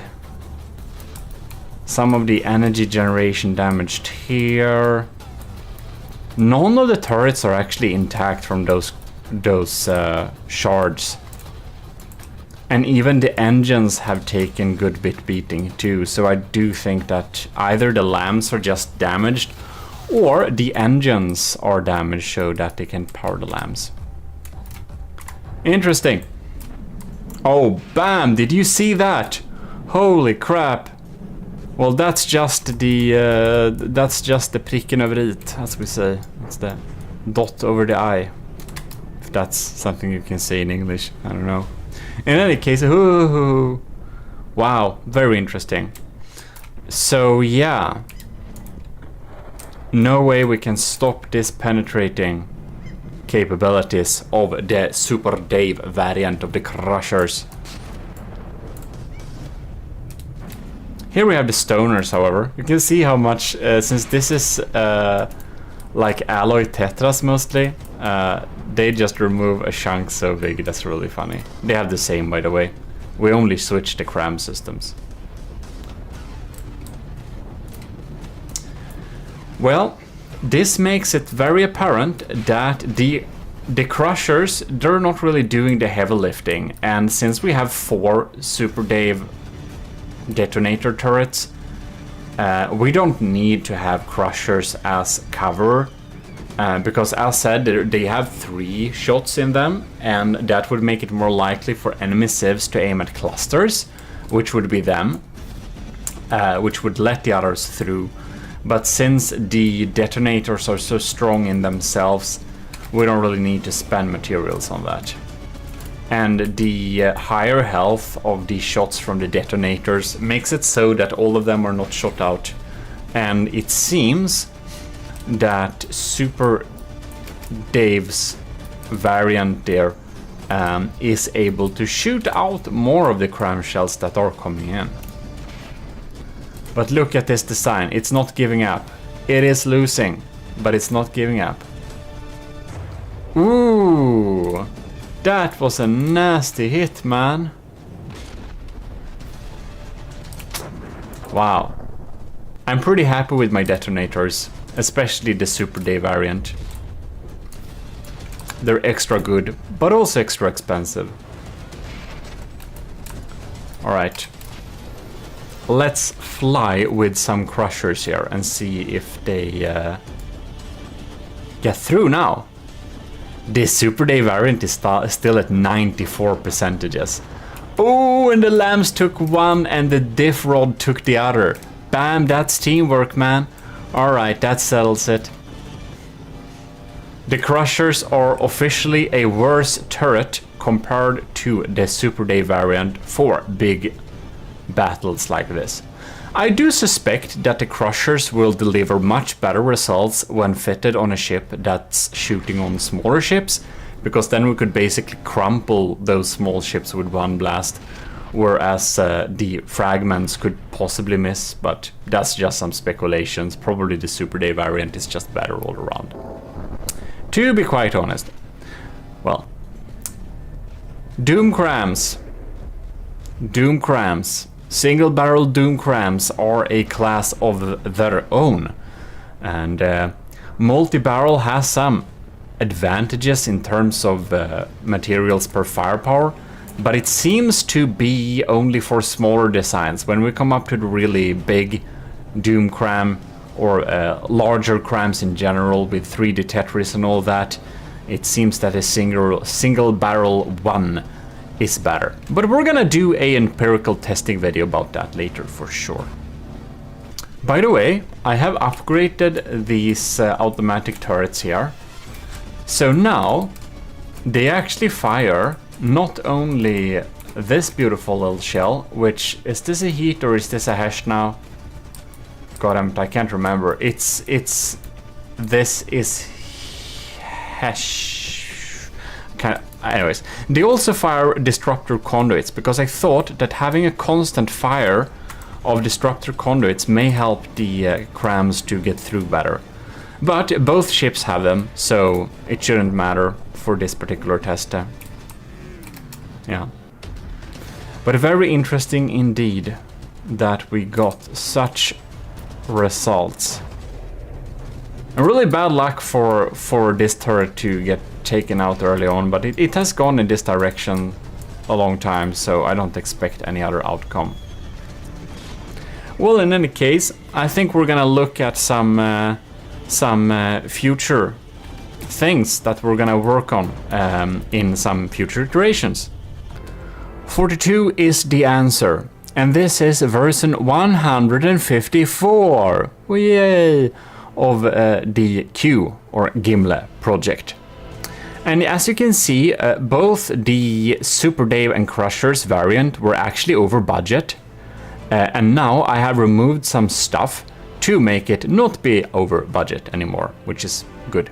And here we have it, the awesome AOG Gimle Super Battleship. Not at all dramatic.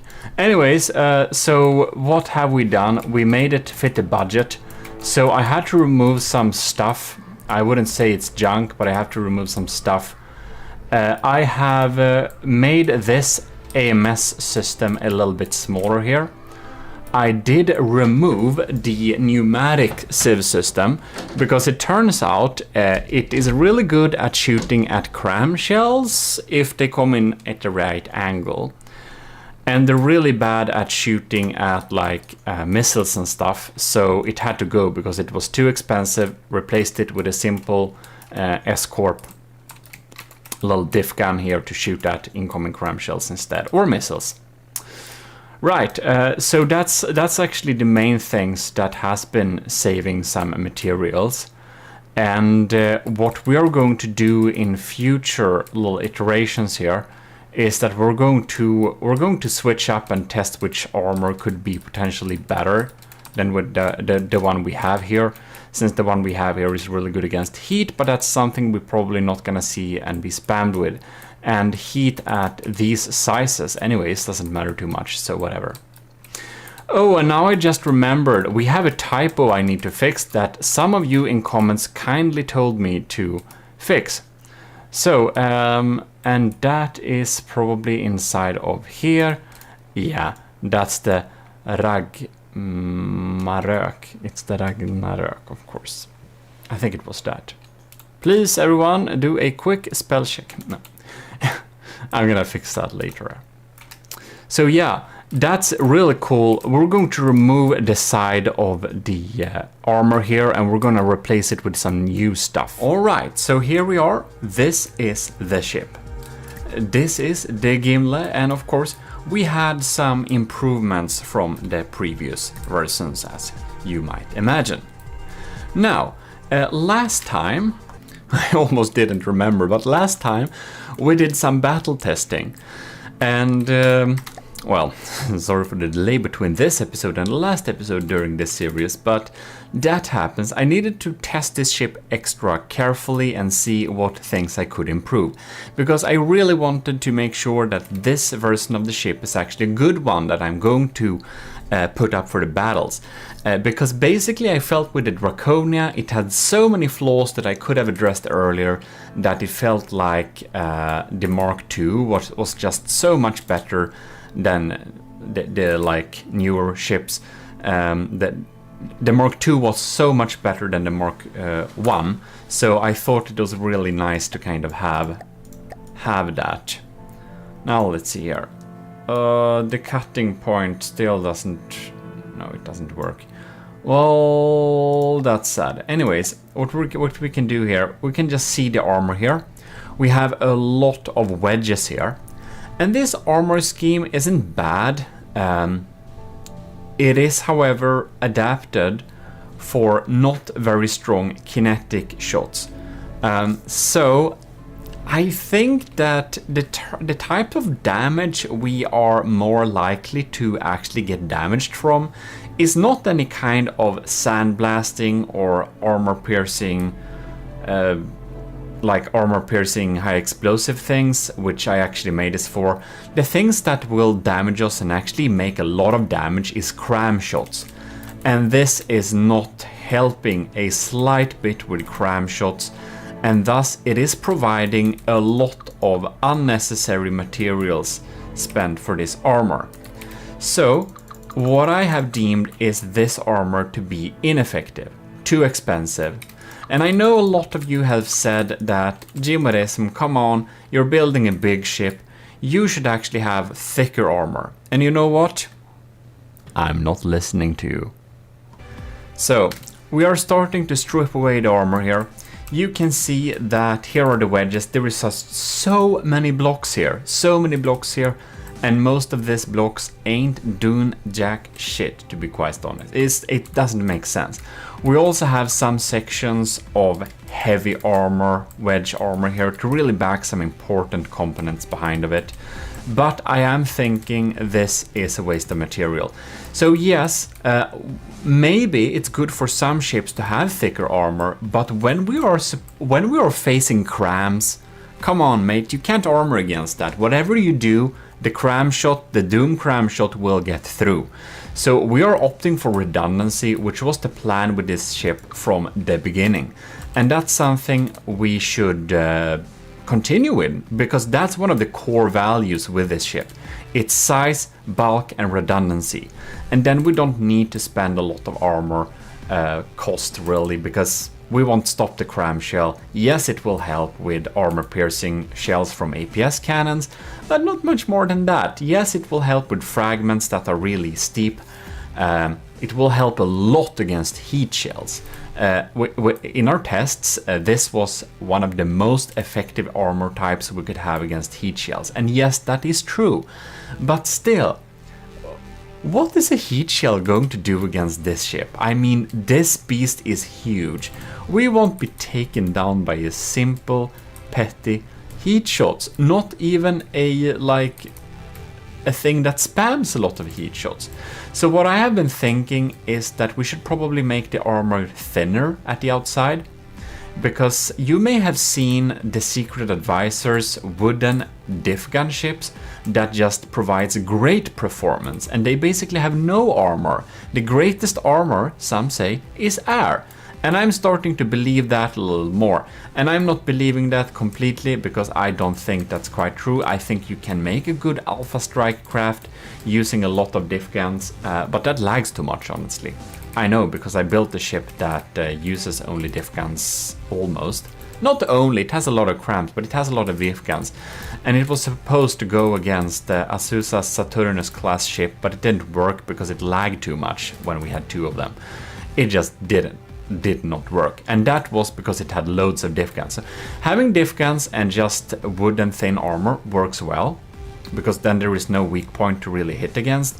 But really, when you're making ships that are also fun and using all types of systems and methods in the game, well, diff gun ship is not the answer. And they have a lot of weak points too, but what I wanted to say with the entire idea was that thick armor rarely wins, especially not during big battles. So yeah, that's my reasoning behind not listening to your thoughts about making the armor a lot thicker than it already is. And of course, this is a one-sider if you didn't remember it. Like, this side is literally like alloy tetras and metal blocks, tetras and full blocks, and a mix of them. It's just really thin. And as promised, here you can see I'm actually removing the entire side of armor. The armor slab I developed for this project is removed, and we have moved the cost of this ship to a flat 2 million. So yeah, the armor wasn't super expensive, but I will remember it was a little bit too expensive with the armor after the battle testing session, so it had to be discounted for anyways.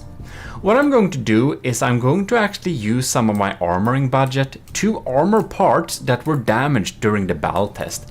So for example, these laser tubes here, they have some slight armor, but they were actually easily damaged, which made our LAM and laser damage laser system go down easily. So these are going to get some armor. These areas here also need some buff. And of course, nothing can get through to the AI core. So I think we're gonna have some more ERA on top of that. Someone also suggested that I should have ERA armor inside the side of this ship. And I'm gonna see if I can have one layer of staggered ERA in this craft without breaking the block limit of 100,000. So I'm also going to give you some rules in this video for what you need to adhere to if you want to participate in the open submission Gimle battle. Basically, battle the Gimle. It's a little bit similar. You know, Brenzo remade the Ragnarök ship, and that was super cool. And he had a Kill the Ragnarök tournament. Now, probably won't do a real tournament. I most likely would just do a Kill the Gimle, but if we have some particularly nice ships we really like, we might pitch them against each other anyways, because that can be quite fun. So yeah, there we have it. We're going to move on to the next iteration. I will also say that some of the rules, I've been slightly inspired by Brenzo's rules, like the altitude, You can't build a submarine, basically, and you can't build an airship that flies too high, but I'm gonna give you the rules at the end of this video so you know exactly what to adhere to for the open submission. And there is no deadline, it's an open submission, and that's also one of the reasons why there is not a real, like, proper tournament. So yeah, it's like that. But anyways, let's move on to the next iteration. Alright, so this is a weird little session here. You can see my FPS is actually fine, because I went into here and I clicked boost my performance. So if you think my game looks like shit, well, that's why. I hope you enjoy the 60 FPS. I do. But in any case, I will say this, the texts and logos don't always work on other faction colors, but I will say that Gimli looks basically great in any faction color. It still looks kinda cool. Now this is a little weird thing, this is the first iteration we looked at during this session, and it is actually battling, if I may ride with something, I may not. It is actually battling this thing, which is a test version. This is Gimli working in Q44, and it is void armor. This is no armor. This is just one layer of metal. That's it.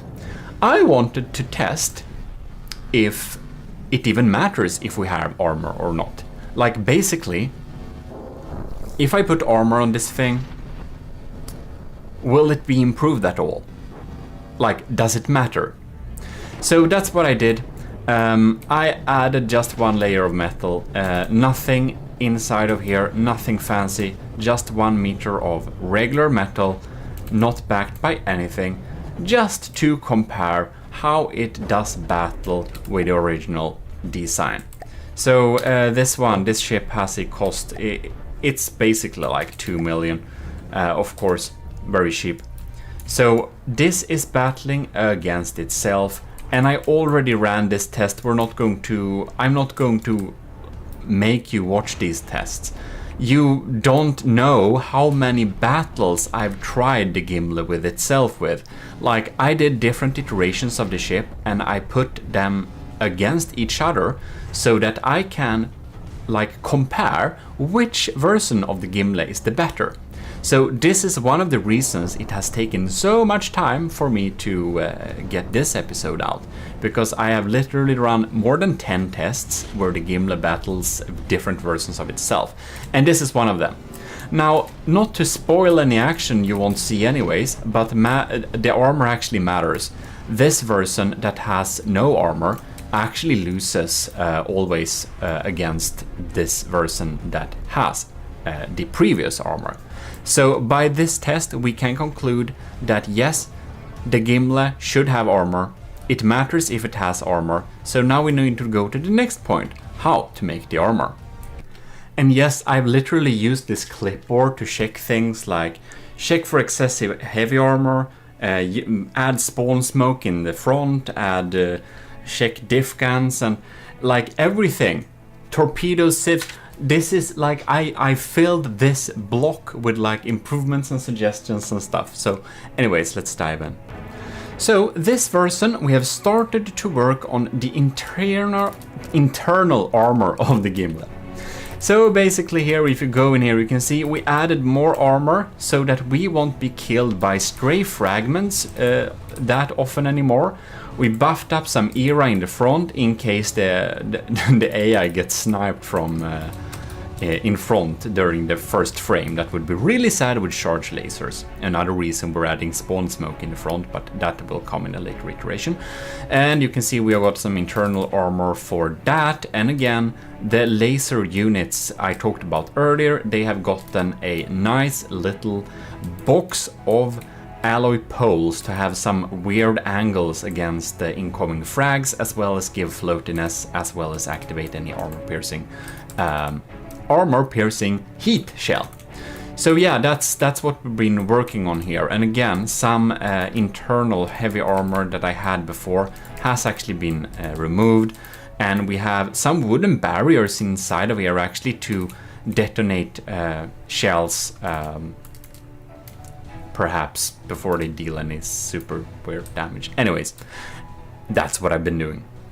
And that leaves the next point. How to build the armor so it kind of works against most things. I already know that I cannot stop a cram shell. So I will try to make a armor that is much cheaper, but is still decent against kinetic damage types like armor piercing with a payload. So armor piercing with a payload is best tackled with ERA. So I decided to try and develop an armor pattern that we can use inside of the side hull of the Gimle that has ERA in it. So that will basically negate enemies' APS shells, which is great.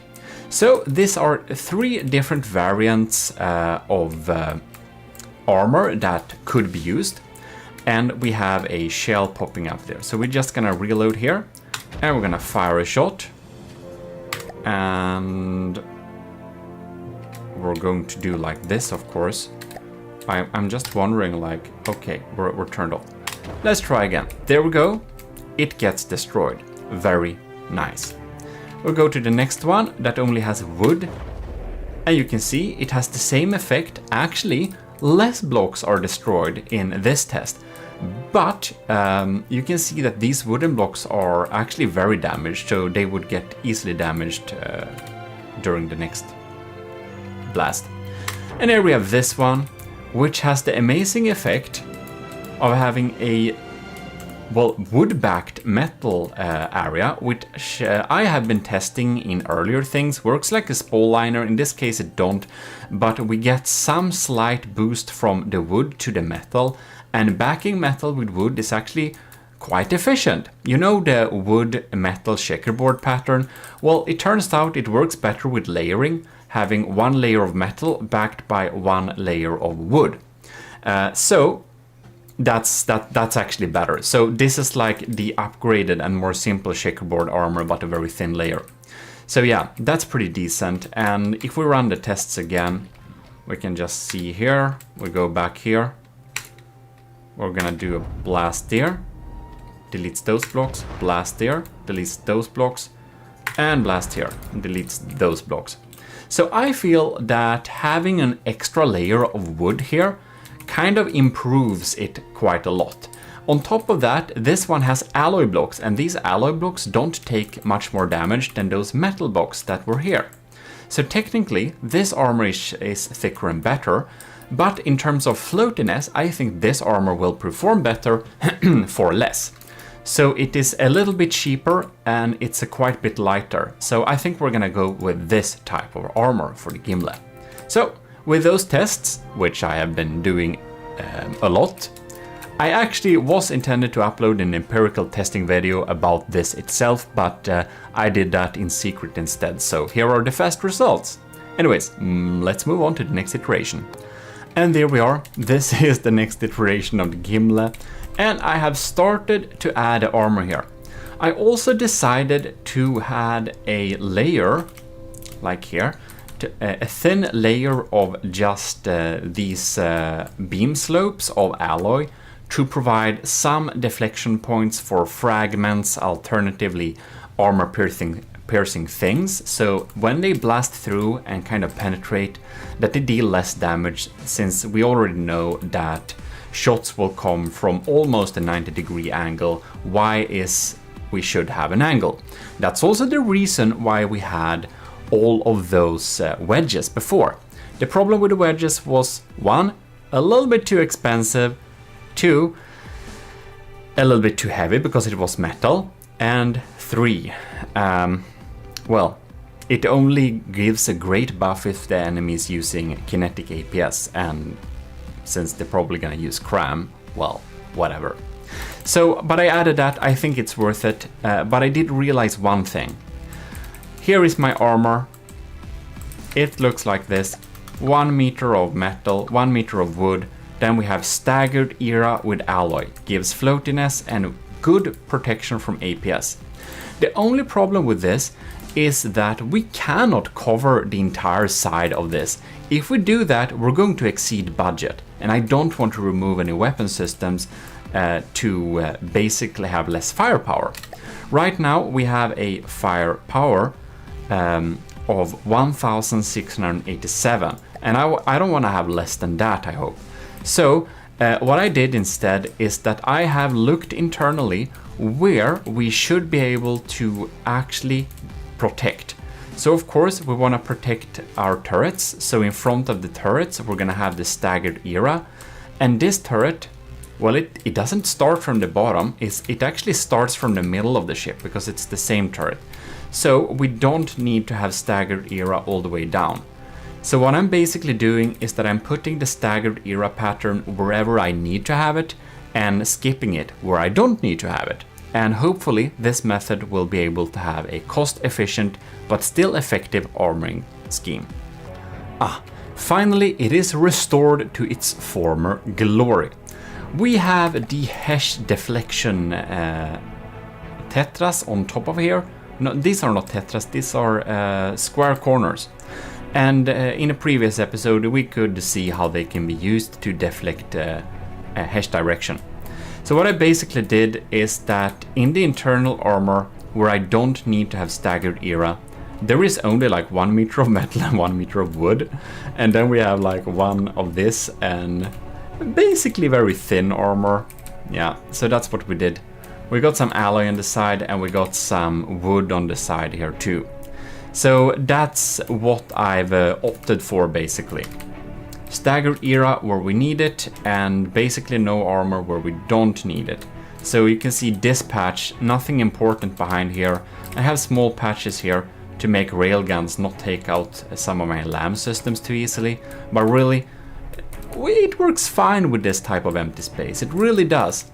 And I shouldn't say too much because we're of course going to test this version against Q42 before I upload the submission. Not in this video though, but probably in the video where we're gonna release it. We can probably show some of the final fixes and suggestions that you guys have asked me to test or change. In any case, that's basically that. I think I did some improvements for the internal armor as well, possibly. So we have some barriers here and there, meaty connections there. Yeah, I think that's completely fine. Oh, and one thing, that's what I wanted to cover too. We have some staggered era. Okay, that's in the next iteration, never mind. Oh yes, it is. In the front, I added some staggered era, so that when we get shot from the front during the first blast, a railgun can't handicap us too much. It's going to kind of stop there. So I thought that was kind of reasonable to actually have here. Maybe we're gonna add some more staggered era in the lower bottom front. We'll see. Our only problem right now is that this iteration is actually over budget. It can be max 2.19 something. Like, it can't be 2.2 something, then it's over budget. And as you can see, I've solved this issue, barely. This is borderlining the max allowed rating. But what I did to make it a little bit cheaper is that you can see the turrets that I had here. We had the stealth daggers here, and I replaced them with the Type A turrets. The C-class Type A turrets. So they're back here. Really cheap, doesn't do much, and the previous ones didn't do much either. The problem with the previous turrets was that they were not able to get through serious civs systems, and they were still kind of expensive. So when we're really building something that can get through like heavy civs and interceptors and stuff like that, we basically need doom crams. That is the entire reason why we had to scrap the crushers and or was it the crushers? No, that's, yeah, maybe, yeah, the crushers. We had to scrap the crushers and replace them with the detonators instead, just to limit the amount of shots we had. The crushers were great against smaller vessels, but when we're up against heavy civs, one shot beats it all. So yeah, that's why. So we made those turrets cheaper. I think we discounted some other systems somewhere too, perhaps somewhere. But basically, we made it meet the budget, basically. We also removed some of the metal beams at the side where it doesn't take any fire with just, well, metal square corners like this, because it didn't make sense to spend on full beams here, really. Just didn't make sense. So yeah, that's some improvement. Another thing we have been working on is that these missile interceptors in the back that was supposed to target torpedoes, they just didn't work very well at all. So I have been starting to develop some different types of methods to shoot at potential incoming turrets, torpedoes I mean. Here, for example, we have a kinetic autocannon that, if not able in combat against torpedoes, will shoot against the enemy's ship underwater. So it actually has a function. And it's basically shooting kind of accurate heavy head shots like this. You can see it's heavy head, stabilizer fins, super cavitation, dealing some damage to torpedoes. Not shooting too fast. How fast is it shooting? 6 seconds between the shots, but still does decent damage and helps. During some tests against the strongholds torpedoes, they still got through, however. So I started to also develop a diff gun. A diff flak cannon with a super cavitation module, so that we can actually use a diff flak system to target incoming torpedoes. And this system is of course super cheap because it's a diff gun with very minimal armor. So yeah, I actually had better luck with this flak diff guns against torpedoes, so I ended up adding more of them and less of the kinetic system, because the kinetic system still costs ish 6,000 per turret. The commissioned officers can see them if you want to download it. I think I'm not sure if they are in the files actually. They might. I will update them. In any case, that's basically that. And I added a cool little shield here. But in any case, what I did now is that I did a little combat testing against a random Megalodon and realized that, one, it doesn't look cool because it sits too low in the water. And this doesn't affect performance, I know that. But for me, looking cool is pretty important, as you can see from this hull. Looks better in high settings. But anyways, I elevated its like altitude. It's of course using upprops, because in this tournament or this challenge, the Gimle battles, using air pumps is completely banned because it lags too much on my system. I can't record that. So when I build large ships, I sadly have to rely on passive float or upprops. Water pumps lag too much. Having one of those or a helium pump on your ship will immediately disqualify you from participating. So just make sure that you don't have it on your ship. Like, make sure, go into the list, click the Shift E, go to block counter, and make sure that you do not have a water pump or helium pump present here. And if they're present, it's bad. Even if they're deactivated, they still cause lag. I tried it myself. It's super weird, but they cause lag deactivated too. But in any case, that's how it is. This is also where you check how many repair bots you have. More about that in the rules soon. But when making those tests with a higher altitude, you can see now they are precisely residing just above the red line where it should be. And this deck is actually always above water, as it should be. In any case, doing that meant that we actually require more power. When in battle, the power levels went too low. So I had to remove 3 of the propellers here in the back, and I decreased its turning rate a little bit, so it's slightly slower and slightly less agile. Otherwise, we'll need to invest in a lot more engines, and then I need to remove some firepower, and I don't want to do that again. Or at all. I don't want to do that, yeah. What we also did is I've installed a somewhere here. No, that's another iteration, never mind. So that's that. There we have it. Do you see this? Well, that's a mimic, but down here somewhere we have a spawn smoke system. So now this vessel provides spawn smoke in the front. It's gonna spawn with the nose to the front, and this should really make it so that a charge laser can't crit us in a very sad way. I hope... maybe I need more spawn smoke, because I'm actually not sure if the smoke protects everything in front of it. Like if we go forwards here and we got the smoke here, will it protect everything in front of it, or does it only protect things in this area? Because I just realized it may possibly only protect things in this green area, which would be bad.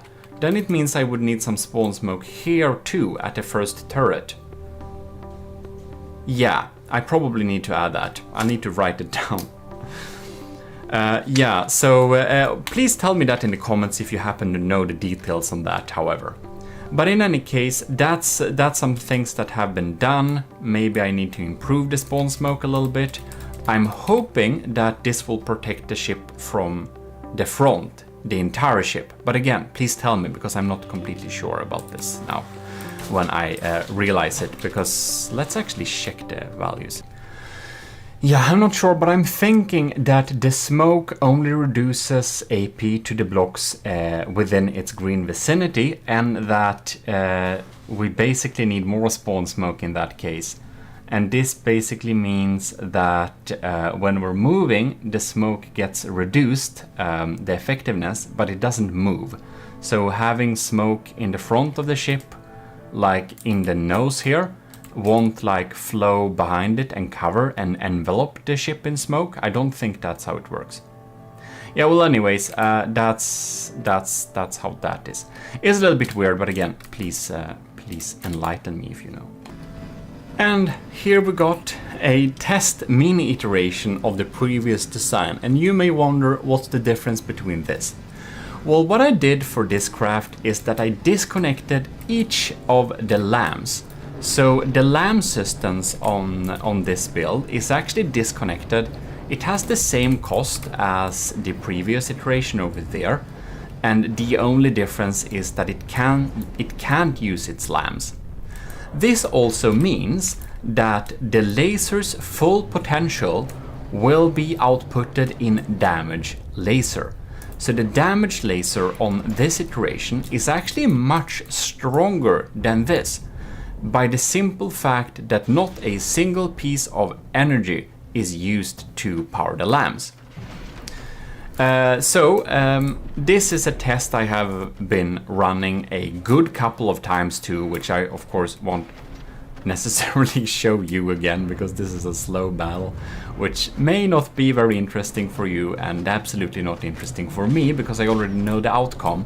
And I will, spoiler alert for a battle you won't see, but basically a lot of people have been suggesting that for really large ships you should not waste anything on lambs, because at this scale lamb should not matter.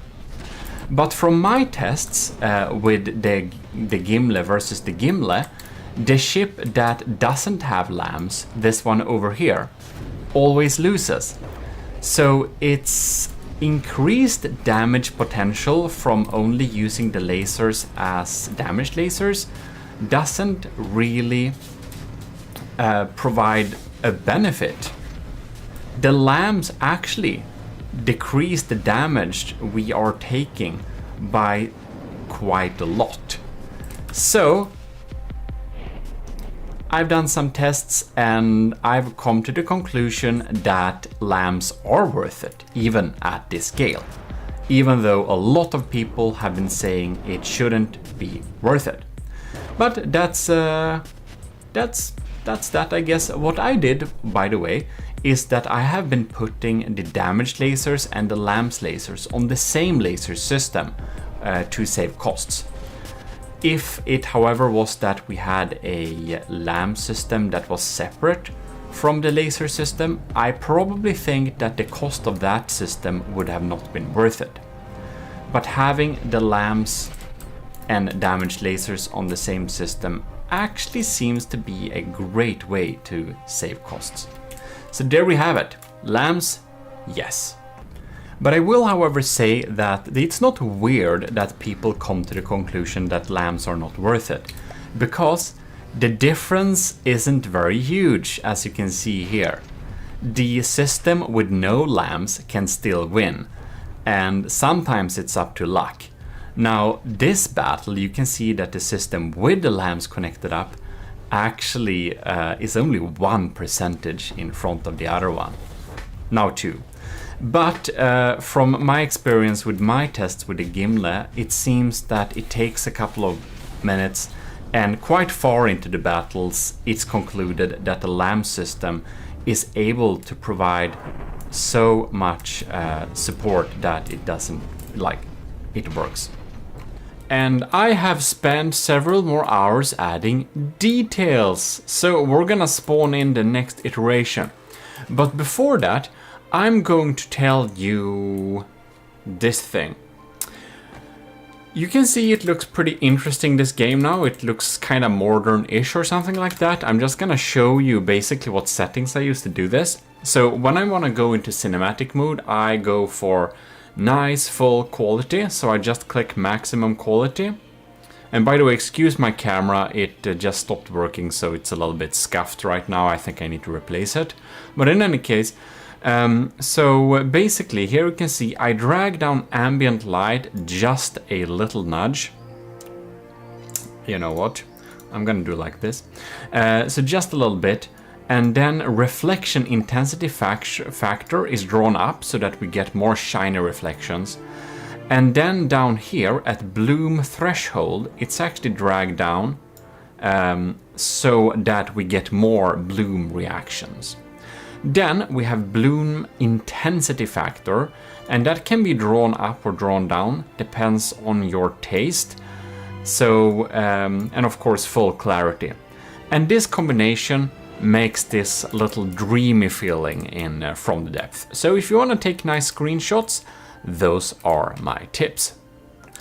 So let's go and just explain one little thing that I had questions about last time. So for this smoke emitter right here, you can see this little green sphere.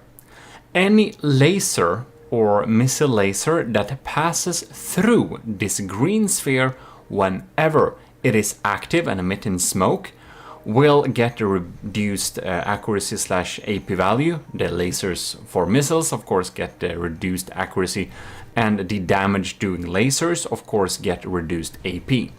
So it is not, as I said, that I was fearing that it only protected the blocks within this sphere. It is not so. If it just goes through this green sphere, it will get reduced AP. And the AP will be reduced if we're moving quickly, but the smoke per se won't move. So if we move really quickly, it just gets weaker, but the smoke itself don't move like behind it, so it's not realistic in that way. But yeah, so that's how it worked. If you were confused about that, I had some very nice people in the comments or in Discord, don't remember which. I think I shouldn't, yeah. So basically, thanks for that. I did additional tests. I almost made a little testing session, but I didn't. But basically, I found the same results. It is true. It does indeed work. As long as the laser just passes through, AP is reduced. So we can survive with only having this spawn smoke here, since enemies will spawn in front of the enemy. Wait, enemy spawning in front of the enemy? I mean enemy spawning in front of the glorious army of GMODIST, of course. Well, let us spawn in the final iteration of this ship in 3, 2, 1. Ta-da! Gimle Q51 is right here and spawned. So here it is, the final iteration of the Gimle, and it has some new beautiful details. Now you can't see much from here, but I've spent hours fixing up some scuffed corners and adding some nice decorations, so we should take a little look at them. Now, before we do any of that, I will just give a huge thank to all of you who has followed this series through and enjoyed the process. Thanks a lot for staying tuned, and I hope you have enjoyed it so far. We'll do many more building sessions in the future, so I hope you will stay tuned. And other than that, I will thank an extra time to setup. So elord/setup made some assets for the the Slabman challenge. Well, they made a really beautiful Stridsjacht Slabman, and it has some AOG assets on there. And I asked them and I could copy them, so I've used some of those assets, like the sunbed there, and a nice pack of cannons here, beautiful tables and chairs here, and of course, most notably, the beautiful diff gun manual loading style thing right here. Thanks a lot, setup. That's some great assets. Oh, and stuff like the cupboard desk, what is it called? Drawer with rings on it right here, as well as a shelf, a similar style shelf that we also used. Other than that, however, the decorations and design is all mine, but those details are of course here and there in furniture and stuff, but they just make a huge difference to the quality of the polish, to have some of those extra nice looking furniture. So I appreciate it a lot. Oh, a pool table too. Setup made a pool table that I used for this thing too. It's amazing. Well, in any case, let's dive into what's new here. And we should actually start in first person view. By the way, because I added a lot of decorations, we're now 2.199 and I didn't want to get that close to the limit, but well, the last bit was all decorations, so whatever, that's how it is. We're below the level we set, so it's okay at least. Anyways, we'll begin here in the cockpit. No, this is the flybridge. So I added some gemstones in the roof here to look nice and cool. Then we also have a text TV. I made a text TV and added some drink and stuff like there. And here we had a drunken matros. The one that leaves the most amount of likes on this video using different accounts is the official sleeping matros in this area. Anyways, here we have some helping hands, and we can of course go down here. So here we go, be quick, this is the only VC. So yeah, there is a toilet here, beautiful. This is the only toilet, beautiful. And if we go along here, I added a poster with the ranks in the army of GMODISM, which I should indeed thank. So down here we have a huge thanks to Admiral Super Dave, and then we have, let's see here, Captain Y right here. And then we have Commander Jacob. And we have Lieutenants Asteria, C2, Cravey, Parvagrid, Tyler Ross, and Vincent Veritas. And Asteria, did I say Asteria? Anyways, huge thanks to all the lieutenants and of course the other cadets that are supporting the channel. About Captain Y, here he is, sleeping on his shift. That's why you have the opportunity to command the Gimli in case you download it from the Steam Workshop and spawn it. And a beautiful table from setup, I just love it. So in any case, let's be moving on here. We can go down here. It's not an all interior build like that. I just added some interiors because I thought it was a little bit cool. Anyways, let's check here. Here we have, who ordered this? Can we even use them? Everyone is at the party, question mark, expression mark. So yeah, we have some 64 pounders and nobody knows why we have them there. Here we have an extra engine. Use the other exit because of this. Yeah. So that's what we're gonna do. And of course, we can walk here at the promenade deck, I guess this is. We have some diff guns here and we got some beautiful... You can sit in all these sun chairs, by the way, so I think it's pretty cool. And then you get back here, we have a Civs cannon and of course a way down to the party area. 2 bridge and water closet. You may not do your needs by the taffrails for obvious reasons. Yeah, that's because the flybridge and the rail down here isn't like, in case, you know, it's obvious. I don't need to explain why. So, air dinghy docking area. Tie properly when dis or embarking. So here we can see we can dock some air dinghies. I need to make an air dinghy, by the way, but the thought is that an air dinghy is a very tiny airship you can use to get to places.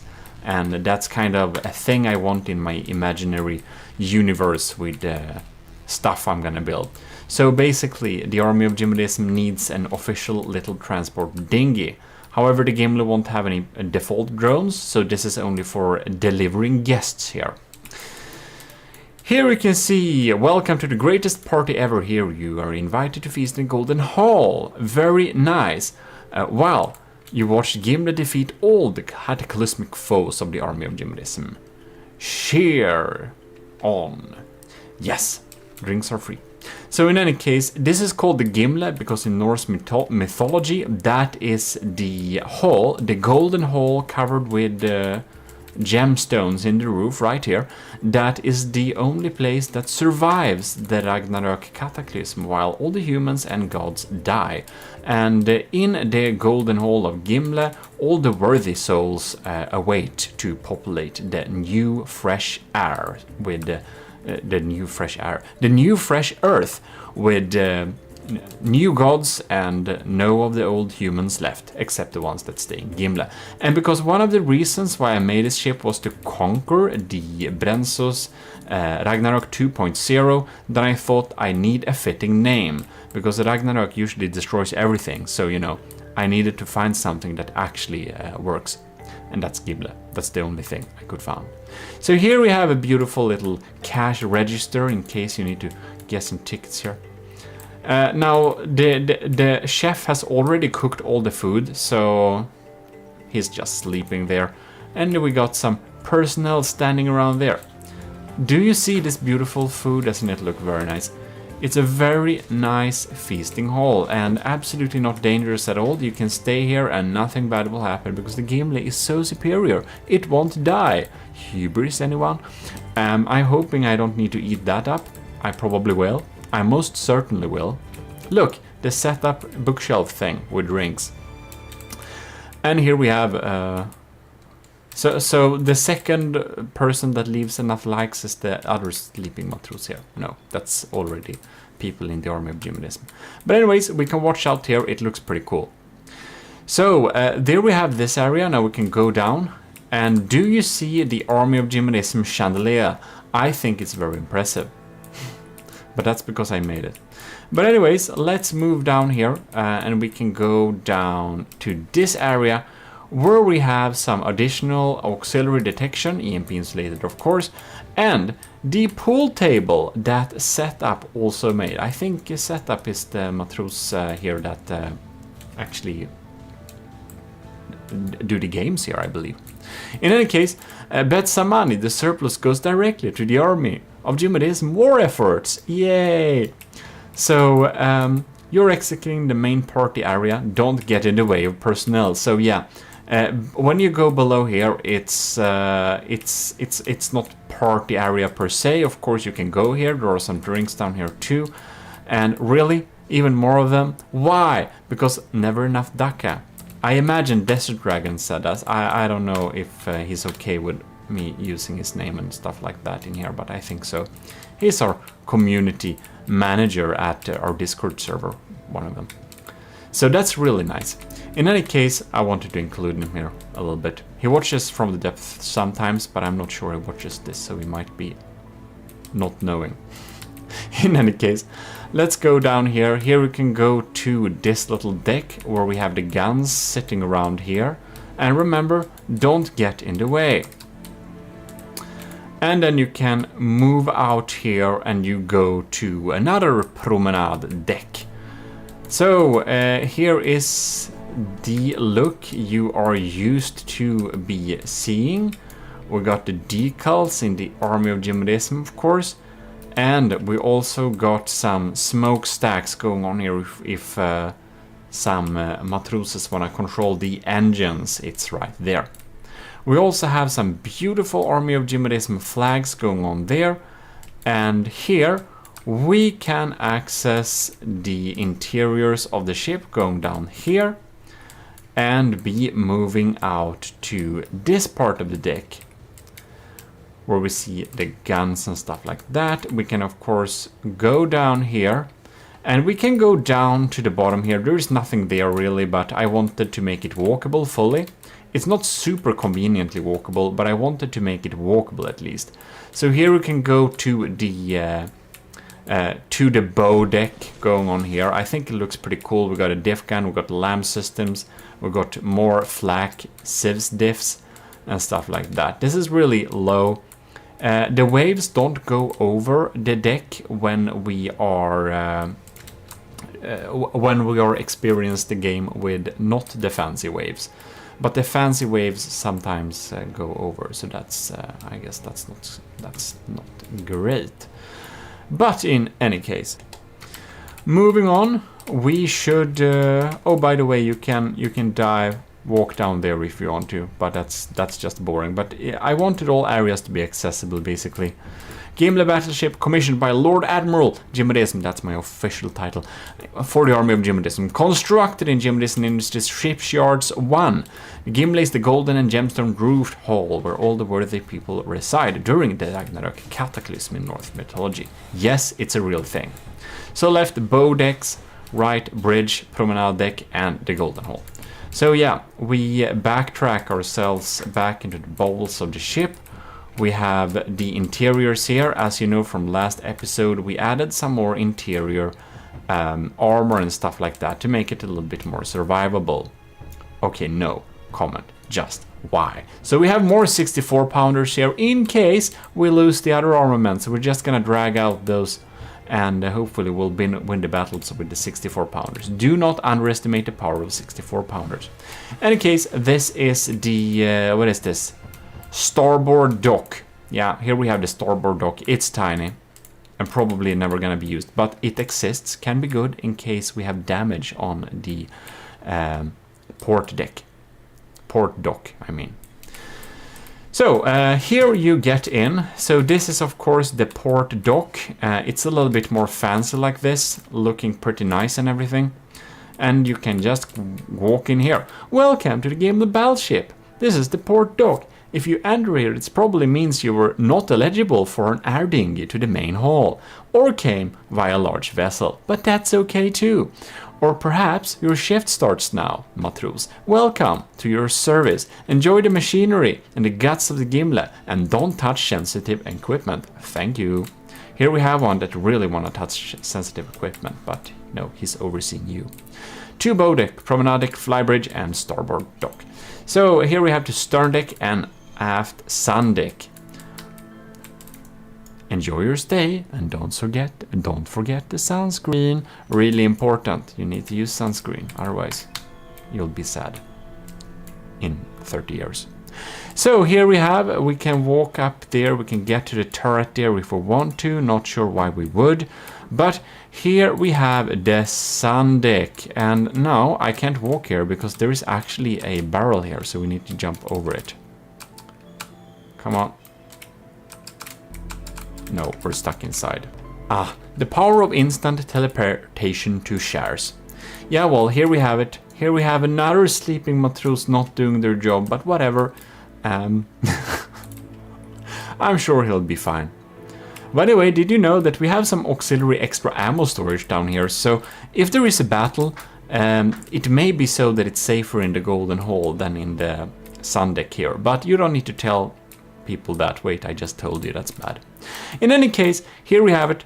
And the Gimli also is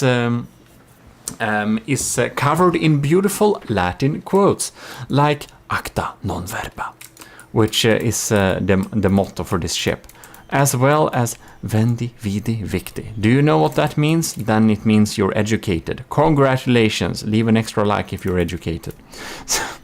If not, get educated and leave a like later. In any case, here we have it. I guess that's all the parts and the decorations of the ship. So the Gimli is hereby complete. And I will say this, go to Steam Workshop and download this beast, because it wants your downloads. Yeah. And if you're wondering what the beautiful sound is in the background, well, we are accompanying. I can't pronounce that right now, but basically real seagulls are singing for us. Isn't that very beautiful? So in any case, if you enjoy this build, well, I really hope you do. Then you should definitely stay tuned, where we have more projects coming on. But right now, we are going to start and having the battles with this beautiful little ship.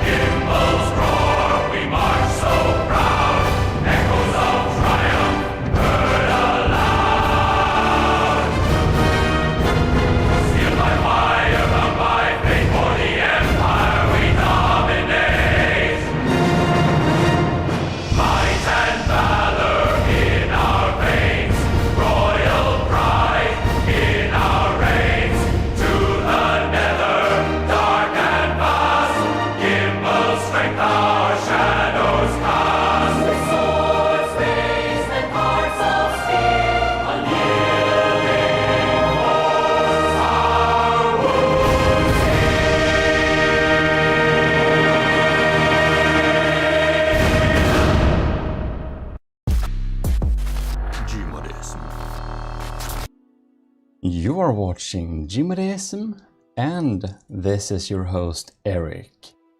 Today we're gonna build a tiny little pack ship.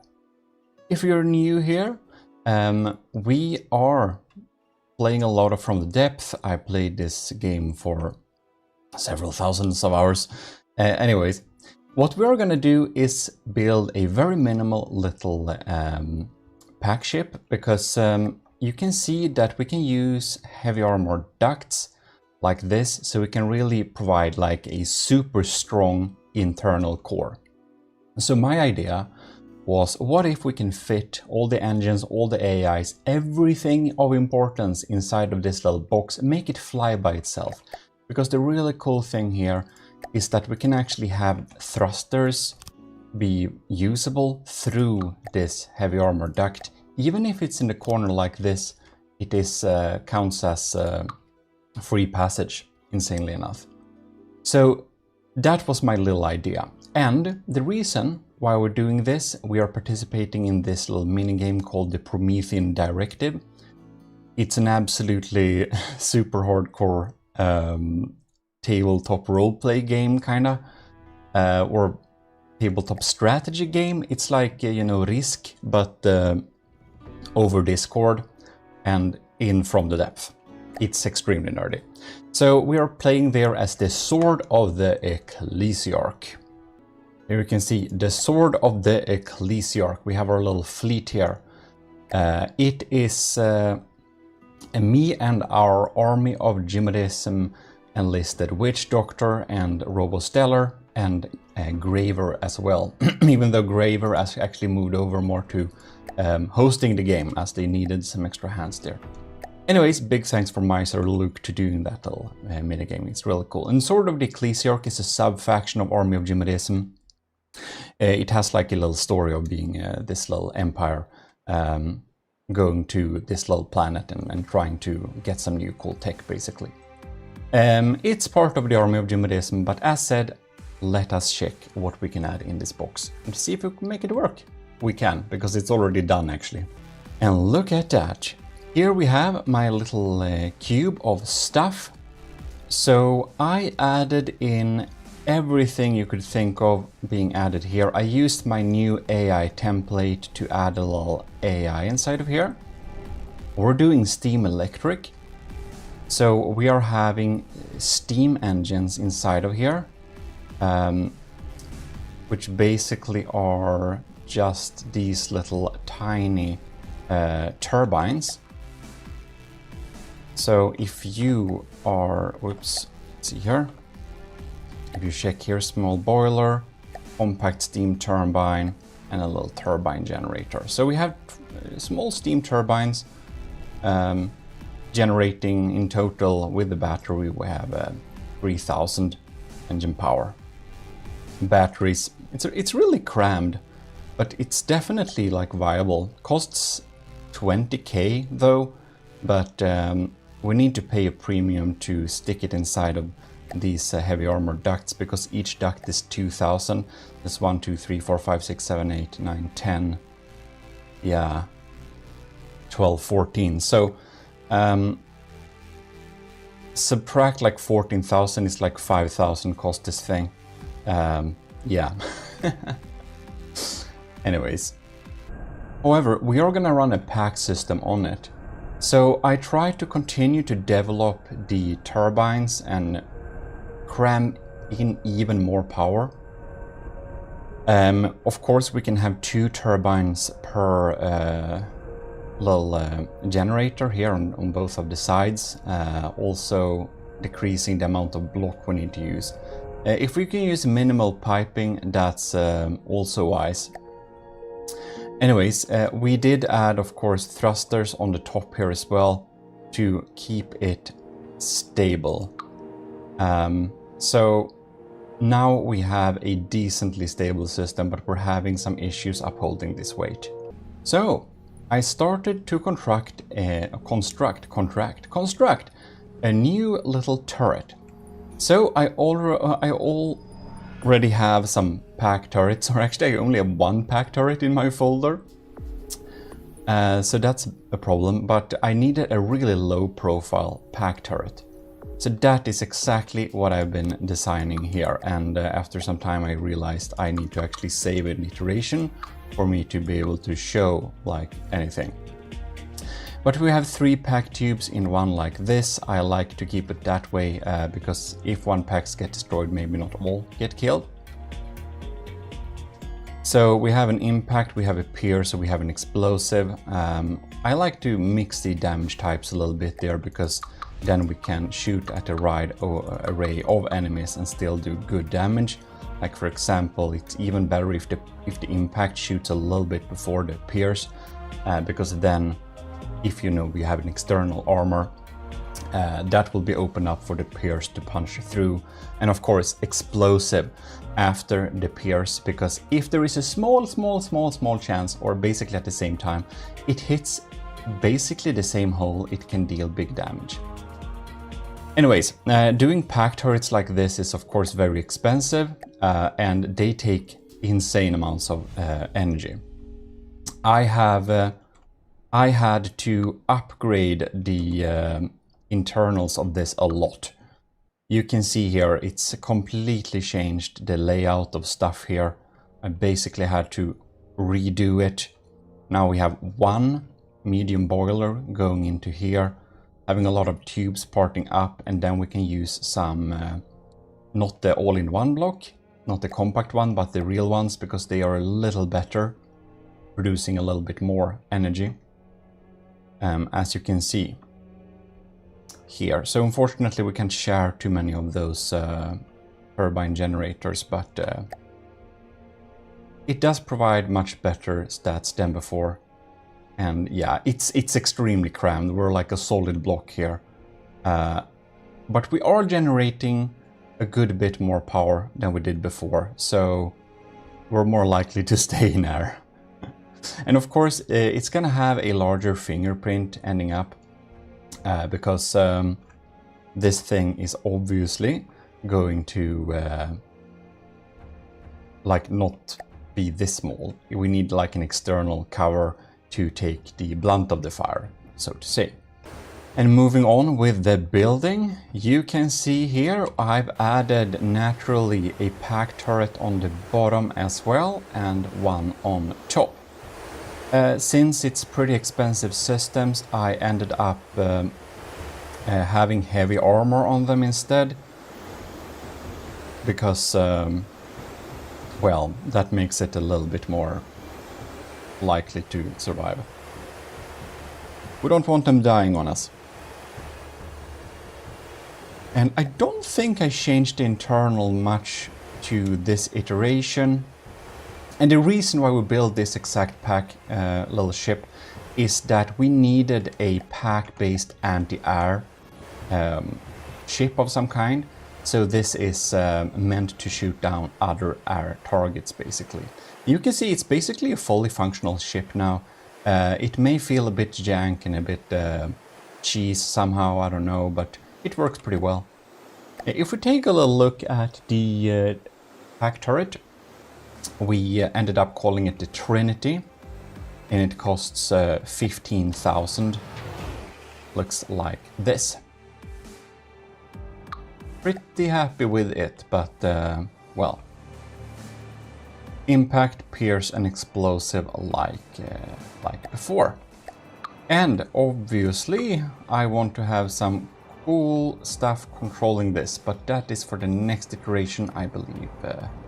And now the exterior shell, it's getting its shape. This makes it not only more aerodynamic, but also a bit faster due to the added aerodynamic.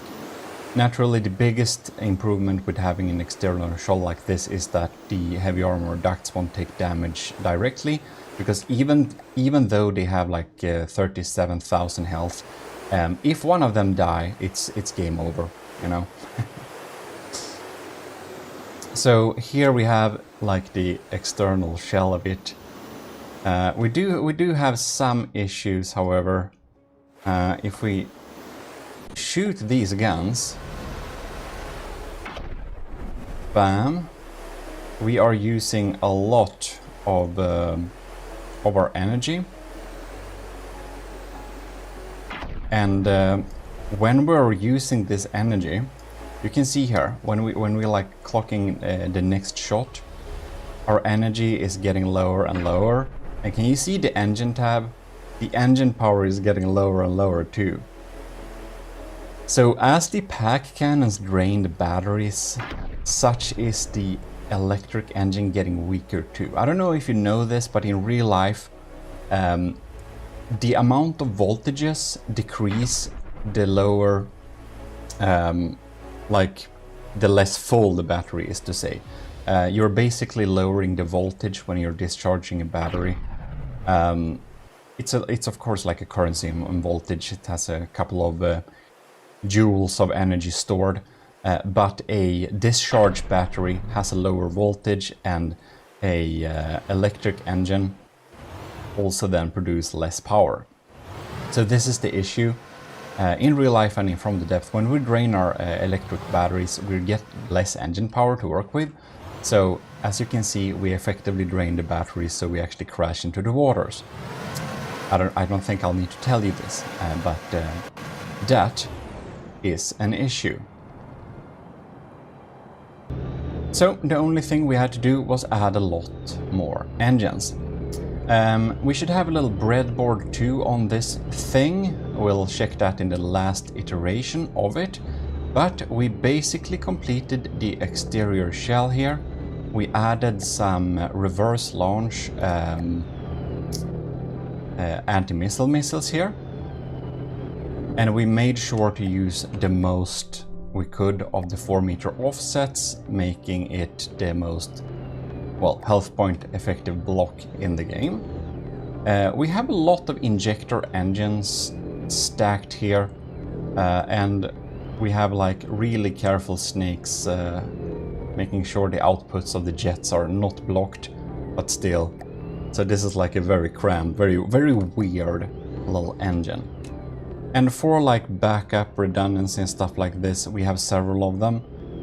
We can have 1000 power from this engine. We do have some backup balloons if we get hit and get into the water. We got another little backup engine here, producing, well, max 1000 as well. We have another 1000 going on here. So now we also have a lot of not only steam electric, but also some real engine power engines, which are mostly set up to provide engine power rather than providing charge for the batteries. Now, the last little note I had here was I wanted to add the bread for Lieutenant Kravy's carver. So we basically have an automation of turning off shields and, well, optimizing the pack, so to say. And that is on the last iteration. So let's load that up. I think it's actually the completed version. So here we have it, the Army of GMODISM, Sword of the Ecclesiarch, ZMZ. That's hull code for metal-clad airship. Clypeum class AA pack metal-clad airship. So, ladies and gentlemen, here we have the finished product for the Sword of the Ecclesiarch. I added a paint job, obviously. We have some redundant extra detection going on here. We obviously have some more detection down here. We have a 360 camera and stuff like that, so we won't be blind if one of them gets shot off. We may need some extra detection more, I don't know, but we do share the detection signals with other things nearby, so that's neat. Now, we added more armor, basically where we could, and it's ended up being a heavy armor duct box from all sides. To remove some of the weight, we did have to replace the armor on one of the turrets in the top here a little bit to alloy. We added some trails too, that's neat. And yeah, this little bread thing. We need to find that. Here we have the little bread thing. And this little bread does so much as the charge of the vertical particle cannon as a fraction times 30.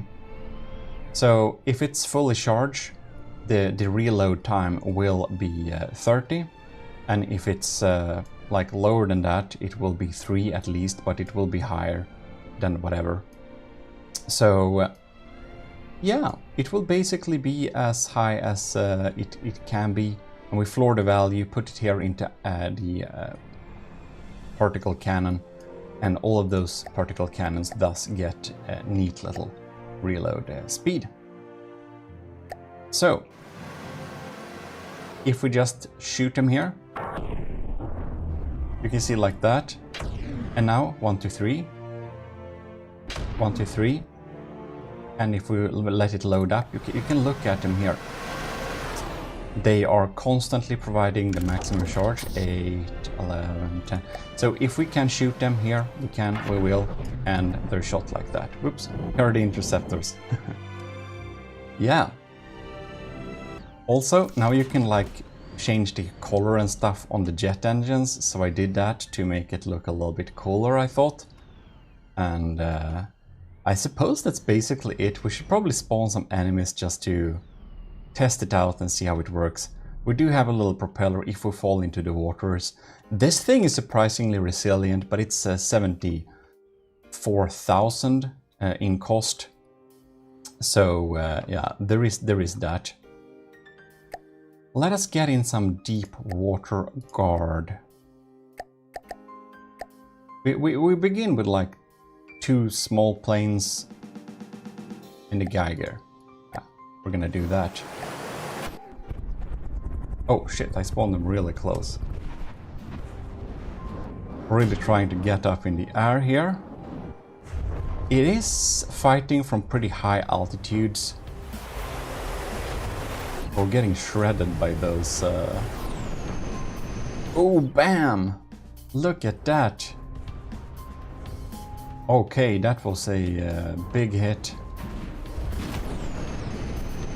Fortunately, we have this exterior layer of armor, So it needs to go through that before it actually deals any type of scary damage.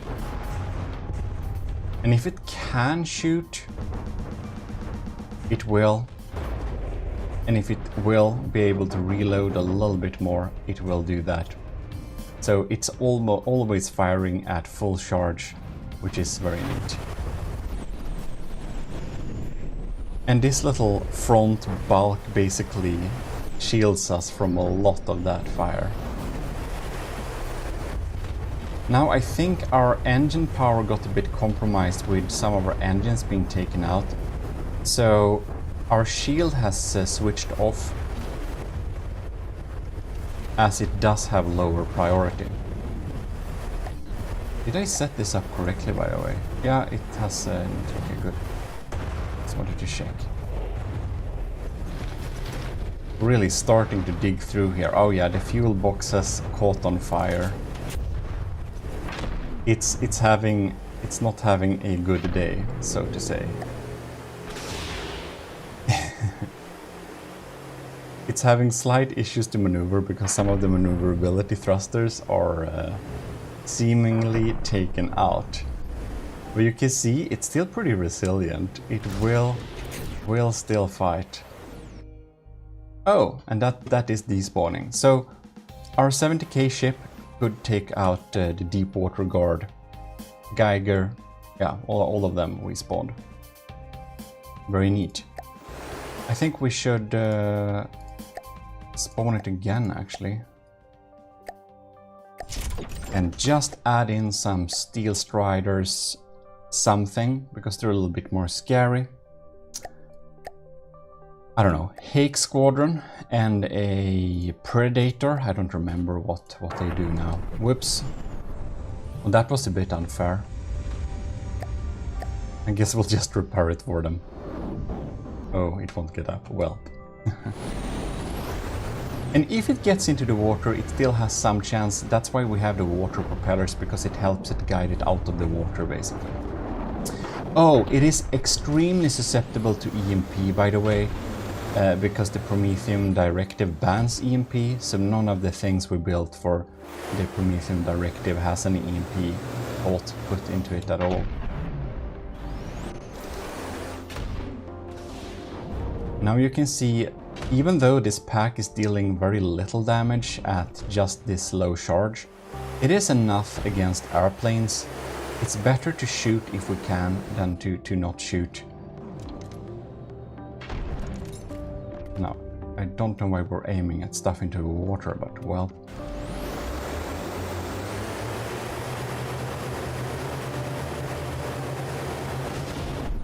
Oh, bam! I'm wondering if we have like some local weapon control or whatever taken out. Okay. They just keep missing. This is annoying. Maybe I'll need to tweak the detection calculation time a little bit. That's possible. Or it is because we are pretty damaged. That might also be it. Okay. Speed averaging. Maybe. Maybe we should like tune this down a little bit. Could be that.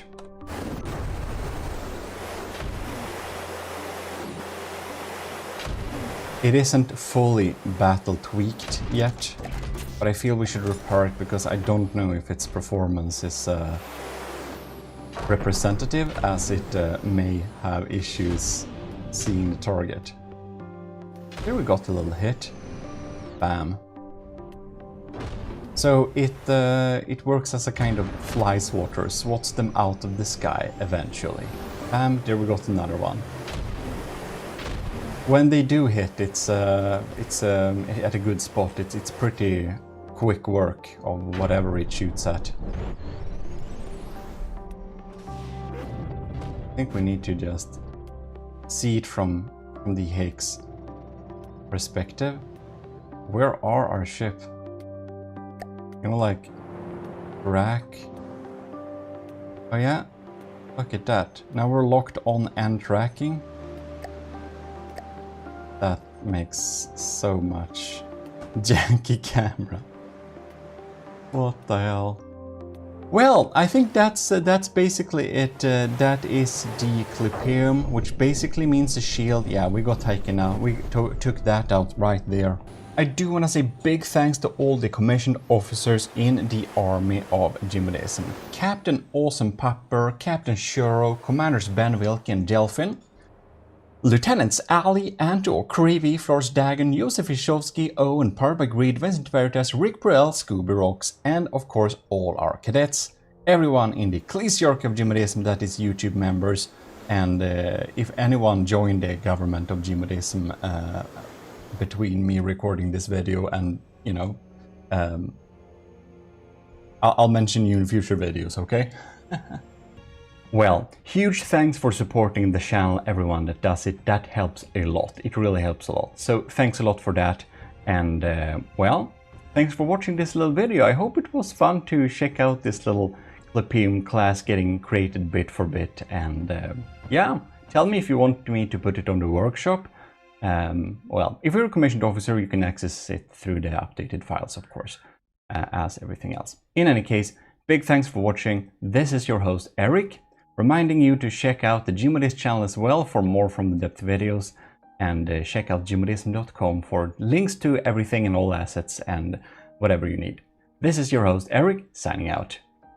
See you next time. Let me check that again. Right, not there, not there, it's not there. Well, this isn't very good.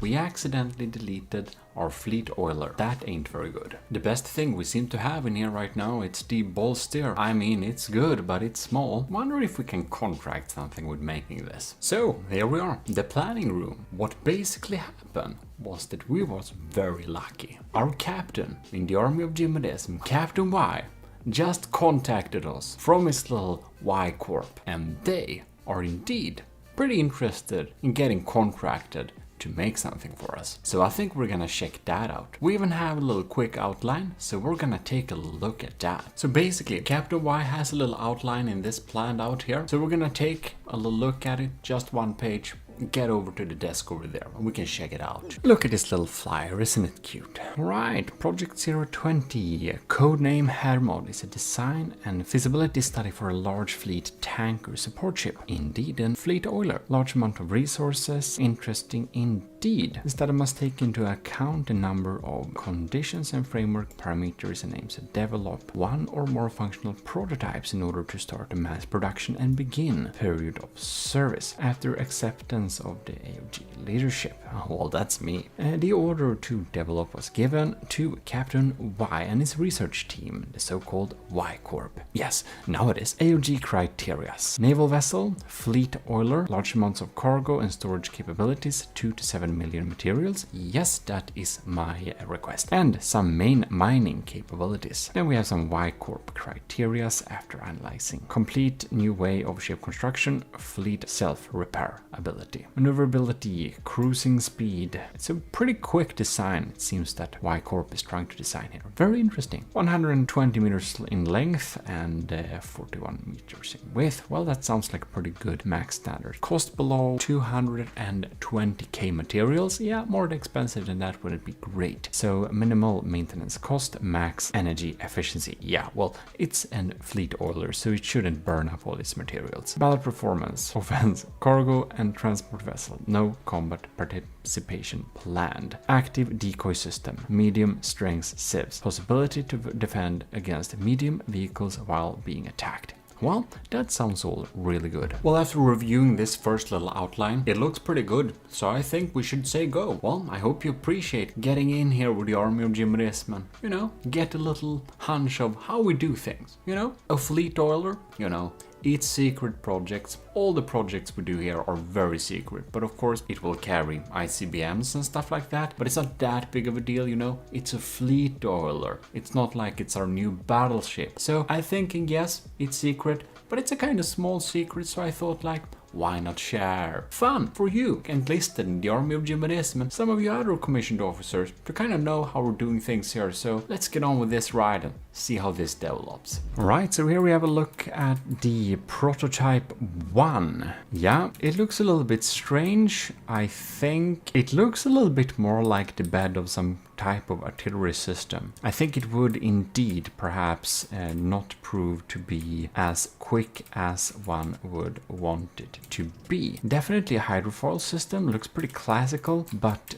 not too much in terms of new design. As you can see, I just came back from some very important Spec Ops operations, but anyways, Admiral's back here. We apparently got an update from Captain Y, so let's check in on a little bit. Document 2 is here. Well, we all know this text, very interesting. Let's dive in here. Oh, right. Army of GMODIST Project Hair Mode Update 1 Hull Decision. Ooh, interesting shape. Well, I'm glad it's rejected. Status rejected. Cost of rejection. Yeah, too much water resistance. Yeah, that's gonna be slow. It looks so unmodern. So I'm glad it was rejected, this one. What is happening here? What is he doing? And anyways, I'm glad that was rejected. Not gonna say it with his face, so I'm just gonna send this response.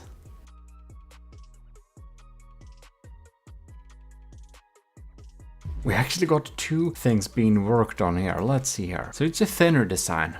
Interesting. I wonder if that will work. Then we have an auxiliary design here, which looks pretty cool. Well, I guess we can check out some prototypes of that later on. So let's check out the prototype 2 here. Here we can see this fantastic little tube going on there, which I'm sure will generate a lot of speed. It looks a little bit funny, it had to give that. It's like octagonal, but it feels like it should be round, but that's gonna be very difficult. The shape, however, looks pretty darn sharp. So I do expect this thing to turn quick and move pretty quick. Guys, we have a new update from Captain Y. It's a 26-page document, so let's dive into it. I have absolutely not been playing Pokemon Go all day. I've been doing important things. Well, here we have this 26-page block, so let's check it here. Now it's starting to look like some proper documentation. Isn't that very nice? Codenamed here, yeah, we recognize that. So let's jump into this book here. Table of contents, decision tree, vehicle, drive related hull. Okay, phase prototype, 1, 2, 3, 4, project phase 2, cargo and storage design, summary submission tree. All right, so let's sift through this document here. Specification and framework condition. 2 groups of interested parties for the project who have requirements for the vehicle and the prototypes resulting from the project. This is mainly the Army of GMODIST primarily, in addition to the primary requirements, best practice of experience, the Y Corp, architecture office is used. It is not permissible for the architecture office's changes and proposals to cancel the primary requirements of the AOG. They are only permissible as supplement. Well, that sounds good. We don't want to be overrun by our contracts. Initially, primary criteria. So this is some nice little parameters we recognize from the previous document. No combat participation plan. That is right. Evolved secondary criteria. Right. Criteria for the battle performance. Civs. Primary civs should not only serve as the role of pure missile defense, but also to fight against light and medium bandit units. That sounds like a pretty smart setup. That's what we often do too in the AOG for our in-house designs. So, phase 1, primary hull design. First phase revolves around the generical shape in the center hull. Okay, so here we have some thrust tables per power, per invest. Yeah. Block space, propeller diameter, so 2 to 4 blades. So here we can see that's very interesting. Here we can see that the double amount of blades does indeed help quite a bit here. So 4 blades with 13 meters of length provide some really good power right there. Okay, thrust per invest. Yeah, that's absolutely much better than any of the else. That's really interesting. So the thrust per invest is higher the larger the blades are. That is very interesting indeed. And it is better with more propellers, with more blades, but not a lot better. That's very interesting to know. And the thing we really win with having big blades here seems to be having, they just provide more thrust compared to the base cost. Yeah, so bigger propellers aren't a lot better. That's interesting. It isn't a scaling in an exponential manner. Of course, and the Lord High Admiral already knew this. Well, here we have I didn't. Very interesting. Learn new things every day. Propeller testing. Yes, indeed, we got it there. Initial requirements. Drive, seizing of vehicle, hull design, steering system, air propeller system. That seems like a really wise decision. So, decision 3, initial requirements. So we have classic propellers, jet drivers, sailing systems, air propellers, which is indeed the selected method. One big centered system, and we are going for the catamaran design because of this. And we got hydrofoils to get some higher speeds. And we have air propeller system here for the steering as well. And we get alloy armor for getting the lightness, and layered armor to 1 meter layer. Okay, and we got a couple of prototypes coming in here. So if we go through the document here, we can see we got some really interesting data here. Vehicle drive related. Due to space saving measures, the YCOB decided to use a large centrally located propeller system instead of 7 propeller systems at each side, which would also have been possible to steer, but also a really big weakness, because if someone shoots off one propeller system, we will not be able to go forwards anymore, which would be really sad. Well, let's go to the next page. Here we got hull form related, less block building space, less needed building material. We got some weak points, but we got some redundancy, so I think that should be really good. Skeleton armor should be light and cheap, so it's more expensive than wood, yes, but the only light material is alloy. That's really feasible to use in our modern battle building. Wood is of course really good too, but I can understand you want the maximum lightness. All right, so here we have this old hull, which is rejected. We're very happy for that. It seems this prototype here is indeed obsolete, because we indeed went for the catamaran design, which we have all here. Looking pretty splendid, I must say. Look at it. The glory of the AOG will blow through this hull and get very high speeds. Very beautiful. So, prototype 3 is obsolete. Alright, okay, we have a really covered area here. Benefits from prototype 2 with layered armor while reduced height. Okay, this is confidential, by the way, so you should be very happy. You can see this. Prototype 4 blueprint. And here we have benefits from prototype 2 and 3, much more style. Indeed, indeed. It's not a tube anymore. It is a framework for propellers, not just a simple tube. Tube is a little bit boring. We have to agree with that. Project Phase 3, cargo and storage design. Since the vehicle is primarily intended to transport materials, the type and shape of the storage space and the transport capabilities, therefore, Phase 2 of the development deals with this important topic. So here we have storage type, the cost of the storage type, the storage amount, the QM rating, the weight of it, material storage per weight. Oh, storage material invest. So we can clearly see here that the cargo container is just excelling at all regards here. It's just so much better in terms of storage capacity per investment. That's actually very interesting here. I wonder how it measures together with health points. Could have been interesting too. Well, here we see a couple of them there. Storage types. So here we have large, small cargo container, mainly use of cargo containers. With every project and every prototype, important decisions and crossroads have to make at some point on the way at a functioning series of products. This chapter serves to document and trace such designs and architecture decisions. All right, storage related. So here we have some different type of extra details going on here. Now we're getting into some really interesting things here. Closing weapon system sieves. Decision about type of sieves, amount and placement of sieves. So here we have a really interesting X-shaped sieves like this, and it's even shielded, which could be very interesting. Against missiles, rockets, cram guns, and occasionally torpedoes. Sounds good. So what are we going with here? RPM 281. All right. Caliber 60mm. I think 67mm is better, but 60mm is absolutely very convenient and efficient. Type of armor, yeah. Turret head, turret bay. Indeed. Looks like it's gonna be pretty decent designs here. Gun power propelled. It's good we don't spend too much extra materials on the railgun parts for a fleet oiler like this. All right. I think it sounds good. Flak head, flak body. Nose.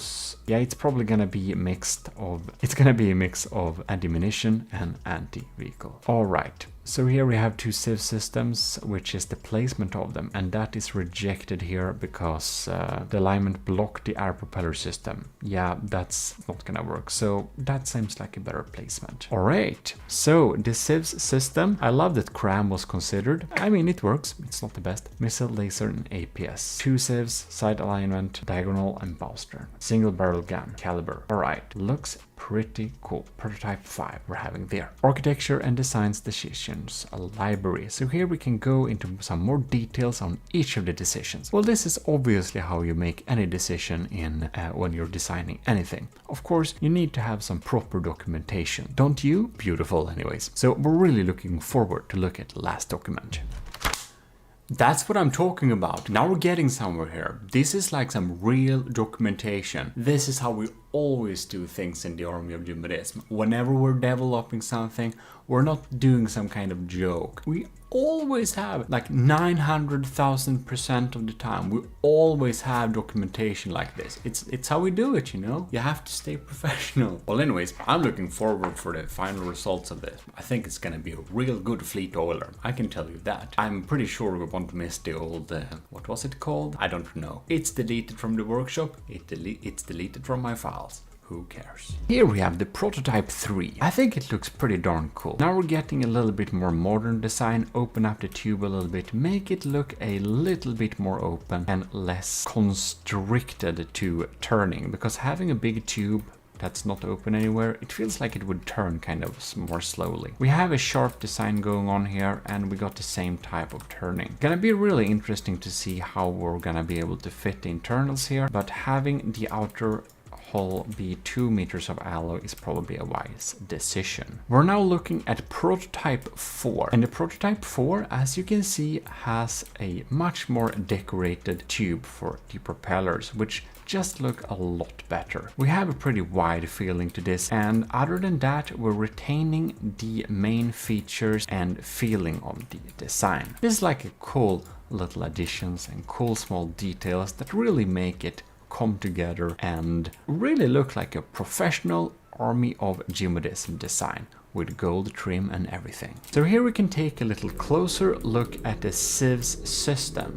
We got some system going on here, which is the sieves. We got some metal shielding in front of the belt feds. Now these are not belt feds, right? These are 1 meter autoloaders. So that's good, because if it was belt feds, you couldn't have ejectors like this. Well, it's coming together pretty well here. It looks like a solid system. It's being mounted here. We got some control units going on there with some redundancy as well. Not sure if this is an interesting little thing. Not that I think we're gonna encounter a lot of EMP, but if we got EMP'd, that's not like a huge issue like that, but yeah, one of them might fall off like that, so I don't think this surge protector is doing much. We really need to EMP insulate things if we're able, if we are going to protect them. But anyways, here we have the general sieve system. We have a lot of shields on here, so it's gonna be protected. Even if shells are penetrating, they might bounce off. The design of it looks really cool though. It's like an X from above, and I'm sure this system will be able to shoot down incoming missiles pretty reliably if just this turret neck doesn't get shot off. To take the decision on what propellers we would have, this is the aforementioned little test. So here you can see the thrust they would provide, 10,000 here, 20,000 there. So of course, having 2 blades will make it have more thrust, but it will not make it be more efficient. If you have 3 blades, however, it will be kind of unbalanced, and that will not be very good. If you didn't know that, I think it's pretty funny. You can see now, it now has asymmetric limit there. Asymmetric, thrust reduced to 98%. So that's something that can be good to know. This one provides like 76,000, this one provides 38,000. Well, good to know the testings behind the results. Well, here we have prototype 5, which is really starting to look like a ship that is indeed coming together. We have the sieves system installed, we got some basic rudimentary detection, and we got it here. Isn't that quite nice? Alright, so here we have some correspondence. Dear sir, here's an update construction information, phase 2 and 3. Important fundamental decisions about storage system and sieves. Brand new sieves, Mantis 60. Very interesting. So we got some new cool files to check out there. So we're very pleased to see the results and the rigorous testing. Indeed. Well, that's of course our normal testing procedures. Regards. Acta non verba. AOG Invictus. Regards, Lord High Admiral GMODIST. As understandable, we had some slight issues with some of the testings here, so I was just wanting to have some extra testing about the turret neck. It looks a little bit weak, so just get that back into the testing board, yeah? And it seems that it's all going pretty well with that. Captain Wise explains it's rarely a problem with the turret neck being blown off, not seems to be a weak point according to Y Corp. Interesting indeed. And ooh, top secret component, which is intended to significantly increase the survivability of Project Hermod in combat. Details are currently top secret and only in development office itself. Interesting indeed, Captain Y. Well, it's gonna be very interesting to check that out later. And of course, some obligatory praising of the Gimli battleship's unbeaten status in the Gimli battles. That definitely deserves a applause. So please applause. Thank you. We got some new documentation incoming here. 37 pages of documentation. That's exactly how we do it in the AOG. In the Army of GMODISM, we want to have good documentation. So let's dive in there and check that out. The final design is closing in, so let's take this 37-page beast and dive into it. We have the library going on here, so let us check what's going on here. Initially, secondary criterias. Well, I think we know this document by hand now. Looking pretty darn cool. And, well, obsolete, go there. So really closing in here. Just take a little refresher on what's going on here. Yeah, looking pretty good. Muscle brake extension. We got some more detailed decisions here. Type of sieves, developing sieves indeed. We got a shield, metal. Seems to be pretty decent. We decided the same thing here. Nose is gonna be shaped charge and the anti-munition is gonna be flak head. Alright, GMODISM Confidential. So I really hope you enjoy looking at this thing. This is, you know, the inside of the AOG development command. Isn't that pretty cool? In any case, sieve systems going on there, sieves alignment, 360 degrees coverage, that's really good. Barrel amount per sieves. So we got some comparative studies going on here. And we can see now the sieves getting installed here. So we're gonna check that out more in detail in game here.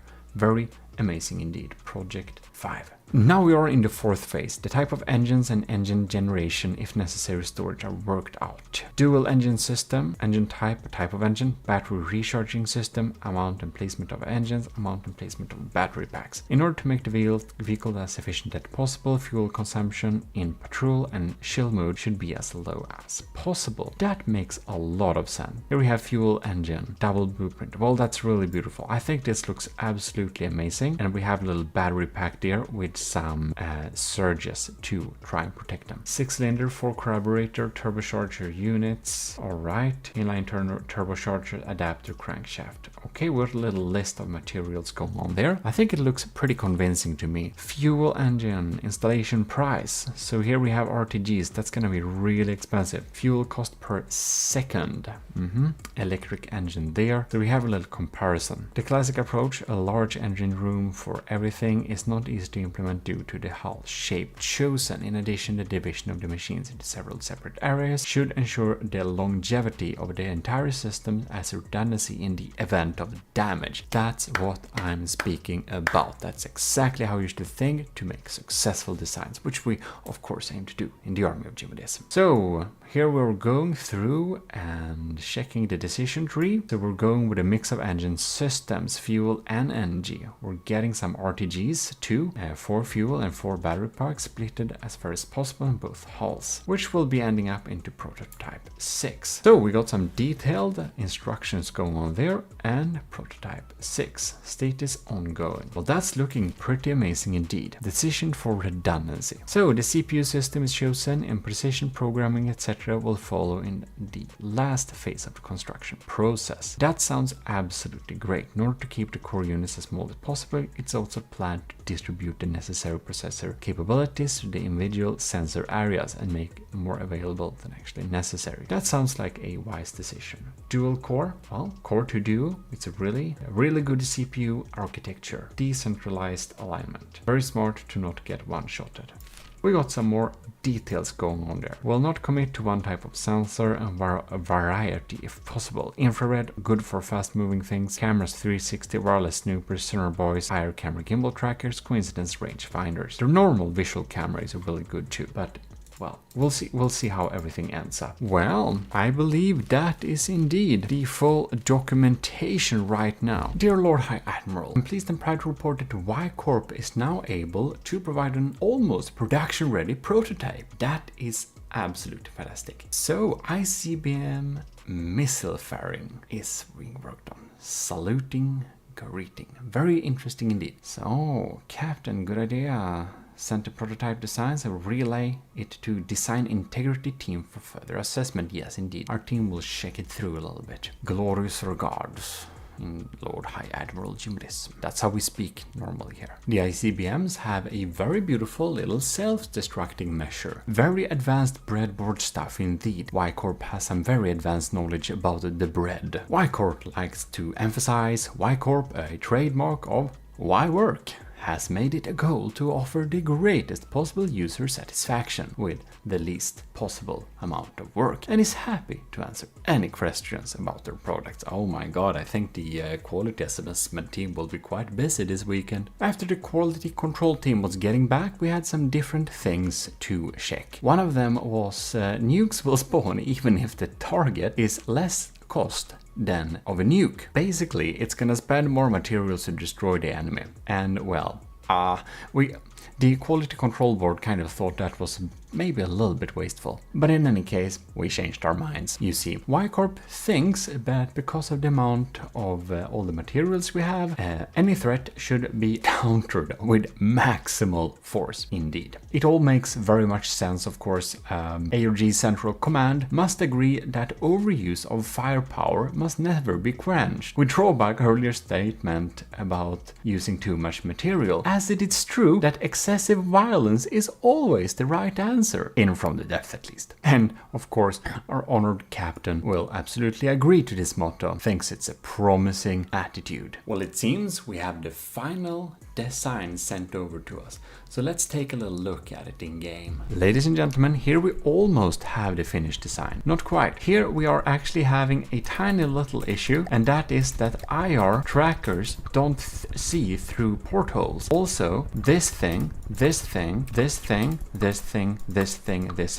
would block the view if it could see through them anyways, because the trackers really rely on line of sight. So that was addressed and has been fixed, so we're gonna look at the final version. And there it is, ladies and gentlemen, the final version of the Hermod Fleet Oiler constructed in the Y Corp by Captain Y. These are now mimics indeed, and inside of here we don't have IR, but we instead have normal camera trackers. Here you can see the beautiful design is really coming together. The propellers are looking absolutely splendid with some engine parts on them there to really give that propulsion feeling. AOH Hermod. Well, I think we should get this up in the air and do check it out a little bit. So from above it gets constructed like this, and if we see the cut-through view here, we can see the different parts and interiors going on there at each of the sides. It has a really high capacity for storage, of course, because that's its main purpose. If we check a little cut-through view here, we can see the armor and the components coming together here.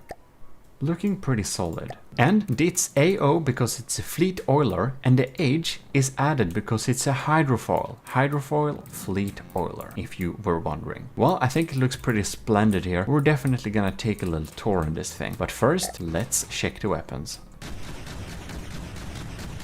And we have a beautiful active decoy system, which of course will not hit on us like that. You may notice this thing. This is a mining arm, an automatic mining system that will mine when we are in a resource zone. If we, however, go away from this resource zone, you can see that the mining arm is neatly folded here. Anyways, let's take a little walking tour here. We have a beautiful little command center area. We have mining cams and we have combat cams. I think we can switch to the mining cams cams. I believe this is mining cams, and this is the combat cams. So we got some control going on here. We can indeed see even the construction, because there is a secret project, which is the ICBMs. Well, this is our matros here standing ready, or maybe it's a lieutenant. Here we can access the engine bay. Doesn't that look quite splendid? So you, if you are enlisted, you may, you know, serve on this tomorrow. Who knows? Here we can go out and we get some additional detection. We can walk up here too to access some of the cargo area as well. I think we should get in here again. Good to have multiple entries and exits. So looking all splendid. Let's go out here so we can go here. The entire ship is quite walkable, so we are really having some good role play abilities here. Very nice indeed. Just if character movement was a little bit better in this game. In any case, let's move around here. We can see we got RTGs stored here, and we can open up to go back to the mining facility area, as well as climb up over to the other side if need be. There is of course no way to make a nice walk over because, well, yeah, we kind of have a big propeller tube in the middle of this craft. So we can go here. We got a repair station to repair other ships, and we have pretty similar designs here. We can walk just right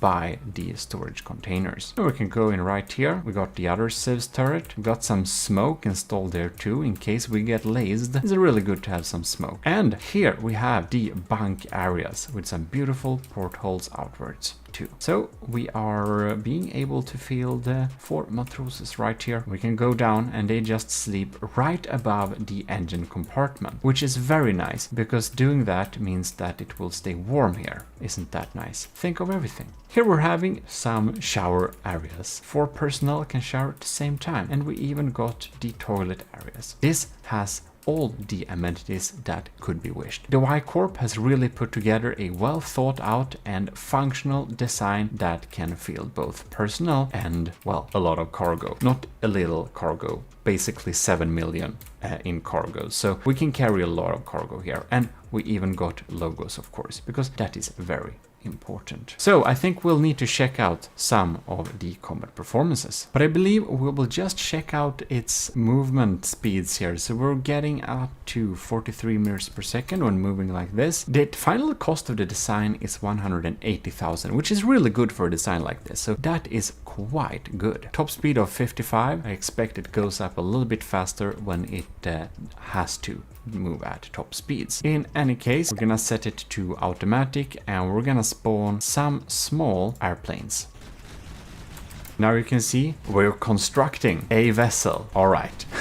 As said, we're gonna carry some ICBMs, and that's of course really useful, but maybe for countering a little bit larger targets. I think our decoys are doing a pretty good job at decoying here, which is very nice, and the guns are, oh yes, the ICBM really hit there. Awesome to have some ICBMs going on here. We're shooting a mix of shells. We're shooting both heat and flak in order to deal with the multiple different targets, just because switching the ammo isn't the easiest thing to do. Fortunately, the ICBMs will take out these threads very efficiently. So yeah, this thing spawns nukes, because as said before, excessive violence is always the right answer when meeting opposition, as Captain Y and I discussed earlier. We can also spawn a, let's see here. Let's drop in a couple of Marauder and see if we can deal with that. However, what is really good here is that we have some security lights. So if we're having some issues here, we can see that the warning lights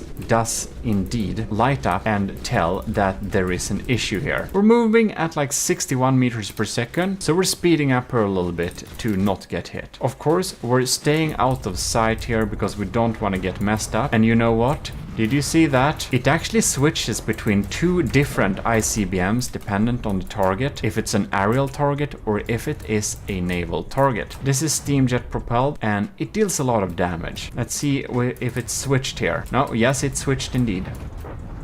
And here it goes. We may spend some materials on our nukes, but if we're meeting any foe, we're gonna make sure to mess them up real hard. That's real good, because this thing isn't really adapted to face combat, really. So it's good that we're launching some nukes to be able to deal with the problem efficiently and securely. We're basically not even scratched over here. Well, indeed, it does perform very satisfactory and very efficiently. So this is indeed a extremely efficient and useful design that is now added to the Army of GMODISM's second frontier fleet. This thing will be appearing in future iterations of the Nether campaign, because of course this is what we are collecting some of the crafts like this thing with. And of course also, just like the winning bomber designs, they will appear in the second chapter frontier fleet together with the Hermod fleet oiler. Here we can see the nuclear missile that is spawning as a torpedo, and which spawns depends on what enemy we appear. So we have the Gremlin and we have the Triton, and which of them spawns depends on what target we are meeting. This one deals with underwater and naval vessels, and this one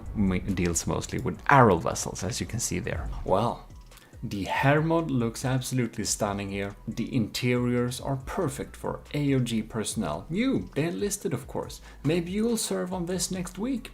What do you know? Maybe, maybe not. In any case, Captain Y for Y Corp has really put together a really nice design here and put together some pretty nice documentation too. So for that, we will say applause. Very, very impressive indeed. But wait, there is more. We have a little extra look at a little extra project actually that Captain Y has been putting together with the Y Corp, because the Army of GMODISM needed a low power radar outpost so that we can remove the fog of war and just have some eyes, you know, in the nether to see whenever some enemy approaches, so that we can take swift action. So let's dive in and check that out. And as said, there is a radar station to look at. Lastly but not least, we have a beautiful little radar station going on here. This is the Lyttepost, and it will make sure that enemy units are detected using this beautiful radar antenna, cleverly designed in a tower like this. So the Lyttepost works as follows. We have a space for 2 personnel, we've got an AI core and some amenities right here. We can then go outside and we have some different structures to walk around on. Here we can control the fortress if need be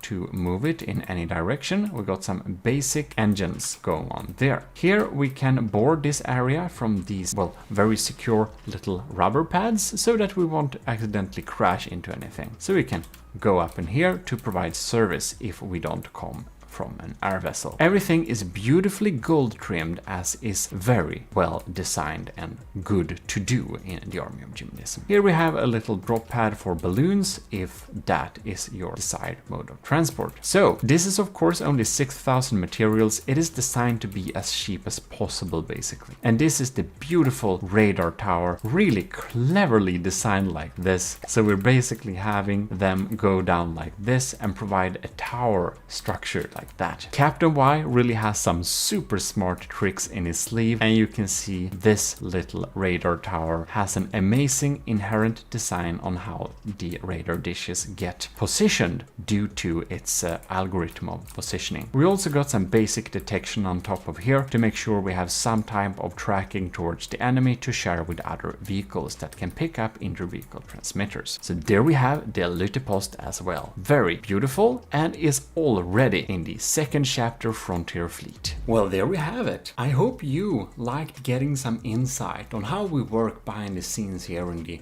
Army of GMODISM when we develop new units and combat vessels and stations and stuff like that for our military empire. In any case, if you haven't joined the Army of GMODISM, you should probably join it right now. You just self-assign the Matros 3rd class in the Discord and you are enlisted. Or if you want to be a commissioned officer, well, there's the Discord for you. In any case, no, you get in the Discord automatically if you, the commissioned officer is Patreon, of course. In any case, hope you enjoyed this. If you did, do leave a like, and I just need to give a huge thanks to Captain Y for putting together this absolutely stunning documentation. That's just so RP. Sorry for getting out of character. In any case, this is your Lord High Admiral GMODISM. We're signing out.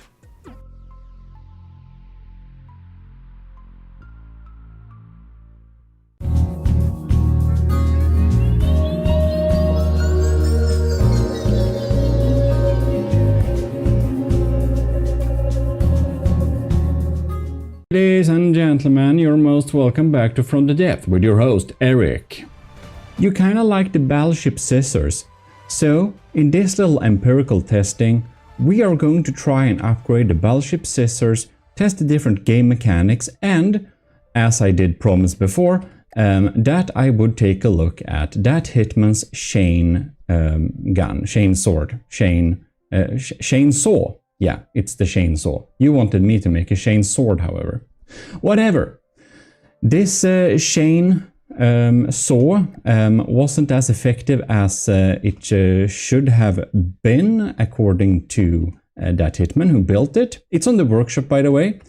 But what I basically have done for my little upgrade, which I did say to y'all that I should actually make, is make a drill version. So here you can see my little drill version, which I happen to be building on right now. So we just have a few spokes left to replace, and we're going to test our different systems out. We're gonna begin with testing out the, the scissors, the battleship scissors, of course. We're gonna compare it to the unmodified chainsaw from that Hitman. And then we're gonna see if my, drill mod did anything reasonable. Oh yeah, and this little platform is our new testing rig. If you want to see me make this testing rig and the development process of it, it was a lot harder than it should have been. Because it's so difficult to tweak. But whatever, if you want to see that process, go to the GMODIST channel. There's like all sorts of links in the descriptions for that if you want to check that out.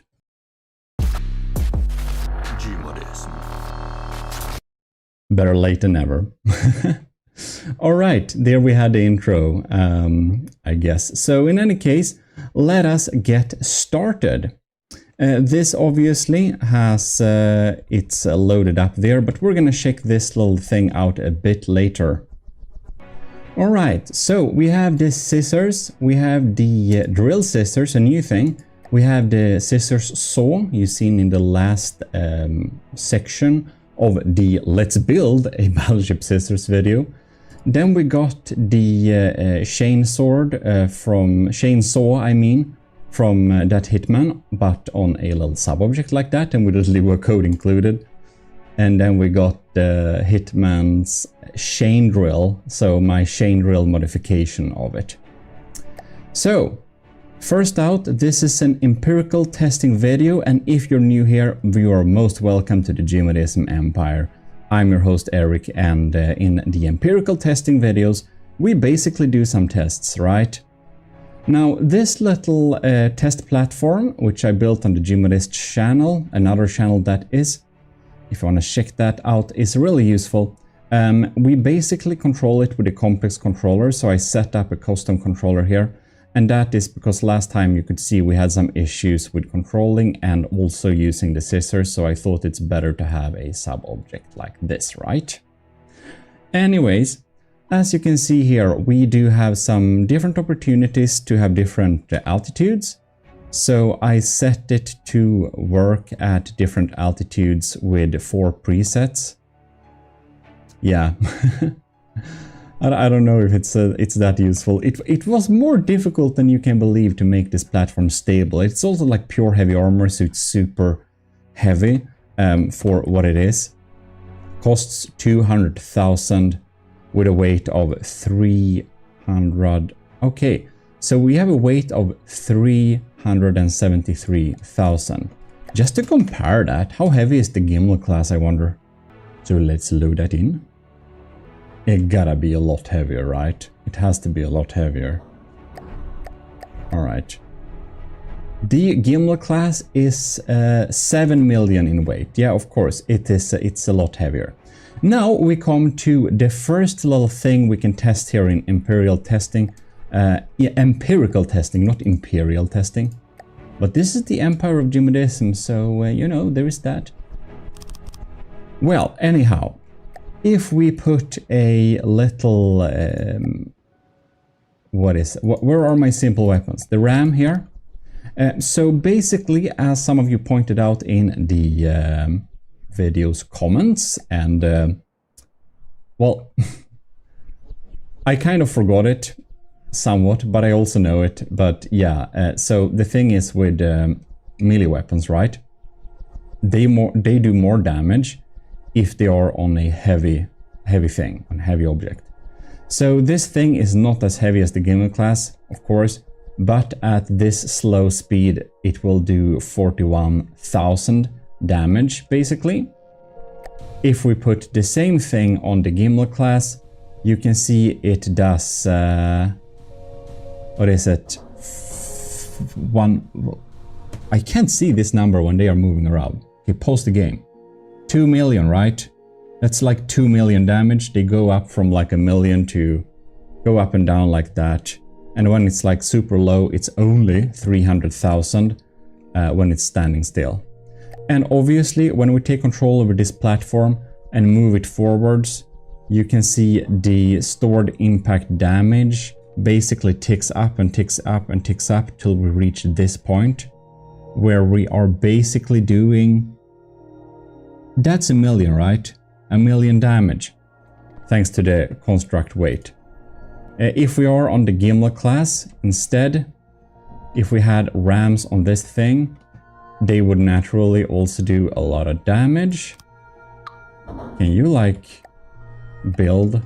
Thank you. Like that. So if we move forwards here, you can see we're running up to an interesting amount of stored impact damage. We're ticking up and we're ticking up and we're ticking up. We are ticking up. So right now we are at, what is this? 7.8 million, right? Yeah. So it is proportional to our weight and our speed. Now this thing can of course go pretty quick, and Gimel class has a limited speed she has.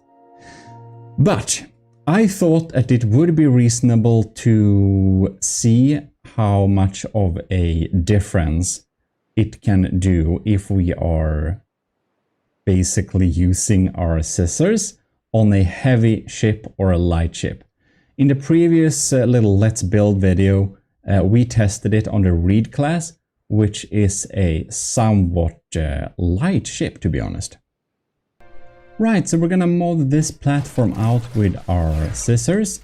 This is the regular scissors, like this. It is naturally pretty front heavy now. But the thing is here, if we take this platform and freeze it and we check out the... well, now we're not moving, so we can't see if we have an impact damage, but whatever. Let's just estimate somewhat the weight of these scissors with a little block area here in the back. We basically are going to fill it up. So we got some added weight here in the back. And see if we still... oh, perhaps that was a bit too heavy. Let's see if we can manage. Oh yeah, it seems that we can manage a-okay. Oh, that's beautiful. Well, any case, now we got our little platform, and naturally I think that our construct weight is now, yeah, 500,000, so much more than before. We should do considerably more damage than we did in our earlier tests. So I'm basically thinking that, yeah, let's spawn in some test targets, enter God mode, and see how much more damage the scissor is able to do now when we have, well, a heavier platform for once, plus a extra weight, which is pretty heavy. Like, lead is the heaviest block in the game, so lead does add damage to this. It's basically newtons. It's like weight times speed. Yeah, that's the damage. Or I think it's that at least. Let's begin with a Poor Marauder. I'm just turning it off inside the menu here. And, well, then basically, I think it's time to line up our scissors casually, as you do. Damn, this platform is so fast and maneuverable. Ooh, I'm glad we have strafe too. Come on. Careful, careful, careful. Almost. Oh my. We're up to test. So, let's just do it. Cut! What? Alright, let's move a little bit while we do it. Ooh! Look at that! Look at that! Alright. So just that we moved the tiny little bit made it so much more scary. Alright. We're totally gonna spawn in a crossbones and we're just gonna ram cut it. Oh wow, yeah, okay, definitely deals considerably more damage. That is very obvious. Alright then. Let us charge basically. Alright, now we need to have some finesse and some timing. Pause the game. Okay. Slow-mo mood. Play. And cut.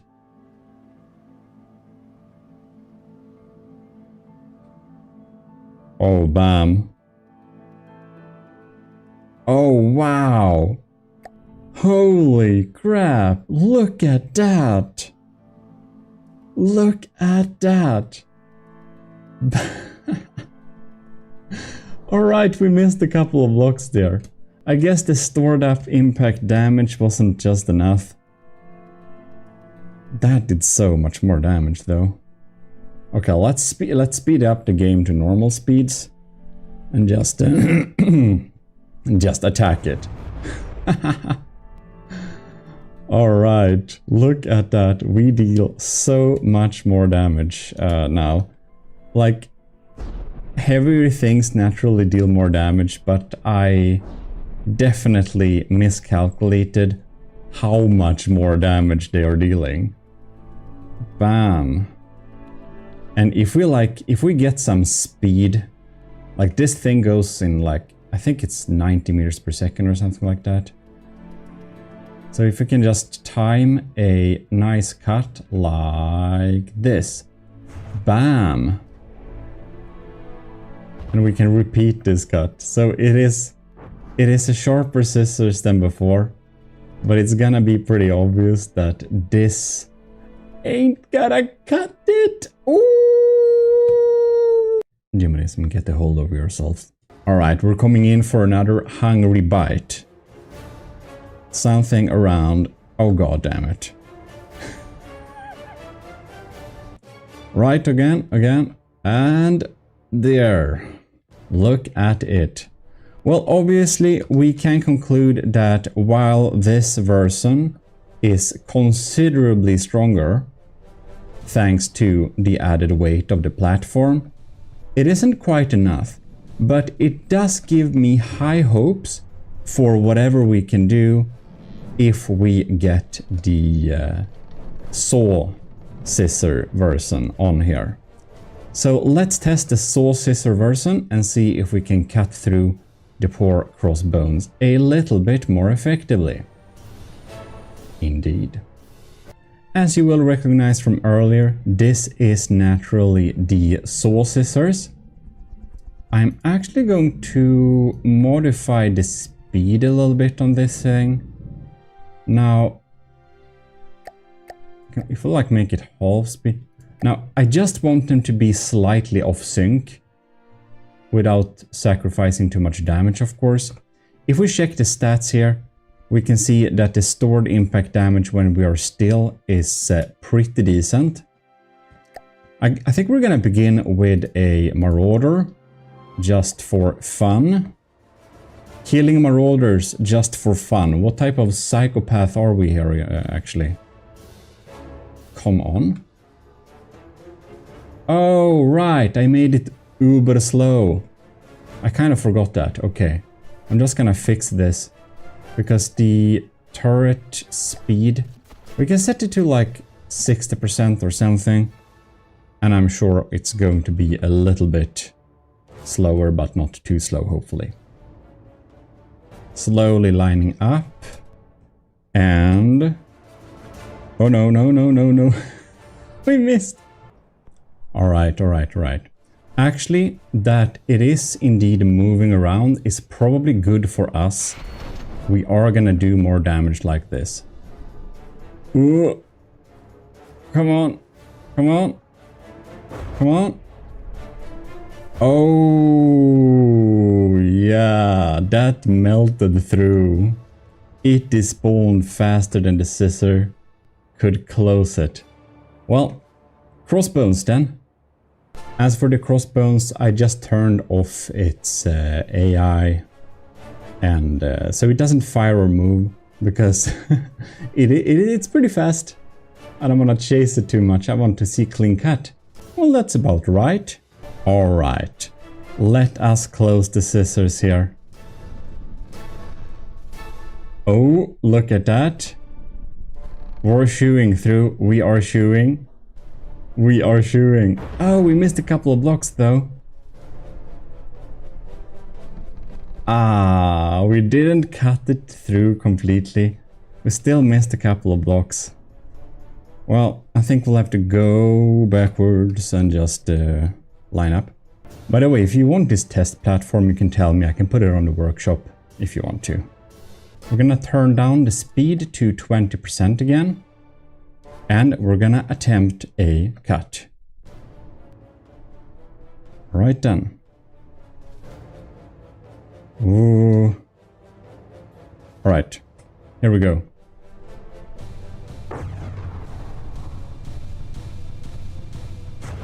Does it have time to damage? Ah, no, it didn't have time to damage all the blocks.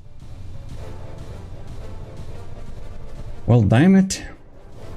This is not gonna cut it. I hope for better results. I hope for some better results. If we just move a little bit when we're doing this, we can probably get some crazy cuts. Like, them moving and being modulated, it does help a bit, but not as much as I would have hoped. Oh, bam, look at that. Oh my god. Do you see this? We actually cut it. Oh wow. We actually cut it fully.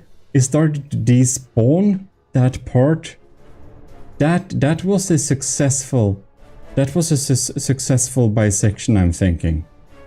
Bam. Look at that. Look at that. Like the sword reel is... No, I mean, what, the saw scissors, what am I saying? I'm basically speaking about the next thing we're gonna try out. I have some high hopes for the drill version I made of my scissors. So hopefully that's gonna work out, but the saw scissors isn't actually that bad when we have it on a much heavier platform. Look at that. Just for good measure, let's see if we can cut the baguette in half. I'm so sorry that Hitman. No disrespect, it's just the perfect ship to test it against. I think you would agree. Alright. Now we have some speed. Let's see here. And I want to trigger the scissors. Oh, bam! Look at that. It's so slow when we're closing it, so I kind of miss exactly the timing. Okay. Oh no, we're getting... What a botched cut. What am I trying to do here? What am I trying to do? Okay, there we go. There we go. Come on, come on, come on. There we have it. There we have it. Oh yes. Ladies and gentlemen, the lag is insane.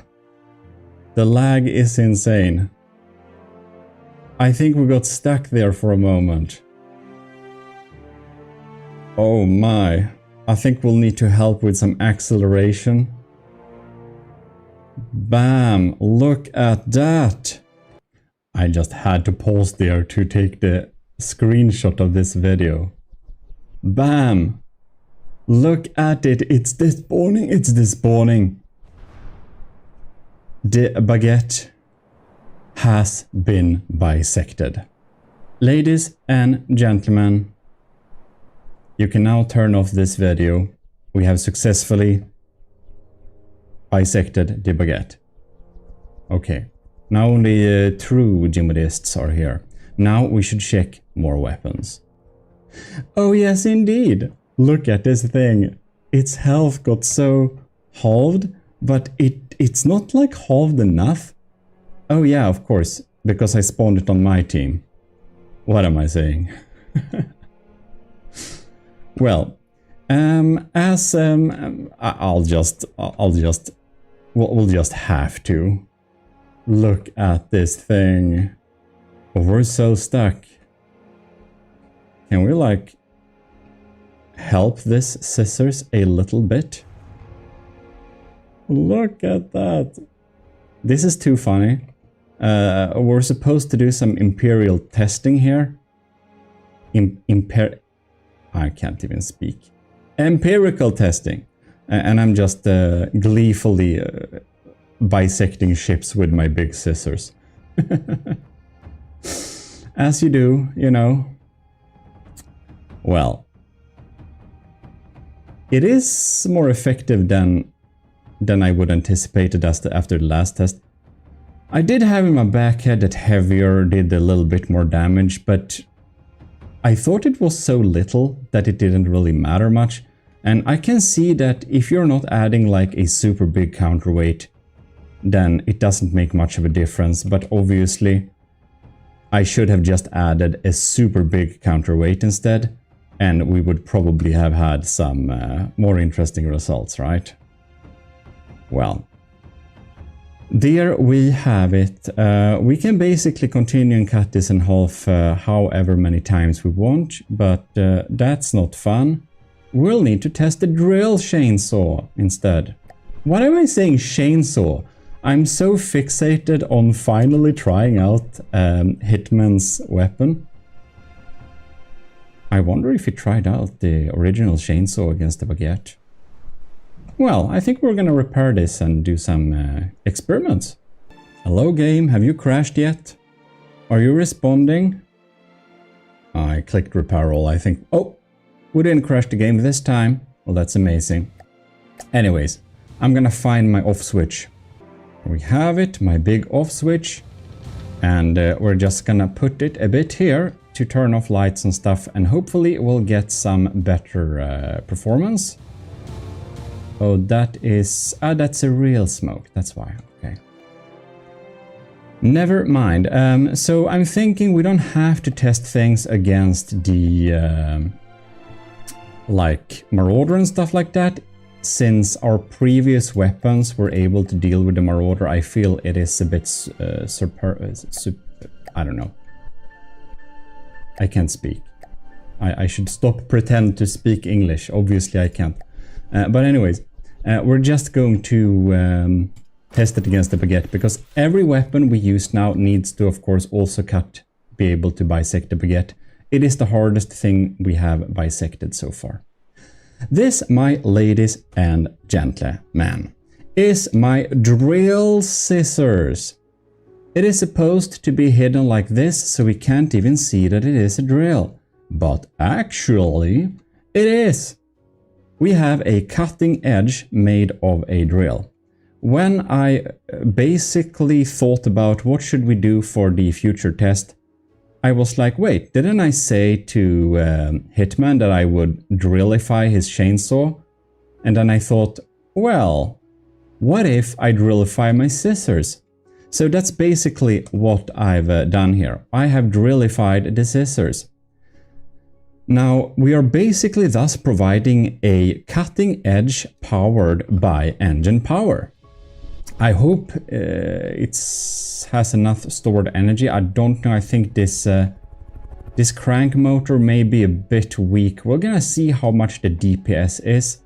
But first of all, we're gonna line up our scissors to the baguette and take a little cut.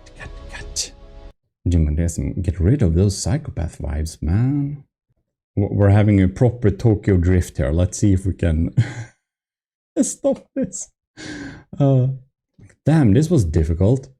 Is like the baguette even still? I think I'm just... Or am I just hallucinating? I have no idea. I feel I should probably set up some type of breadboard thing that like automatically keeps us in one spot so we don't drift from side to side. Like we have with the PIDs for automatic altitude control and stuff. Anyways, we are lined up. Let us cut. Damn, this is a bit quick, isn't it? Not nearly enough time to provide any type of cut. Yeah, okay. That doesn't work. We need to repair this thing. Check out our drill stats. We have decently.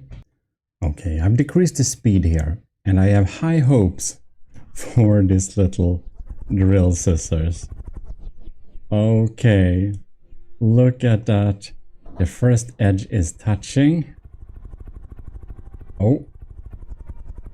And the top one too. Oh, we're dealing damage so slow. Look at that. Yeah. Too slow damage dealing. Naturally. Okay, we need some scarier drills. That's sure. The ID isn't bad, but man, I had hoped for a little bit more effect here. Look at it. I mean, it chews through, kinda. If we just pause the game and see here.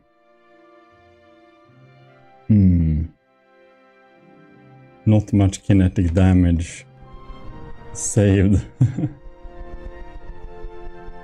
Well,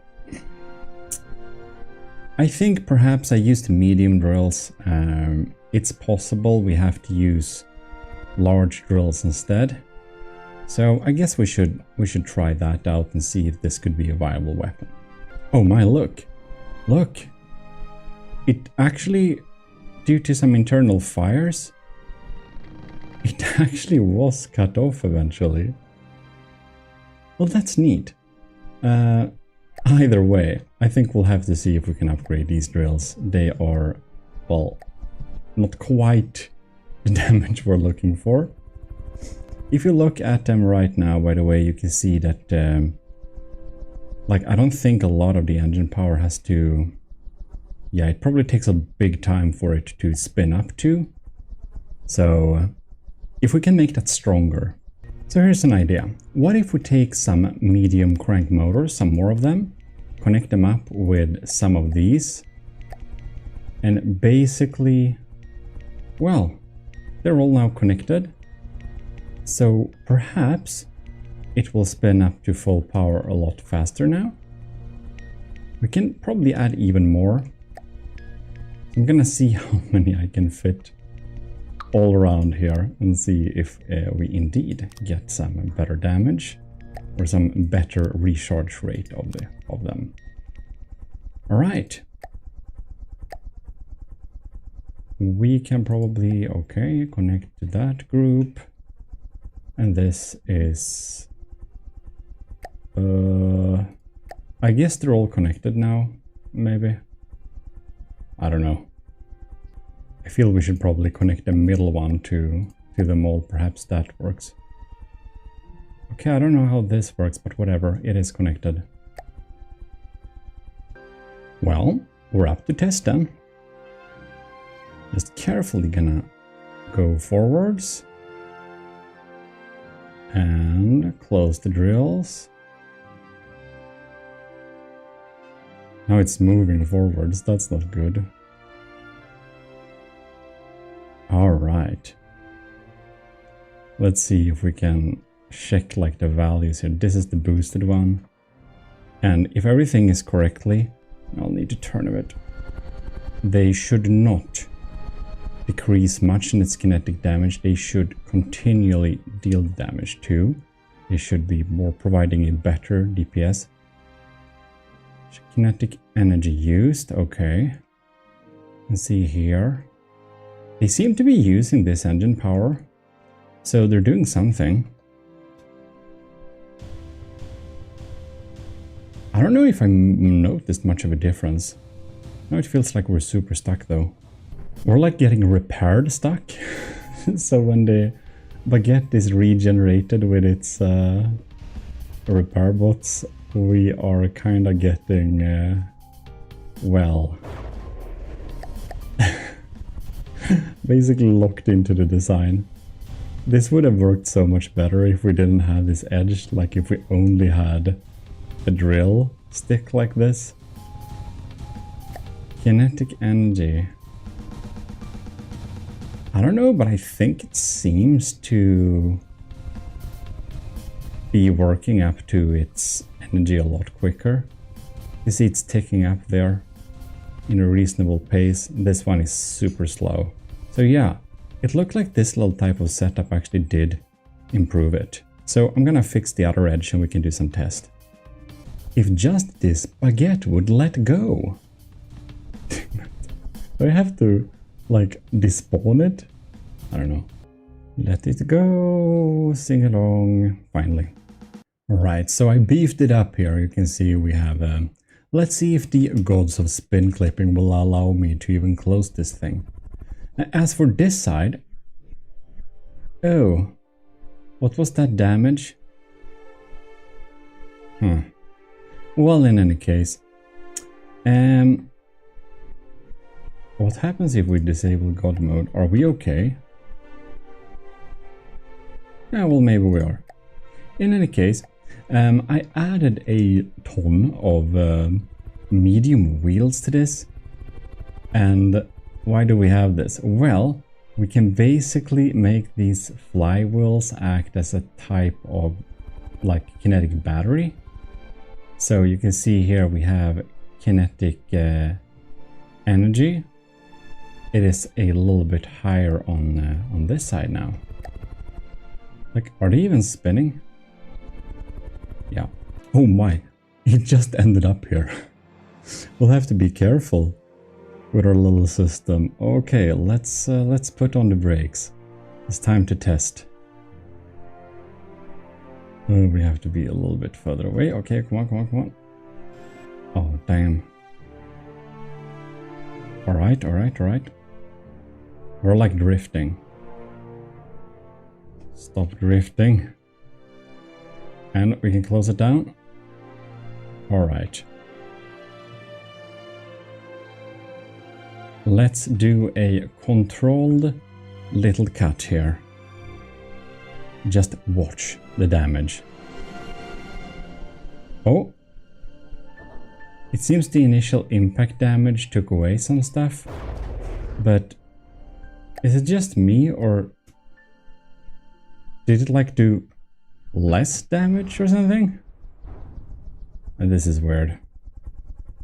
I'm not sure. I'm not sure this is working. Oh, it hit a sub-object. That's why? Alright. I'm just gonna pause the game and check the stats here. We do have kinetic energy used. We have a lot of kinetic energy spawned, stored, I mean. I'm not sure the flywheels actually help out at all.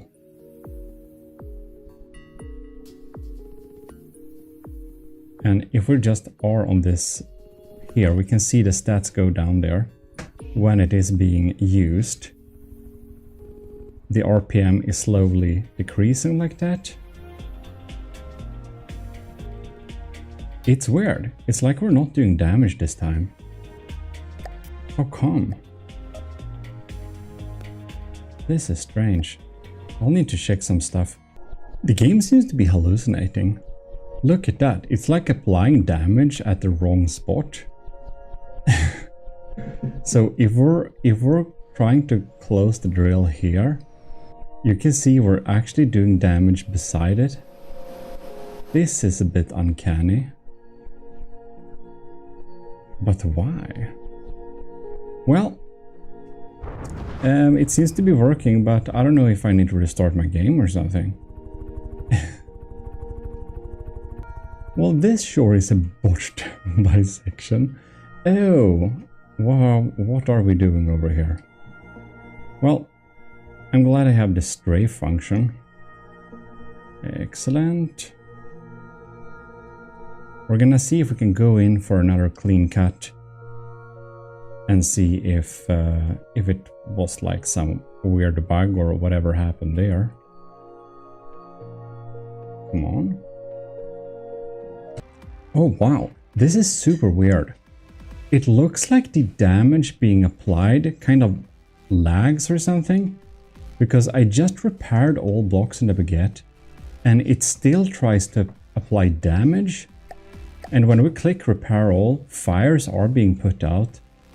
So it's definitely something botched here with like the kinetic damage in general.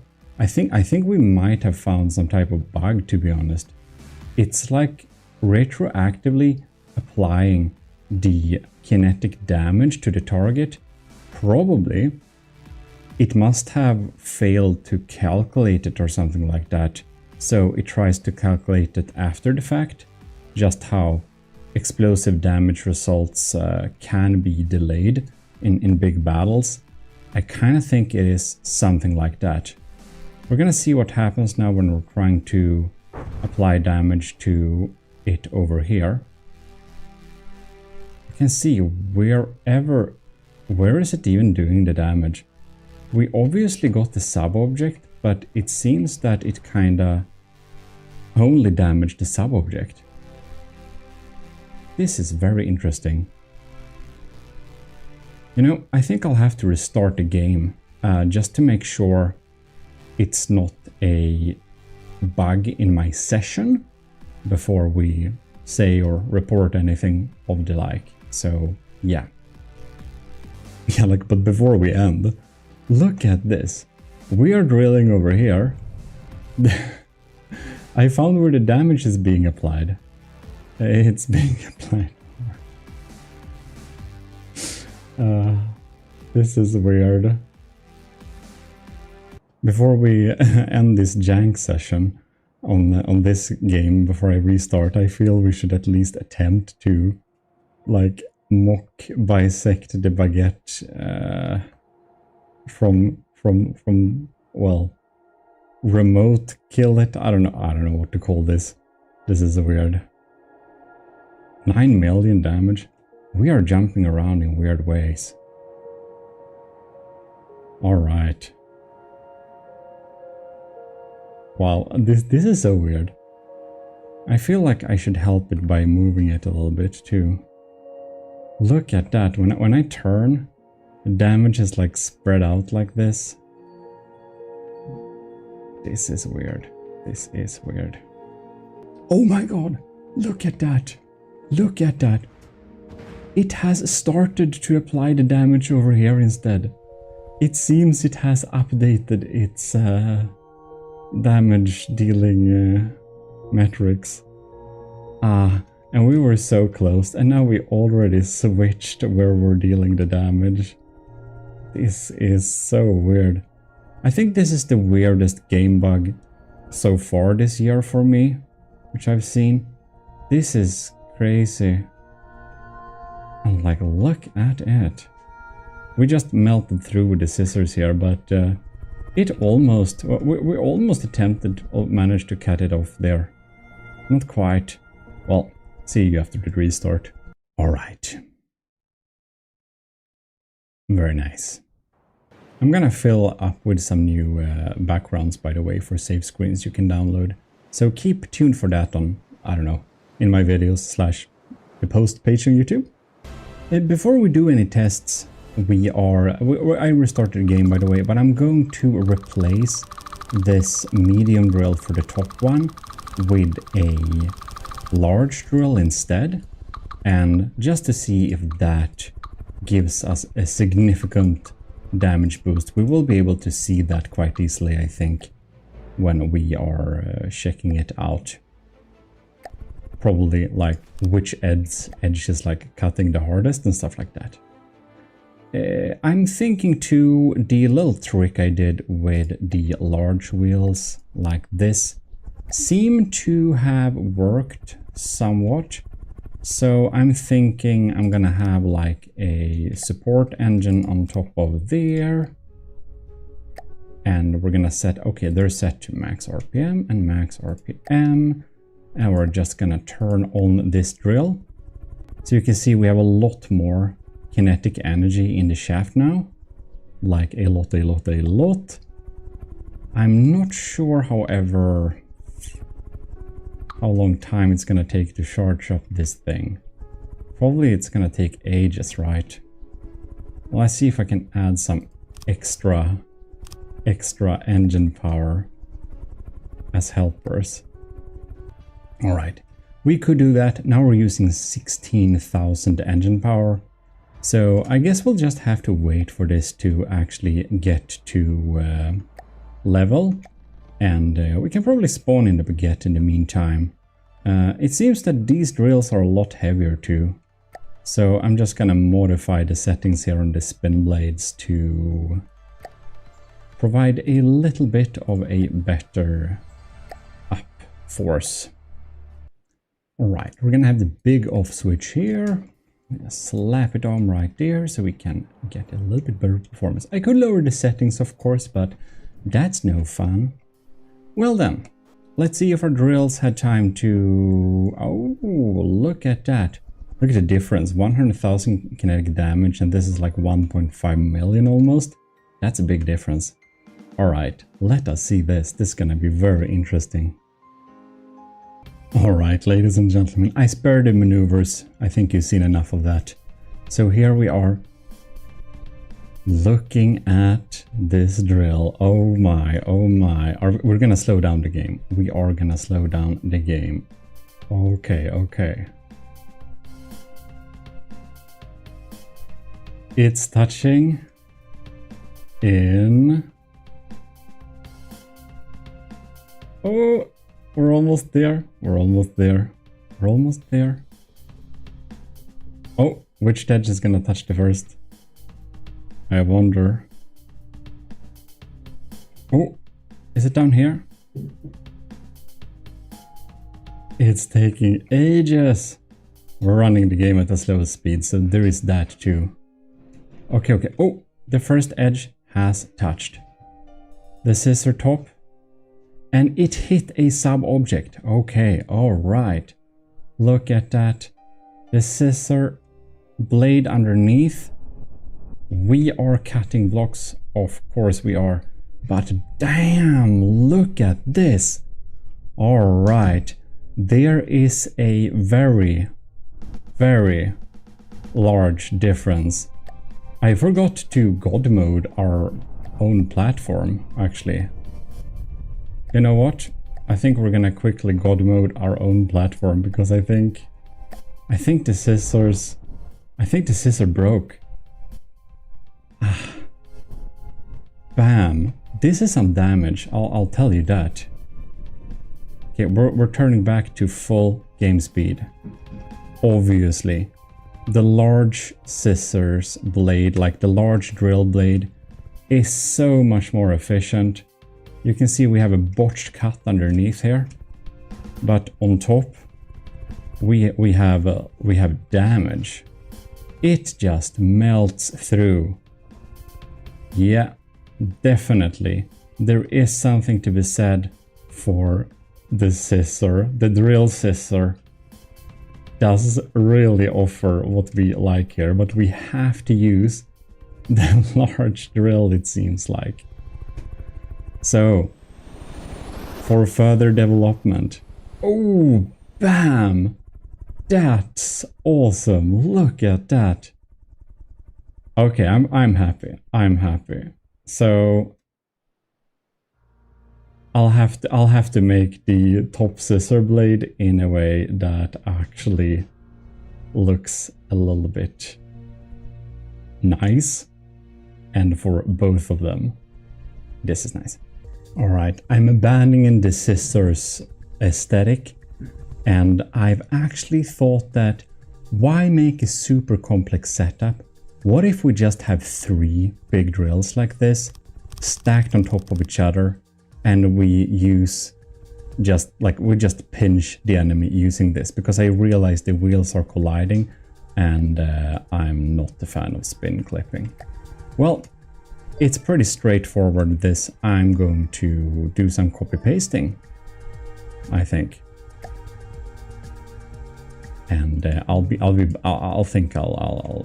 to record all of this, so I'll see you when we are basically done for some tests. Finally a use for the 1.5 long applique. Well, I think this looks pretty decent, so we are going to save this scissors blade, if we may. Save D. I'm gonna say it as scissors, well, drill blade, I think this is gonna be. I'll take this thing here. Ugh. Right. And then we can go to this object, line it up like that, take our drill blade, and now it should fit perfectly neatly right here. Look at that.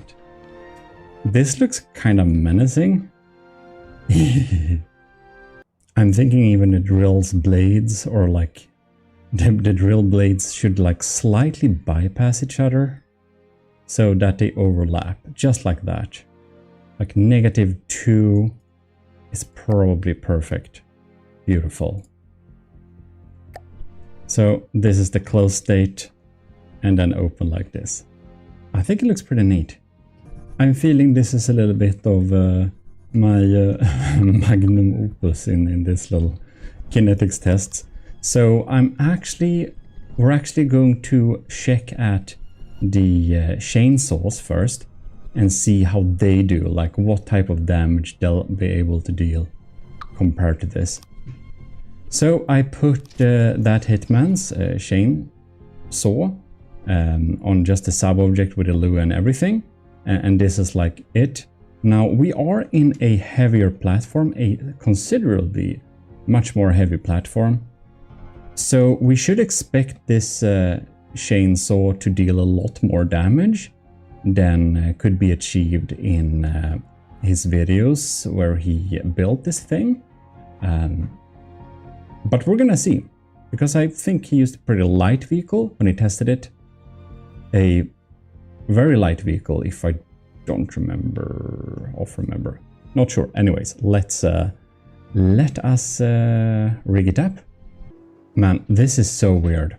So I just noticed that the baguette had taken some damage, so I did repair it, but it continues to be damaged. I kind of think we have this issue with melee weapons. Actually, it seems to be an issue where the undealt damage kind of gets accumulated over time, and it just, well, gets damaged at a later state, which is absolutely super weird. All right, let us slowly approach the baguette here. Oh, bam. And if we're going some faster, look at that. Look at that. Yeah, they have so much saved up energy in those saws. Bam, that's easy. That's easy. Wow. As you can see here, if we just pause the game here, look at these. They have stored impact damage. So the ones that are under here, I guess that's some who have just dealt the damage or something, wherever they are. Maybe not have charged up yet, but they seem to be pretty instant, to be honest. Well, in any case, we'll need to set this up to... oh no, actually, we can just do like this. Yeah, we can just do like this. We can just go forwards here. And oh yeah, we can just control it with the mouse. I put it on a 360 block for a reason, you see. Bam. This is pretty crazy, however. Why are we not moving? Alright then. Let's see here. We're getting close. Oh bam, look at that. Look at that. We can control it. Come on.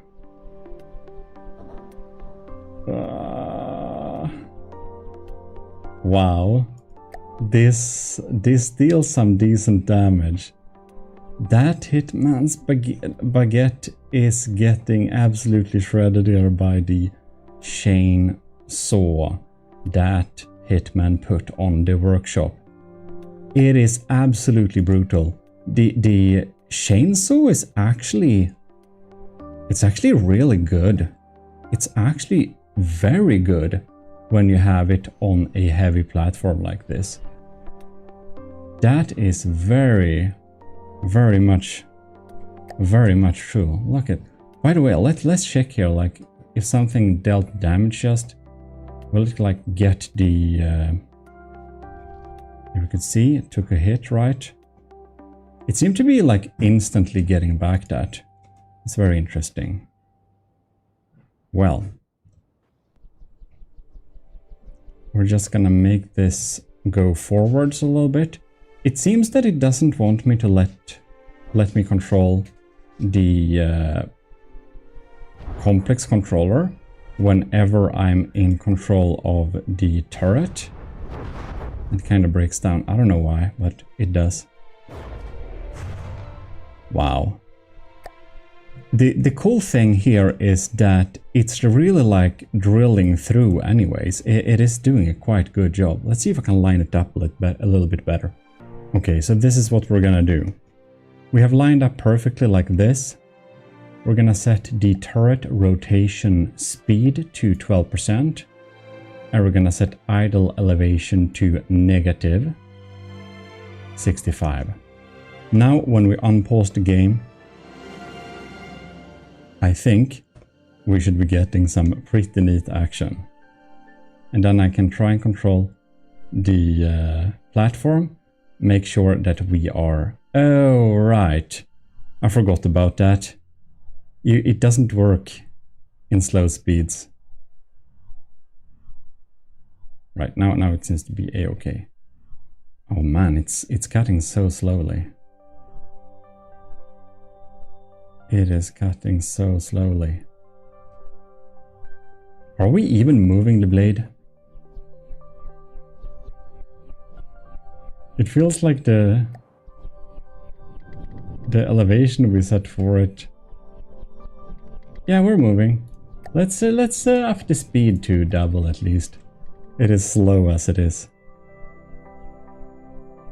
All right, up to test.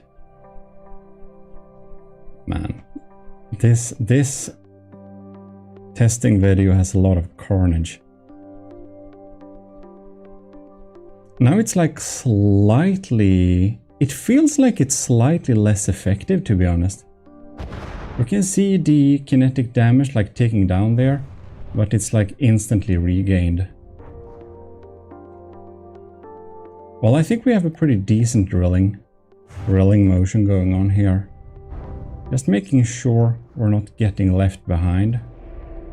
Feels like this drill, or like not this drill, this is a chainsaw. But I feel this chainsaw should probably be paired with a couple of maybe like missile harpoons. Just harpoon in the enemy. Okay. It's digging through all right. But it feels like it's lost some of its damage. It's probably because we're not really moving. If we are just going and moving a little bit, wiggling a little bit with the controls here, we might make it deal more damage here. Yeah, we obviously have some limitations. It was really cool to try out the chainsaw by Hitman. I think it's a really cool concept. I can't code Lua for shit at all. I can't touch... I don't know Lua code at all. I haven't even tried to look into it. Maybe I should, because I do know some Python, so I mean, how hard can it be, right? But I don't know, maybe it's super hard. I don't want to. there is a little bit of caution that may be used when using systems like this. So having many sub-objects spin clipping like this, and also using too complex Lua code, I don't know if this is that or not, but it can cause some game lag. You can see we're on degraded mode right now, so that's something to keep in mind, that it may not be the best idea for all systems. But man, look at that. Okay, let's let me control this thing then. Yeah, I think we're gonna try out the drill version of the chainsaw and see if that works better. You wanted lag? I suspect we have some here. Well, for the first time in history, let us investigate the chainsaw.